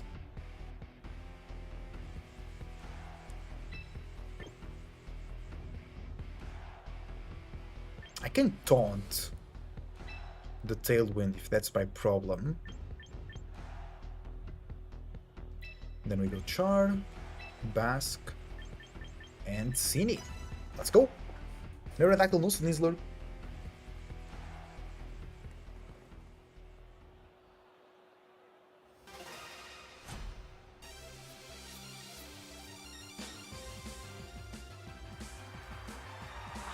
Raichu Pelipper. Muscle Charizard. They can fake out and go for a clean Tailwind here. But it's okay, the Raichu will already be faster.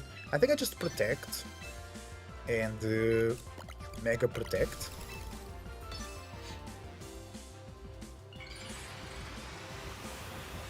Then we can just follow me next turn. Get some knockouts.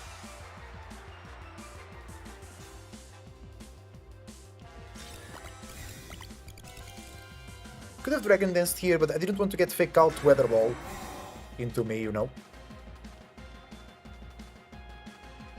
Yeah, Fake Out into the muscle, and it was Weather Ball. Okay, nice.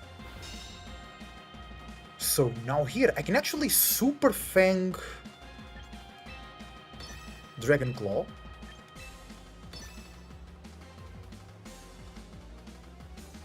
It's really cool. Yeah, there you go. Good damage. They go Volt Switch. We tank that. Beautiful.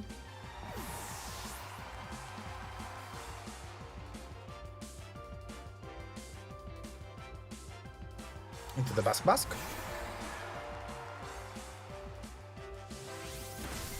And Pelipper goes down. No Tailwind. Now I have to take care of the Basculegion. I have my own Bask in the back. Basculegion can set up, so we just protect here, avoid Fake Out. It's pretty good. They can go for Thunder in the rain. It's also something to be aware of.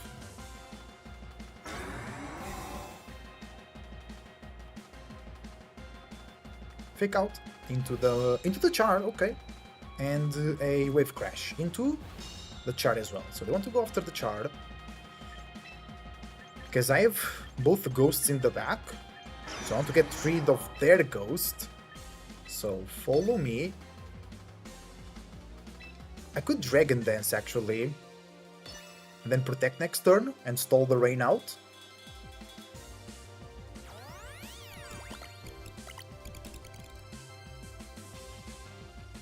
Wave Crash. Nice.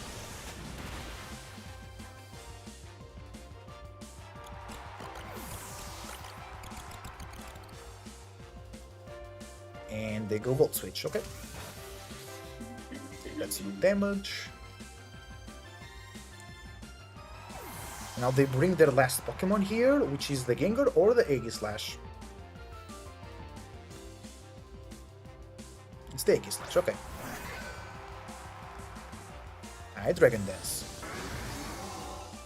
So now I bring Cini and I double protect to stall the rain.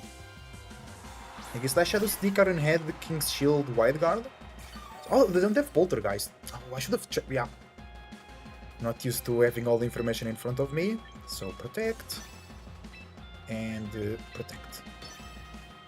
They can switch. Actually, switching the Raichu here will be the best play for them, so they can fake me out next turn.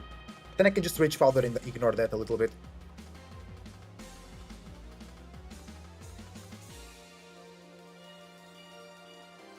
Protect. Nice. No switch. And protect.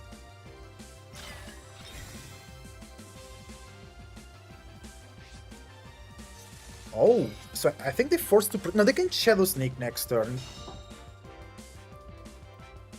Last respect. Bling. Bling. The rain stopped. Here, I just... Rage Powder.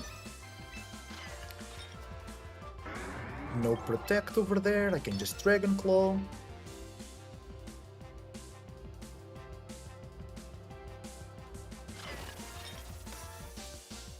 No switches. I think no protects as well. Shadow Sneak. We got the berry.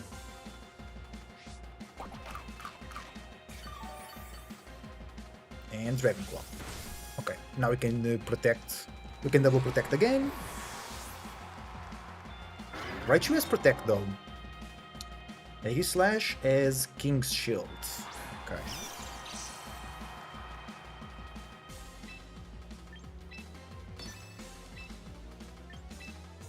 Protect again.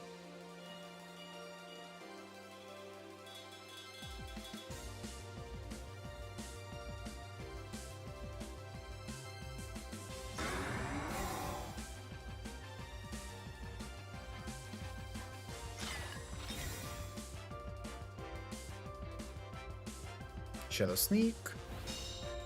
And no Fake Out. Light Screen. He doesn't have Light Screen.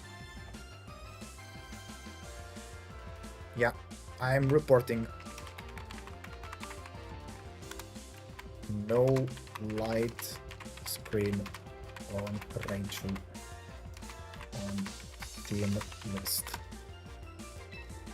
Here we just Rage Powder. With Dragon Claw over there.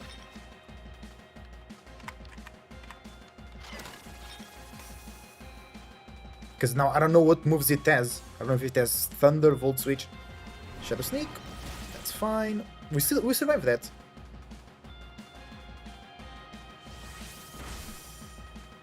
We get the knockout.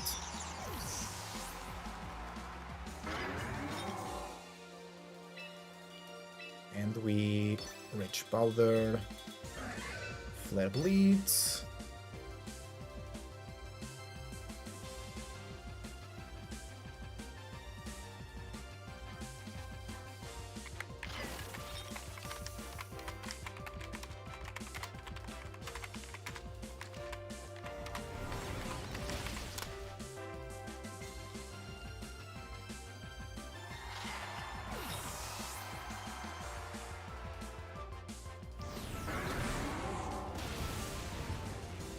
GG. We get game 2. Yeah, this dude has a lot of errors in his team list. I wonder if that's why he got so many losses, because people just kept reporting. So he has Flip Turn instead of Aqua Jet, Protect instead of Flash Cannon, and Light Screen instead of what? Just tell me what move Light Screen replaces.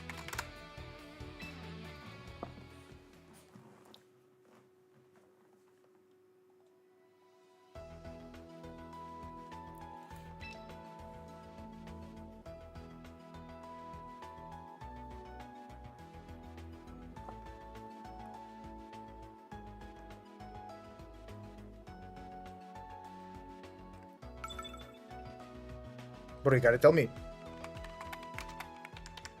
Thunder. Okay. Oh, bro. Really? Oh. So he has no thunder. I was really playing around that because of the rain, you know. But he has light screen instead of thunder. Sure, sure. So my lead was Mousy Charizard. They went Pelipper Raichu. I could go Sinistcha, but then they can lead Basket Legion, which is not so great. What can they do different? So I did Double Protect, then follow me Dragon Dance. What can perturb that? Eggy Slash has Iron Head. The rest, the Shadow Sneak doesn't affect the Mousehold. I would like to lock in the Mousehold in the late game versus their Eggy Slash. They might bring the Arcaludon here, which has Draco Meteor, which I can just follow me. I think I repeat my lead. I think I repeat the same for... He doesn't know who brought Basket Legion in the end.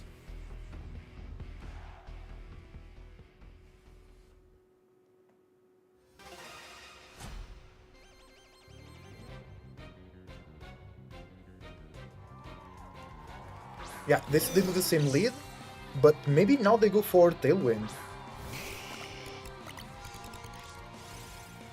Which wouldn't change much because of Follow Me. So I'll do the same lead. Protect. Protect.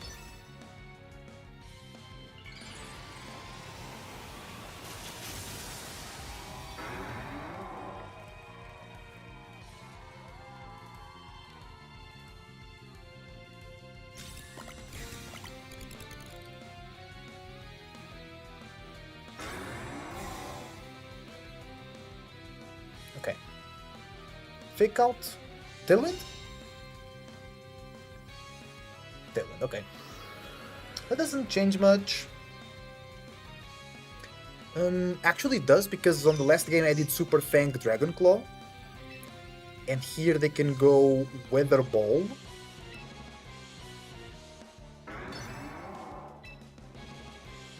I still want to Dragon Dance here.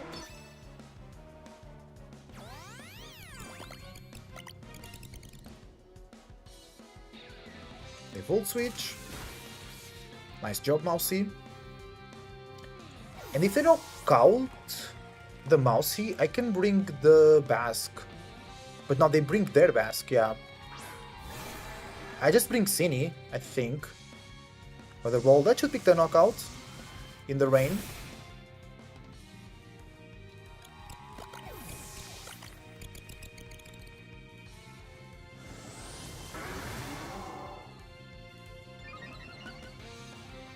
Okay, now I bring Cini. I think I just double protect to stall the rain. They might switch in the Raichu though. Let's go for my first thought.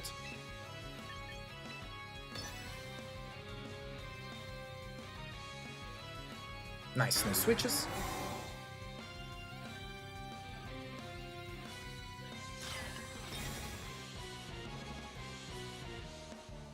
They go Crunch, yeah.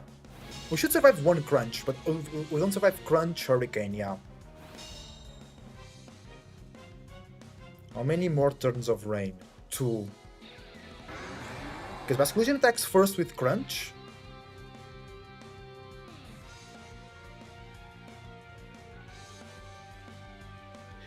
Loki, I want to Dragon Dance again. So Rage Powder. Not Dragon Claw. Dragon Dance. Nice. That's really good for me. I thought it was the Raichu, so it's not that good now. The Wave Crash. Okay, that's okay. That's okay. Still a lot of damage, but that's okay. Actually, good play because they don't activate the berry like that. Okay, and they will bring the Pelipper soon to reset Rain. I have my own Basque in the back. So here I want to...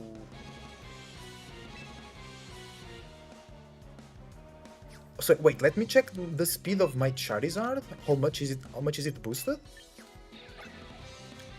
By times 2. So it's 152 times 2. I should be faster than the Basculegion. But I'm not Jolly. They might be Jolly. Safest is Rage Powder. Dragon Claw over there.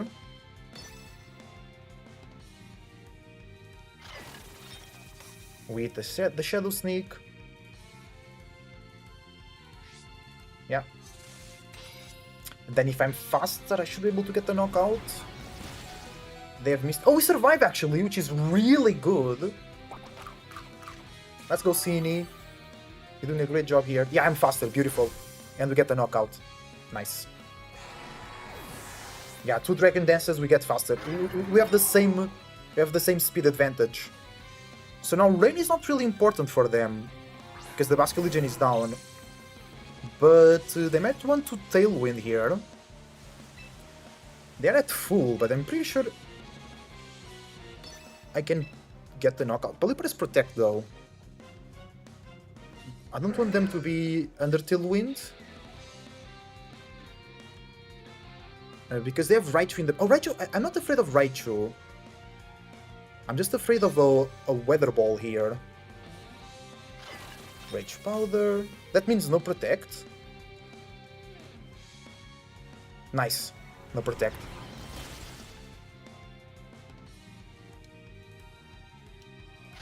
Also, I can Protect to avoid the Fake Out next turn. We get the one-hit knockout.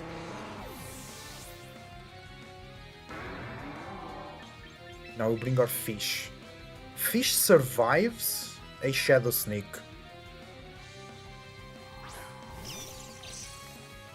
So what's the play here? I could Last Respect it to the Raichu. Yeah, because Raichu can touch me. Can touch the Char. Just Protect for no Fake Out. Even if they crit with the Shadow Sneak, we can still attack the Aegislash next turn.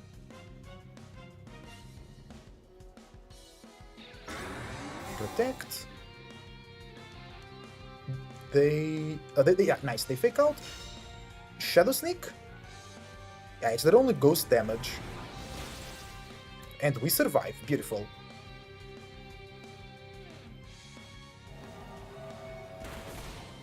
And we take the knockout. It was a crit. Thanks, Basculegion.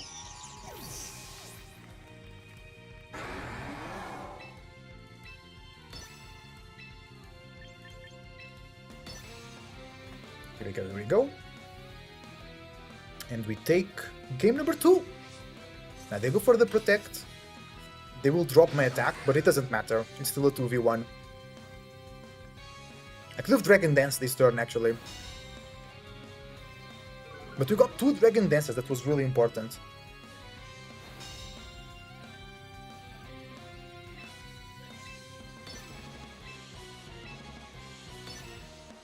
Flare Blitz in the rain though, but we +1. And if they want to Shadow Sneak, they have to... Yeah, if they want to Shadow Sneak, they will... Yeah, it's GG. They go Shadow Sneak, yeah. And they really flail. +1, Tough Claws boosted. For max attack, Adamant, Charizard X. It's in the rain though, but pretty sure you get the knockout. No Focus Sash there? Nope. Yeah, GG. That's game number 3 for us. GG, well played. I'm glad I didn't report. I could have got the win by reporting his mistakes, but it was better to get the win naturally. And it was great adaptation. I lost game 1, but then I brought Cine and let's go, GG. I brought Sinistra in the household and it really helped. Because it was really like the Sneasel wasn't doing anything because they had 3 ghosts. You know? So my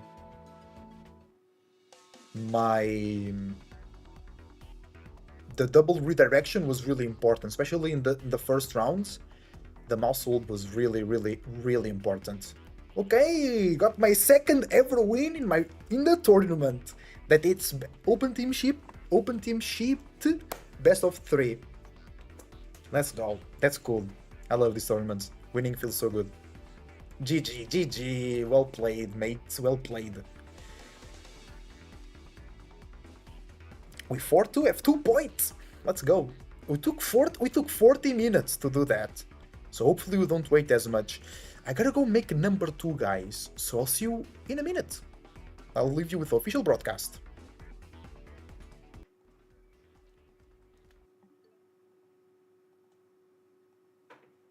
Crunch. Although you do have, I believe, low kick on this Tyranitar, you'd much rather be going for the crunches. Does a fair amount more damage overall. So at this point, the poison is really devastating. The rock slides would have been doing damage, which would have added up in addition to flinches. But at this point, any flinch in a combination with the poison damage is going to really put the Tyranitar behind. Crunch is going to deal a lot of damage, a 2-hit KO, but not a knockout. And this passive damage is chipping over time. It's now in range of 1 more rock slide. I think if Michael is able to connect the rock slide, this game just ends. Yeah, I think it's 1 more rock slide and it's out. But if it does miss, I think the Tyranitar might have a sliver of a chance to land a crunch and go ahead and break through. But oh, it does KO. We are going to see the rock slide come through on Michael's side, sending them into round 7, 6-0. But not to discourage Dylan at all. Still an incredible record at 5-1 going into round 7 of the Grand Championship Festival. Wow. What a match that was.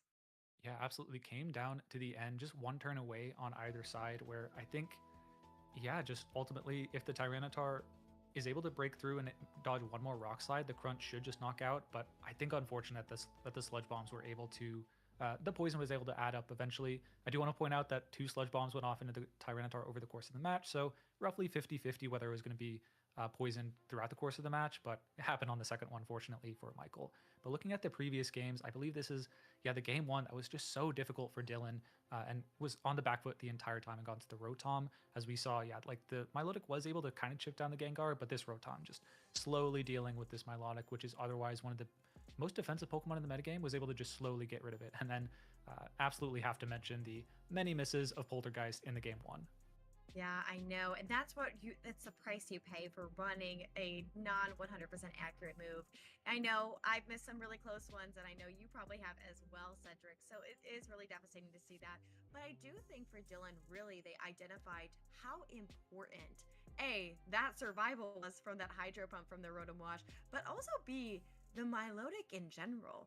It was such a pivotal piece for each of their games and really just caused a lot of mayhem for Michael.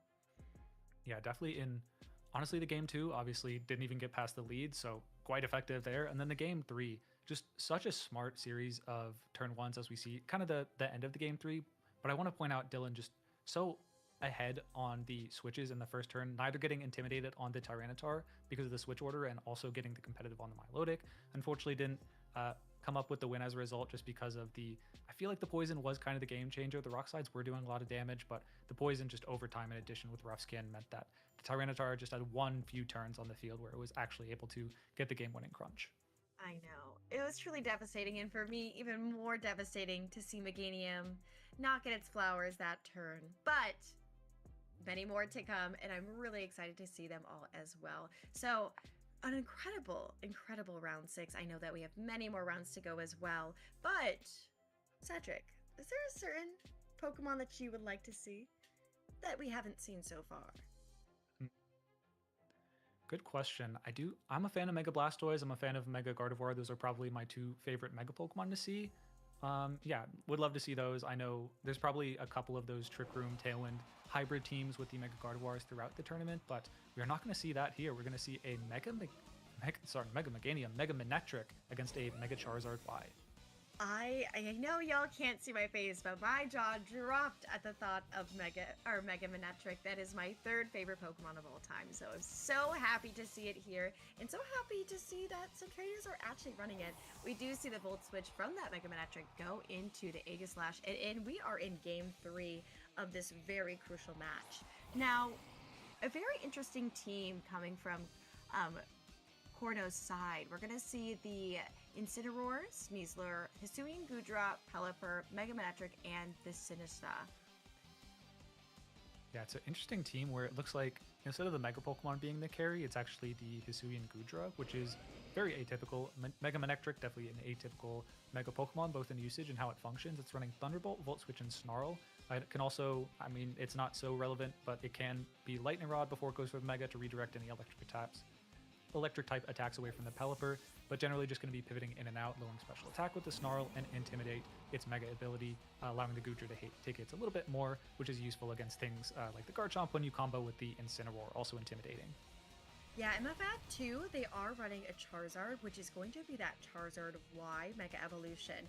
And it seems like they're running a pretty traditional set of 4. We are going to go ahead and see the Incineroar lock in a devastating Will-O-Wisp onto the opposing Garchomp, which is really going to hinder any movement beyond there, and the Goodra flinching on their side.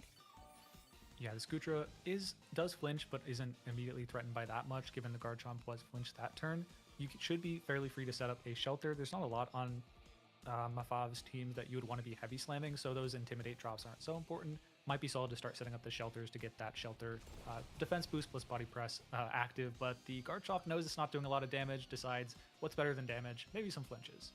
Hey, it's as Oprah says, you get a flinch, and you get a flinch, and you get a flinch. And so that is really what they have to play out with right now. We are going to go ahead and see that Incineroar go back on Fuss's side to see maybe a newcomer or bring back that Mega Manectric. And we do go ahead and see the Manectric land back onto that field, giving a much needed Intimidate to its opponents. Yeah, just Darkest Lariat. That's interesting. I believe that cuts through any defense raises, but it's not going to deal with the Intimidate drops, which, smart to get the Manectric on the field. However, with the Shelter now active and the leftovers, I believe healing the Goodra up consistently, even with the Darkest Lariat, yeah, the Goodra's not really going to be taking that much damage, and you threaten it back, the Incineroar back, with a Body Press, which should one-hit knockout. It is not Chople Berry, it is a Citrus Berry Incineroar, but we do see it is a Aegislash and Charizard in the back, so potentially 2 strong switches for that Body Press. Yeah, I do think this Hisuian Goodra is going to cause some issues, especially with that Shelter move. We do see the Manectric go ahead and for that full switch into the opponent's Incineroar, going ahead and really playing that pivot game that we so much love nowadays. We're going to go ahead and see the Incineroar on their side land back onto the field, getting another Intimidate drop, really making sure that the opposing Incineroar and Garchomp can really do as little damage as possible. For its own Incineroar? That's crazy. That is unfortunate.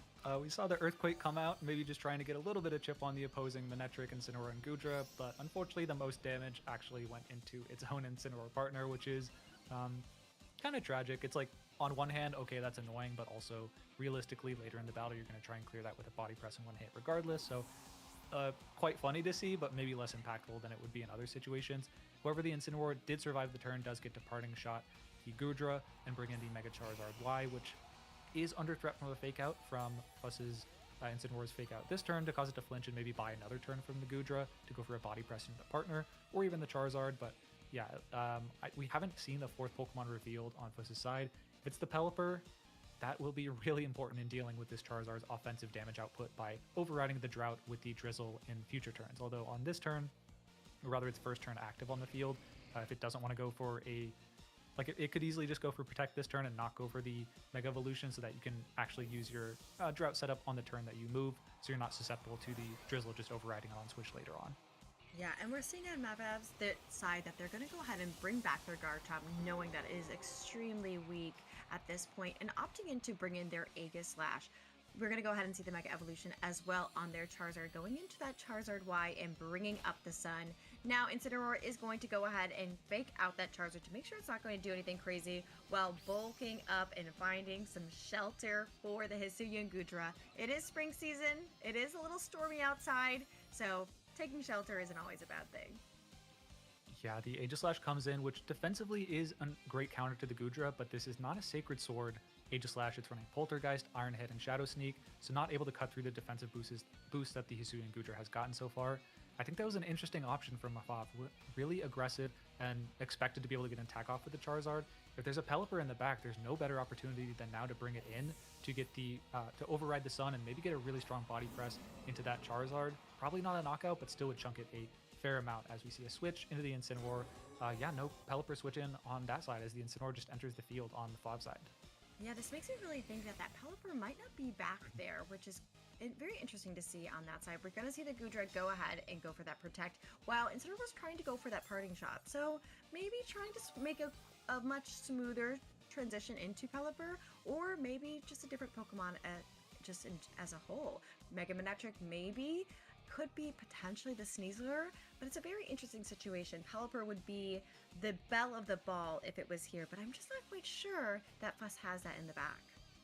Yeah, it's possible that Fuss just wanted a bit safer of a switch in the face of the Aegislash. Maybe didn't want to take the combination of a Fire move and a Poltergeist, but yeah, with the Incineroar on the field, not a lot of threat of big damage this turn, as the Pelipper is the reveal. Delayed it like 2 turns relative to when we might have expected, but yeah, absolutely stuffs the Heat Wave, dealing very little damage, dealing not a lot to the Pelipper. Does burn, Hi everybody, I'm back. Welcome, welcome. You're also limiting We got our second win ever. Let's go. +6. How much does that do to Charizard?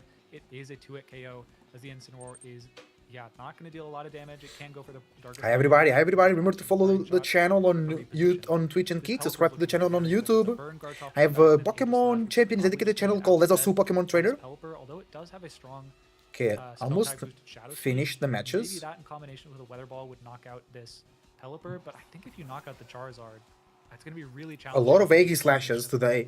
A lot. With the Aegislash and Garchomp and Incineroar. I completely agree. I think that Pelipper is really such an ace for this game, and as they always say, better late than never. And I think it really made a great splash coming into the turn that it did, just especially because Okay, but the Charizard can still switch out and then bring the Sun. both to it and its partner Hisuian Goodra. Now, I agree, Cedric. I think if this Charizard Y does go down, it is going to be a very, very sticky situation to get out of it, especially for how Pelipper is boosted burned, Hisuian but it Goodra doesn't is really and matter. how much Mafab's Incineroar True, Goodra is really bulky does not here. want to take a body press, and also In the sun, the heat waves will do a lot of damage, but not in the rain. We have a Mega Manectric. 5-0. No way. Full FUS. That's crazy good, actually. Yeah, I think a real struggle is that the Pelipper doesn't even really have to stay on the field. Are they watching the Like, same it match here? Can easily switch into the Incineroar, which is an awesome switch into the Aegislash defensively and offensively. And I guess the Charizard could hit you with a Weather Ball, which would be pretty strong. Yeah, that is actually the call Ooh, out that's from big. Mafab, Yeah, that's especially water Incineroar damage. switch in, takes advantage That's of the really Pelipper good, and actually. Goes for a water type. Good Weather Ball. read. Not an option typically available to Mafab, but good identification to know. You know what? If Incineroar comes in here, let's use the Drizzle against them. And And get that Sacred clean Sword? knockout, making one more option for this Aegislash. No, it's the Poltergeist. It's going to come out, but it is a +6. Goodra, is it going to crit? Otherwise, yeah, not a lot of damage, unfortunately. It's a Yeah, +6 excellent call body from Mafab favor press. to It takes the get knocked out into the knockout. Incineroar, but on the No other hand, way. you did win the That's play, like, you were able to take that awesome. knockout. However, I think it's still going to be really challenging, as we mentioned, to deal with +6 Goodra. Manectric to deal with the Aegislash, able to hit it with a strong Thunderbolt, and then Pelipper later on to maybe clean it up. And then the Garchomp. But does the Aegislash have Shadow Sneak? Which will, get pretty close to knockouts on the Garchomp, even if it is at a high level of HP, given the burn tick. And the Incineroar is going down, no question.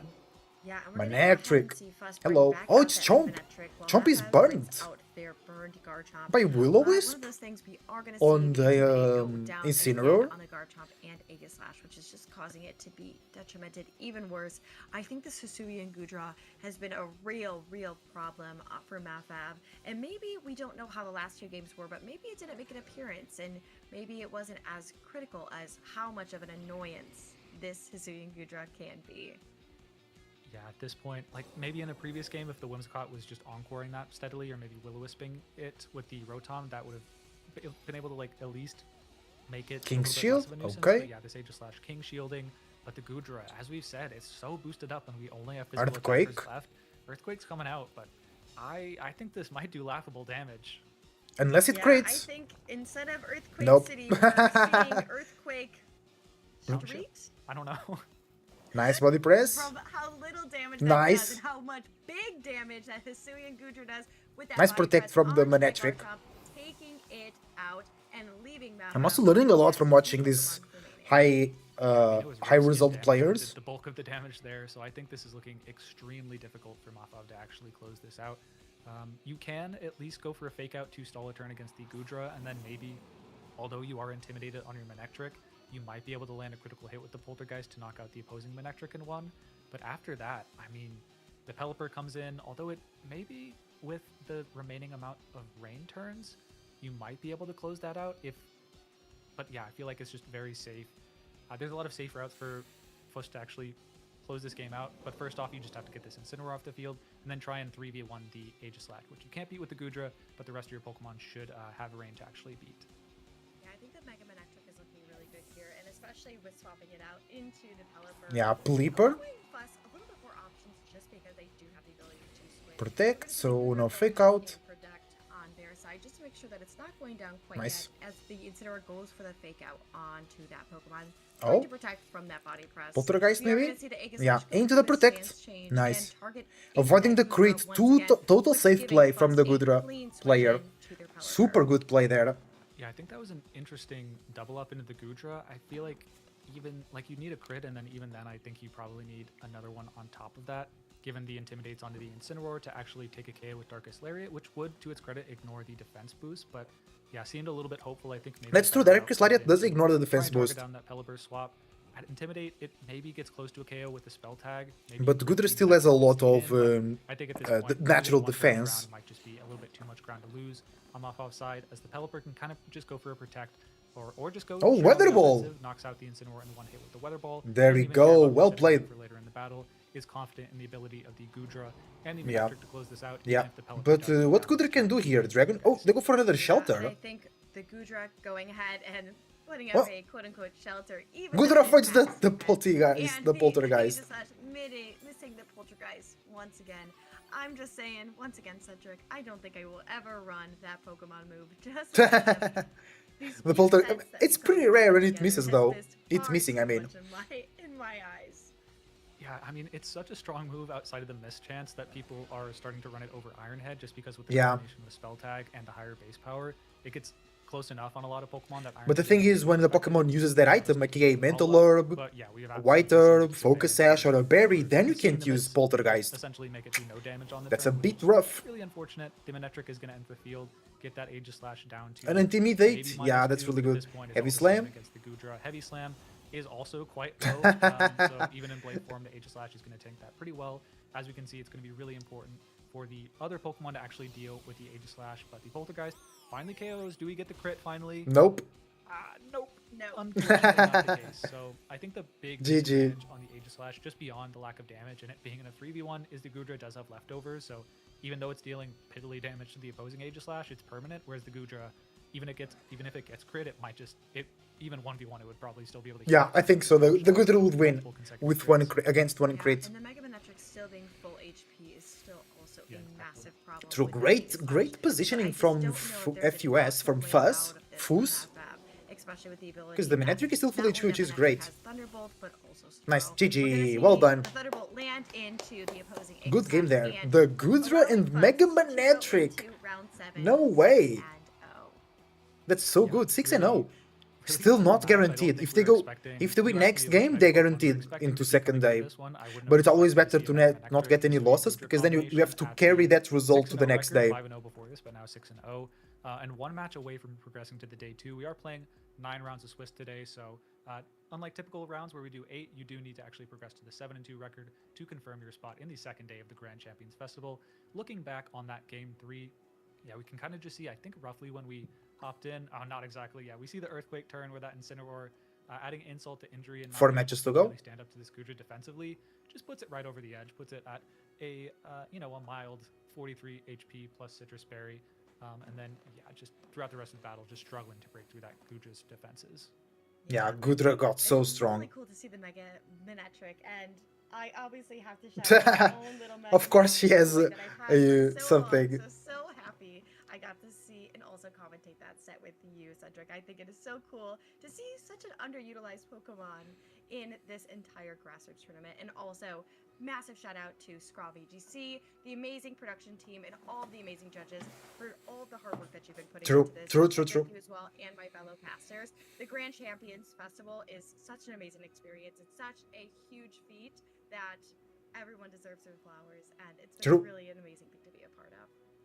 Yeah, that will do it for myself and Courtney on the mic until tomorrow, of course. But I believe we're going to be feeding it back to the IRL setup, which, if you haven't checked the socials, I did. It's super cool, the set. Yeah, setup they have, it's super cool. all the, of course, the amazing judges, the amazing production. We also have a team of people just all congregated in, like, I think. What is the viewership now? That's not safe.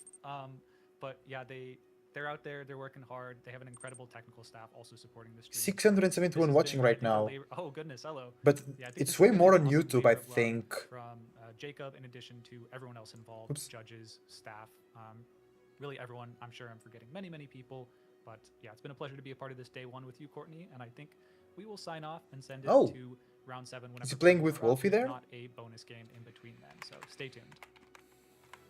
Scraw VGC. 2K on YouTube, that's really good. Plus 600 here. But then you have Alex with 2K as well on the Spanish stream. Yeah, so 4K, so 5K watching. And then you have other streamers like me. There is another official stream, which is from the Italian community. Maybe we can see that here on Pokémon Champions tab.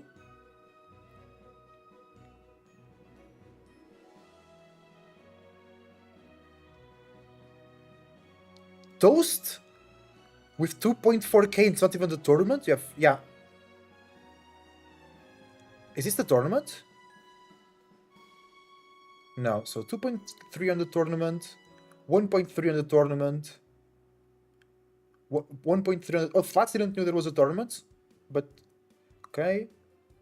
Then 1.2 on the tournament, official stream with 700, Joe with 500, another viewer with similar to 200. Edu is also streaming for 160. Bro, like, and that's just on Twitch. I'm pretty sure on YouTube there are more people watching as well. I'm not subscribed on my gaming channel. Oh, come on, gotta subscribe there. Okay, really good. A lot of viewership. Me gusta, hermano.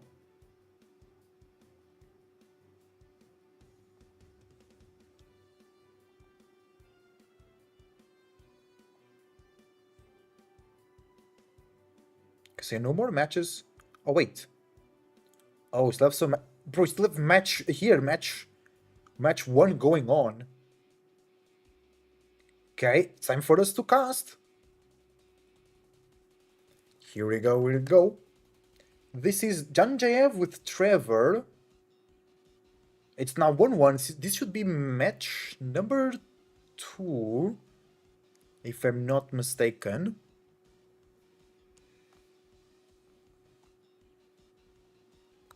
Hold on. Okay, let's go.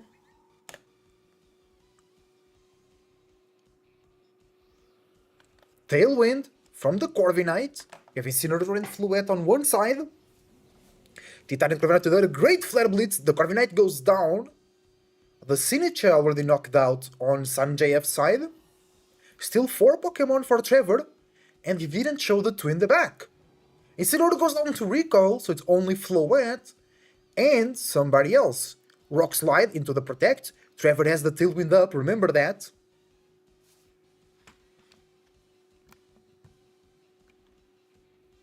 What's gonna be? Venusaur is great here versus the Floette. Not great versus the Eng-Pt, unless it's running Earth Power.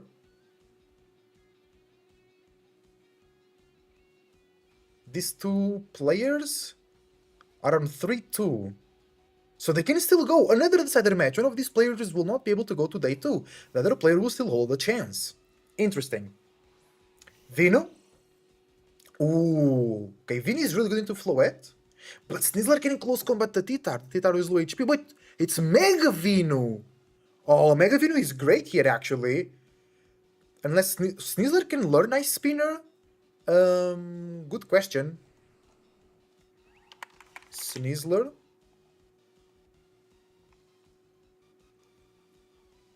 Do we have Ice Spinner?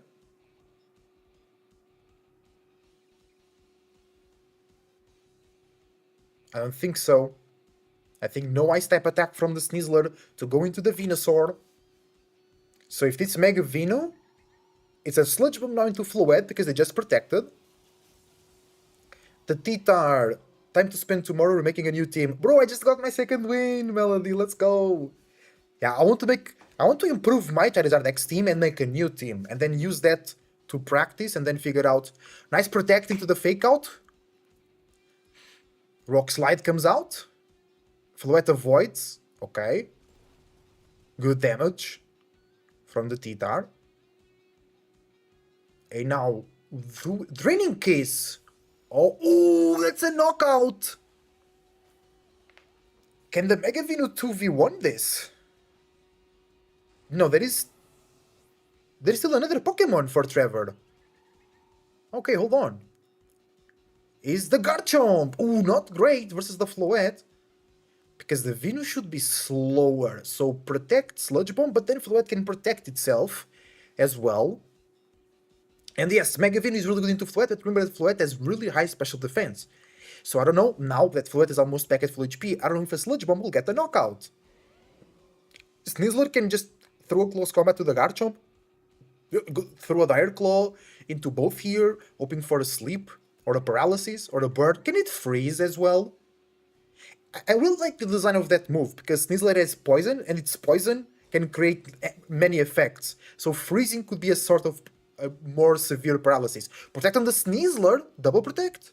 On Sanjeev's side, no, it's Sludge Bomb into the Floette, it survives. That's what I was talking about. Do we see a Draining Kiss into the Garchomp protect? Garchomp should be. Garchomp is faster than Mega Charizard, and Floette is like 1 point faster than Mega Charizard, so I think Garchomp is faster. Sneasler did not activate its Unburden ability, so close combat will come after the potential Rock Slide flinch. Could see a Protect Earthquake. Sneasler just protected. Venu could protect. Garchomp could launch an Earthquake.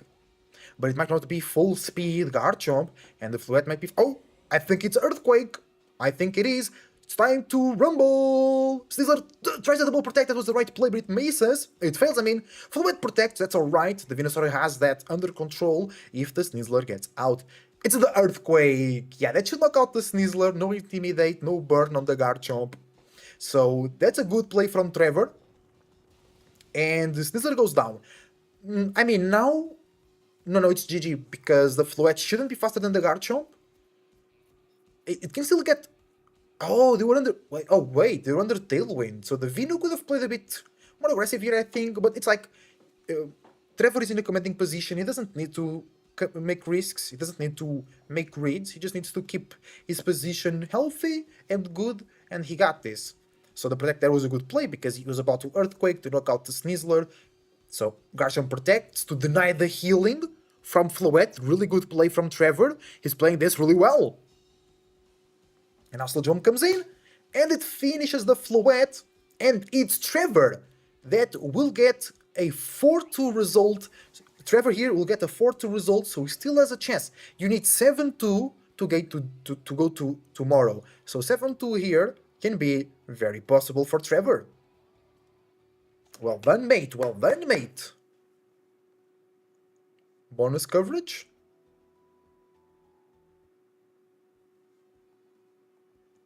It's over.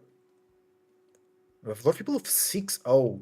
Actually, not a lot of people with 6-0. We have Aaron with 6-0. I mean, it's difficult because these players are really good. And when you win, you play against people that win. So the more you win, the more difficult your matches should be, unless you are yourself at the top, and then it's just normal for you. I'm not seeing Aaron here on 6-0. I know it's Cybertron. Oh wait, I have to show all players, yeah? Oh. Aaron, don't tell me you are at 4-2. He's at 4-2. Oh. He's at 4-2. Aaron. I want him to go through, my boy. Still 2 matches to finish. It's the ones that we were looking at after watching the bonus coverage. Okay, what about Joe? Is it? I don't think Edu is playing. I can check his stream actually. Joe UX. Is it 4-1? Okay, that's 4-1. We still don't know if he lost or won this match. Wolfie dropped out. Let me check Edu's stream. Edu, my bro. Is he playing or just watching? He's watching. Was he playing? He doesn't have tournament. He doesn't have tournament. It doesn't have like win or loss. I can look for Edu here. CPT, no. Cunha? Something Cunha. Eduardo Cunha. He's here at 4-1. Nice. Running Mega Floet team. The GOAT, the Portuguese GOAT. Mega Floet, Moonblast, Dazzling Gleam. Oh, is the Calm Mindset. Caesar. Bullet Punch. Bug Bites or Dance Protect. That's really, really good. Sinister. Yeah, I wanted to run Bug Bite on my Mega Caesar, but Melody convinced me to go Close Combat, and I was really feeling the lack of bug damage. Sinister with lefties, Machagacha, Protect, Rage Powder, Trick Room, no Shadow Ball, Incineroar, Incine, with Citrus Berry, Intimidate, Flare Blitz, Darkest Lariat, Parting Shot, Fake Out, Chomp Chomp with Lumberry, Rough Skin, Dragon Claw, Earthquake, Rock Slide, Protection, and Roto, Choice Scarf, Levitate, Thunderbolt, Electroweb, Will-O-Wisp, and Hydro Pump. What was the team of Aaron?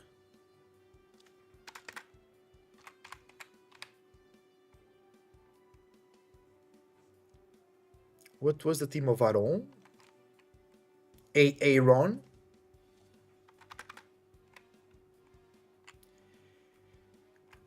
Oh, it's also a Mega Floet team, but with the Shableye. Okay. Roselli Berry on the Roselli Berry to reduce the power of Fairy, Reflect on Core and Dance Light Screen to go against other Floettes most likely, Arcaludan with Leftovers, Stamina, Electroshot, Dragon Pulse, Flash Cannon, Protectione, Masculigion, Choice Scarf, and Adaptability of course, Wave Crash, Flip Turn, Aquaject. Let's bro.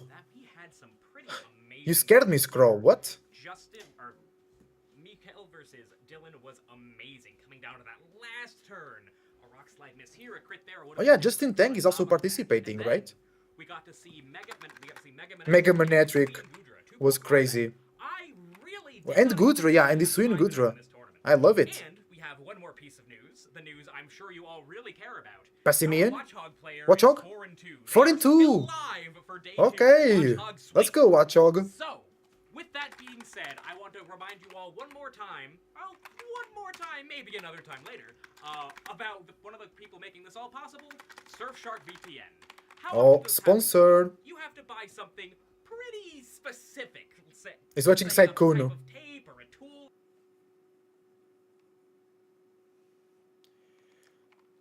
We could also check Michael Kelch. Because they might have their in-game name, which I don't know. Well, they might be up top. Pizzaman, Figgy, Chris VGC, Iceberg VGC from Spania, using the... Is it the Mega Charizard Y? Yes. Okay. Mr. Steelix, you're a girl. Bro, you gotta use Steelix with that name. What are we even talking about here? You gotta use Steelix with that name, bro. Michael Catch is from Germany. I think he's playing. Not sure. Oh, we get our round, everybody.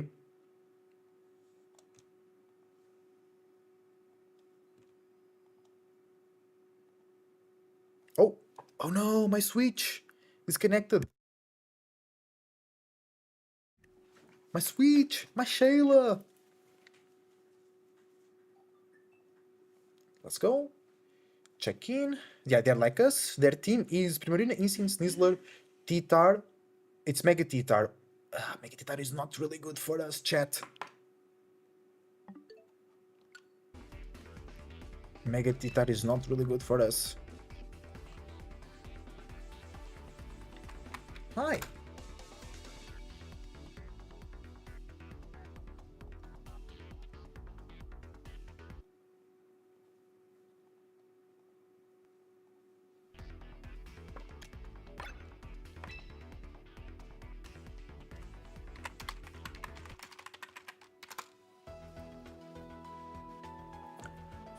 Okay. They have White Orb Aerodactyl. They have Black Belt Snizzler with Poison Touch, so that close combat will do more damage. So they have Throat Chop for the Sinis. Darkus Lariat on Incineroar. Let me show you their team, chat. That's their team right there. Mystic Potter Primarina, we had troubles with that today. They have Anchor. Gotta remember that. Trick Room. How do we stop Trick Room? We can go Fish. Wave Crash. We don't have Protect, so we can go Wave Crash and Wave Crash Matcha Gacha should be enough for a knockout. But if the Lin Incineroar, it's really bad. Actually. I can just taunt. No, but they can fake out the Mousy.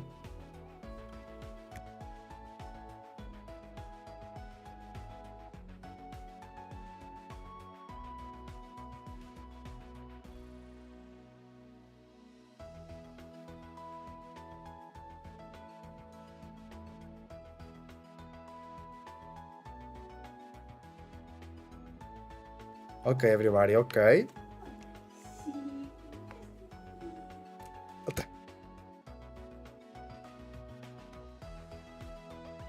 Okay, so my opponent is still coming in. The T-Tar has Rock Slide, Knock Off, Protect, Low Kick. Okay. Rock Slide, Aerodactyl with Wide Guard, Rock Slide, Tail Wing, Dual Wing Beat. So no Protect there, no Protect on the Farigiraf, no Protect on the Incineroar, no Protect on the Snizzler. I could go more in Aerodactyl. Aerodactyl Mousy for redirection.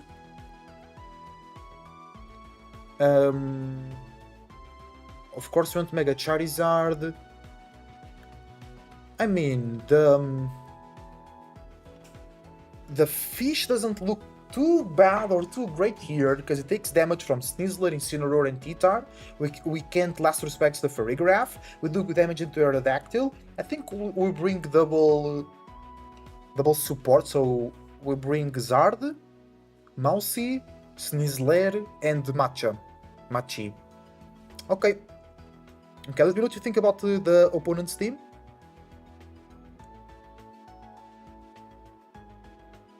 Automatic loss in 6 minutes. Well, that will make it at 3-4. No. But I want to play. Hi Momo, you here again?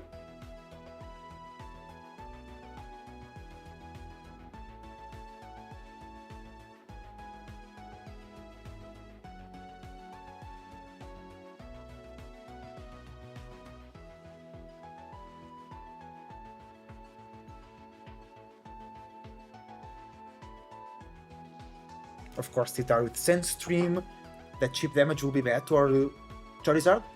But there is not really a lot of Pokemon we want to Flare Blitz here.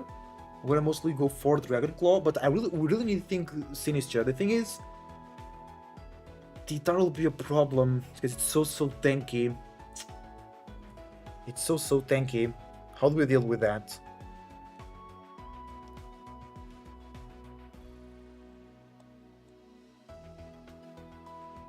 Sneasler, they have 3 ways to hit the Sneasler with Aerodactyl Primarina, because the Hyper Voice does a lot of damage and the Moonblast as well. Mental Orb, we can taunt the Freegraph. I mean, we can, but it will not work. And Sneasler has a Black Belt, so those close combats will do a lot of damage. But they don't have the ability to become faster. We do. Because they Poison Touch, which is also annoying. We don't have Steel types to avoid the poison. Because if they Direct Claw, they have way more chances to poison because of Poison Touch. So yeah, I think we should... Oh, they have Will-O-Wisp, that's okay. Charizard can't get burned. That's the advantage of Fire-type physical attackers.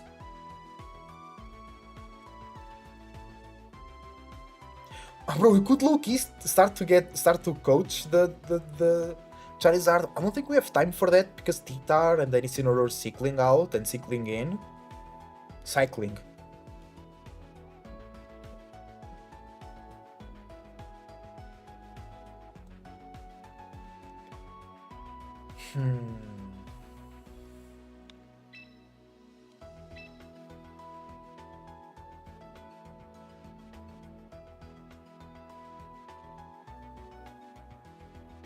Basculegion looks really good into T-Tar, Aerodactyl, Incineroar, but they have to lock into Wave Crash, so we're gonna take Recoil and Sand, and we can get burned.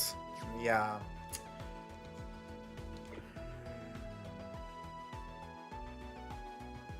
Gotta think about it. Wait, there is a Vivillon? There is a Vivillon on the main broadcast chat. And they are 6-0. It's Ivar. What? I have to show you. Not that. That. Look. It's Mega Vivillon. No, I'm joking. It's Mega Delphox. But there is the cutest butterfly is here. Come on, Momo. Support me energetically.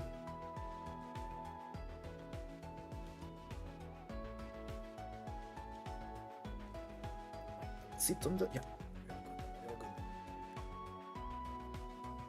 Vivillon is Compound Ice, so they can't miss Sleep Powder. Oh, they focused Sash. Oh no, it's Clefable Delphox duo. I love that duo. I never use it, but it feels so comfy. That reminds me of Clefairy Colossal in Sword and Shield era. Let me check my opponent.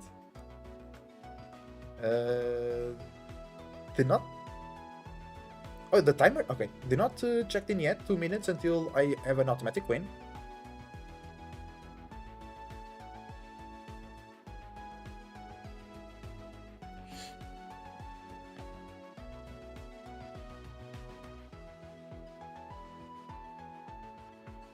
Oh, I like that outfit of Ivar. I have to improve my outfit as well. I have 70k VP, I can totally improve my outfit.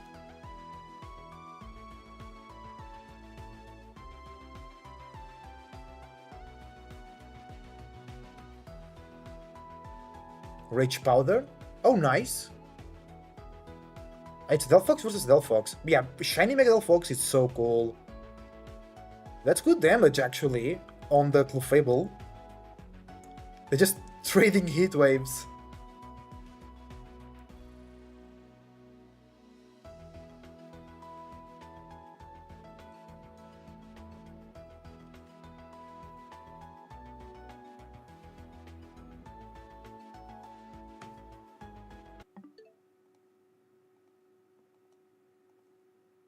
Garchomp does make a lot of sense. Rock Slide going to put on good pressure into the Delphox and potentially going to be able to avoid a knockout. Even though Delphox does have a hefty special attack stat, I know that Garchomp's bulk is pretty good. Garchomp resists fire, but Psychic will do a lot of damage anyway. One-hit KO with a +2 Psychic myself. So that could be a pretty good opportunity for a reversal here. Yeah, something really noteworthy about this. Wait, reversal as in the move? Or a reversal of the situation? Earthquake to start the turn. I think Rock Slide is really the one that you have to be looking at if you're Best move in the Garchomp. game. However, Oh, another thing Clefable that is we haven't sleepy, talked about sleepy. here is that Clefable has access not only to the standard Moonblast, but also an Icy Wind, which could be a really like huge move for Olivia's side to turn Okay. the tides, if it's able to get a speed Guys, drop 10 seconds and I get an automatic win. Delphox, who is the 10, fastest Pokemon. 9, And yes, 8, everything that you mentioned 7, because it would 6, be a huge 5, risk to kind of bank 4, on this Clefable 3, sleep. 2, Obviously, you do have that 1, 10% chance and of we being got sleep, a but Delphox going free for win. likely to keep Rock Slide free of an actual knockout. We do see it wake up. We got 3 wins in my first ever tournament. Let's Guaranteed sleep, right? let's I don't want to say quote myself incorrectly. nice. but we do see it wake up, 340 and looks that like extra it's looking good. Hey, it's looking good. mentioned is going to kick in. In it, Tony. So, kind of, never punished, as some people say. I'm not sure if Ivar had sorry, great Momo? ways to play around the Clefable Oh, potentially Momo, waking up be there, careful. if it was two Don't turns touch the camera, like I Momo. think it was.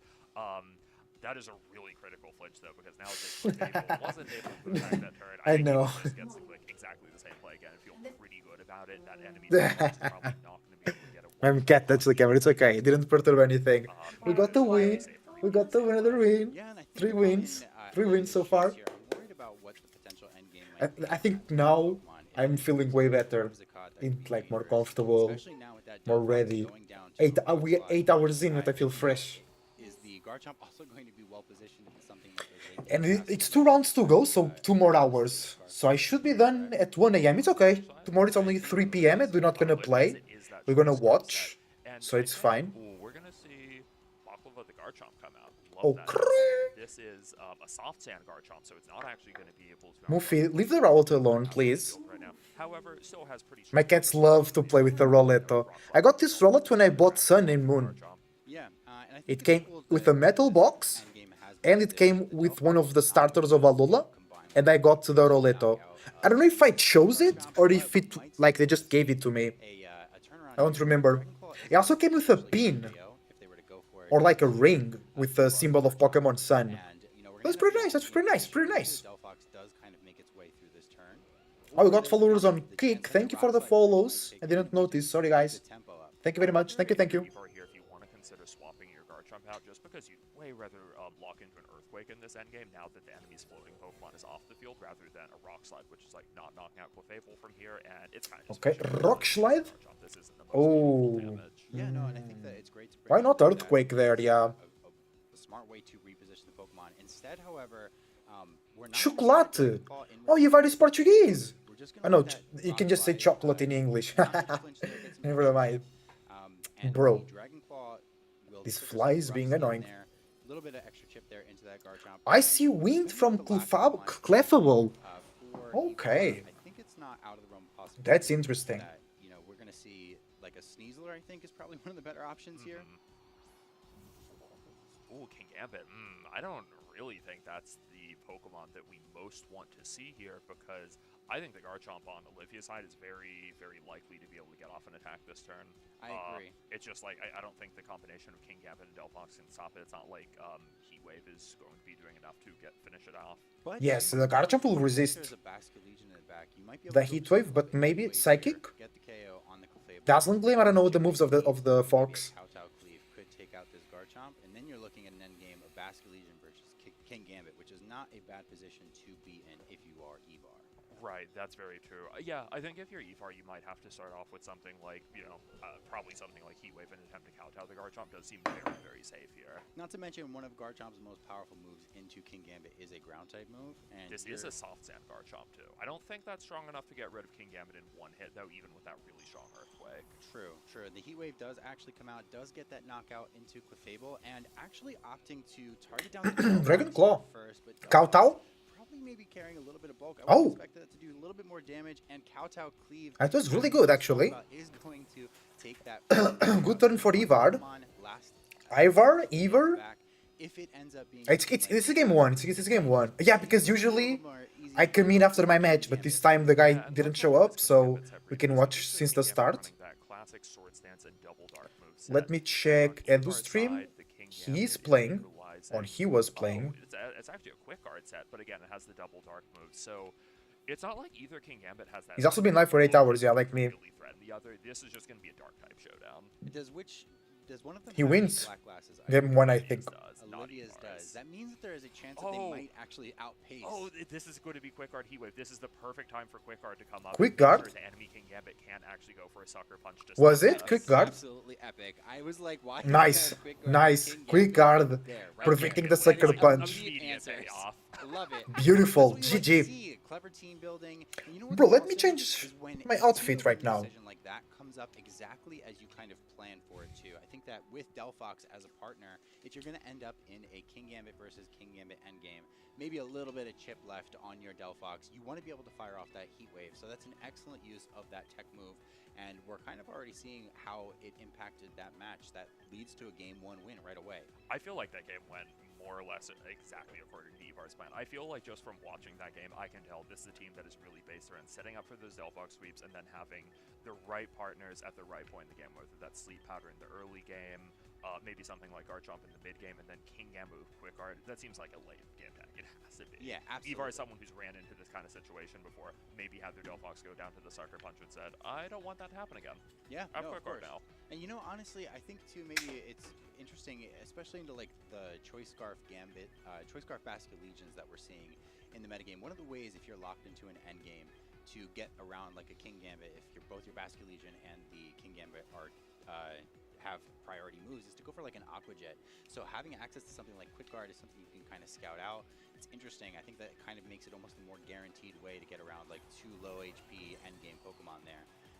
But getting off Okay. this game too, Game number we're gonna see 2 an is there. adjustment here from Olivia, instead leading with Delphox and Garchomp in this game. But the same leads are coming out from Ivar with that Vivian. Oh, so for me to have the Pokeball string up, I have to use I think that? Olivia probably getting the better end of this. Clefable Oh, also it's actually true. I don't hasn't want, been though. enough against the Delphox as it needed to be last game. I know there But I was want to show my but still, I have Pokeballs. some questions about, like, how I have to use this well jacket. Garchomp- I can't think use the seeing other Garchomp things. instead, which is like No. going to be capable of outrunning the Vivian and threatening it with a rock slide before it can even move. I think that's a good adjustment on Olivia's part to make sure that a little more damage is coming down, and if this Delphox wants to try and set up a nasty plot first, then Yeah, no, Garchomp is an excellent adjustment. It outspeeds both the. Well, I think that's it's going GG, I to, guess. In most cases, will outspeed the Vivian. I know that if people elect to go for an adamant set, that they can underspeed a max speed Vivian. So that is probably one of the interactions that will be extremely important on this first turn of game 2. Okay, I updated my drip, guys. You'll see. You'll see. Ivar has the faster Delphox at this point. It's also the one with like more HP investment than Olivia's. I'm really curious, like how both of these Delphox are trained. Yeah, it matters Delphox a lot. mirror I think goes that crazy. going for the bulkier Delphoxes is just going to be like something we're going to see a little bit more and more of as the meta progresses. Heat wave. Oh, On the okay, so right side? It is just a speed. Whoosh! If the Delphox That on the side Vivillon is there. struggling. Hopefully this Vivian's able to avoid a secondary effect here with that Heat Wave burn. Keep the Vivian around. I would love to see on this turn if it is in fact a Jolly Garchomp or not. Nasty Plot going to come out. Going to have those Rock various sli- bugs, Ooh, get good that rock special slide. attack boost, and Good play from unfortunately, Timbit. Jolly Garchomp, not Jolly so much Garchomp. maybe at this point in the meta, Nice. and at this record of 6-0, but unfortunately for Ivar, we're going to see that rock slide pick up the KO. An unfortunate risk to take. I think it's something that you can do when you're up a game, though. Yeah, I wonder what Ivar is planning for here, because I feel like on at least some level they must have been asking, like, oh, is this a Jolly Garchomp or not? This is not the first Jolly Garchomp in existence. Let's see how they're able to respond to this. I think that Ivar is just down, like, so much damage here. This is just going to be a lot harder to come back from, rather than game 1, where, like, I think Ivar might have lost the Vivian first, but then found a way to come back into the game. Yeah. In this case, I don't think Vivian has exactly sacrificed itself for as much. Well, unfortunately, on Olivia's side, there is no Quick Guard King Gambit to prevent this King Gambit from going for a Sucker Punch here. So Yeah, no a Quick scary Guard on the right situation side, so Sucker Punch on going for a speed is tie, it guaranteed? an encore option. Locking that Delphox Oh, into the, speed tie. nasty plot that he No. just elected to go for could be extremely dangerous. I wonder if, however, though, you could call that out and maybe. Oh, Delphox went for Go for it. a nasty plot. That's crazy. I wonder if King Gambit's like just barely bulky enough to live one Heat Wave from Delphox. That could be cool. I'm not too confident, but I feel like if you train your King Gambit the right way, maybe. Yeah, I think it has a good enough special defense stat. Plus, actually, no, it doesn't. It has a high HP stat, is what I should say. I'm just like pretending it has Assault Vest still, but there is no Assault Oh, Vest. no Assault Vest Garchomp still, swapping yeah. for Clefable seems like a really good swap, like especially with something like maybe Psychic from Delphox being one of the more obvious Arceus plays into that slot, I think Clefable could come in on it pretty nicely. And then once the Clefable Nice is in, damage. it's gonna make the Delphox on Kowtow! Olivia's side feel so much more comfortable here. Into the It's protect, actually okay. just like a really safe swap from her. I'm very impressed by that play. That was like just averting all risks, even in the wake of like potentially a game-winning 50-50 if you had maybe just gone for that speed tie right away. Leaving that King Gambit on the board without the threat of a knockout means that you could just be trading your Delphox on that turn if you had elected to go for that Heat Wave like we talked about. This is a perfectly safe swap. This is something that will work out in almost every scenario. There was almost nothing that Ivar could have done to work around it. And now the positioning actually looks pretty favorable. You have a comfortable option of going for a Heat Wave and potentially maybe a helping hand. Why not take the risk, right? Are they going to go for Sucker Punch? Nice Actually, Sucker Punch. I'm wrong. This is Really why I nice. play King Gambit. I don't know how. Clearly somebody else does. Yeah. Nice oh my Sucker God, that is Punch. a colossal sucker. I think in the face of Follow Me, that was just a huge. Ooh, not enough for the big Clefable. risk by both sides, but Gutsy. Ivar getting the better end of it for sure. I do not think. Moonblast? I mean, let's see what Clefable can do here. This Moonblast, Not enough. to knock out. There is King Gambit on the other side, but also there is Quick Guard. That's totally On fine. this In side, some on ways, Ivar. it's hedging. Ivar? I would have maybe expected that Moonblast to potentially pick off that Delphox. Maybe if it was a Mega Clefable, maybe I'm being a little bit too ambitious, but not the worst thing in the world. I think that even though Clefable and Garchomp here are in the end game, they don't match up too poorly into both of these threats. As you mentioned, that Soft Sand is going to make you feel a little bit more comfortable into the King Gambit in the end game, but it's just going to come down to where this targeting comes out from Ivar. Ivar still has pretty much all the momentum riding in their favor. Yeah, and both sides do have one more unrevealed Pokemon in the back right now that I think is really going to be pretty critical in determining the outcome of this game, especially with both sides, like with at least one of their Pokemon on pretty low health. I think we're going to see this final Pokemon get revealed relatively soon. It's going to be determining how both players approach this turn, what they're comfortable like risking and what they're trying to get out of it. Yeah, and I do think that with what Olivia experienced in the end game last time, it's almost just Nice protect. my instincts are screaming that she had to have come up with some type of adjustment here. It's definitely not going to be the King Gambit. Follow me. Quote me on it, bet me on it if you And want. we We're gonna have end up going for Rock the Sucker Punch Slide. this time. That's a Rock good Slide will protect. come out and target into that Delphox's protect. Rock Slide doesn't do Take much no into damage, but now we have a chance for a the King flinch. Gambit. Ooh, okay, let's see. Is King Gambit attacking through the punch? It's just going to be a Kowtow into Kowtow? I'm Not sure enough. how significant this damage is. I mean, another Because Kowtow knockout, a but box we're of probably Team looking at, Bits like, a still Delphox has or another finishing Pokemon in the off back. Clefable either way. Yes. Same for And the again, Ivar also didn't Ivar. lose anything on that turn either. Just relatively insignificant amount of King Gambit health, unless it would be enough to put it in range of something like an Earthquake. I still have to wonder what Olivia's like Garchomp wants to prioritize here. Like, which target is it going to put damage on this turn? I still think the Delphox is priority number one, especially since it doesn't have access to a guaranteed protect this turn. Obviously, there's a chance that they could go for that double protect, but I don't think that even. I mean, we did just see the risk here. Oh my goodness, I'm so scared of getting Sucker Punched. It's just a me thing, but Heat Wave, nice. Good protect, huge damage. Big protect from Clefable. Rock Slide missed the King Gambit. Delphox goes down. Maybe not the best. Kowtow into Chomp. Nice. Without that Black Glasses boost, I'm not so sure because this is the triple set. You have no Ooh. knockout, and you have to take rough skin damage for your troubles. Bro, rough skin shouldn't affect rock types and steel types. Only if the rough skin Pokemon was a steel type or a rock type. I gotta be honest, this was beautifully played in the end game here because I don't see many Pokemon that are coming in outside of maybe Sneasler that could turn this around. If Basculegion it is Choice that Scarf, no? Basculegion, you probably just lock into Rock Slide here, and then you have that King Gambit with Sucker Punch to kind of pin it down. Ah, yeah, It the does, Sucker in fact, Punch. have to connect though, is that's part of the problem. I do think it would get the KO on a Garchomp that, you know, for as far as they know, is only at around 5% of its HP.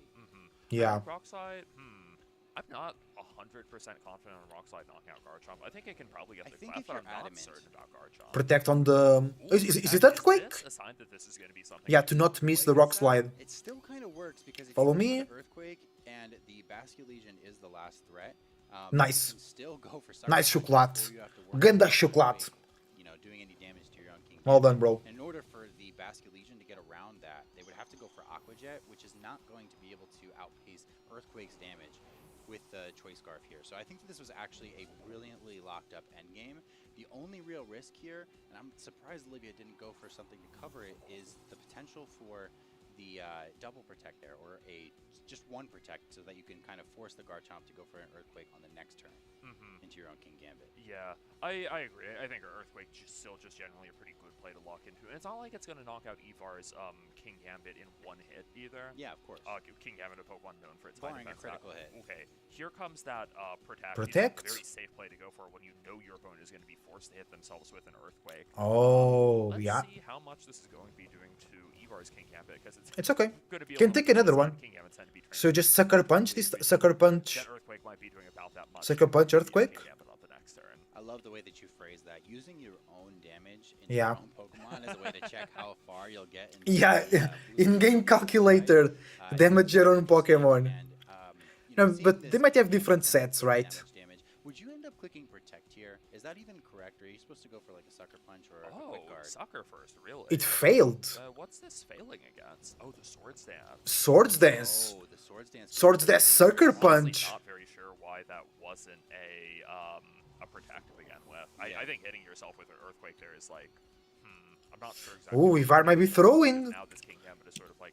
Does a Sucker Punch get the if King knockout? Gambit doesn't go for a Sucker here, it is just going down to an Earthquake. We are just going to find out if the Black Glasses +2 Sucker. Ooh, Punches Black is Glasses going to +2. You know, I doubt that it is, because I feel like when you're Scarf Chomp, you have a little bit room to actually. Yeah, because you Scarf Chomp, you don't need to invest so much in speed. With the Garchomp, I'm betting. Oh, I'll do 2 HP! No way! Single target Earthquake. Finish off this King Gambit with another. Ooh, 2 HP, bro. There, basically. Holy. Confident when I was talking about that head gouge, but Holy I saw how shit. much HP Let's drained go. into. Let's Look, go. easy, right? Easy, Edu, right? we're I winning. feel This like is this Edu's one stream. of We're those winning. rounds that, like, if this was Regulation C again, where it's like you're in such. Are we winning, Edu? World Champion versus 10k players. That's a great title, because he did win in Zacian Meta back at 2021, 2022? I think 22, with Zacian and... what was the Dynamax together with Zacian? It was Legendaries, maybe Calyrex, Zacian Calyrex. Proteção, Ginger, caralho. Incineroar also with Protect, that's kinda rare.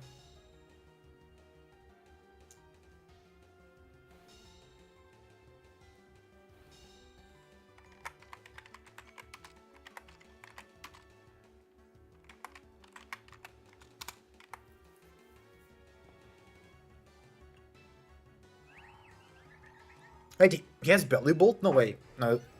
I think people in chat are responding to somebody else. They're talking about Belly Bolt. I was like, wait, he has Belly Bolt? No way.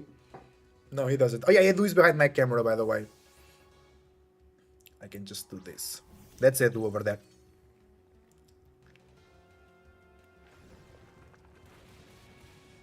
He's winning. He's winning, son. On stream, we have some replays. Alex is watching. Which is what I thought was gonna happen. Oh, he win? Oh, Perish. Ooh, Perish song next turn. We'll get these two if they can switch. I knew it was his death. Genjar. Oh, it's a 1v2. Oh, Genjar just protects, right? Oh wait, but he can switch. He can switch.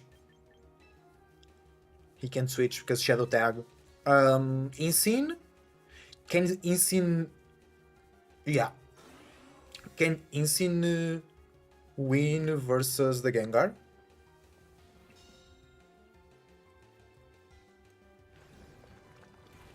The Earthquake! The mistake was letting Incy get Aura Sphered. Oh, the Insane got an Aura Sphere. Okay.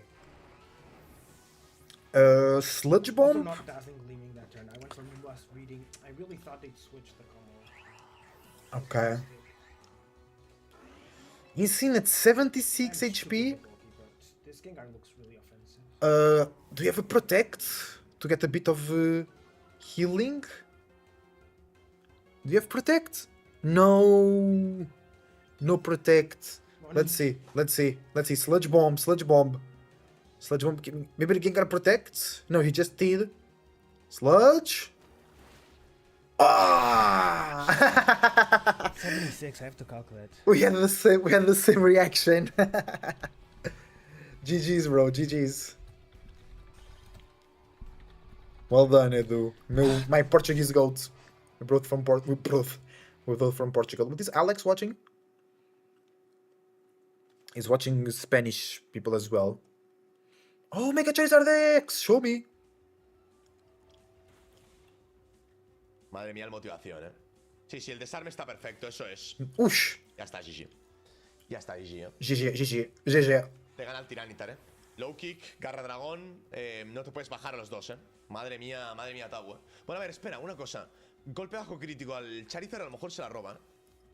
A critical hit on Charizard. Oh, Dragonite? Mega? Golpe bajo crítico al I want to make a Charizard, team with Mega se la roba. D-Knight.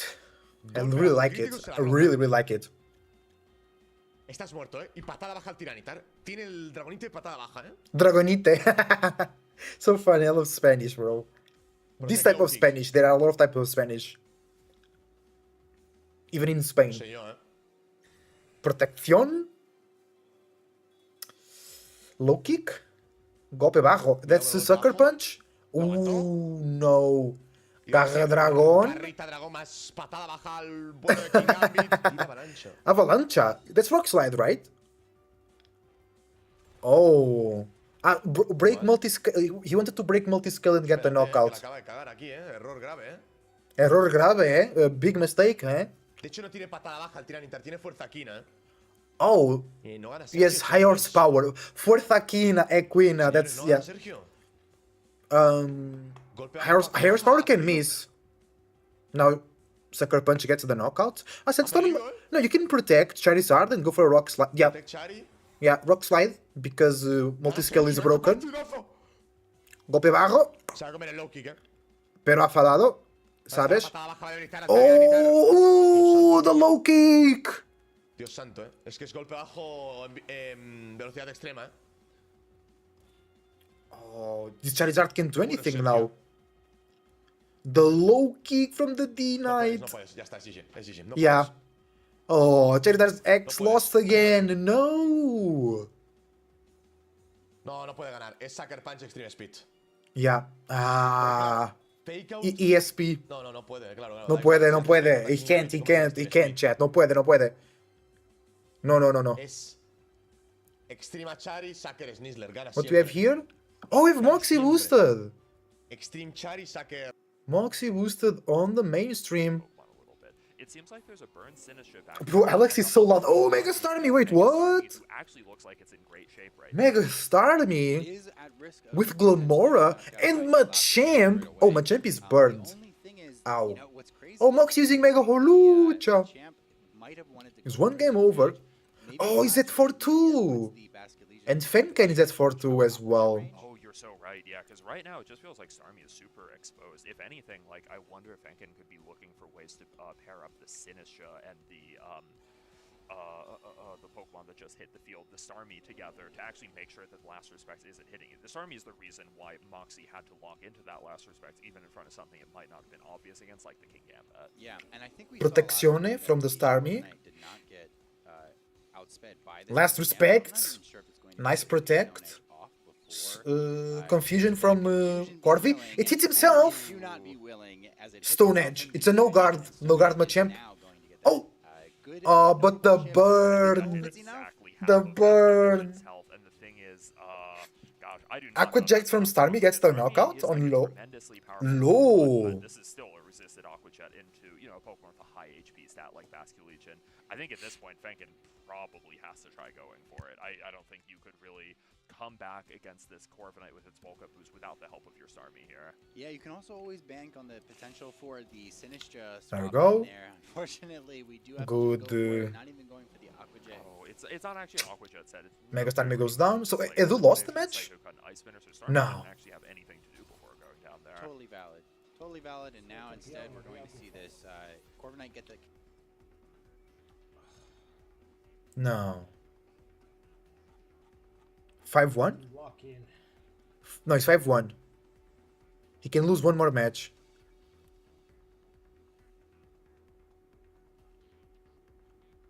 Come on, Edu. Portuguese GOAT. Nós conseguimos, nós os dois. Portugal, caralho. Let's check. Moxie. Boosted. Get boosted. I think also too with the two boosts that last respect does plenty to be able to even get through what could potentially be a Kasib. I think most of them are Kasib Berry to reduce damage from Ghost. No. Last respects is in fact Yeah, it's very rare to be Kasib. we are going to see But Kasib is really good, especially because a lot of Eggy Slash are chilling around. Unfortunately for Fenkin, it is not going to be Oh wait, Moxie 2-0. He goes through. Well done, Moxie. going for, and 2 Well done. today is an excellent achievement. Definitely well played. 5-2. And it's cool to see something new, and we haven't seen a Mega Which is Starmie the yet, so yeah, Mega Starmie was here, Mega Lucha was here See a too. little bit more of it. I think even before we started playing Starmie, you and I were talking was just like a Pokemon that I feel like I have to see more of it. I do not know exactly what Yeah, that guy's yeah, doing. it's pretty I don't know rare, why he's even on decided to leather. stand on 2 legs, but I'm sure he's capable of something. We just have to figure out what it is. yeah, maybe it's dancing, maybe it's walking, maybe it's power walking or riding a bike. Can you imagine Starmie on a bike?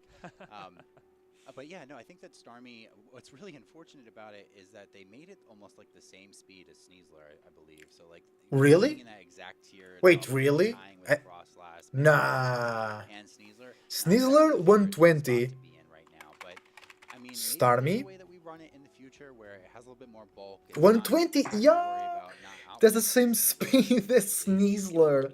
No way. No way. Kind of starting to pick up on the fact that that's the case. That's Mikael Derbeste, we are in fact Azulite, by another bonus Mega game. Gengar. I am happy to see a Mega non-Mega Scovillian. Gengar get a knockout on this Archie. Bro, so many Mega Gengars. And Let we're going me back let to me McKelder Best, check which here. is Meta our game. Not Vegas regional, Milwaukee regional champion from 20. Gengar. That's a lot of Yeah, Gengars. I 384 might have chose, elected plus to, Mega.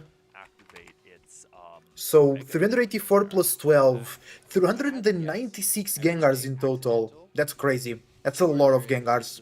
Only 12 Blaze Breed Tauros. I think these player names might not be correct.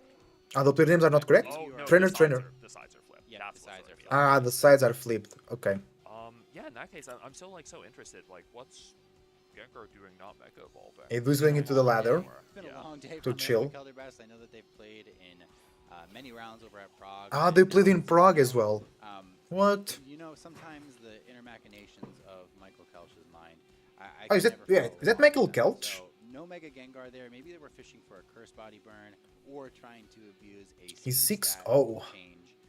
Maybe something along those lines. This Yeah, is what the about best I can Alolan guess. Ninetales? But it looks like instead Alex Aran is Alola? with the Scoville. 221. That's a lot. Only mega option. Almost the same as Kangaskhan's. Oh, I see Blastoise there. Even though it looks 182 like Blasties. turn, I'm not so sure about where this goes in the end. 1,000 and the 129 Charizards. Let's take a look Yeah, at the yeah. Scoville instead very quickly. So it's actually going to be Leech over So we still have a lot of 6-0s. We still have a lot of people undefeated. Michael Kelch is here undefeated. A lot of people undefeated. Another drop. Have a Brazilian! Vamos Brasil! Might end up Vamos running Brasil! into, clever rage powders. The No Lucy Portuguese, I potentially think. getting back enough health for you to really We have an get away from Ukrainian. this game. Shout out to Ukraine. My So girlfriend is Mega from there. no fishing for any type of beneficial moody boost. We have Edu with That- 5-1. Sometimes I'm saying these things like I know that they're the case. I haven't even looked to see if it was moody yet. Do we have any more Portuguese here? Actually block this attack, and Scoville not going to get this overeat right There you go, away. Edu. I've seen Edu at 5-1. I see a path here from Michael. I What's don't the know best about Portuguese seeing after path Edu? for Alex. Yeah, I'm not sure. Like, I think both sides attacking into each other's potential looks like a bit of a dead turn. Oh, but I wow. think Oh, no, there you go. Michael's the one with the lead. I think, It's as to why GD can't really suffer a dead X turn VGC like that. 5-1. They have to be moving Well the done, well units, done. They have to be getting reads correct, and does not look like, letting your pill They through are is correct, live. and Let's then have to check go over that. for another turn. We haven't even talked too much about the fact that it looks like Michael still has that Alolan Ninetales in the back, which is not exactly going to be a slouch against. Oh, they have no this camera? either. And I think it's also going to depend how much Okay. HP that Alolan Ninetales Yeah. does have, because if it's chipped and it's like well in range of even a -2 Let's overheat, follow. Oh, then it it's probably started well the stream an hour ago. Maybe it went possible down. that this Scovillain will be able to pull it off, get the Leech Seed off into the Rotom in the end game. But He's I not was here just gonna now. say that it isn't Abu Bart. too His real name hard is to should be potentially Duarte. just go for a hard swap here. Keep your Aegislash Okay. as the one that has to take a -2 overheat in the end game. Yeah, bro. So many Mega Gengars Yeah, okay, on that's gonna be stream. another Volt Switch into Pelipper. Okay, Gengar is neither attracting side the able attention to today. accomplish anything. Pelipper, because it got that double protect in front of Volt Switch, and Scovillain not able to connect an overheat into Ninetales. Oh, that's not a very opportune time for the snow to go out. It means that Ninetales isn't going to have access to accurate Blizzard. A Mega Gengar was knocked out here, actually. Or connecting a blind Blizzard. Yeah, and unfortunately, it's not a very high accuracy move. There could be some variance at play here. Thankfully, I think, at least in Michael's favor, the Pelipper not having any rain up is going to make it a little bit less likely to really get anywhere with damage. Ninetales still probably also could just swap out back into this Aegislash. Unfortunately, with Rotom still being on the field, it would have been nice to have eaten that overheat. I don't know if you saw, but Alex actually had targeted the overheat into the Rotom slot. Oh, really? Yeah. Pelipper finally failing a protect, only had a 1 in 9 chance of getting it that Pelipper time. failing a And protect Ninetales finally. an encore on the Scovillain saying like, hey, I'm actually content with overheat being the move that you're going for here. And that makes sense because it means that Scovillain wouldn't have been able to redirect any more of Rotom's attempts to knock out this Pelipper. Yes, it gives you much more room to avoid a Leech Seed stall endgame. If they don't have access to Leech Seed because they're locked into overheat, it's much more likely the Rotom can make it through in the endgame. Scovillain, even though it is a Mega, does not... Okay, actually almost all the matches completed. A lot of people dropped. I think we are at like around 3k competitors now. Has that Owen stat line. That's a great way to put it. And even though we are going to pick up the knockout here into this Ninetales, the Rotom Wash, again, is going to be the real challenge at the end of this game. You have no access to Leech Seed because you are locked into this move. And now the Aegislash can kind of wallop on you. It should survive a -2 overheat, even with the nerfs to its bulk and dropping from that 150 to 140 the defenses. I think that Poltergeist and any attack from Rotom here will probably be able to end the game for Michael. Yeah, it might look like Michael has to connect a couple inaccurate moves, but I really don't even think he has to connect all of them. Like, this position is so commanding that you can't afford to, like, probably miss 1 or 2 of your moves and still come out on top. The King Shield on Aegislash is interesting, maybe just saying, like, hey, I know this is going to be the target of the first overheat. Let me load up a little bit of Hyper Pump damage first. And I think that it's smart that he went for the King Shield here first. Let's block this 1 overheat that I have before this Encore ends. And Oh, this guy's toast is using Mega Starmie on ladder. That's really funny. A Poltergeist or a Hydro Pump and Shadow Sneak combination. So it's really cool to see that this team is relatively, I would say a team that draws on a lot of ideas from past formats from Michael is proving to be so effective. But also still cool to see stuff like Mega Scovillain, something that we haven't really seen yet, pop out, do really well. Is this overheat going to get the critical hit is the question. Maybe all this talk about how the That Michael... wouldn't have even been enough to knock out Aegislash if it was at neutral? Oh my gosh. And you said Hoenn stat line. There it is. There's your proof in the pudding. Aegislash turning into its attack form. Let's see what it's going to be. Scovillain being attacked by its Scovillainite in the form of Poltergeist. That is going to be Michael Kelch advancing to 7-0 and locking Michael Kelch 7-0. Yeah, that's guaranteed qualification for day 2. But you gotta keep winning now because tomorrow the result carries over from today. So the best result you have today, the more chill you are tomorrow. And being chill in VGC is really good because if you're not chill, you are more prone to make mistakes. Unfortunately, we didn't see any of like the earlier positioning. Edu is playing ladder. Edu is playing ladder. Always cool to visualize how players move their weather pieces. Pelipper versus Ninetales, not something that, you know, Ninetales for the fact that it has a weather ability, not as Okay, popular as I 28 matches left to go. Yeah, Ninetales like relatively strong, but I think like how you're talking about with Starmie, like speed time with Sneasler and that being a big issue. I think Ninetales kind of has it even worse, being slower than Sneasler and being weak to that Dire Claw and having to roll Okay, the dice. we have 4-2 here. On more than half of the teams in the So format, one of they've those lost guys still has a chance to probably go. going Bananas. competition. Really something For that Ninetales has to two. contend with. I remember back in the day it was 5-1, 5-1. Do you have... Oh, the 4-2 start. Beatrill. Oh, Beatrill VGC. slower at the time than Sneasler is. What team they Going using? on with some of these base stats. We're going to different stages of the Oh, game. oh, In we can Overpine, see which what is they a played game against. back in They Scarlet lost DLC to era. Mousehold, Mega Yeah, I think that with Delphox, the way that the speed King stats Gambit, are kind of Wash, shaping up Sneasler, right and now, Chomp. it's cool to see how Then they lost to Mega Aggron, bulking out actually. maybe some of their faster stuff. That's interesting. But yes, certain things in the metagame are getting pushed Oh, we out. can also so see what we're Wolfie glad lost to to. kind of make its way But he into dropped. I don't know this, if J2 he... scenario. It's one of the best performing teams we've seen so far. If I'm he happy dropped to see it.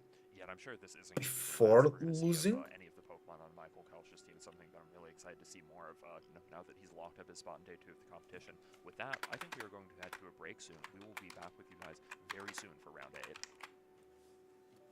8. Because last time I checked, he actually got some wins.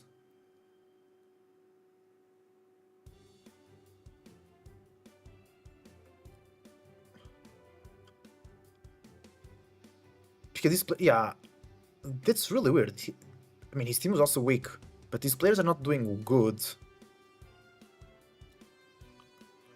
I mean, this player is doing the same as me. This player is doing better. This player is doing worse. Oh, bonus coverage. Bonus coverage, that's for us. To cast. Here we go. We have... The camera sometimes gets, yeah, kinda in a weird angle. Mega Charizard X! See, that's my boy! Oh, this is really loud for me. But it's okay. King Salmon, I love it, versus Esper, great names. Whimsy, oh, Anchor. Wait, did he Dragon Dance last turn? Or did he Protect? Ah, the Protect in front of the Whimsicott, you never want to see that. Ophelia, the good damage from the Mega Floettes in his chest. Eats that, and goes for 3. They have Tailwind? Oh, GG. It's less 2 of the Mega Charizard team.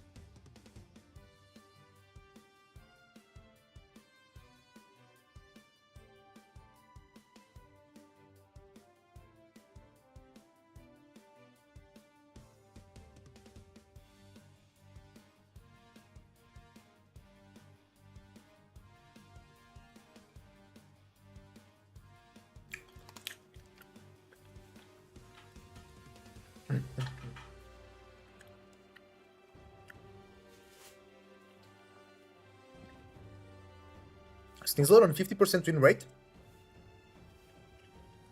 Watchog on 66. Okay. Morpeko on 60%. Nah.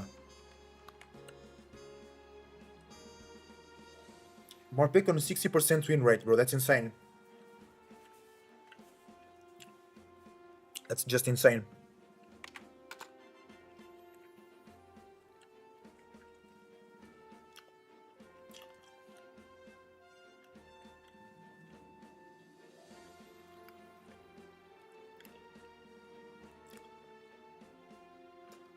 The finals will be Monday, 5 a.m.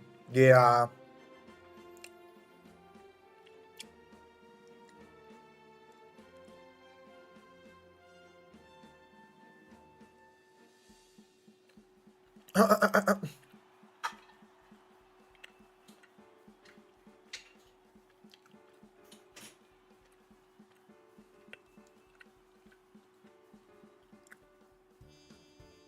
Oh, they also...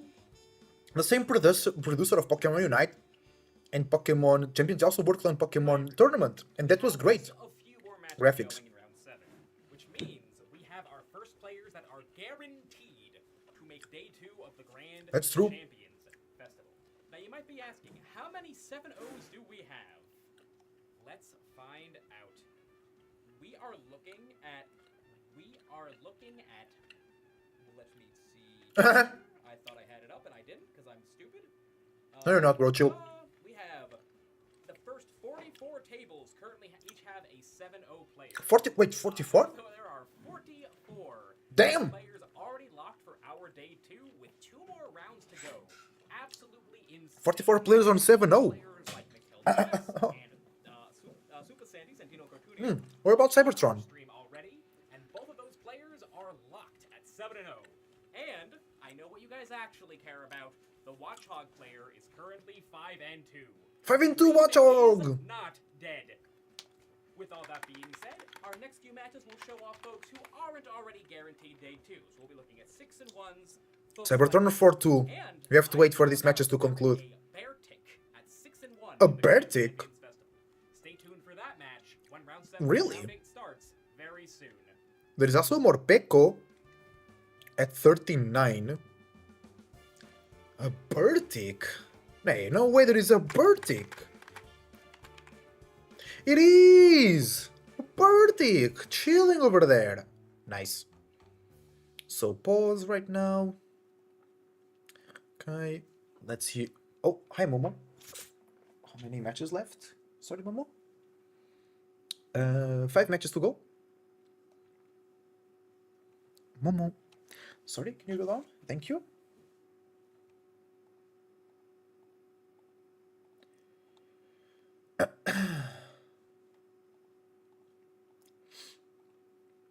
Let me see the pairings here. What's going on? Okay. All 1v1s.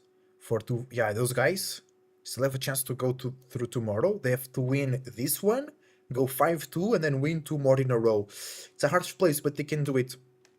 Momo, Collins coming back here, girl. Come here. Yeah, let's go. That's good. That's a good girl. That's a good Momo. Oh, it's such a good Momo. It's you, Momo. You're so good. There's a bit of sugar here. Sorry. It's okay. Okay, Masaki Oshino, producer of Pokémon Champions, comments on the game's graphics. Yes, as a Pokémon fan, I naturally understand the various discussions currently taking place within the fan community. I can totally relate to all of it. Regarding the graphics and gameplay, we've truly tried to do our best in both areas. With Pokémon Champions, we have more limitations compared to Pokémon Tournament graphics, a game he worked on before. Nevertheless, there are some things I really wanted to tackle, as a kind of a new challenge. One of the things you could see, for example, was that all the Pokémon have their own shadows. These shadows and the spatial depth they create are one of the things that was particularly important to me. I really wanted to incorporate that kind of visual reality into the game. The other thing I want to mention is the battle effects. We developed them from scratch in this game. I was very thorough in reviewing them and personally went through every single one. Phew, that was a lot of moves. Bro, the animations are really good. That's why.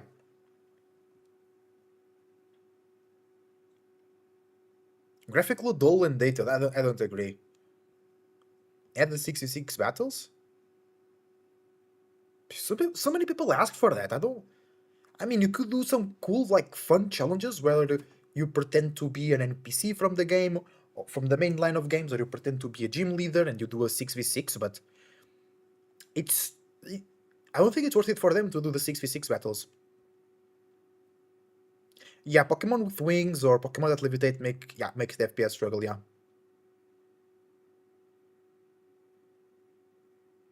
Yeah, graphics aren't the point. Focus on the actual complete battle simulation first, then worry about the graphics, yeah. I think that's what they're doing. You just created 3,000 Sneaslers.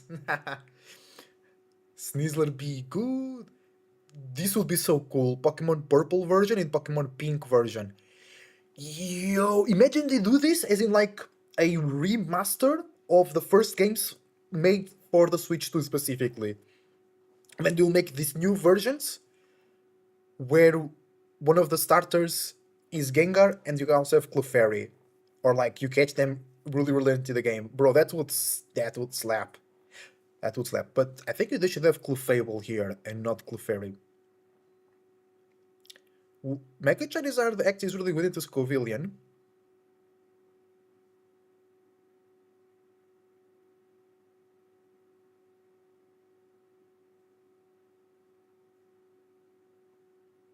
No Guard Hurricane. That's the Pidgeot, yeah.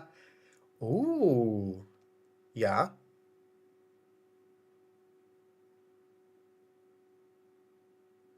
Peppy? Who's Peppy? Yo, it can be burned through. Yeah, it can be. Yo, Araquanid. I want to build with Araquanid, y'all. Okay, how many matches to go? One. But usually that one match takes a long time.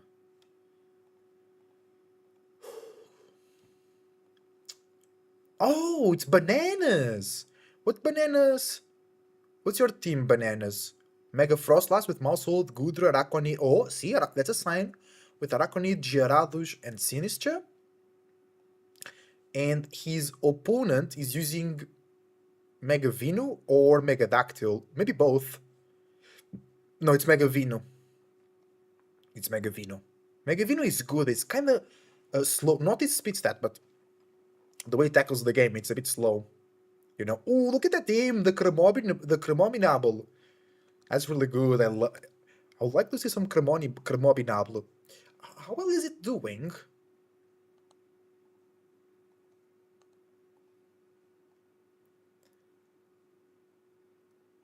The Oops. Crap. There you go. 109 usage, 43% win rate. Not bad, not bad. Golurk doing... No, Golurk doing worse, actually. Okay, okay. Oh, we have the results updated. Here we go. Oh, wait, we have a Portuguese superstar Pearl at 7. They're rocking Mega D-Knight. No, Mega Gengar? Or both. It's Mega Gengar? It's not Mega D-Knight, it's Mega Gengar with Mousehold, Follow Me Super Fang Encore Protect, Primarina, Hyper Voice Moonblast, Hydro Cannon Protect, King Gambit, Black Glasses, Kowtow Cleave, Low Kick, Sucker Punch Protect, Talonflame, Sharp Beak, Talonflame, interesting, Dual Wing Beat, Will-O-Wisp, Tailwind Protect, nice. And he played really strong opponents. Babayama, Solar Flare. That was on stream. Solar Flare, not the match, but them. And they started... Wait, 1, 2... Oh, no, that's kind of me. That's me. Me and Lava Staff have the same...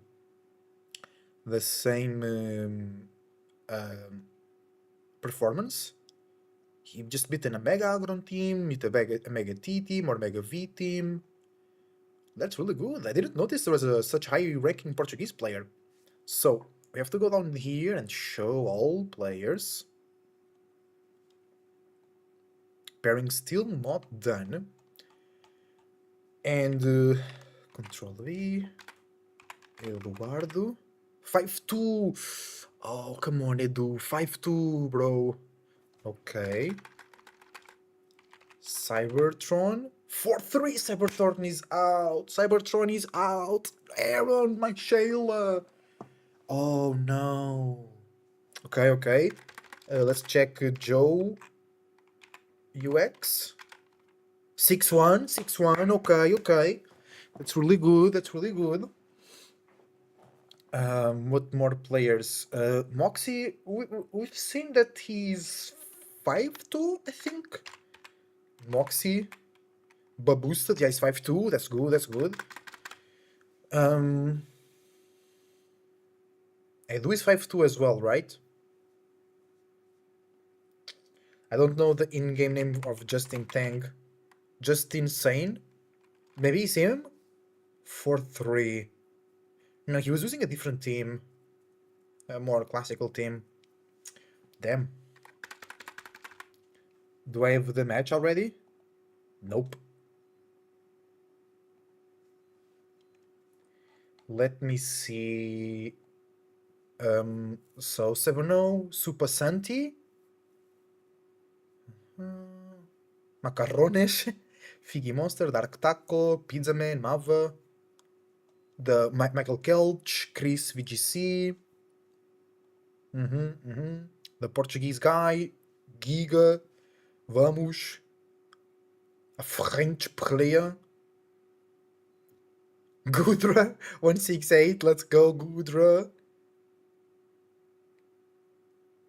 Not seeing any relevant names. I have to go to the bathroom real quick, chat. Still don't have the match. I'll be back in a... Oh, there you go, I got the match now. God damn it. There you go, there you go. They have the same score as me. Check in. They have the same score as me. Okay, so we'll take this away and that away. Oh, switch. Disconnected.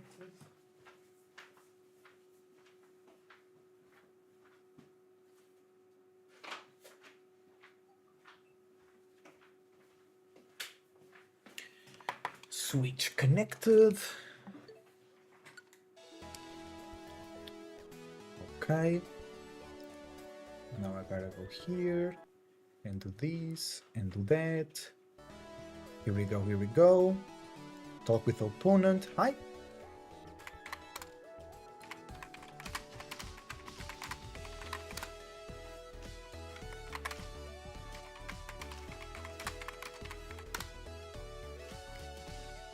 Let me check the opponent's team. Oh, it's Mega Victory! I can't one-hit knockout that. They have Weavile, they have Aerodactyl. Let me show you the team. That's their team, chat. That's their team. Rotom... The Rotom hit, it's no problem for our Zard. Sorry about that. Make a room. Room.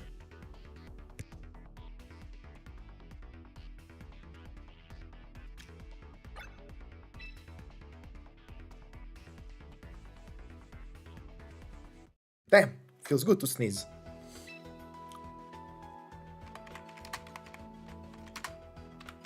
Don't enter the room, guys.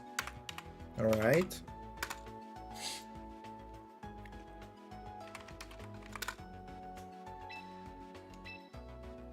Okay.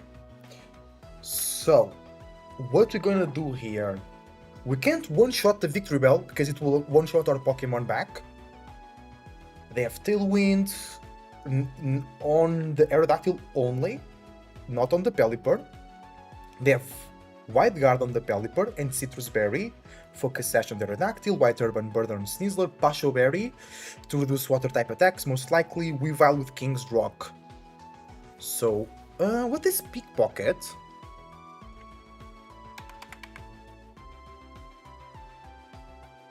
Pickpocket. Still an item when hit by another Pokemon. When hit by another Pokemon. Okay. Okay. Let's go for the battle. Still have to think how we're gonna do this. Welcome to stream, everybody. We are on our game 7. We can't one-shot the Victory Bell. We have to do some damage around it. Basque Legion looks good. I know. Oh, they have Fling. Fling can also... So they have basically 2 fake outs on the Weavile. That's a smart idea. I like that. They only have Tailwind on the Aerodactyl with a dual Wing Beat. They have Hurricane on the Pelipper. We have no way to remove the rain, so it will be kinda bad. Can we start getting boosted? We have to find a way to slowly but surely get rid of the Victory Bell instead of only Mega, right? Yeah. With Chlorophyll, they don't have a way to do Sun. Protect on the Sneasler. Sleep Powder on the Victory Bell. Sludge Bomb, Energy Ball, Protect. Game 1. I want Tailwind. So I can deal... But they can go Weavile, which is annoying. I can go Aerodactyl. Mousy. But then we don't do much damage. Actually, yeah, we have decent... Aerodactyl has decent damage into everybody here.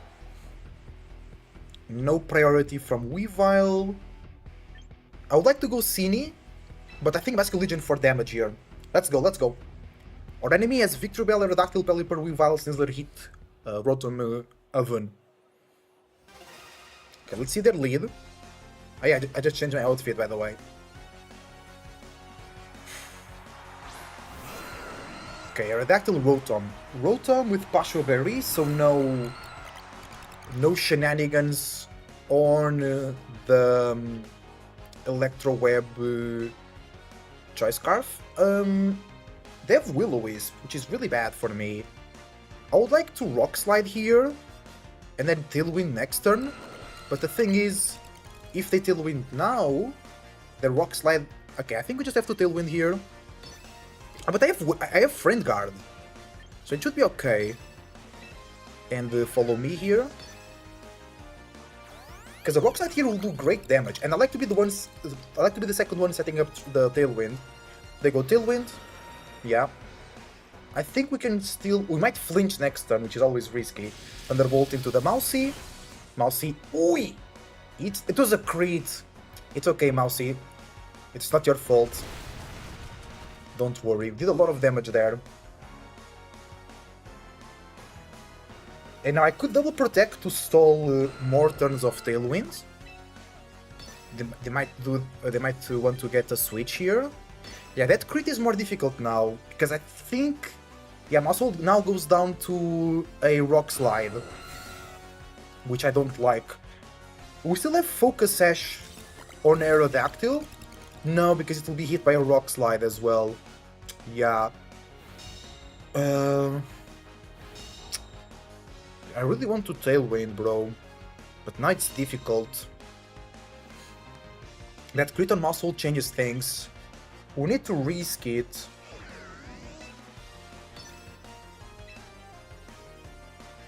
We need to risk it.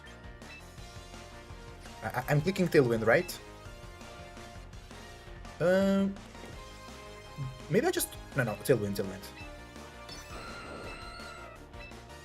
Yeah. Rock Slide has to miss here. Oh, they protect! Nice! Nice, that's really good. Okay, no, don't flinch. And we get Tailwind up, and we Gucci. They go for Rock Slide. Mousy goes down. We get Tailwind, and we get a turn. We can bring the Basky next turn. No flinch? Nice. Okay. So they just protected with Rotom. I feel free to Last Respects. They can bring the Weavile, but I'm not too afraid. I don't know who's faster, I'll just risk it. Last Respects over there. They just protected, they're forced to switch out. If they force into Weavile and Aerodactyl is faster, they're gonna take huge damage there. They have to do this running out soon, and then our Charizard can come in and do a lot of damage. So I low-key want my Aerodactyl to go down.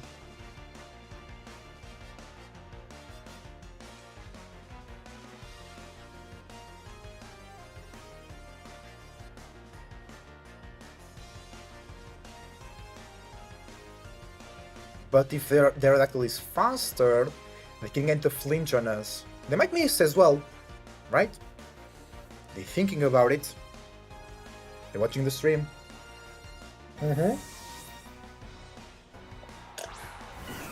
It's the that's why I did... Ooh, that's actually good.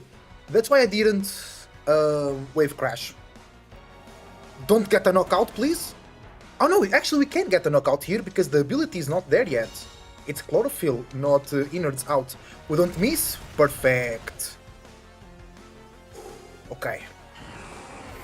They lose their Mega, and now we can just one-shot everything. Their Tailwind goes out, but they have Fake Out on Weavile or Sneasler, so they can just bring it. It's Prum Prum. Oh,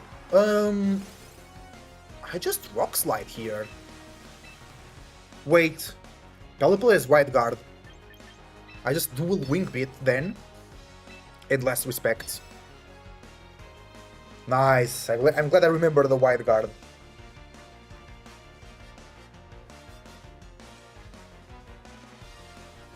Their Aerodactyl, yeah.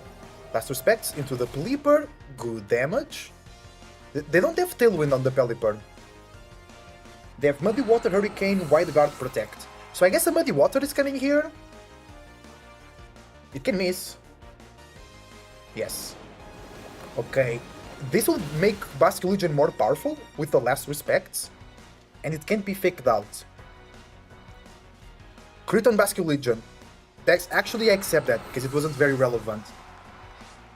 Fling is a dark type attack, actually, so gotta be careful with that. My accuracy fell, really. So now I have Char, Fling. So, oh no, they still have the Rotom. They still have the Rotom, and that's their last one. Rotom can touch the Charizard.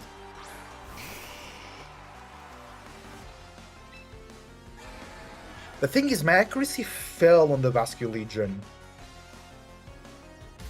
I think I have to go for damage.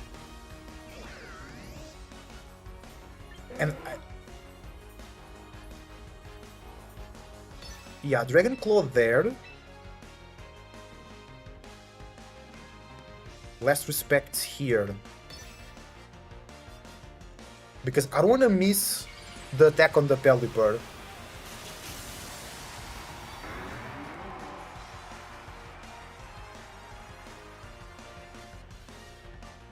Yes, they protected.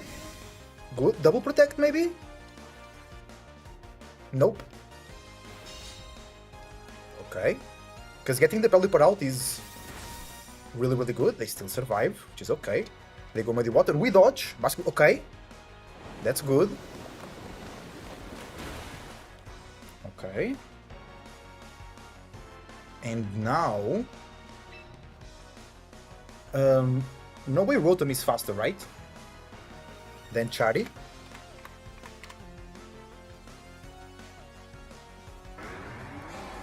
Rotom eat, yeah. They're not choice scarfed. So we're chilling here to Dragon Claw. And last respects. We miss. That's fine.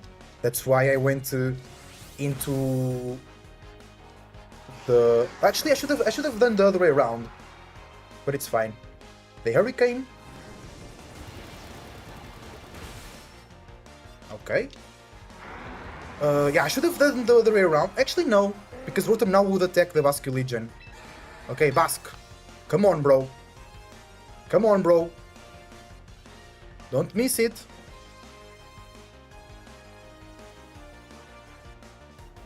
Nice! GG! Game number 1 for us. Okay. So our lead was Mousy Aerodactyl. Aerodactyl did a lot of good damage. It didn't block the Sneasler. Even if they do, we can dual wing beat into that. But they have Protect. They didn't brought Weavile. They brought Aero, Victory, Rotom, and Pelly. Yeah, the Sneasler is not looking great here. Into 2 flying types, and into Victory, and into Will-O-Wisp. The thing is, Sinisha is also not that bad, because most likely they're gonna be in the rain. Do I repeat the same lead? How they can perturb it? We have double protect. They can go Weavile and have like a second fake. Wait, but is Weavile faster than the Aero? Weavile is 125. Base. Aerodactyl is 130, so no, Aerodactyl is always faster. So we don't need to be fearing the Fling. We could do the same lead. Because I don't think Basculegion is in big problems here. Okay, let me just check if Fling is a priority attack.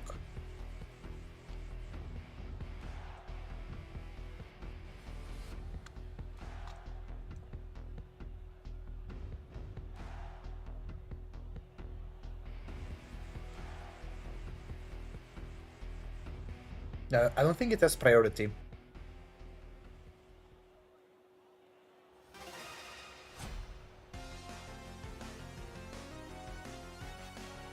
Okay, here we go. Okay, Aero. Victory.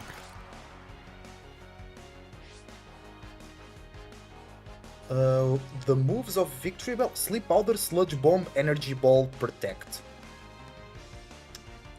I think my Mousy is faster. Because I could Taunt. I could Protect Taunt. But I think we have to match the... No, I could Rock Slide Taunt. No, because then they might go Tailwind and put me to sleep. right? So Tailwind? Taunt. Over there for no sleep powders.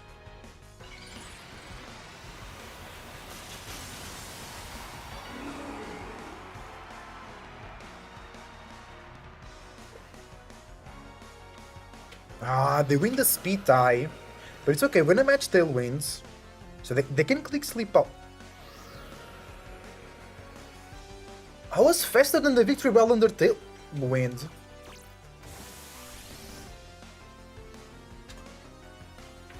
Huh? The energy ball, the mousey? I'm really good with that. Because now I want to dual wing bit and protect.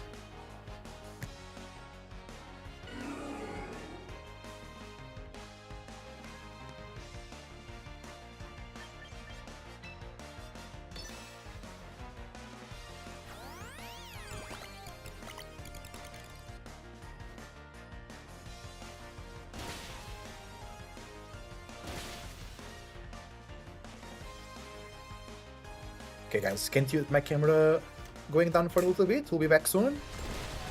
And we go dual wing bit so we can knock out the victory bell later. I was faster than the Aerodactyl. We are speed tying. We are speed tying with the Aerodactyls. Okay, so I should be faster with Basque Legion. The Aerodactyl does have protect, the victory bell as well. But we just dual wing beat there. And wait. Yes. I don't mind losing my Aerodactyl here. I could not wave crash. Flip turn is not good because then I have to bring Charizard. I don't want to take damage from the wave crash. I could actually rock slide. Because you're gonna be speed tying, and I want to Aqua Jet the victory. Nice. We take minimum damage there, perfect. And now speed tie for us. Yes.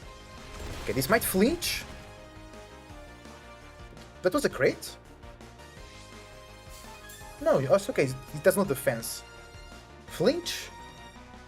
Flinch! Let's go! That's really good. But now I'm locked in into Aqua Jet, which is not great if they bring Pelipper. I mean, actually it is, because I just knock out the... Not knock out, but I do... Okay, Sneasler. They protect their Aerodactyl here, right? Protect. Aqua Jet into the Sneasler.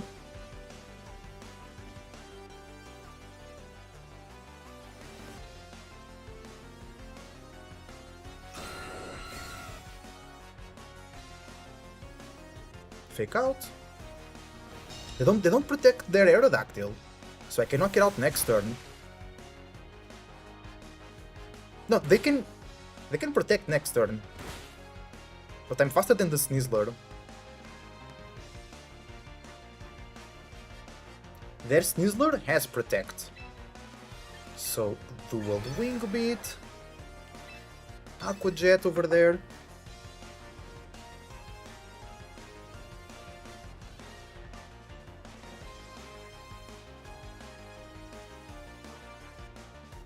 The last one should be Pelipper. It's a good matchup into our Charizard, actually.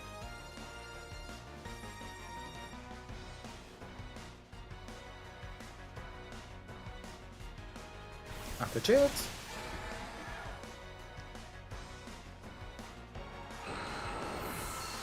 And...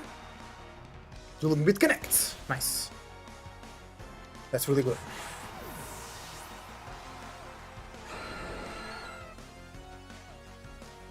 And now they should have the Pelipper.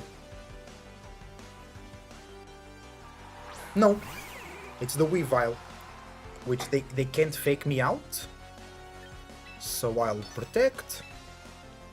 Aqua Jet. Let's see how many Aqua Jets we need. They might actually do a smart play and attack the Vasca Legion here.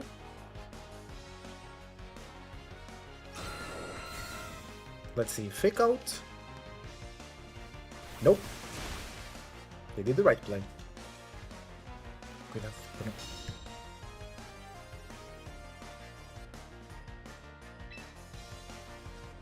And now, just dual wing bit. Aqua Jet. I know actually, because they need to choose one target here. Aqua Jet coming out.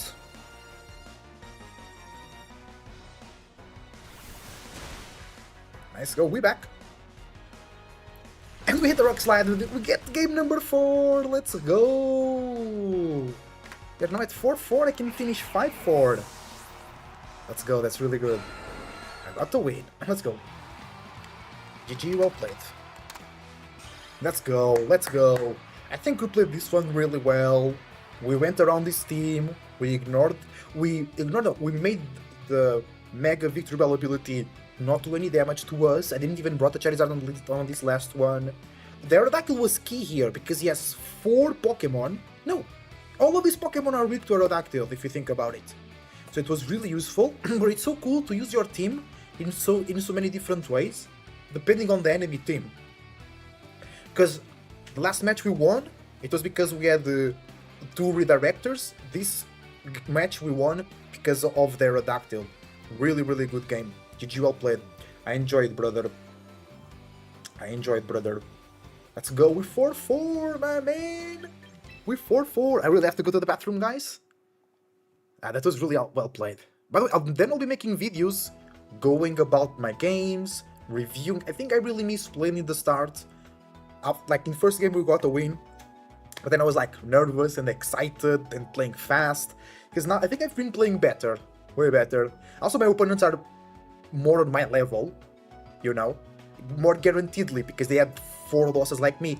In the start, imagine I won the first game, and then nothing guarantees me that the next players that I played were my level. Maybe they were low, they were above or below, but we didn't have enough data to really match the skill players, the skill of the players, yeah. So let's go to the main stream here, everybody. Okay, that was really good, chat. We got 4 wins in our first ever tournament, and we can go for 5. We can go for 5.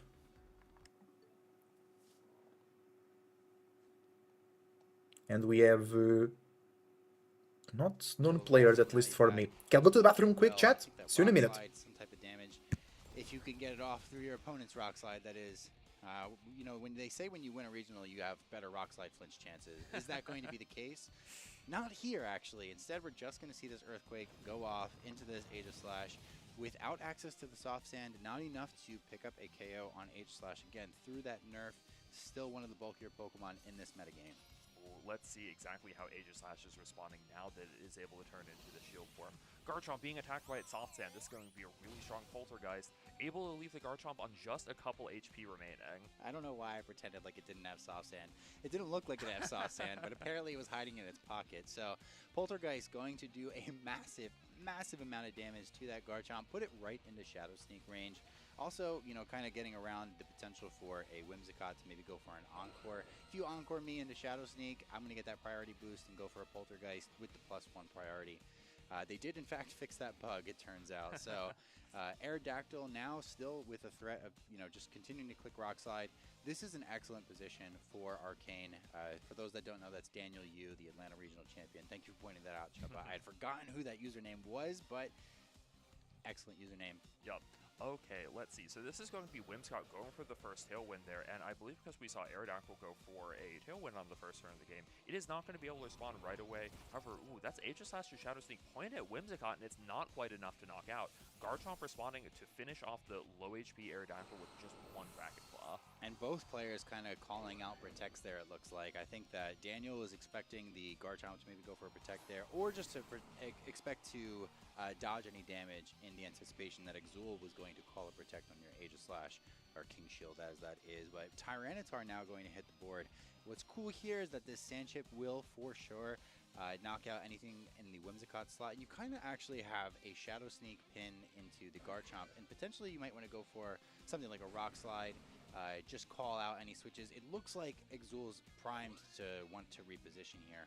If you didn't have a repositioning option, though, what would you do? I'm trying to think, like, who could be in the back right now? So we've already seen the Basque Legion, which actually, like, especially with access to that Tailwind here, seems like it could be a really strong player. I think making this decision to just, like, protect your Garchomp and let Whimsicott go down, maybe set up, like, another Pokemon next to your Garchomp seems appealing here. How is Whimsicott going to respond here? Just a Moonblast into Tyrantar's Protect, saying, like, okay, even if Aegislash is in its attacking form, I'm just not that concerned about the Moonblast damage on it. Yeah, and that was almost pretty much just a guaranteed play there. You know, you wouldn't exactly call any repositioning options, but it's a dangerous choice to try and go for a repositioning there. So I think that was a really good call out from Daniel. Now this Garchomp again, at the low HP that it's at, until this Aegislash is off of the board, it's always at risk of being knocked out. So I really don't know what they're planning on doing with it. We do see a Farigiraf on the back on Exul's side. I'm not sure if that's something that you'd want to bring to this matchup or not. We're just going to see the Basque Legion come in.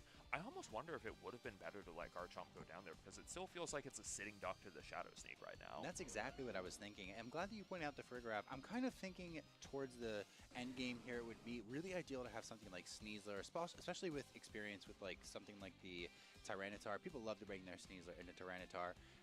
And instead right now we're going to see the Basque Legion hit the board. Again, that Shadow Sneak is a threat, and it looks like Daniel is not shy about clicking it. No fear that the Armatail is going to hit the board. You cannot keep bluffing it. And Basque Legion now, again, with the speed advantage, has that Last Respects or the Wave Crash. For those that don't know, Impish Tyranitars, in some cases, can live this Wave Crash. Oh, but you have to be Impish for it. I know that because I've calced for it. My Tyranitar is Impish. I want to see if that's the case. I'm taking down notes for when we play. I'm not Wave Crashing your Tyranitar. I'm just going to sign the sled when we play, dude. I have a horrible record against you. Will this Wave Crash get it? Let's see. Is this? Ooh, it that might be that Impish Tyranitar. Maybe it is, or it was a low roll. Who knows? That is such a consequential survival. Ooh, Tyranitar not going for the knockoff. It's just going to be the Rock Slide. However, Rock Slide paired with one turn of Sand is going to be enough to get this knockout on the Basque Legion and set the score to 1-3 in Daniel Yu's favor. You know, it's so crazy that you would think a Choice Scarf adaptability Basque Legion staring down a Tyranitar would look like it has the advantage. But Tyranitar, just insane high defense, and the Rock Slide being able to cover a potential Zard swap in, on a single target damage, and the Sand Chip was able to get the Basque Legion through that Wave Crash recoil. Now, unfortunately, I don't know that the HP stat is going to be able to line up. Tyranitar probably going to be slower than that Zard. Yeah, this Charizard actually could be the Pokemon to try and turn things around. Importantly, it is the Charizard Y. Tyranitar going for Protect here. Oh, this is actually a really clever play on Exul's side. This looks like it's probably just going to be something like a non-Mega Heat Wave, saving that Weather in case Tyranitar tried to swap out and back in, because you know your Heat Wave can finish off both these Pokemon regardless. Yes, and the reason for doing something like that is that if there is a Milotic in the back, you are going to need that damage in the late game to be able to hit this Milo. Now, with the Aegislash gone, with the Aerodactyl gone, there is no option for the Mega Tyranitar to swap back in. And I'm assuming that even if Milo hits the board, Zard is going to be well positioned, but instead it's going to be Garchomp, and we all know that Garchomps like to carry one of our favorite rock moves in the game. Yeah, I do not think Garchomp was the Pokemon that Exul was hoping to see back there. I think if it was Melodic, they made the play that they had to anyways. I also don't know if Charizard ever had very much hope of beating this Garchomp. However, we're going to see. Maybe, Rock Slide not a move that hits every single time. Yeah, and that is the fatal flaw of rock moves outside of, our buddy Ogerpon, Cornerstone, and Iron Boulder. They do not have guaranteed accuracy. All of them do have that ability to miss if they are a physical rock type attack. Charizard going to have to be a very evasive Pokemon here. Pull out the Fighter Jet, barrel rolls, see if they can dodge, and not even going to have to risk it because Dragon Claw is going to be a 2-hit KO. Yeah, I think that's a really clever thing that I realized as I was talking about the Rock Slide. Just like when you have a full health Garchomp against a already low HP Charizard, just get it with a double claw. You don't have to worry about accuracy, and that's something that some of these top players are really going to be showing off, is that they know when they don't have to rely on the inaccurate moves and all these side effects that Pokemon is known for. You don't always have to rely on them when you've built up such a huge lead as Daniel Yu has, and that is why they're going to be another one of our players advancing to that 7-1 record and locking in their spot in the competition tomorrow. I absolutely am so happy And I absolutely love seeing the Mega Tyranitar calc come into play there. I'm sure very few people were ready to see that wave crash, not KO that Tyranitar, but like it just has such an overwhelming amount of stats. Like Hi everybody, I'm back. starting to build Tyranitar in the builder. I went to the bathroom, refreshed myself a little bit. I've been live for 9 hours and 20 minutes. It's not going to benefit from speed. But it's okay, if people can work their jobs 8 hours, I can play / watch Pokemon for 9. Make it impish. It has a massive defense stat. Let's turn the tables on the Pokemon that think they're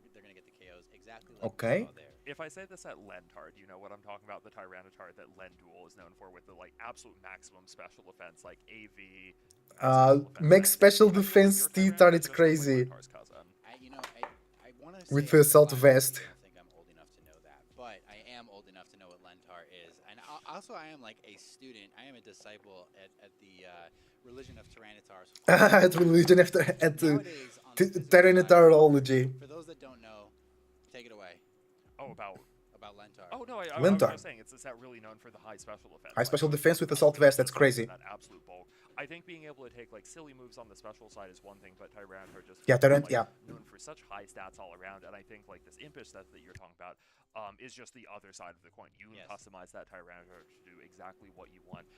That with Assault Vest and Max special defense can eat water type attacks, can eat grass type attacks, can eat solar beams. Crazy. Super high special defense. Welcome to everybody. How are you doing today? Did you participate in the tournament? Are you watching the tournament? Are you enjoying? Let me know.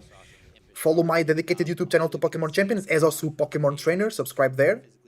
Follow on Twitch, Kick, and YouTube as well. Your support is appreciated. We have 4 wins, 4 losses, so we can go through. But it's my first ever tournament, so I'm playing until the end, and I'm learning a lot by watching the stream here.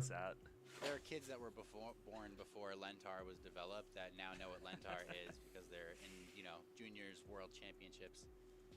I'm not sure if we're going to have any other games to highlight this round or not. It seems No. like maybe our stream team is still like selecting any that we might be able to see, but I think there's still going to be like potentially a lot. By the way, get hydrated, chat. Get your water, really important. From our stream team, that looks like we're going to have maybe one more game coming up very soon. I think I see it. One more game coming up, yeah. Ooh, wait, One more round. That's not just a Crabominable. And the day. Crabominable Crabominable. hasn't lost the game yet. Oh my god. Oh, Crabominable didn't lost the game yet. I want to see that. I want to watch that. Come on.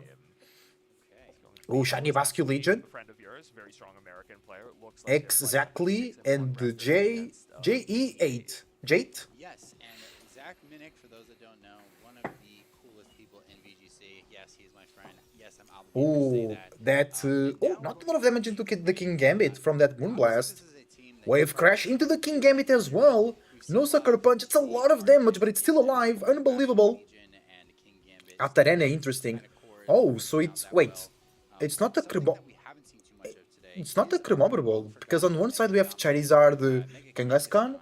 On the other side we have a Mega Frostlass. Okay. How is Edu doing? Oh yeah, this is such an. Is this Lather? Yeah, I feel like Katarina I think this is Lather. probably weren't expecting that much. So he lost? He's out of the tournament? Alex is watching Mega Caesar versus Mega T-Tar. Still able to find success and Okay. able to set up Trick Room for Pokemon like this King Gambit. Like you said, bit of a semi-room team, just not relying on that Trick Room mode all the way. Trick Room team, yeah. A cool tech to kind of get Cool around tech? the Gambit. I don't know if with the partner help. Was it the Dark Berry? Pokemon that can go for a Oh, nice Aqua Jet. Yeah, it's not Choice Scarf, so it must be the Dark Resistant Berry. That's really cool. But not before the Basculegion is able to get a Aqua Jet for its troubles. and Nice take one Basculegion. KO. Nice Aqua Jet. Unfortunately, we're seeing an interaction there with the Encore and a Magic Bounce. Magic Oh, Bounce. Zach, no. On the Encore, no way. It was going to go down anyway. That's a funny way to do it. What happened there was Magic Bounce, a move that's able to redirect any status move point. Yeah. So it normally also Encore redirects... against a Trick Room setter is an absolute It also redirects Encore, Magic which I'm not Bounce. gonna go for, Or, if yeah, Trick right? Room Magic setting Bounce? happened Not here, Magic which Armor. Hatterene is essentially Right? the exception to the rule. And showing off why it and that signature. So it's really cool. You can actually, with Aterene, Trick Room in front of Encore users. That's actually good tech. Roto-Roto? Water Roto-Roto? We surveyed 20 VGC players in the meantime, and 18 of them actually said that they didn't know that Encore got redirected by Magic. Yeah, I didn't knew that. I just said that. I didn't... Yeah, they got me there. I'm sorry, we They did totally that, got but me there. This game is not over yet. King Gambit still under Trick Room, going to probably punish more Pokemon than JE8. Oh, my ears are really hot. Rain has already kind of played some of his cards there, right? Yeah, it's kind of funny to see the King Gambit on JE8 side go down just to be replaced by the one on Zach Lee's side. King Gambit, you know, if your opponent's using King Trick Gambit Room, being this probably very won't used as well. work as like an anti-Trick Room Pokemon. In this case, it's going to have a favorable matchup against the Hatterene based on typing, and Rotom, it's very possibly just going to be slower than and threaten with things like, you know, those boosted Kowtow Cleaves and Sucker Punches. Yeah, unfortunately, I do think we're going to end up in just a small bit of a protect coin flip here. If the Charizard is able to protect and save itself, spare some damage here. Let's see. Can go for the double target into the King Gambit. Heatwave? No, Dazzling Gleam. Nice. King Gambit takes good damage there. No protect. Thunderbolt will get the knockout. Kowtow into the Rotom? Oh no, into the Hatterene. Rotom, yeah, Thunderbolt. GG. Oh, it survives! No way! So he built it like that. It's a Solar Beam! That's big! Oh, that was a really good survival. Yeah, Rotom... no, survives on 6! Oh, we're entering the bulk meta, are we? Yeah, I was wondering there, I'm like, wait a minute, I said that, but I don't know, I feel like that's one of the moves that I would EV for. But still, there is the chance that now this Charizard can kind of do a little bit more work. You can use your potential Sucker Punch pressure from King Gambit to threaten both the Rotom and Okay, Hatterene. here we go. Charizard could potentially protect on this turn. And I think that if you kind of get through this turn specifically, depending on what comes in the back, you might have a chance if you're Zach, but I really do think that the Trick Room here has been used to, you know, its full potential. JE doing Protect, nice. this Hatterene. Sucker Punch here.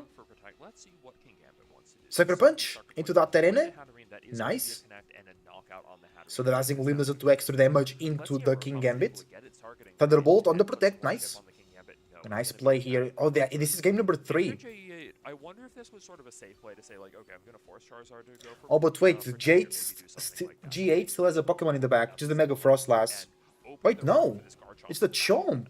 Yeah, and what's only But Charizard should be faster than the I was Chomp. thinking that it would be 100% guaranteed if it was the Sneasler in the back, or not 100% because you could go for a double protect, but the Garchomp So Heatwave? is still excellent. No, Garchomp can protect. Did we see that it was a Citrus Berry Garchomp? It is in fact a Citrus Berry. Oh, it's a Garchomp. chunky Chomp Honestly, one of with the Citrus most Berry, okay. useful text about Citrus Berry is how it matches up into King Gambit. Pokemon that doesn't take 2 Kowtow Cleaves comfortably does, in fact, with the Citrus Berry. And Okay. Yeah, I think Citrus Berry is really good for the Kowtow scenarios. If you're Garchomp, because you can do something like maybe an Earthquake to knock out the King Gambit, knowing that you're not going down this turn, and then just protect us all out the Trick Room. I think if this Garchomp has as much bulk as it seems we both expected to have, this could actually be a pretty secure win for JE8, but we're going to have to see. Protect? Yeah. Double Unfortunately, Protect? the Charizard No. going to go for that double protect, not going to Kowtow succeed. Cleave into the Chomp. And I am seeing Zach is Ah. trying to call this Rotom to go for a protect here, not No, no protect on the Rotom. Citrus Berry goes Thunderbolt into the Zard. immediately, and Rotom But there's still another Pokemon as well in the back for Zach Leaf, no? and we do not see enough HP for No, the Whimsicott and the Basculin generally knocked out. that I expected. Earthquake, yeah. Yup, here's an Earthquake. Rotom completely immune to that due to Levitate. No Sugarberry to speak. So I guess the play here was a Sucker Punch The set win and the 7-1 record to JE8. into the Rotom On to day 2 and the for a Heatwave. very, very strong player. If Somebody that the players actually knew this would play out like top that. 2 Okay, at Worlds good last game. year. Good game. Oh, that's not JE8. That's Jab. I feel silly. It's now. Jab, it's not J8. Oh, that's just the trainer name, Jab. Yeah, that's the trainer name, yeah, Jab. My name is Jab. I think so. Well, we I said guess I'll Jab. JE8 like 8 times at least, so. Now, Jeb. Oh, no, that is JE8. Yeah. Okay. Make up your mind. What is it? It's going to be a 7-1 record. 7-1 is really good. 7-1 is really good. Okay, good. And honestly, going to day 2 with a 7-1. How many matches to we go? talked about it a little bit before we 61. jumped into this match. It's such an advantage. I think that trying to get that last 8-1 too, really, really important. So 8-1 is really important, yeah. Now you did just get a pretty high-profile win, but good luck going into that next round. I will say I'd never expect something like a Hatterene without Hatterene, really good. as like a semi-trick room setter to do as well as it performed, but it definitely helped secure that game 3 there. Quite the excellent piece. A little bit unfortunate on Zach's side. Somebody that has so much experience in Pokemon to still click that Encore into the Magic Bounce. We are all susceptible to it. There is a lot of information. Encore into Magic Bounce, yeah. Open team sheet era. Some of us are still bound to make mistakes like that. I see it happening all the time. Yeah, Pokemon is a complex game. Never be too harsh on yourself when playing Pokemon. It's a complex game. Mistakes happen all the time. Even the best ones make mistakes. It's like, you know, this isn't you have to catch your flight home from Indianapolis because you encore to Hatterene. It's you get to play another game like Zach does. Still at that 6-2 record. Absolutely not out of this tournament yet, and with such a strong player, especially not someone that we can count out, even if he is playing with his tournament life on the run. Yeah, and I think too the fact that this is happening, you know, kind of in the online space in a grassroots setting, that's not something that you really kick yourself over. I don't think that it's something that will rattle a player. Zero Blaze and Fur. Last 2 Pokemon for Fur. Still 3 Pokemon for Zero. But now I think we're moving on into our next game. Yeah, this looks like Zero Blaze. Zero Okay. Blaze against Fair. Protect. Is that you, Blaze, from YouTube? Is that you? Maybe not the Pokemon that Last Respect. Nice damage. Who's able to go for Nice. Last Respect, knocking out that Sinistcha. I do not know if there's going to be very much more gameplay left for us. Yeah. GG. Okay. 5 seconds of gameplay. Nice. Watch the player literally click the forward button, but hey, great win for Zero Blaze. Happy to see another like really strong player from the same region exactly, I believe. Okay, so they know those players. I don't. that Atlanta representation very strong. I think at least just the Georgia region. Maybe I shouldn't just say Atlanta. That's the only Okay. city I know in Georgia. Less than 30 matches to go. Other than Athens, I guess I could also say. But we're going to be looking, Let's go. I guess, at some of these. We'll play our standings last now. match It's of the kind tournament. of crazy to see what the metagame has shaped up. For those that don't know, we had another large tournament that happened recently online in the space. And for a lot of what we expected to see is actually showing up in this tournament instead. Maybe some of us thought we would see a lot of Mega Gengar, Mega Floette. Yeah, Mega Gengar We is saw Milotic and very Frost strong out here there. in this format. Now, Very, very strong. Tons of Gengar up there on top of the standings. Frostlass is having an insane tournament right now. Oh, really? Frostlass is doing really good. Interesting. Yeah, we'll probably have a chance to like talk about it a little more before the next round. But yeah, lots of Frostlass doing well. Of course, like some of the mainstays like Floette mixed in there. Let's see, might even be a Mega Glamora sneaking in. Ooh, like you had finally. talked about. Yup, that is a Mega Glamora, that 8-0 record. That's awesome. And you know what? Mega Glamora at 81. It's really good. Go over some of these stats, formulate some opinions, and then we will bring that back to you. Talk over some of the Okay, so things that we pause. look forward to building in some of the pre-Indianapolis metagame that we're going to see. And then maybe talk about where we're going to go for day 2 in the Grand Champions Festival. We'll be right back. Okay.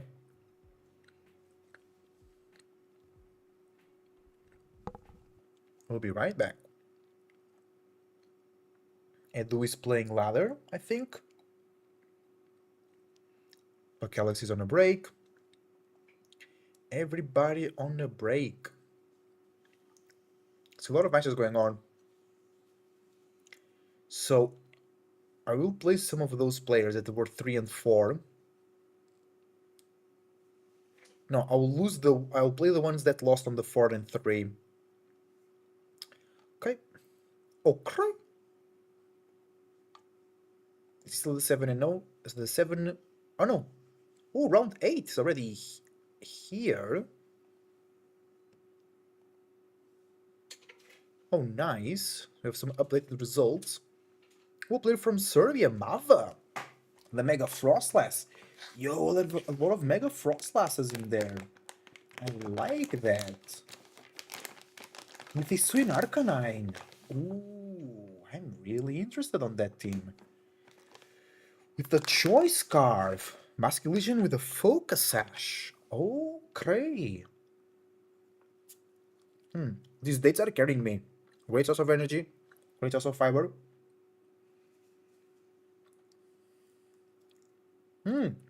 It's a Rotoveil on the Frostlass. Blizzard Shadow Ball Rotoveil Protect. Wash Rotom. Rotom Wash, I mean. Thunderbolt, Hydro Pump, Will-O-Wisp. Will-O-Wisp is so valuable. 2 Garchomp's. Sneasler. Classical. King Gambit Classical. Liquidation Basque Legion trying to drop defenses. Nice. I like this team. That's a cool team.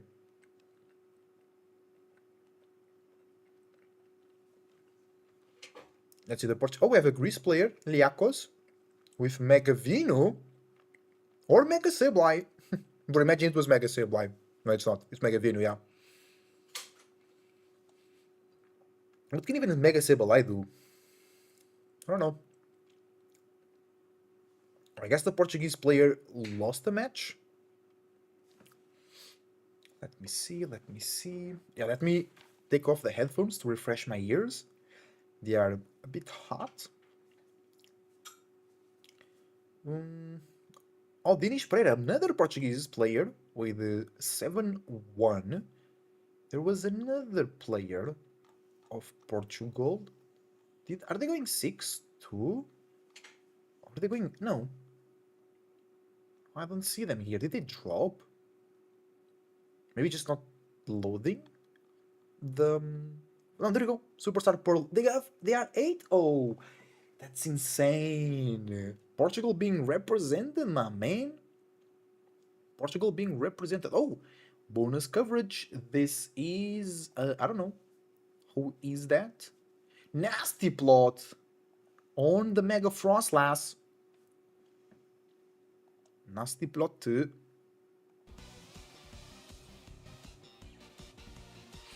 It's David versus Icon. Don't know their standings. It's a Mega Fluid team versus a Mega... It's actually a dual Mega. Mega Charizard and Mega Frostlass team. Mosul actually showing up a lot. Talonflame also very useful. I think the most surprising for me, not because it's being used, but how much it's being used, it's the Aegislash. It's showing up a lot.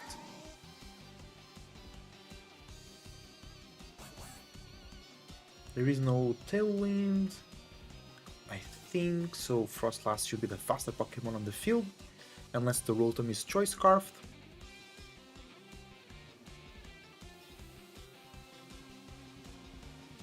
The Floette comes out into the Aegislash, maybe? Into the Mousehold. It will protect the Rotom, which will be already... Will Direct Claw into the Mousy? Nice. Mousy, I think it's going up here. Paralysis. Blizzard. So I guess Snizzler has activated its Unburden ability. Rotom takes some damage. Respectable damage. Either of them hits. Good damage. Good damage, I have to say.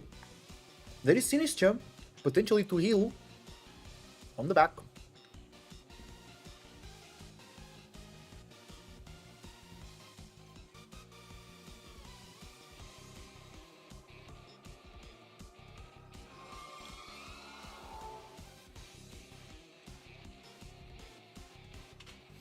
Alright.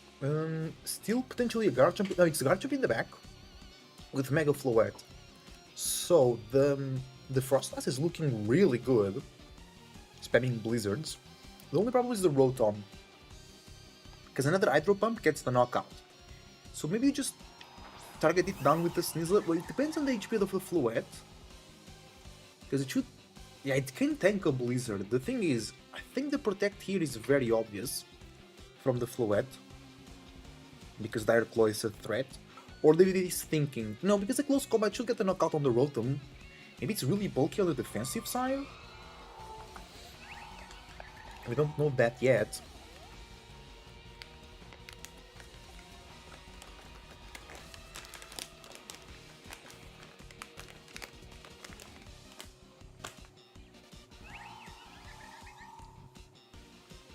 Protect gets... Oh, on the Frostlass though.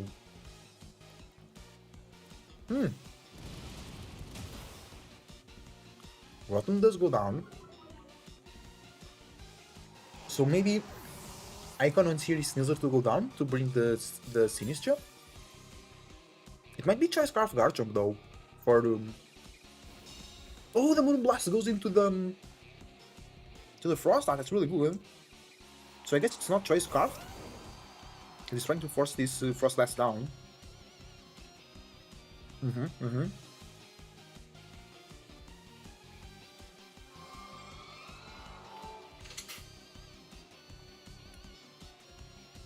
Stinsler here looks really good for Dire Claw.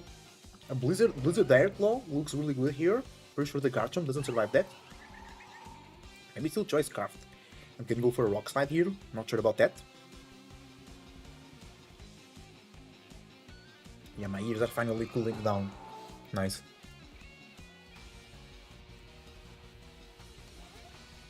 It's Protect on the Chomp. Double Protect to stall out the snow? No! Nice, there. It's not a knockout, but maybe Blizzard? Yeah. Okay. Nice play. Floette goes down. How is the Chomp? Versus 4. Or maybe... No, it's Chomp versus 4. Really dominant play from Icon. He tried to double protect. Why? To stall out the snow, I guess? To prey on Blizzard miss? Yeah, I think, yeah, that's the play, yeah. And now Blizzard knocks out, yeah, GG. Okay, let's see how many rounds left. How many games left? 6. 6 matches left.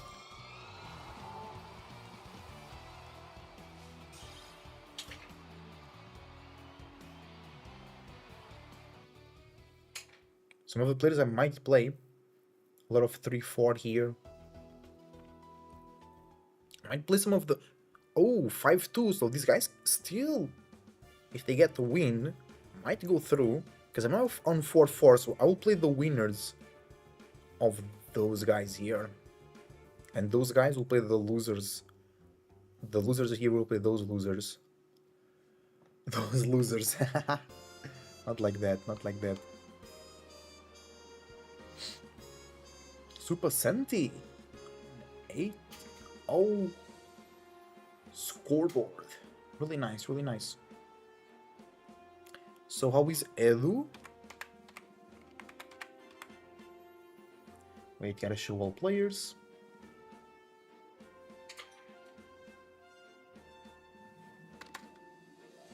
He's 6-2. He has a chance. He has to win his next match. Okay.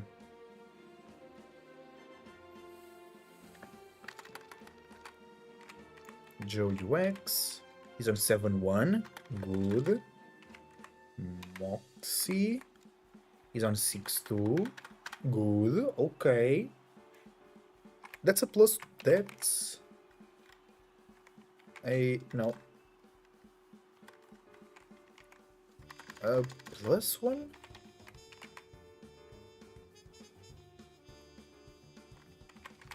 No, I don't... might be participating with another name. Okay, 5 matches to go into our last round of today. Bro, time went flying. I'm really having fun here, huh? If you guys are having fun, remember to support the channel. Yeah, we got the Portuguese player there, I love it. What's the set of the Dragonite? Dragon Claw, low key, extreme speed, protect. Physical Dragonite. Can't wait for Choice Pen into the game. Let's check. Oops, no. Let's check metagame. Win rate. Watchog is at 5-2.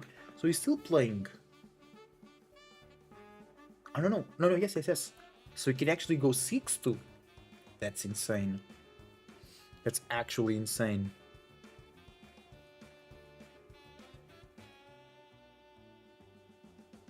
And who is playing ladder? Let me confirm. Because if he is just...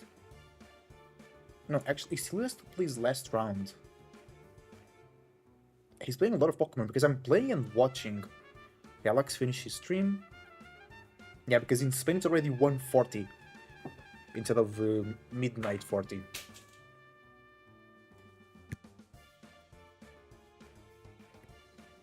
Okay, 3 matches to go.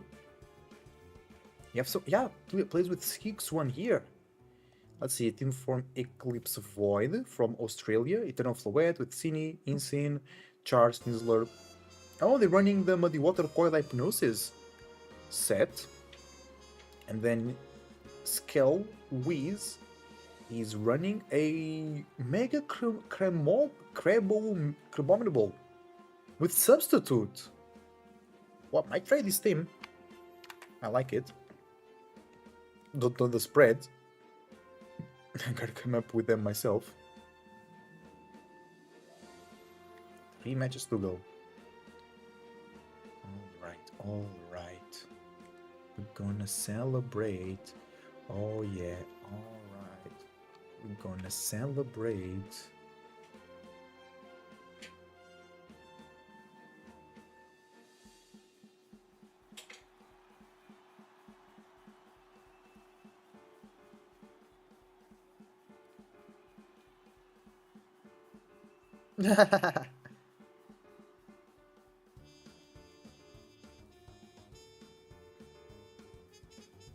He got the beautiful.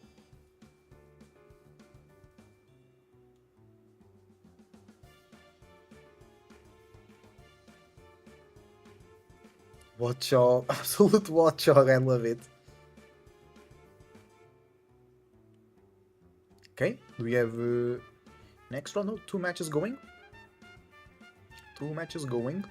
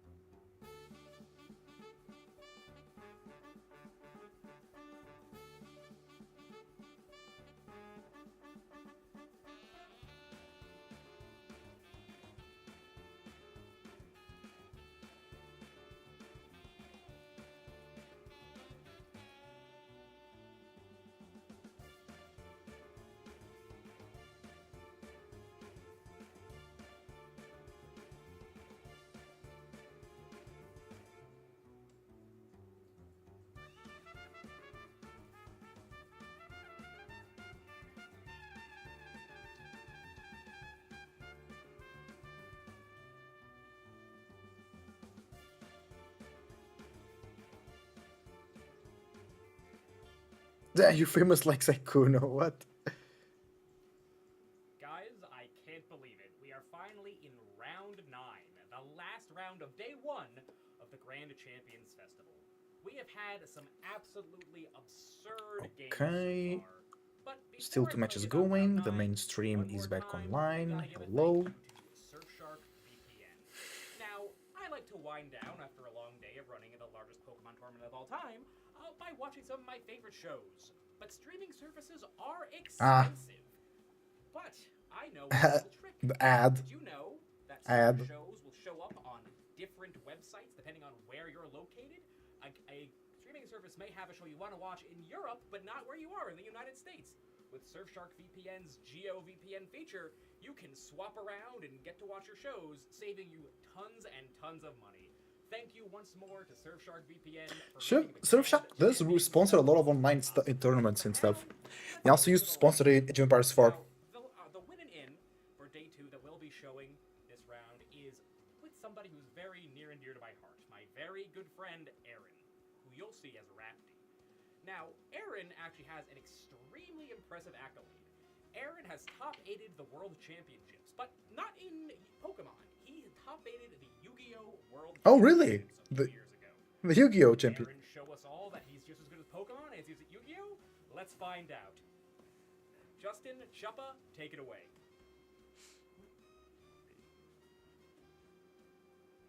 Hello, everyone. Okay. Jacob actually just dropping that amazing fact on us about Yu-Gi-Oh! Accomplishments of this player that we're about to see. Justin, isn't that exciting to have a Yu-Gi-Oh! Player on our stream? Yeah, it's awesome. I think a ton of skills translate from trading card games. Yes, for sure. Especially like Magic, Yu-Gi-Oh!, Hearthstone, to a game like competitive Pokemon where risk management and resource management are key. Yeah, I totally agree. There's just so many other people that have backgrounds in other games that make their way into Pokemon, from Pokemon into other games. I feel like with Hearthstone and like Teamfight Tactics especially, I know so many people that are like really solid at those. And I think it's so interesting to get the perspectives that someone who's like an expert at another game like carries over into Pokemon, just like throwing around ideas that like I might have never heard of before, but also like absolutely have applications. And you know what's fun? I think, especially with the card game players, is they really tend to show off as team builders, like kind of in like a naturally talented, I'm jealous of them way. Because they're good And at right now, building decks, I yeah. wouldn't exactly say that that's the Still 2 players matches to we're go, come seeing on. from Rapti. Maybe coming from Yu-Gi-Oh, maybe they were a net decker, because I'm seeing a pretty standard composition coming out of this team right here. And this is not to throw any shade at their team building capabilities, but sometimes the best stuff is just the best stuff. True. Sometimes I the think Rapti the meta is the actually meta, and using it is a what it is. Aerodactyl Garchomp The team. Aerodactyl Mega form is, I Mega. don't know if that's something we've been able to highlight on Nice, stream Mega- ever, if we Mega have, just Dactyl, I like once that. or twice. I think it would be really fun to actually be able to see that Aerodactyl go into its Mega form for that like extra damage on moves like Dual Wing Beat, Extra damage and extra like, speed. stronger attacks that for those bigger rock slides. Just like a nice switch up from all these, you know, some of the same Megas that we've been seeing all day. Absolutely. And we have seen a couple Pokemon that had an Aerodactylite on them, but I don't know that they have elected to click that Mega Evolution. Very often what we've been seeing is Aerodactyl on the double Mega compositions. It's not exactly the one that wants to lead this show. It's good in a lot of matchups, but there are usually better Mega options for you to choose. However, that's not the case here. That is the case here for Rapti. They are running Aerodactyl and Charizard. It's very hard to justify not using a powerful Mega like Charizard. Why? I think in the mirror, it's exceptional to go for a Mega Aerodactyl option when you are facing a Scarf Basculegion, for example. That is also sometimes when you want that extra speed. Aerodactyl gets that extra speed, extra attack, and the ability. It doesn't get much in the world of bulk. I was thinking exactly the same thing. Scarf Basculegion, one of the strongest like closers, strongest openers in the game, but it only goes up to I want to say around a 215 speed stat with that like Jolly Choice Scarf set. Aerodactyl, one of the few Pokemon naturally faster than that, going all the way up to 222, the same as a certain horse friend of ours that we may have left in Regulation I, the Calyrex Shadow. Yeah, Calyrex Shadow being the dominant speed Pokemon in something like Yeah, Regulation that's crazy. I. But here, as we see, Scarf Basculegion is kind of at that tippy top of the speed tier charts. Mega Aerodactyl is one of the few Pokemon that can really? get around it. However, doesn't Really? exactly have That's crazy. a move that is going to threaten a one-hit knockout. So there is Doesn't gonna it be learn some early crunch? game, positioning. You're going to have to do a little bit of chip. It may not even be the Aerodactyl going for the outspeed option. It may just be wanting to click Tailwind. Having the ability to go for Tailwind right away, outspeeding the Basculegion, very, very important, especially with things like, you know, Sneasler pairing up with that Basculegion to go for like a fake out, flip turn. That's something that Aerodactyl doesn't love to see. It can be a massive tempo loss at the beginning of the game. As for their opponent, however, I don't know that we have the exact pairing yet. Yeah, because the but, rounds, yeah, it's not depending ended on yet. like what they end One up match to matching go. up into, you know, this core that we're seeing out of a lot of our players, King Gambit, Basculegion. There's no Sneasler on this piece. Oh, no Instead, there's Sneasler. a lack What? of fighting coverage. Where are they making up that difference? This is interesting. I feel like Rapti's team is just like very solid and well-rounded. I'm not surprised to see teams like this at 6-2. This feels like a team that can just go into so many different matchups and like kind of find success. I guess we'd hinted at the fact that this is a dual mega team, the other one being Charizard Y, one of the absolute most reliable megas in the format. I think Most reliable, that's true. Reasonable mega to choose to complement it, just because like, oh, maybe you're in a matchup against another Charizard, you can use your Aerodactyl to go after that Charizard instead of having to rely on your own. I think the Aerodactyl also makes a lot of sense as a form of Tailwind speed control, because this is like really a team that's making the kind of unconventional choice not to run a Choice Scarf on any of these Pokemon. They're all going to be at their natural speed set. Aerodactyl is going to be by far the fastest, and I think Mega or not, this team is really going to rely on it for that speed support. Yeah, it looks. Also, I wanted to point out that this Garchomp is now like the third Garchomp in a row that we're seeing. Garchomp is everywhere, bro. Don't worry. Having such a lack of item diversity in this format, choosing some of the items that are going to give you a natural like damage boost on one of your hardest hitting stab moves. True. Earthquake in this case, or Stomping Tantrum.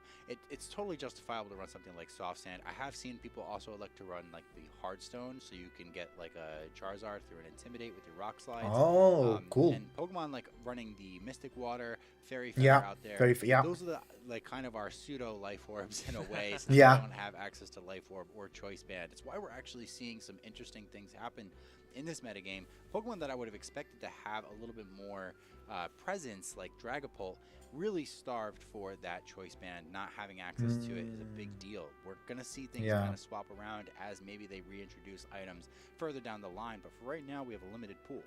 Yeah, Dragapult, honestly, one of my like favorite Pokemon, period, but also really fun to be able to Yeah, play with Dragapult is really because you have cool. really unique, I think everybody kind of loves offensive Dragapult. Stat, and known for that, like, especially high speed stat. I don't think we've been able to highlight one of those, but I'm hoping, you know, maybe sometime in day 2 we'll get to see one, or maybe even our friend Rappy will be able to play against one. That would be awesome. However, I do see a massive dip in what would have been an expected high usage for Dragapult. It also is kind of getting a little bit pushed out of the meta. I wouldn't say just for the fact that it doesn't have Choice Band. It's that maybe Focus Sash is a highly contested item for a lot of team builds right now. Yeah, and Focus we'd Sash. love to A lot of be able to use Pokemon want Focus as Sash. a That's true. backup item without Choice Band. And the fact that Basque Legion outspeeds it by like 1 or 2 points, I think, with that choice. Ah, really? By 1 or 2 kinda points, see it's those crazy. things end up, you know, One pushing match to Pokemon go. out of their designated space crazy. in this game. Yeah, and I guess this is something you and I have been talking about a little bit as we get ready for this round, but knowing these speed stats is This so guy's important, still just going figuring for out, it. Like, when a Pokemon is like 1 or 2 speed points faster than another, And it he's is still always waiting going to as be, like, well. such a deciding factor in how 2 Pokemon interact One more against each game. other, especially if they're the type that have the potential to be getting one-shot knockouts on each other, as a Dragapult or a Basque Legion. Or Superstar Pearl. And I think that The that's kind of Portuguese really dictating where guy we're that is going. on the It's why 8-0 something like is Aerodactyl on does Edo's see stream. so much usage. Even the non-mega variants, it has such a great matchup into Charizard. It has such a powerful Rock Slide, and also just being able to get Sneaslers with dual Wing Beat. The fact that not only is it getting those Zards, but it's also getting one of the other most popular Pokemon in the metagame in Sneasler is very, very valuable. So I love to see, you know, the development on that front. As we do have a limited item pool, we also do have a limited deck, so the flexibility with certain Pokemon that you can kind of cram all of that roll compression into is not going to see too much diversity, but people are innovative. We have seen some really clever team builds so far. I'm really not exactly sure what the influence of the metagame is pushing everything towards. I think Milotic You have a lot of players on specifically 6-2. is a good example of something that is finding its place. It's finding its footing in usage stats. It has a really defined niche, especially like A lot of players. They can still make it through. Being something that can Edu is on physically 6-2. bulk up and then also threaten sleep. But then you can also check here the opponent tried and true mushroom win rate. And speaking of Melodic, and maybe even one of the Pokemon that Melodic is Opponent the win absolute rate. best at countering, I feel like we haven't seen an Incineroar. Oh, for a Seti while. actually That's, like, fought stocks the that- hardest you know, opponents it's not here. Like Incineroar is nowhere to be seen in this tournament. That would be a stretch. I What about think Edu? Incineroar is the third most used Pokemon behind Sneasler and Garchomp in the usage. But especially, it feels like it's been a couple rounds since we've seen it. As we've hinted at, it's not something we're going to be seeing on one of the teams that we're highlighting here. I wonder if Incin is something that's like going to see maybe a resurgence later in the Cybertron or perhaps still even playing later in the tournament, 5-3. or if it's going to be, you know, kind of resigned to something like a third place spot in terms of usage. We had some What drops do you there. think about Incineroar long term? Is it They can something that you still expect to do it. stay where it 5-2, is, or 5-2. Do you think it might get better as people like figure out and learn more about the format? I think as But the format actually gets nobody on more 6-2 is refined dropping. and people get better at Right. matching up their type synergies defensively, Incineroar will become a much more attractive tool to have on your team. I think one of the reasons that people are Okay, a match little bit completed. averse They're to doing the using it right pairings. now is the White Herb Sneasler meta and King Yeah, Gambit White Herb being Sneasler on. meta for Well, sure. Like if you're gonna see these two Pokemon on pretty much 30 to 50% of teams, you don't want to have your Incin be the thing that like kind of holds your team's I would say backbone together, but Incineroar is like a Pokemon that we're so used to offering so much utility. So right now it may be in a little bit of a lull because it's not doing so much for your team. Yeah. So people maybe figure out how to include it in a way that is maybe a little bit different. I've seen people bit more use damage. charcoal on Incineroar, which Yeah, may sound charcoal for a little flat bit blitz. weird, but I kind of see the vision on it. It Mhm. allows you to get that damage into King Gambit. And it's one of the few things that can also resist the dark type attacks from King Gambit. So even if you do boost it up with Defiant, having the ability to take a KO on King Gambit is pretty valuable. So I think as people get a little bit more clever with their Incineroar builds and maybe the ways that they're utilizing its already powerful tool set, rather than maybe trying to rely on it to kind of glue up all of their matchups. We'll see a lot more Incineroar usage down the line. I definitely agree. I think Incineroar is a Pokemon that just like rewards some creative team building, or like maybe figuring out some unconventional setup Pokemon that you want to enable with moves like the Fake Out and the Parting Shot. I absolutely agree. It's something that I think this is not the last we've seen of Incineroar. There's going to be You need to put the mic close to his mouth. Closer to his mouth. This round is going to be on hold for a couple minutes as we get something sorted out. I think it might be a good time to maybe talk about some of these like users. Okay, so there was some problems Earlier, Josh and I talked about some of the, in the match that was still being played. Or are they doing some pairings? I think that match already over. Yeah, that match is already over. So it's all about them doing the pairings now. Okay. So there's a couple things. I would say that there's two that I want to focus on right now. The first is going to be the Mega Floette meta. I think that Mega Floette meta, that is really not very strong, to, I'd say, or not very as common. Metagame shape like kind of goes in terms of direction, and then NAIC as well. And then additionally, the other Pokemon that I really want to talk about is actually going to be Corviknight. So Corvi. To first start off, going into the Mega Floette discussion, something that I was thinking about in terms of like, you know, it's one of the few setup bulky Pokemon, great powerful fairy types that we have access to right now. But it kind of comes because Mega Man does not learn Moonblast. In order for you to be able to use like a typical Protect the King Calm Mind strategy on Floette, for those that don't know, that's just any type of setup strategy where you have some Fake Out and a couple of pivoting tools with a setup sweeper. It doesn't feel like it's easy to run a Calm Mind set for Floette right now because we don't have Rillaboom and we don't have that guaranteed grassy terrain with passive recovery. But more importantly, what's really interesting is with Zard Y in the meta being so powerful and prominent, you don't have a Rillaboom lead where you set up your sustain right away and then Fake have Out. the option to pivot out to an Incineroar. You kind of have to do it in reverse. You have to do Incin first, and then you would have to go into Cinny in the back in order to get that sustain. Zard Y kind of feasts on that. And I think that that's actually a really prominent reason why people are maybe shifting away from a lot more of the calm mindsets, instead maybe going 2-3 attacks, or just trying to, you know, tack it onto a more offensive Tailwind team like with an Aerodactyl or something like a Talonflame. Yeah, it actually looks like that's what a lot of the like absolute top performing Flow teams in this tournament are doing. Like I think of the Floettes with an 8-0 record, they're all paired with Tailwind setters. It's like 3 Talonflames, 2 Aerodactyls. It seems none of like, I don't know, maybe some of these Floettes still have Calm Mind, maybe some of them still have the potential to go for a setup set, but I think more of these could even be that very offensive Light of Ruin set, which Light of Ruin is Giga, so powerful. Light of Ruin Floette can probably wipe you off the face of the earth. It is just such an incredible. Redu is also really tired because for us it's like 1 AM already. It's like a fairy type Electro Drift. Are they waiting for the Champions reset? Non-restricted format, and which is at 1 AM, so in 2 minutes, okay. Provided from just being able to kind of burst your tempo like right there in the middle of a game. I'm going to go for Tailwind and take a knockout with my Floette. And I think especially without access to things like terrestrialization and some of the tools that we've been used to in the past, good defensive synergy and good offensive kind of like conga lining into your position where like you trade, you hit me for your damage, now I have the better type advantage in the end game with my Garchomp, with my Sneasler. That type of gameplay is going to be much more valuable, especially in the earlier meta. But again, I think Floette, with its ability, it's powerful. People need to maybe pick up on some of the metagame trends we're seeing. The usage is kind of telling us that pairing it with a Tailwind Pokemon is a little bit more valuable. But as for ways to maybe counter that Floette, it's why I wanted to start talking about something like Corviknight. Yeah, I think Corviknight's another like super interesting Pokemon as well, kind of with that. Yeah, Corviknight is really useful. Mirror Armor ability to counter any Incineroar that comes in, essentially punish it for trying to intimidate the Corviknight. Say, no, you're going to be the one taking the attack drop. My Corviknight's going to be able to stay in neutral. And honestly, I think what's really cool about Corviknight is we were just saying that Incineroar isn't even the most popular Pokemon right now. Corviknight's one of the few Pokemon that kind of does the job of beating, or at least matching up really well into both Floette and Garchomp. Two Pokemon that we're seeing a ton of usage of. Let's go, Watchog. Sneasler, Kingambit, Basculegion cores. It doesn't exactly Sneasler, Kingambit, or Basculegion, but it kind of beats a lot of the partners that you would see with those Pokemon. And Garchomp being such a good matchup into Charizard Y, it's going to be all over the place. I think it's still up there in top 5 in usage. So I think that Corviknight is a unique Pokemon to that extent, but it also, as you said, does have that mirror armor, which is very useful into Incineroar and any other Intimidator that people bring.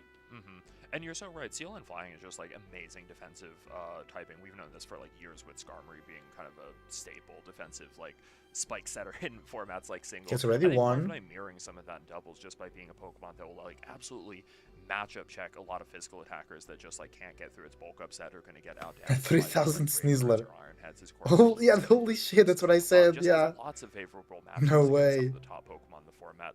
I think something else that's really interesting about this Corviknight is like as we're looking at these top teams, overwhelmingly it is paired with Tyranitar and it is paired with Excadrill on some of those sand teams. I think that kind of makes sense. Tyranitar helping Corviknight, like, you know, wearing down the opponents with the sand a little bit and adding a little bit to its coverage repertoire. Corviknight, you know, a little bit limited with just the Yeah, this is steel a and good the tweet. flying It's like coverage and going to rely on some there teammates is like the the chances to Tyranitar miss and whatnot in that Pokemon, but you also Yeah, I can think, make like, of positions to Tyranitar's avoid that. weaknesses, It's not Corviknight, always easy, like, but you can literally do it. resists, like, if not half, maybe Scarf even more Cerulege of them, clutch, or no is way. to them. So it's very cool. It has great synergy with the Excadrill Tyranitar combo. I actually ran that myself at Pittsburgh.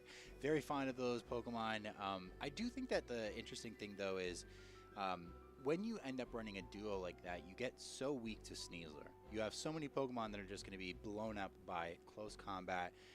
And also the ground type moves. So that's where Corviknight kind of comes in. It's a very physically bulky Pokemon, at least that's how people tend to run it. And it has access to Tailwind, one of the few things that kind of lets your Pokemon outspeed those super speedy Sneaslers. And then, you know, in a lot of cases, what they're going to be doing is they're going to go for that Tailwind. If they can prevent that close combat in some manner, they're going to be able to go for a Brave Bird, take that Sneasler out, and then your Excadrill and Tyranitar are free to run away with the game. Yep, that Tailwind kind of letting your partners turn the Come tables on, and come maybe on. be able to outrun and suddenly win interactions against Pokemon that they couldn't have without that kind of support is just Pairings super being interesting. made, I You know, guess. before we stop talking about Seal and Flying types, I do want to touch on Skarmory for just a second. Skarmory? Not necessarily because I'm it's one interested. of the absolute strongest Pokemon, but because it's one of those new Mega Evolutions that I don't think has necessarily seen like the absolute most discussion. It is something that feels like it, you know, might have the Mega stats Cameco, to succeed me at least a gusta. little bit. Let's see how our friend Skarmory's doing. There are actually a couple of Skarmory's playing the Win-It-In round right now, which is interesting. Not something that we had seen too much of before. And actually, all of these look like they're being played on like super distinct teams. It would be hard to like even find a common thread between some of these teams that are leveraging Skarmory and fighting for Day 2 contention right now. No, Skarmory, one of the Pokemon that could potentially get around a Sinistra and Floette setup, and you know, having access to Stalwart does let you completely ignore redirection of any kind. That's including abilities, by the way, like Lightning Rod and I think, what's the other one? Storm Drain, that I can think of off the top of my head. The problem, I guess, on Skarmory's end is that it doesn't, while it does have a lot of stats, it doesn't have an ability that's boosting its offensive output. So even though it probably hits super effective damage into Floette, Floette's got a lot of stats on its end to be able to just throw into bulk. It probably survives attacks, especially when paired with an Intimidate Pokemon. So I wouldn't be surprised to see Skarmory struggle maybe if it goes into Day 2, but I'm happy to see that it's still having a performance somewhere here. And again, it is a Pokemon in a format that doesn't have a ton of steel types that actually resist fairy moves that you want to use. So it's cool to see that pairing, you know, work. I think that And split Corviknight was kinda went having 4-0 to access that 4-3. same That's typing crazy. without being at the cost of a Mega Evolution is kind of why we're seeing a little bit more of the Corviknight, but who knows how it shapes up in Day 2. The cool thing here, we got to talk about some of the Pokemon that are emerging in this metagame. Come on. Oh, there you go. And some of the trends that are happening, but now we're actually finally going to get into They our are round 4-4, 9 just pairing. like me. We did give you a little bit of a Let's preview go. here of Rapti's team.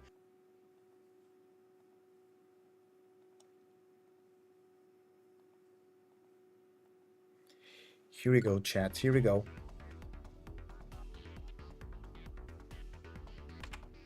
Hi. Checking, waiting for the opponent to check in. Bro, gotta shout out my resilience. 10 hours and we still locked in. Had some good food and had a lot of water. There was time to take some breaks.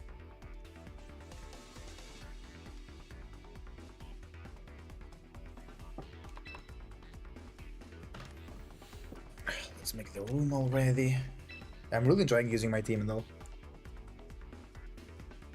Oh, nice neck crack. I'm already thinking what I'm going to do next, so actually. I'm really tired though, but I have time to rest. Tomorrow only at 3 p.m. Gonna be watching. Hopefully tomorrow, like, the finals won't go crazy late. Because I'd like to watch the finals, but if they go crazy late, we just watch on the next day. I'll try to not get spoiled about the results.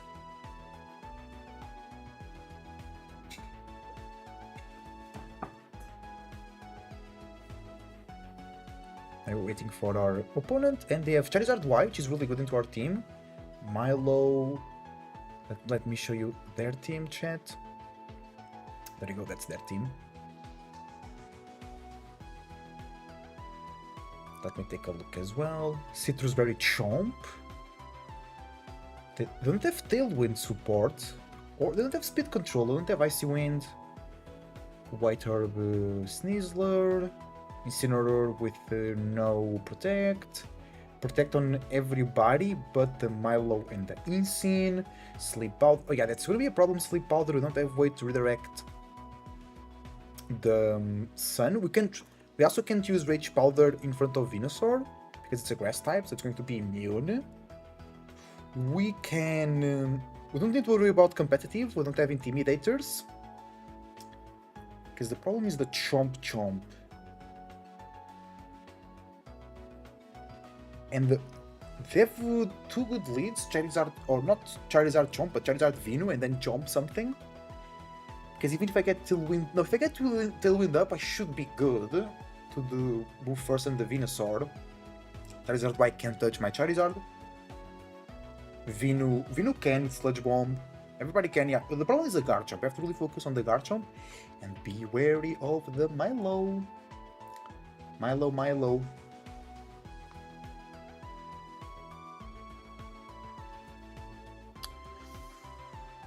I would like to use Cine, but versus Chari and Incin, because then Incin in the Sun will do more damage to Cine.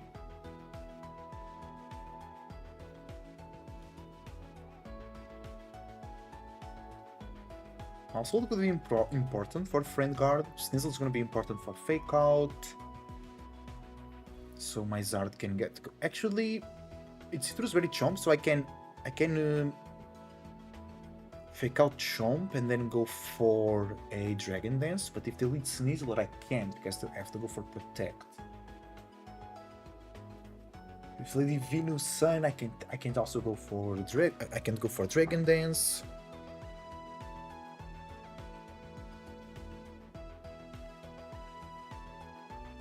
Basque Legion looking good. With last respects, the only way they resist is Incin. Aerodactyl looks good. Rock Slide into Charizard, Dual Wing Beat into Sneasler and Venu, Rock Slide into Incin. They have double Fake Out support. Alright.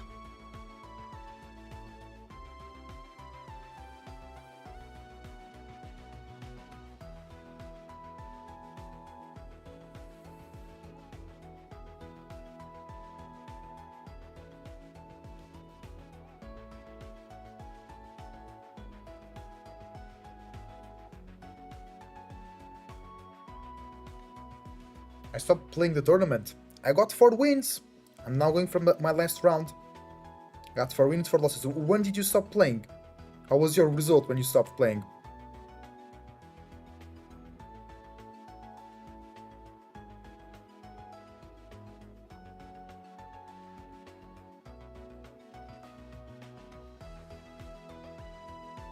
Let's go. Felt like I had too many team issues. Yeah, I understand. Especially Protect on Aegislash. Right? Instead of King's Shield. Bit of a fumble there. But you got a 2-0 win, which is really good. Honestly, I can't remember. Yeah, it's already pretty late. We just won 2. That's fine, that's fine. That's really good. It's a big tournament. It's a big tournament, a lot of strong players here.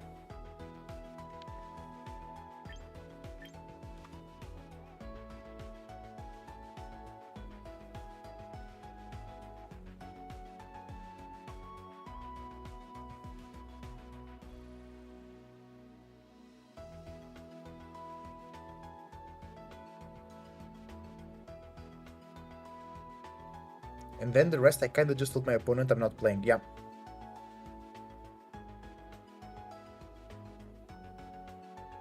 So I felt I could have played way better in like the rounds where I lost. I was just like super excited and with a lot of adrenaline and nervous all at the same time. But then I got used to it, and that feeling actually helped me out. Okay, 2 minutes and 30 seconds and we got a free win. Let's see if that happens.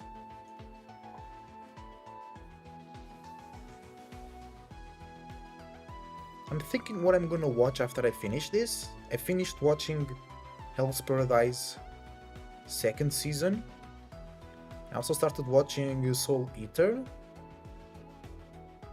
Maybe I just wanna watch some... No, I was thinking I wanna watch some Wolfie videos, but I think enough VGC for today. Because I was practicing with Melody since like 11 AM. And then I spent 10 hours watching / playing, so... enough. I spent more than 12 hours into Pokemon, which is good. Feeling great, but just need some balance in life.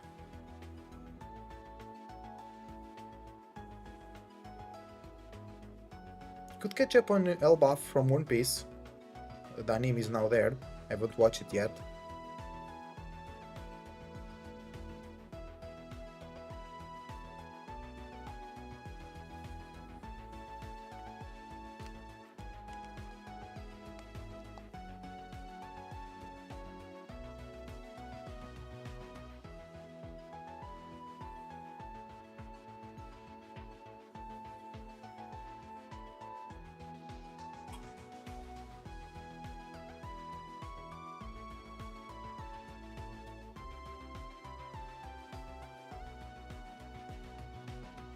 I see shiny Aegislash on stream. Looks good.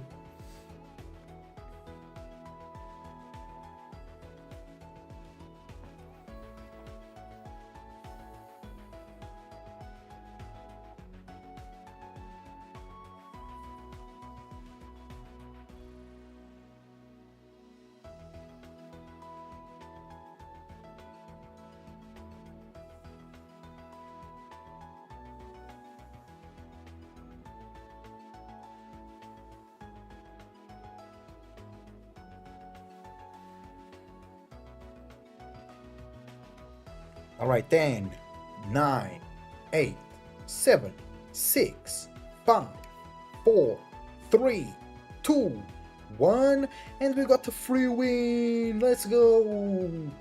I go 5 and 4 in my first ever best of 3 open team sheet tournament, the biggest Pokemon tournament ever. I go 5 and 4.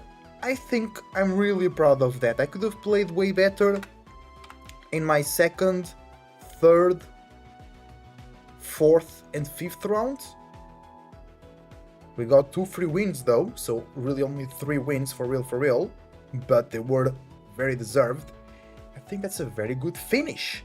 I'm gonna go ahead and finish the stream right now. Tomorrow I'll be here to do a watch along of day 2, and if it doesn't take too long, of the finals of this amazing tournament. I loved playing, I loved talking with you guys that was playing, I loved watching the stream, the main stream, Alex stream, Edu stream. I love checking the meta and what players are playing and whatnot. And tomorrow we'll be back here. Remember to watch my YouTube channel dedicated to Pokemon Champions, as also Pokemon Trainer. On YouTube, leave a like and subscribe, follow the notification bell, use the links down below. On Twitch and Kick, follow the stream, subscribe to the channel. We'll be here tomorrow. Thank you very much for watching. I wish you the best thoughts, ideas, feelings, and emotions. A whole bunch of individuality, creativity, and responsibility as well. Believe in yourself. I'll cheer here for day 2. Yeah, nice, that's really cool. Believe in yourself, believe in all possibilities. Until the next time, keep it cool, keep it healthy. See you then. Thank you for watching, everybody. Melody, have a nice night. You were the sole survivor of 10 hours and 22 minutes of streaming. See you soon. See you tomorrow, chat.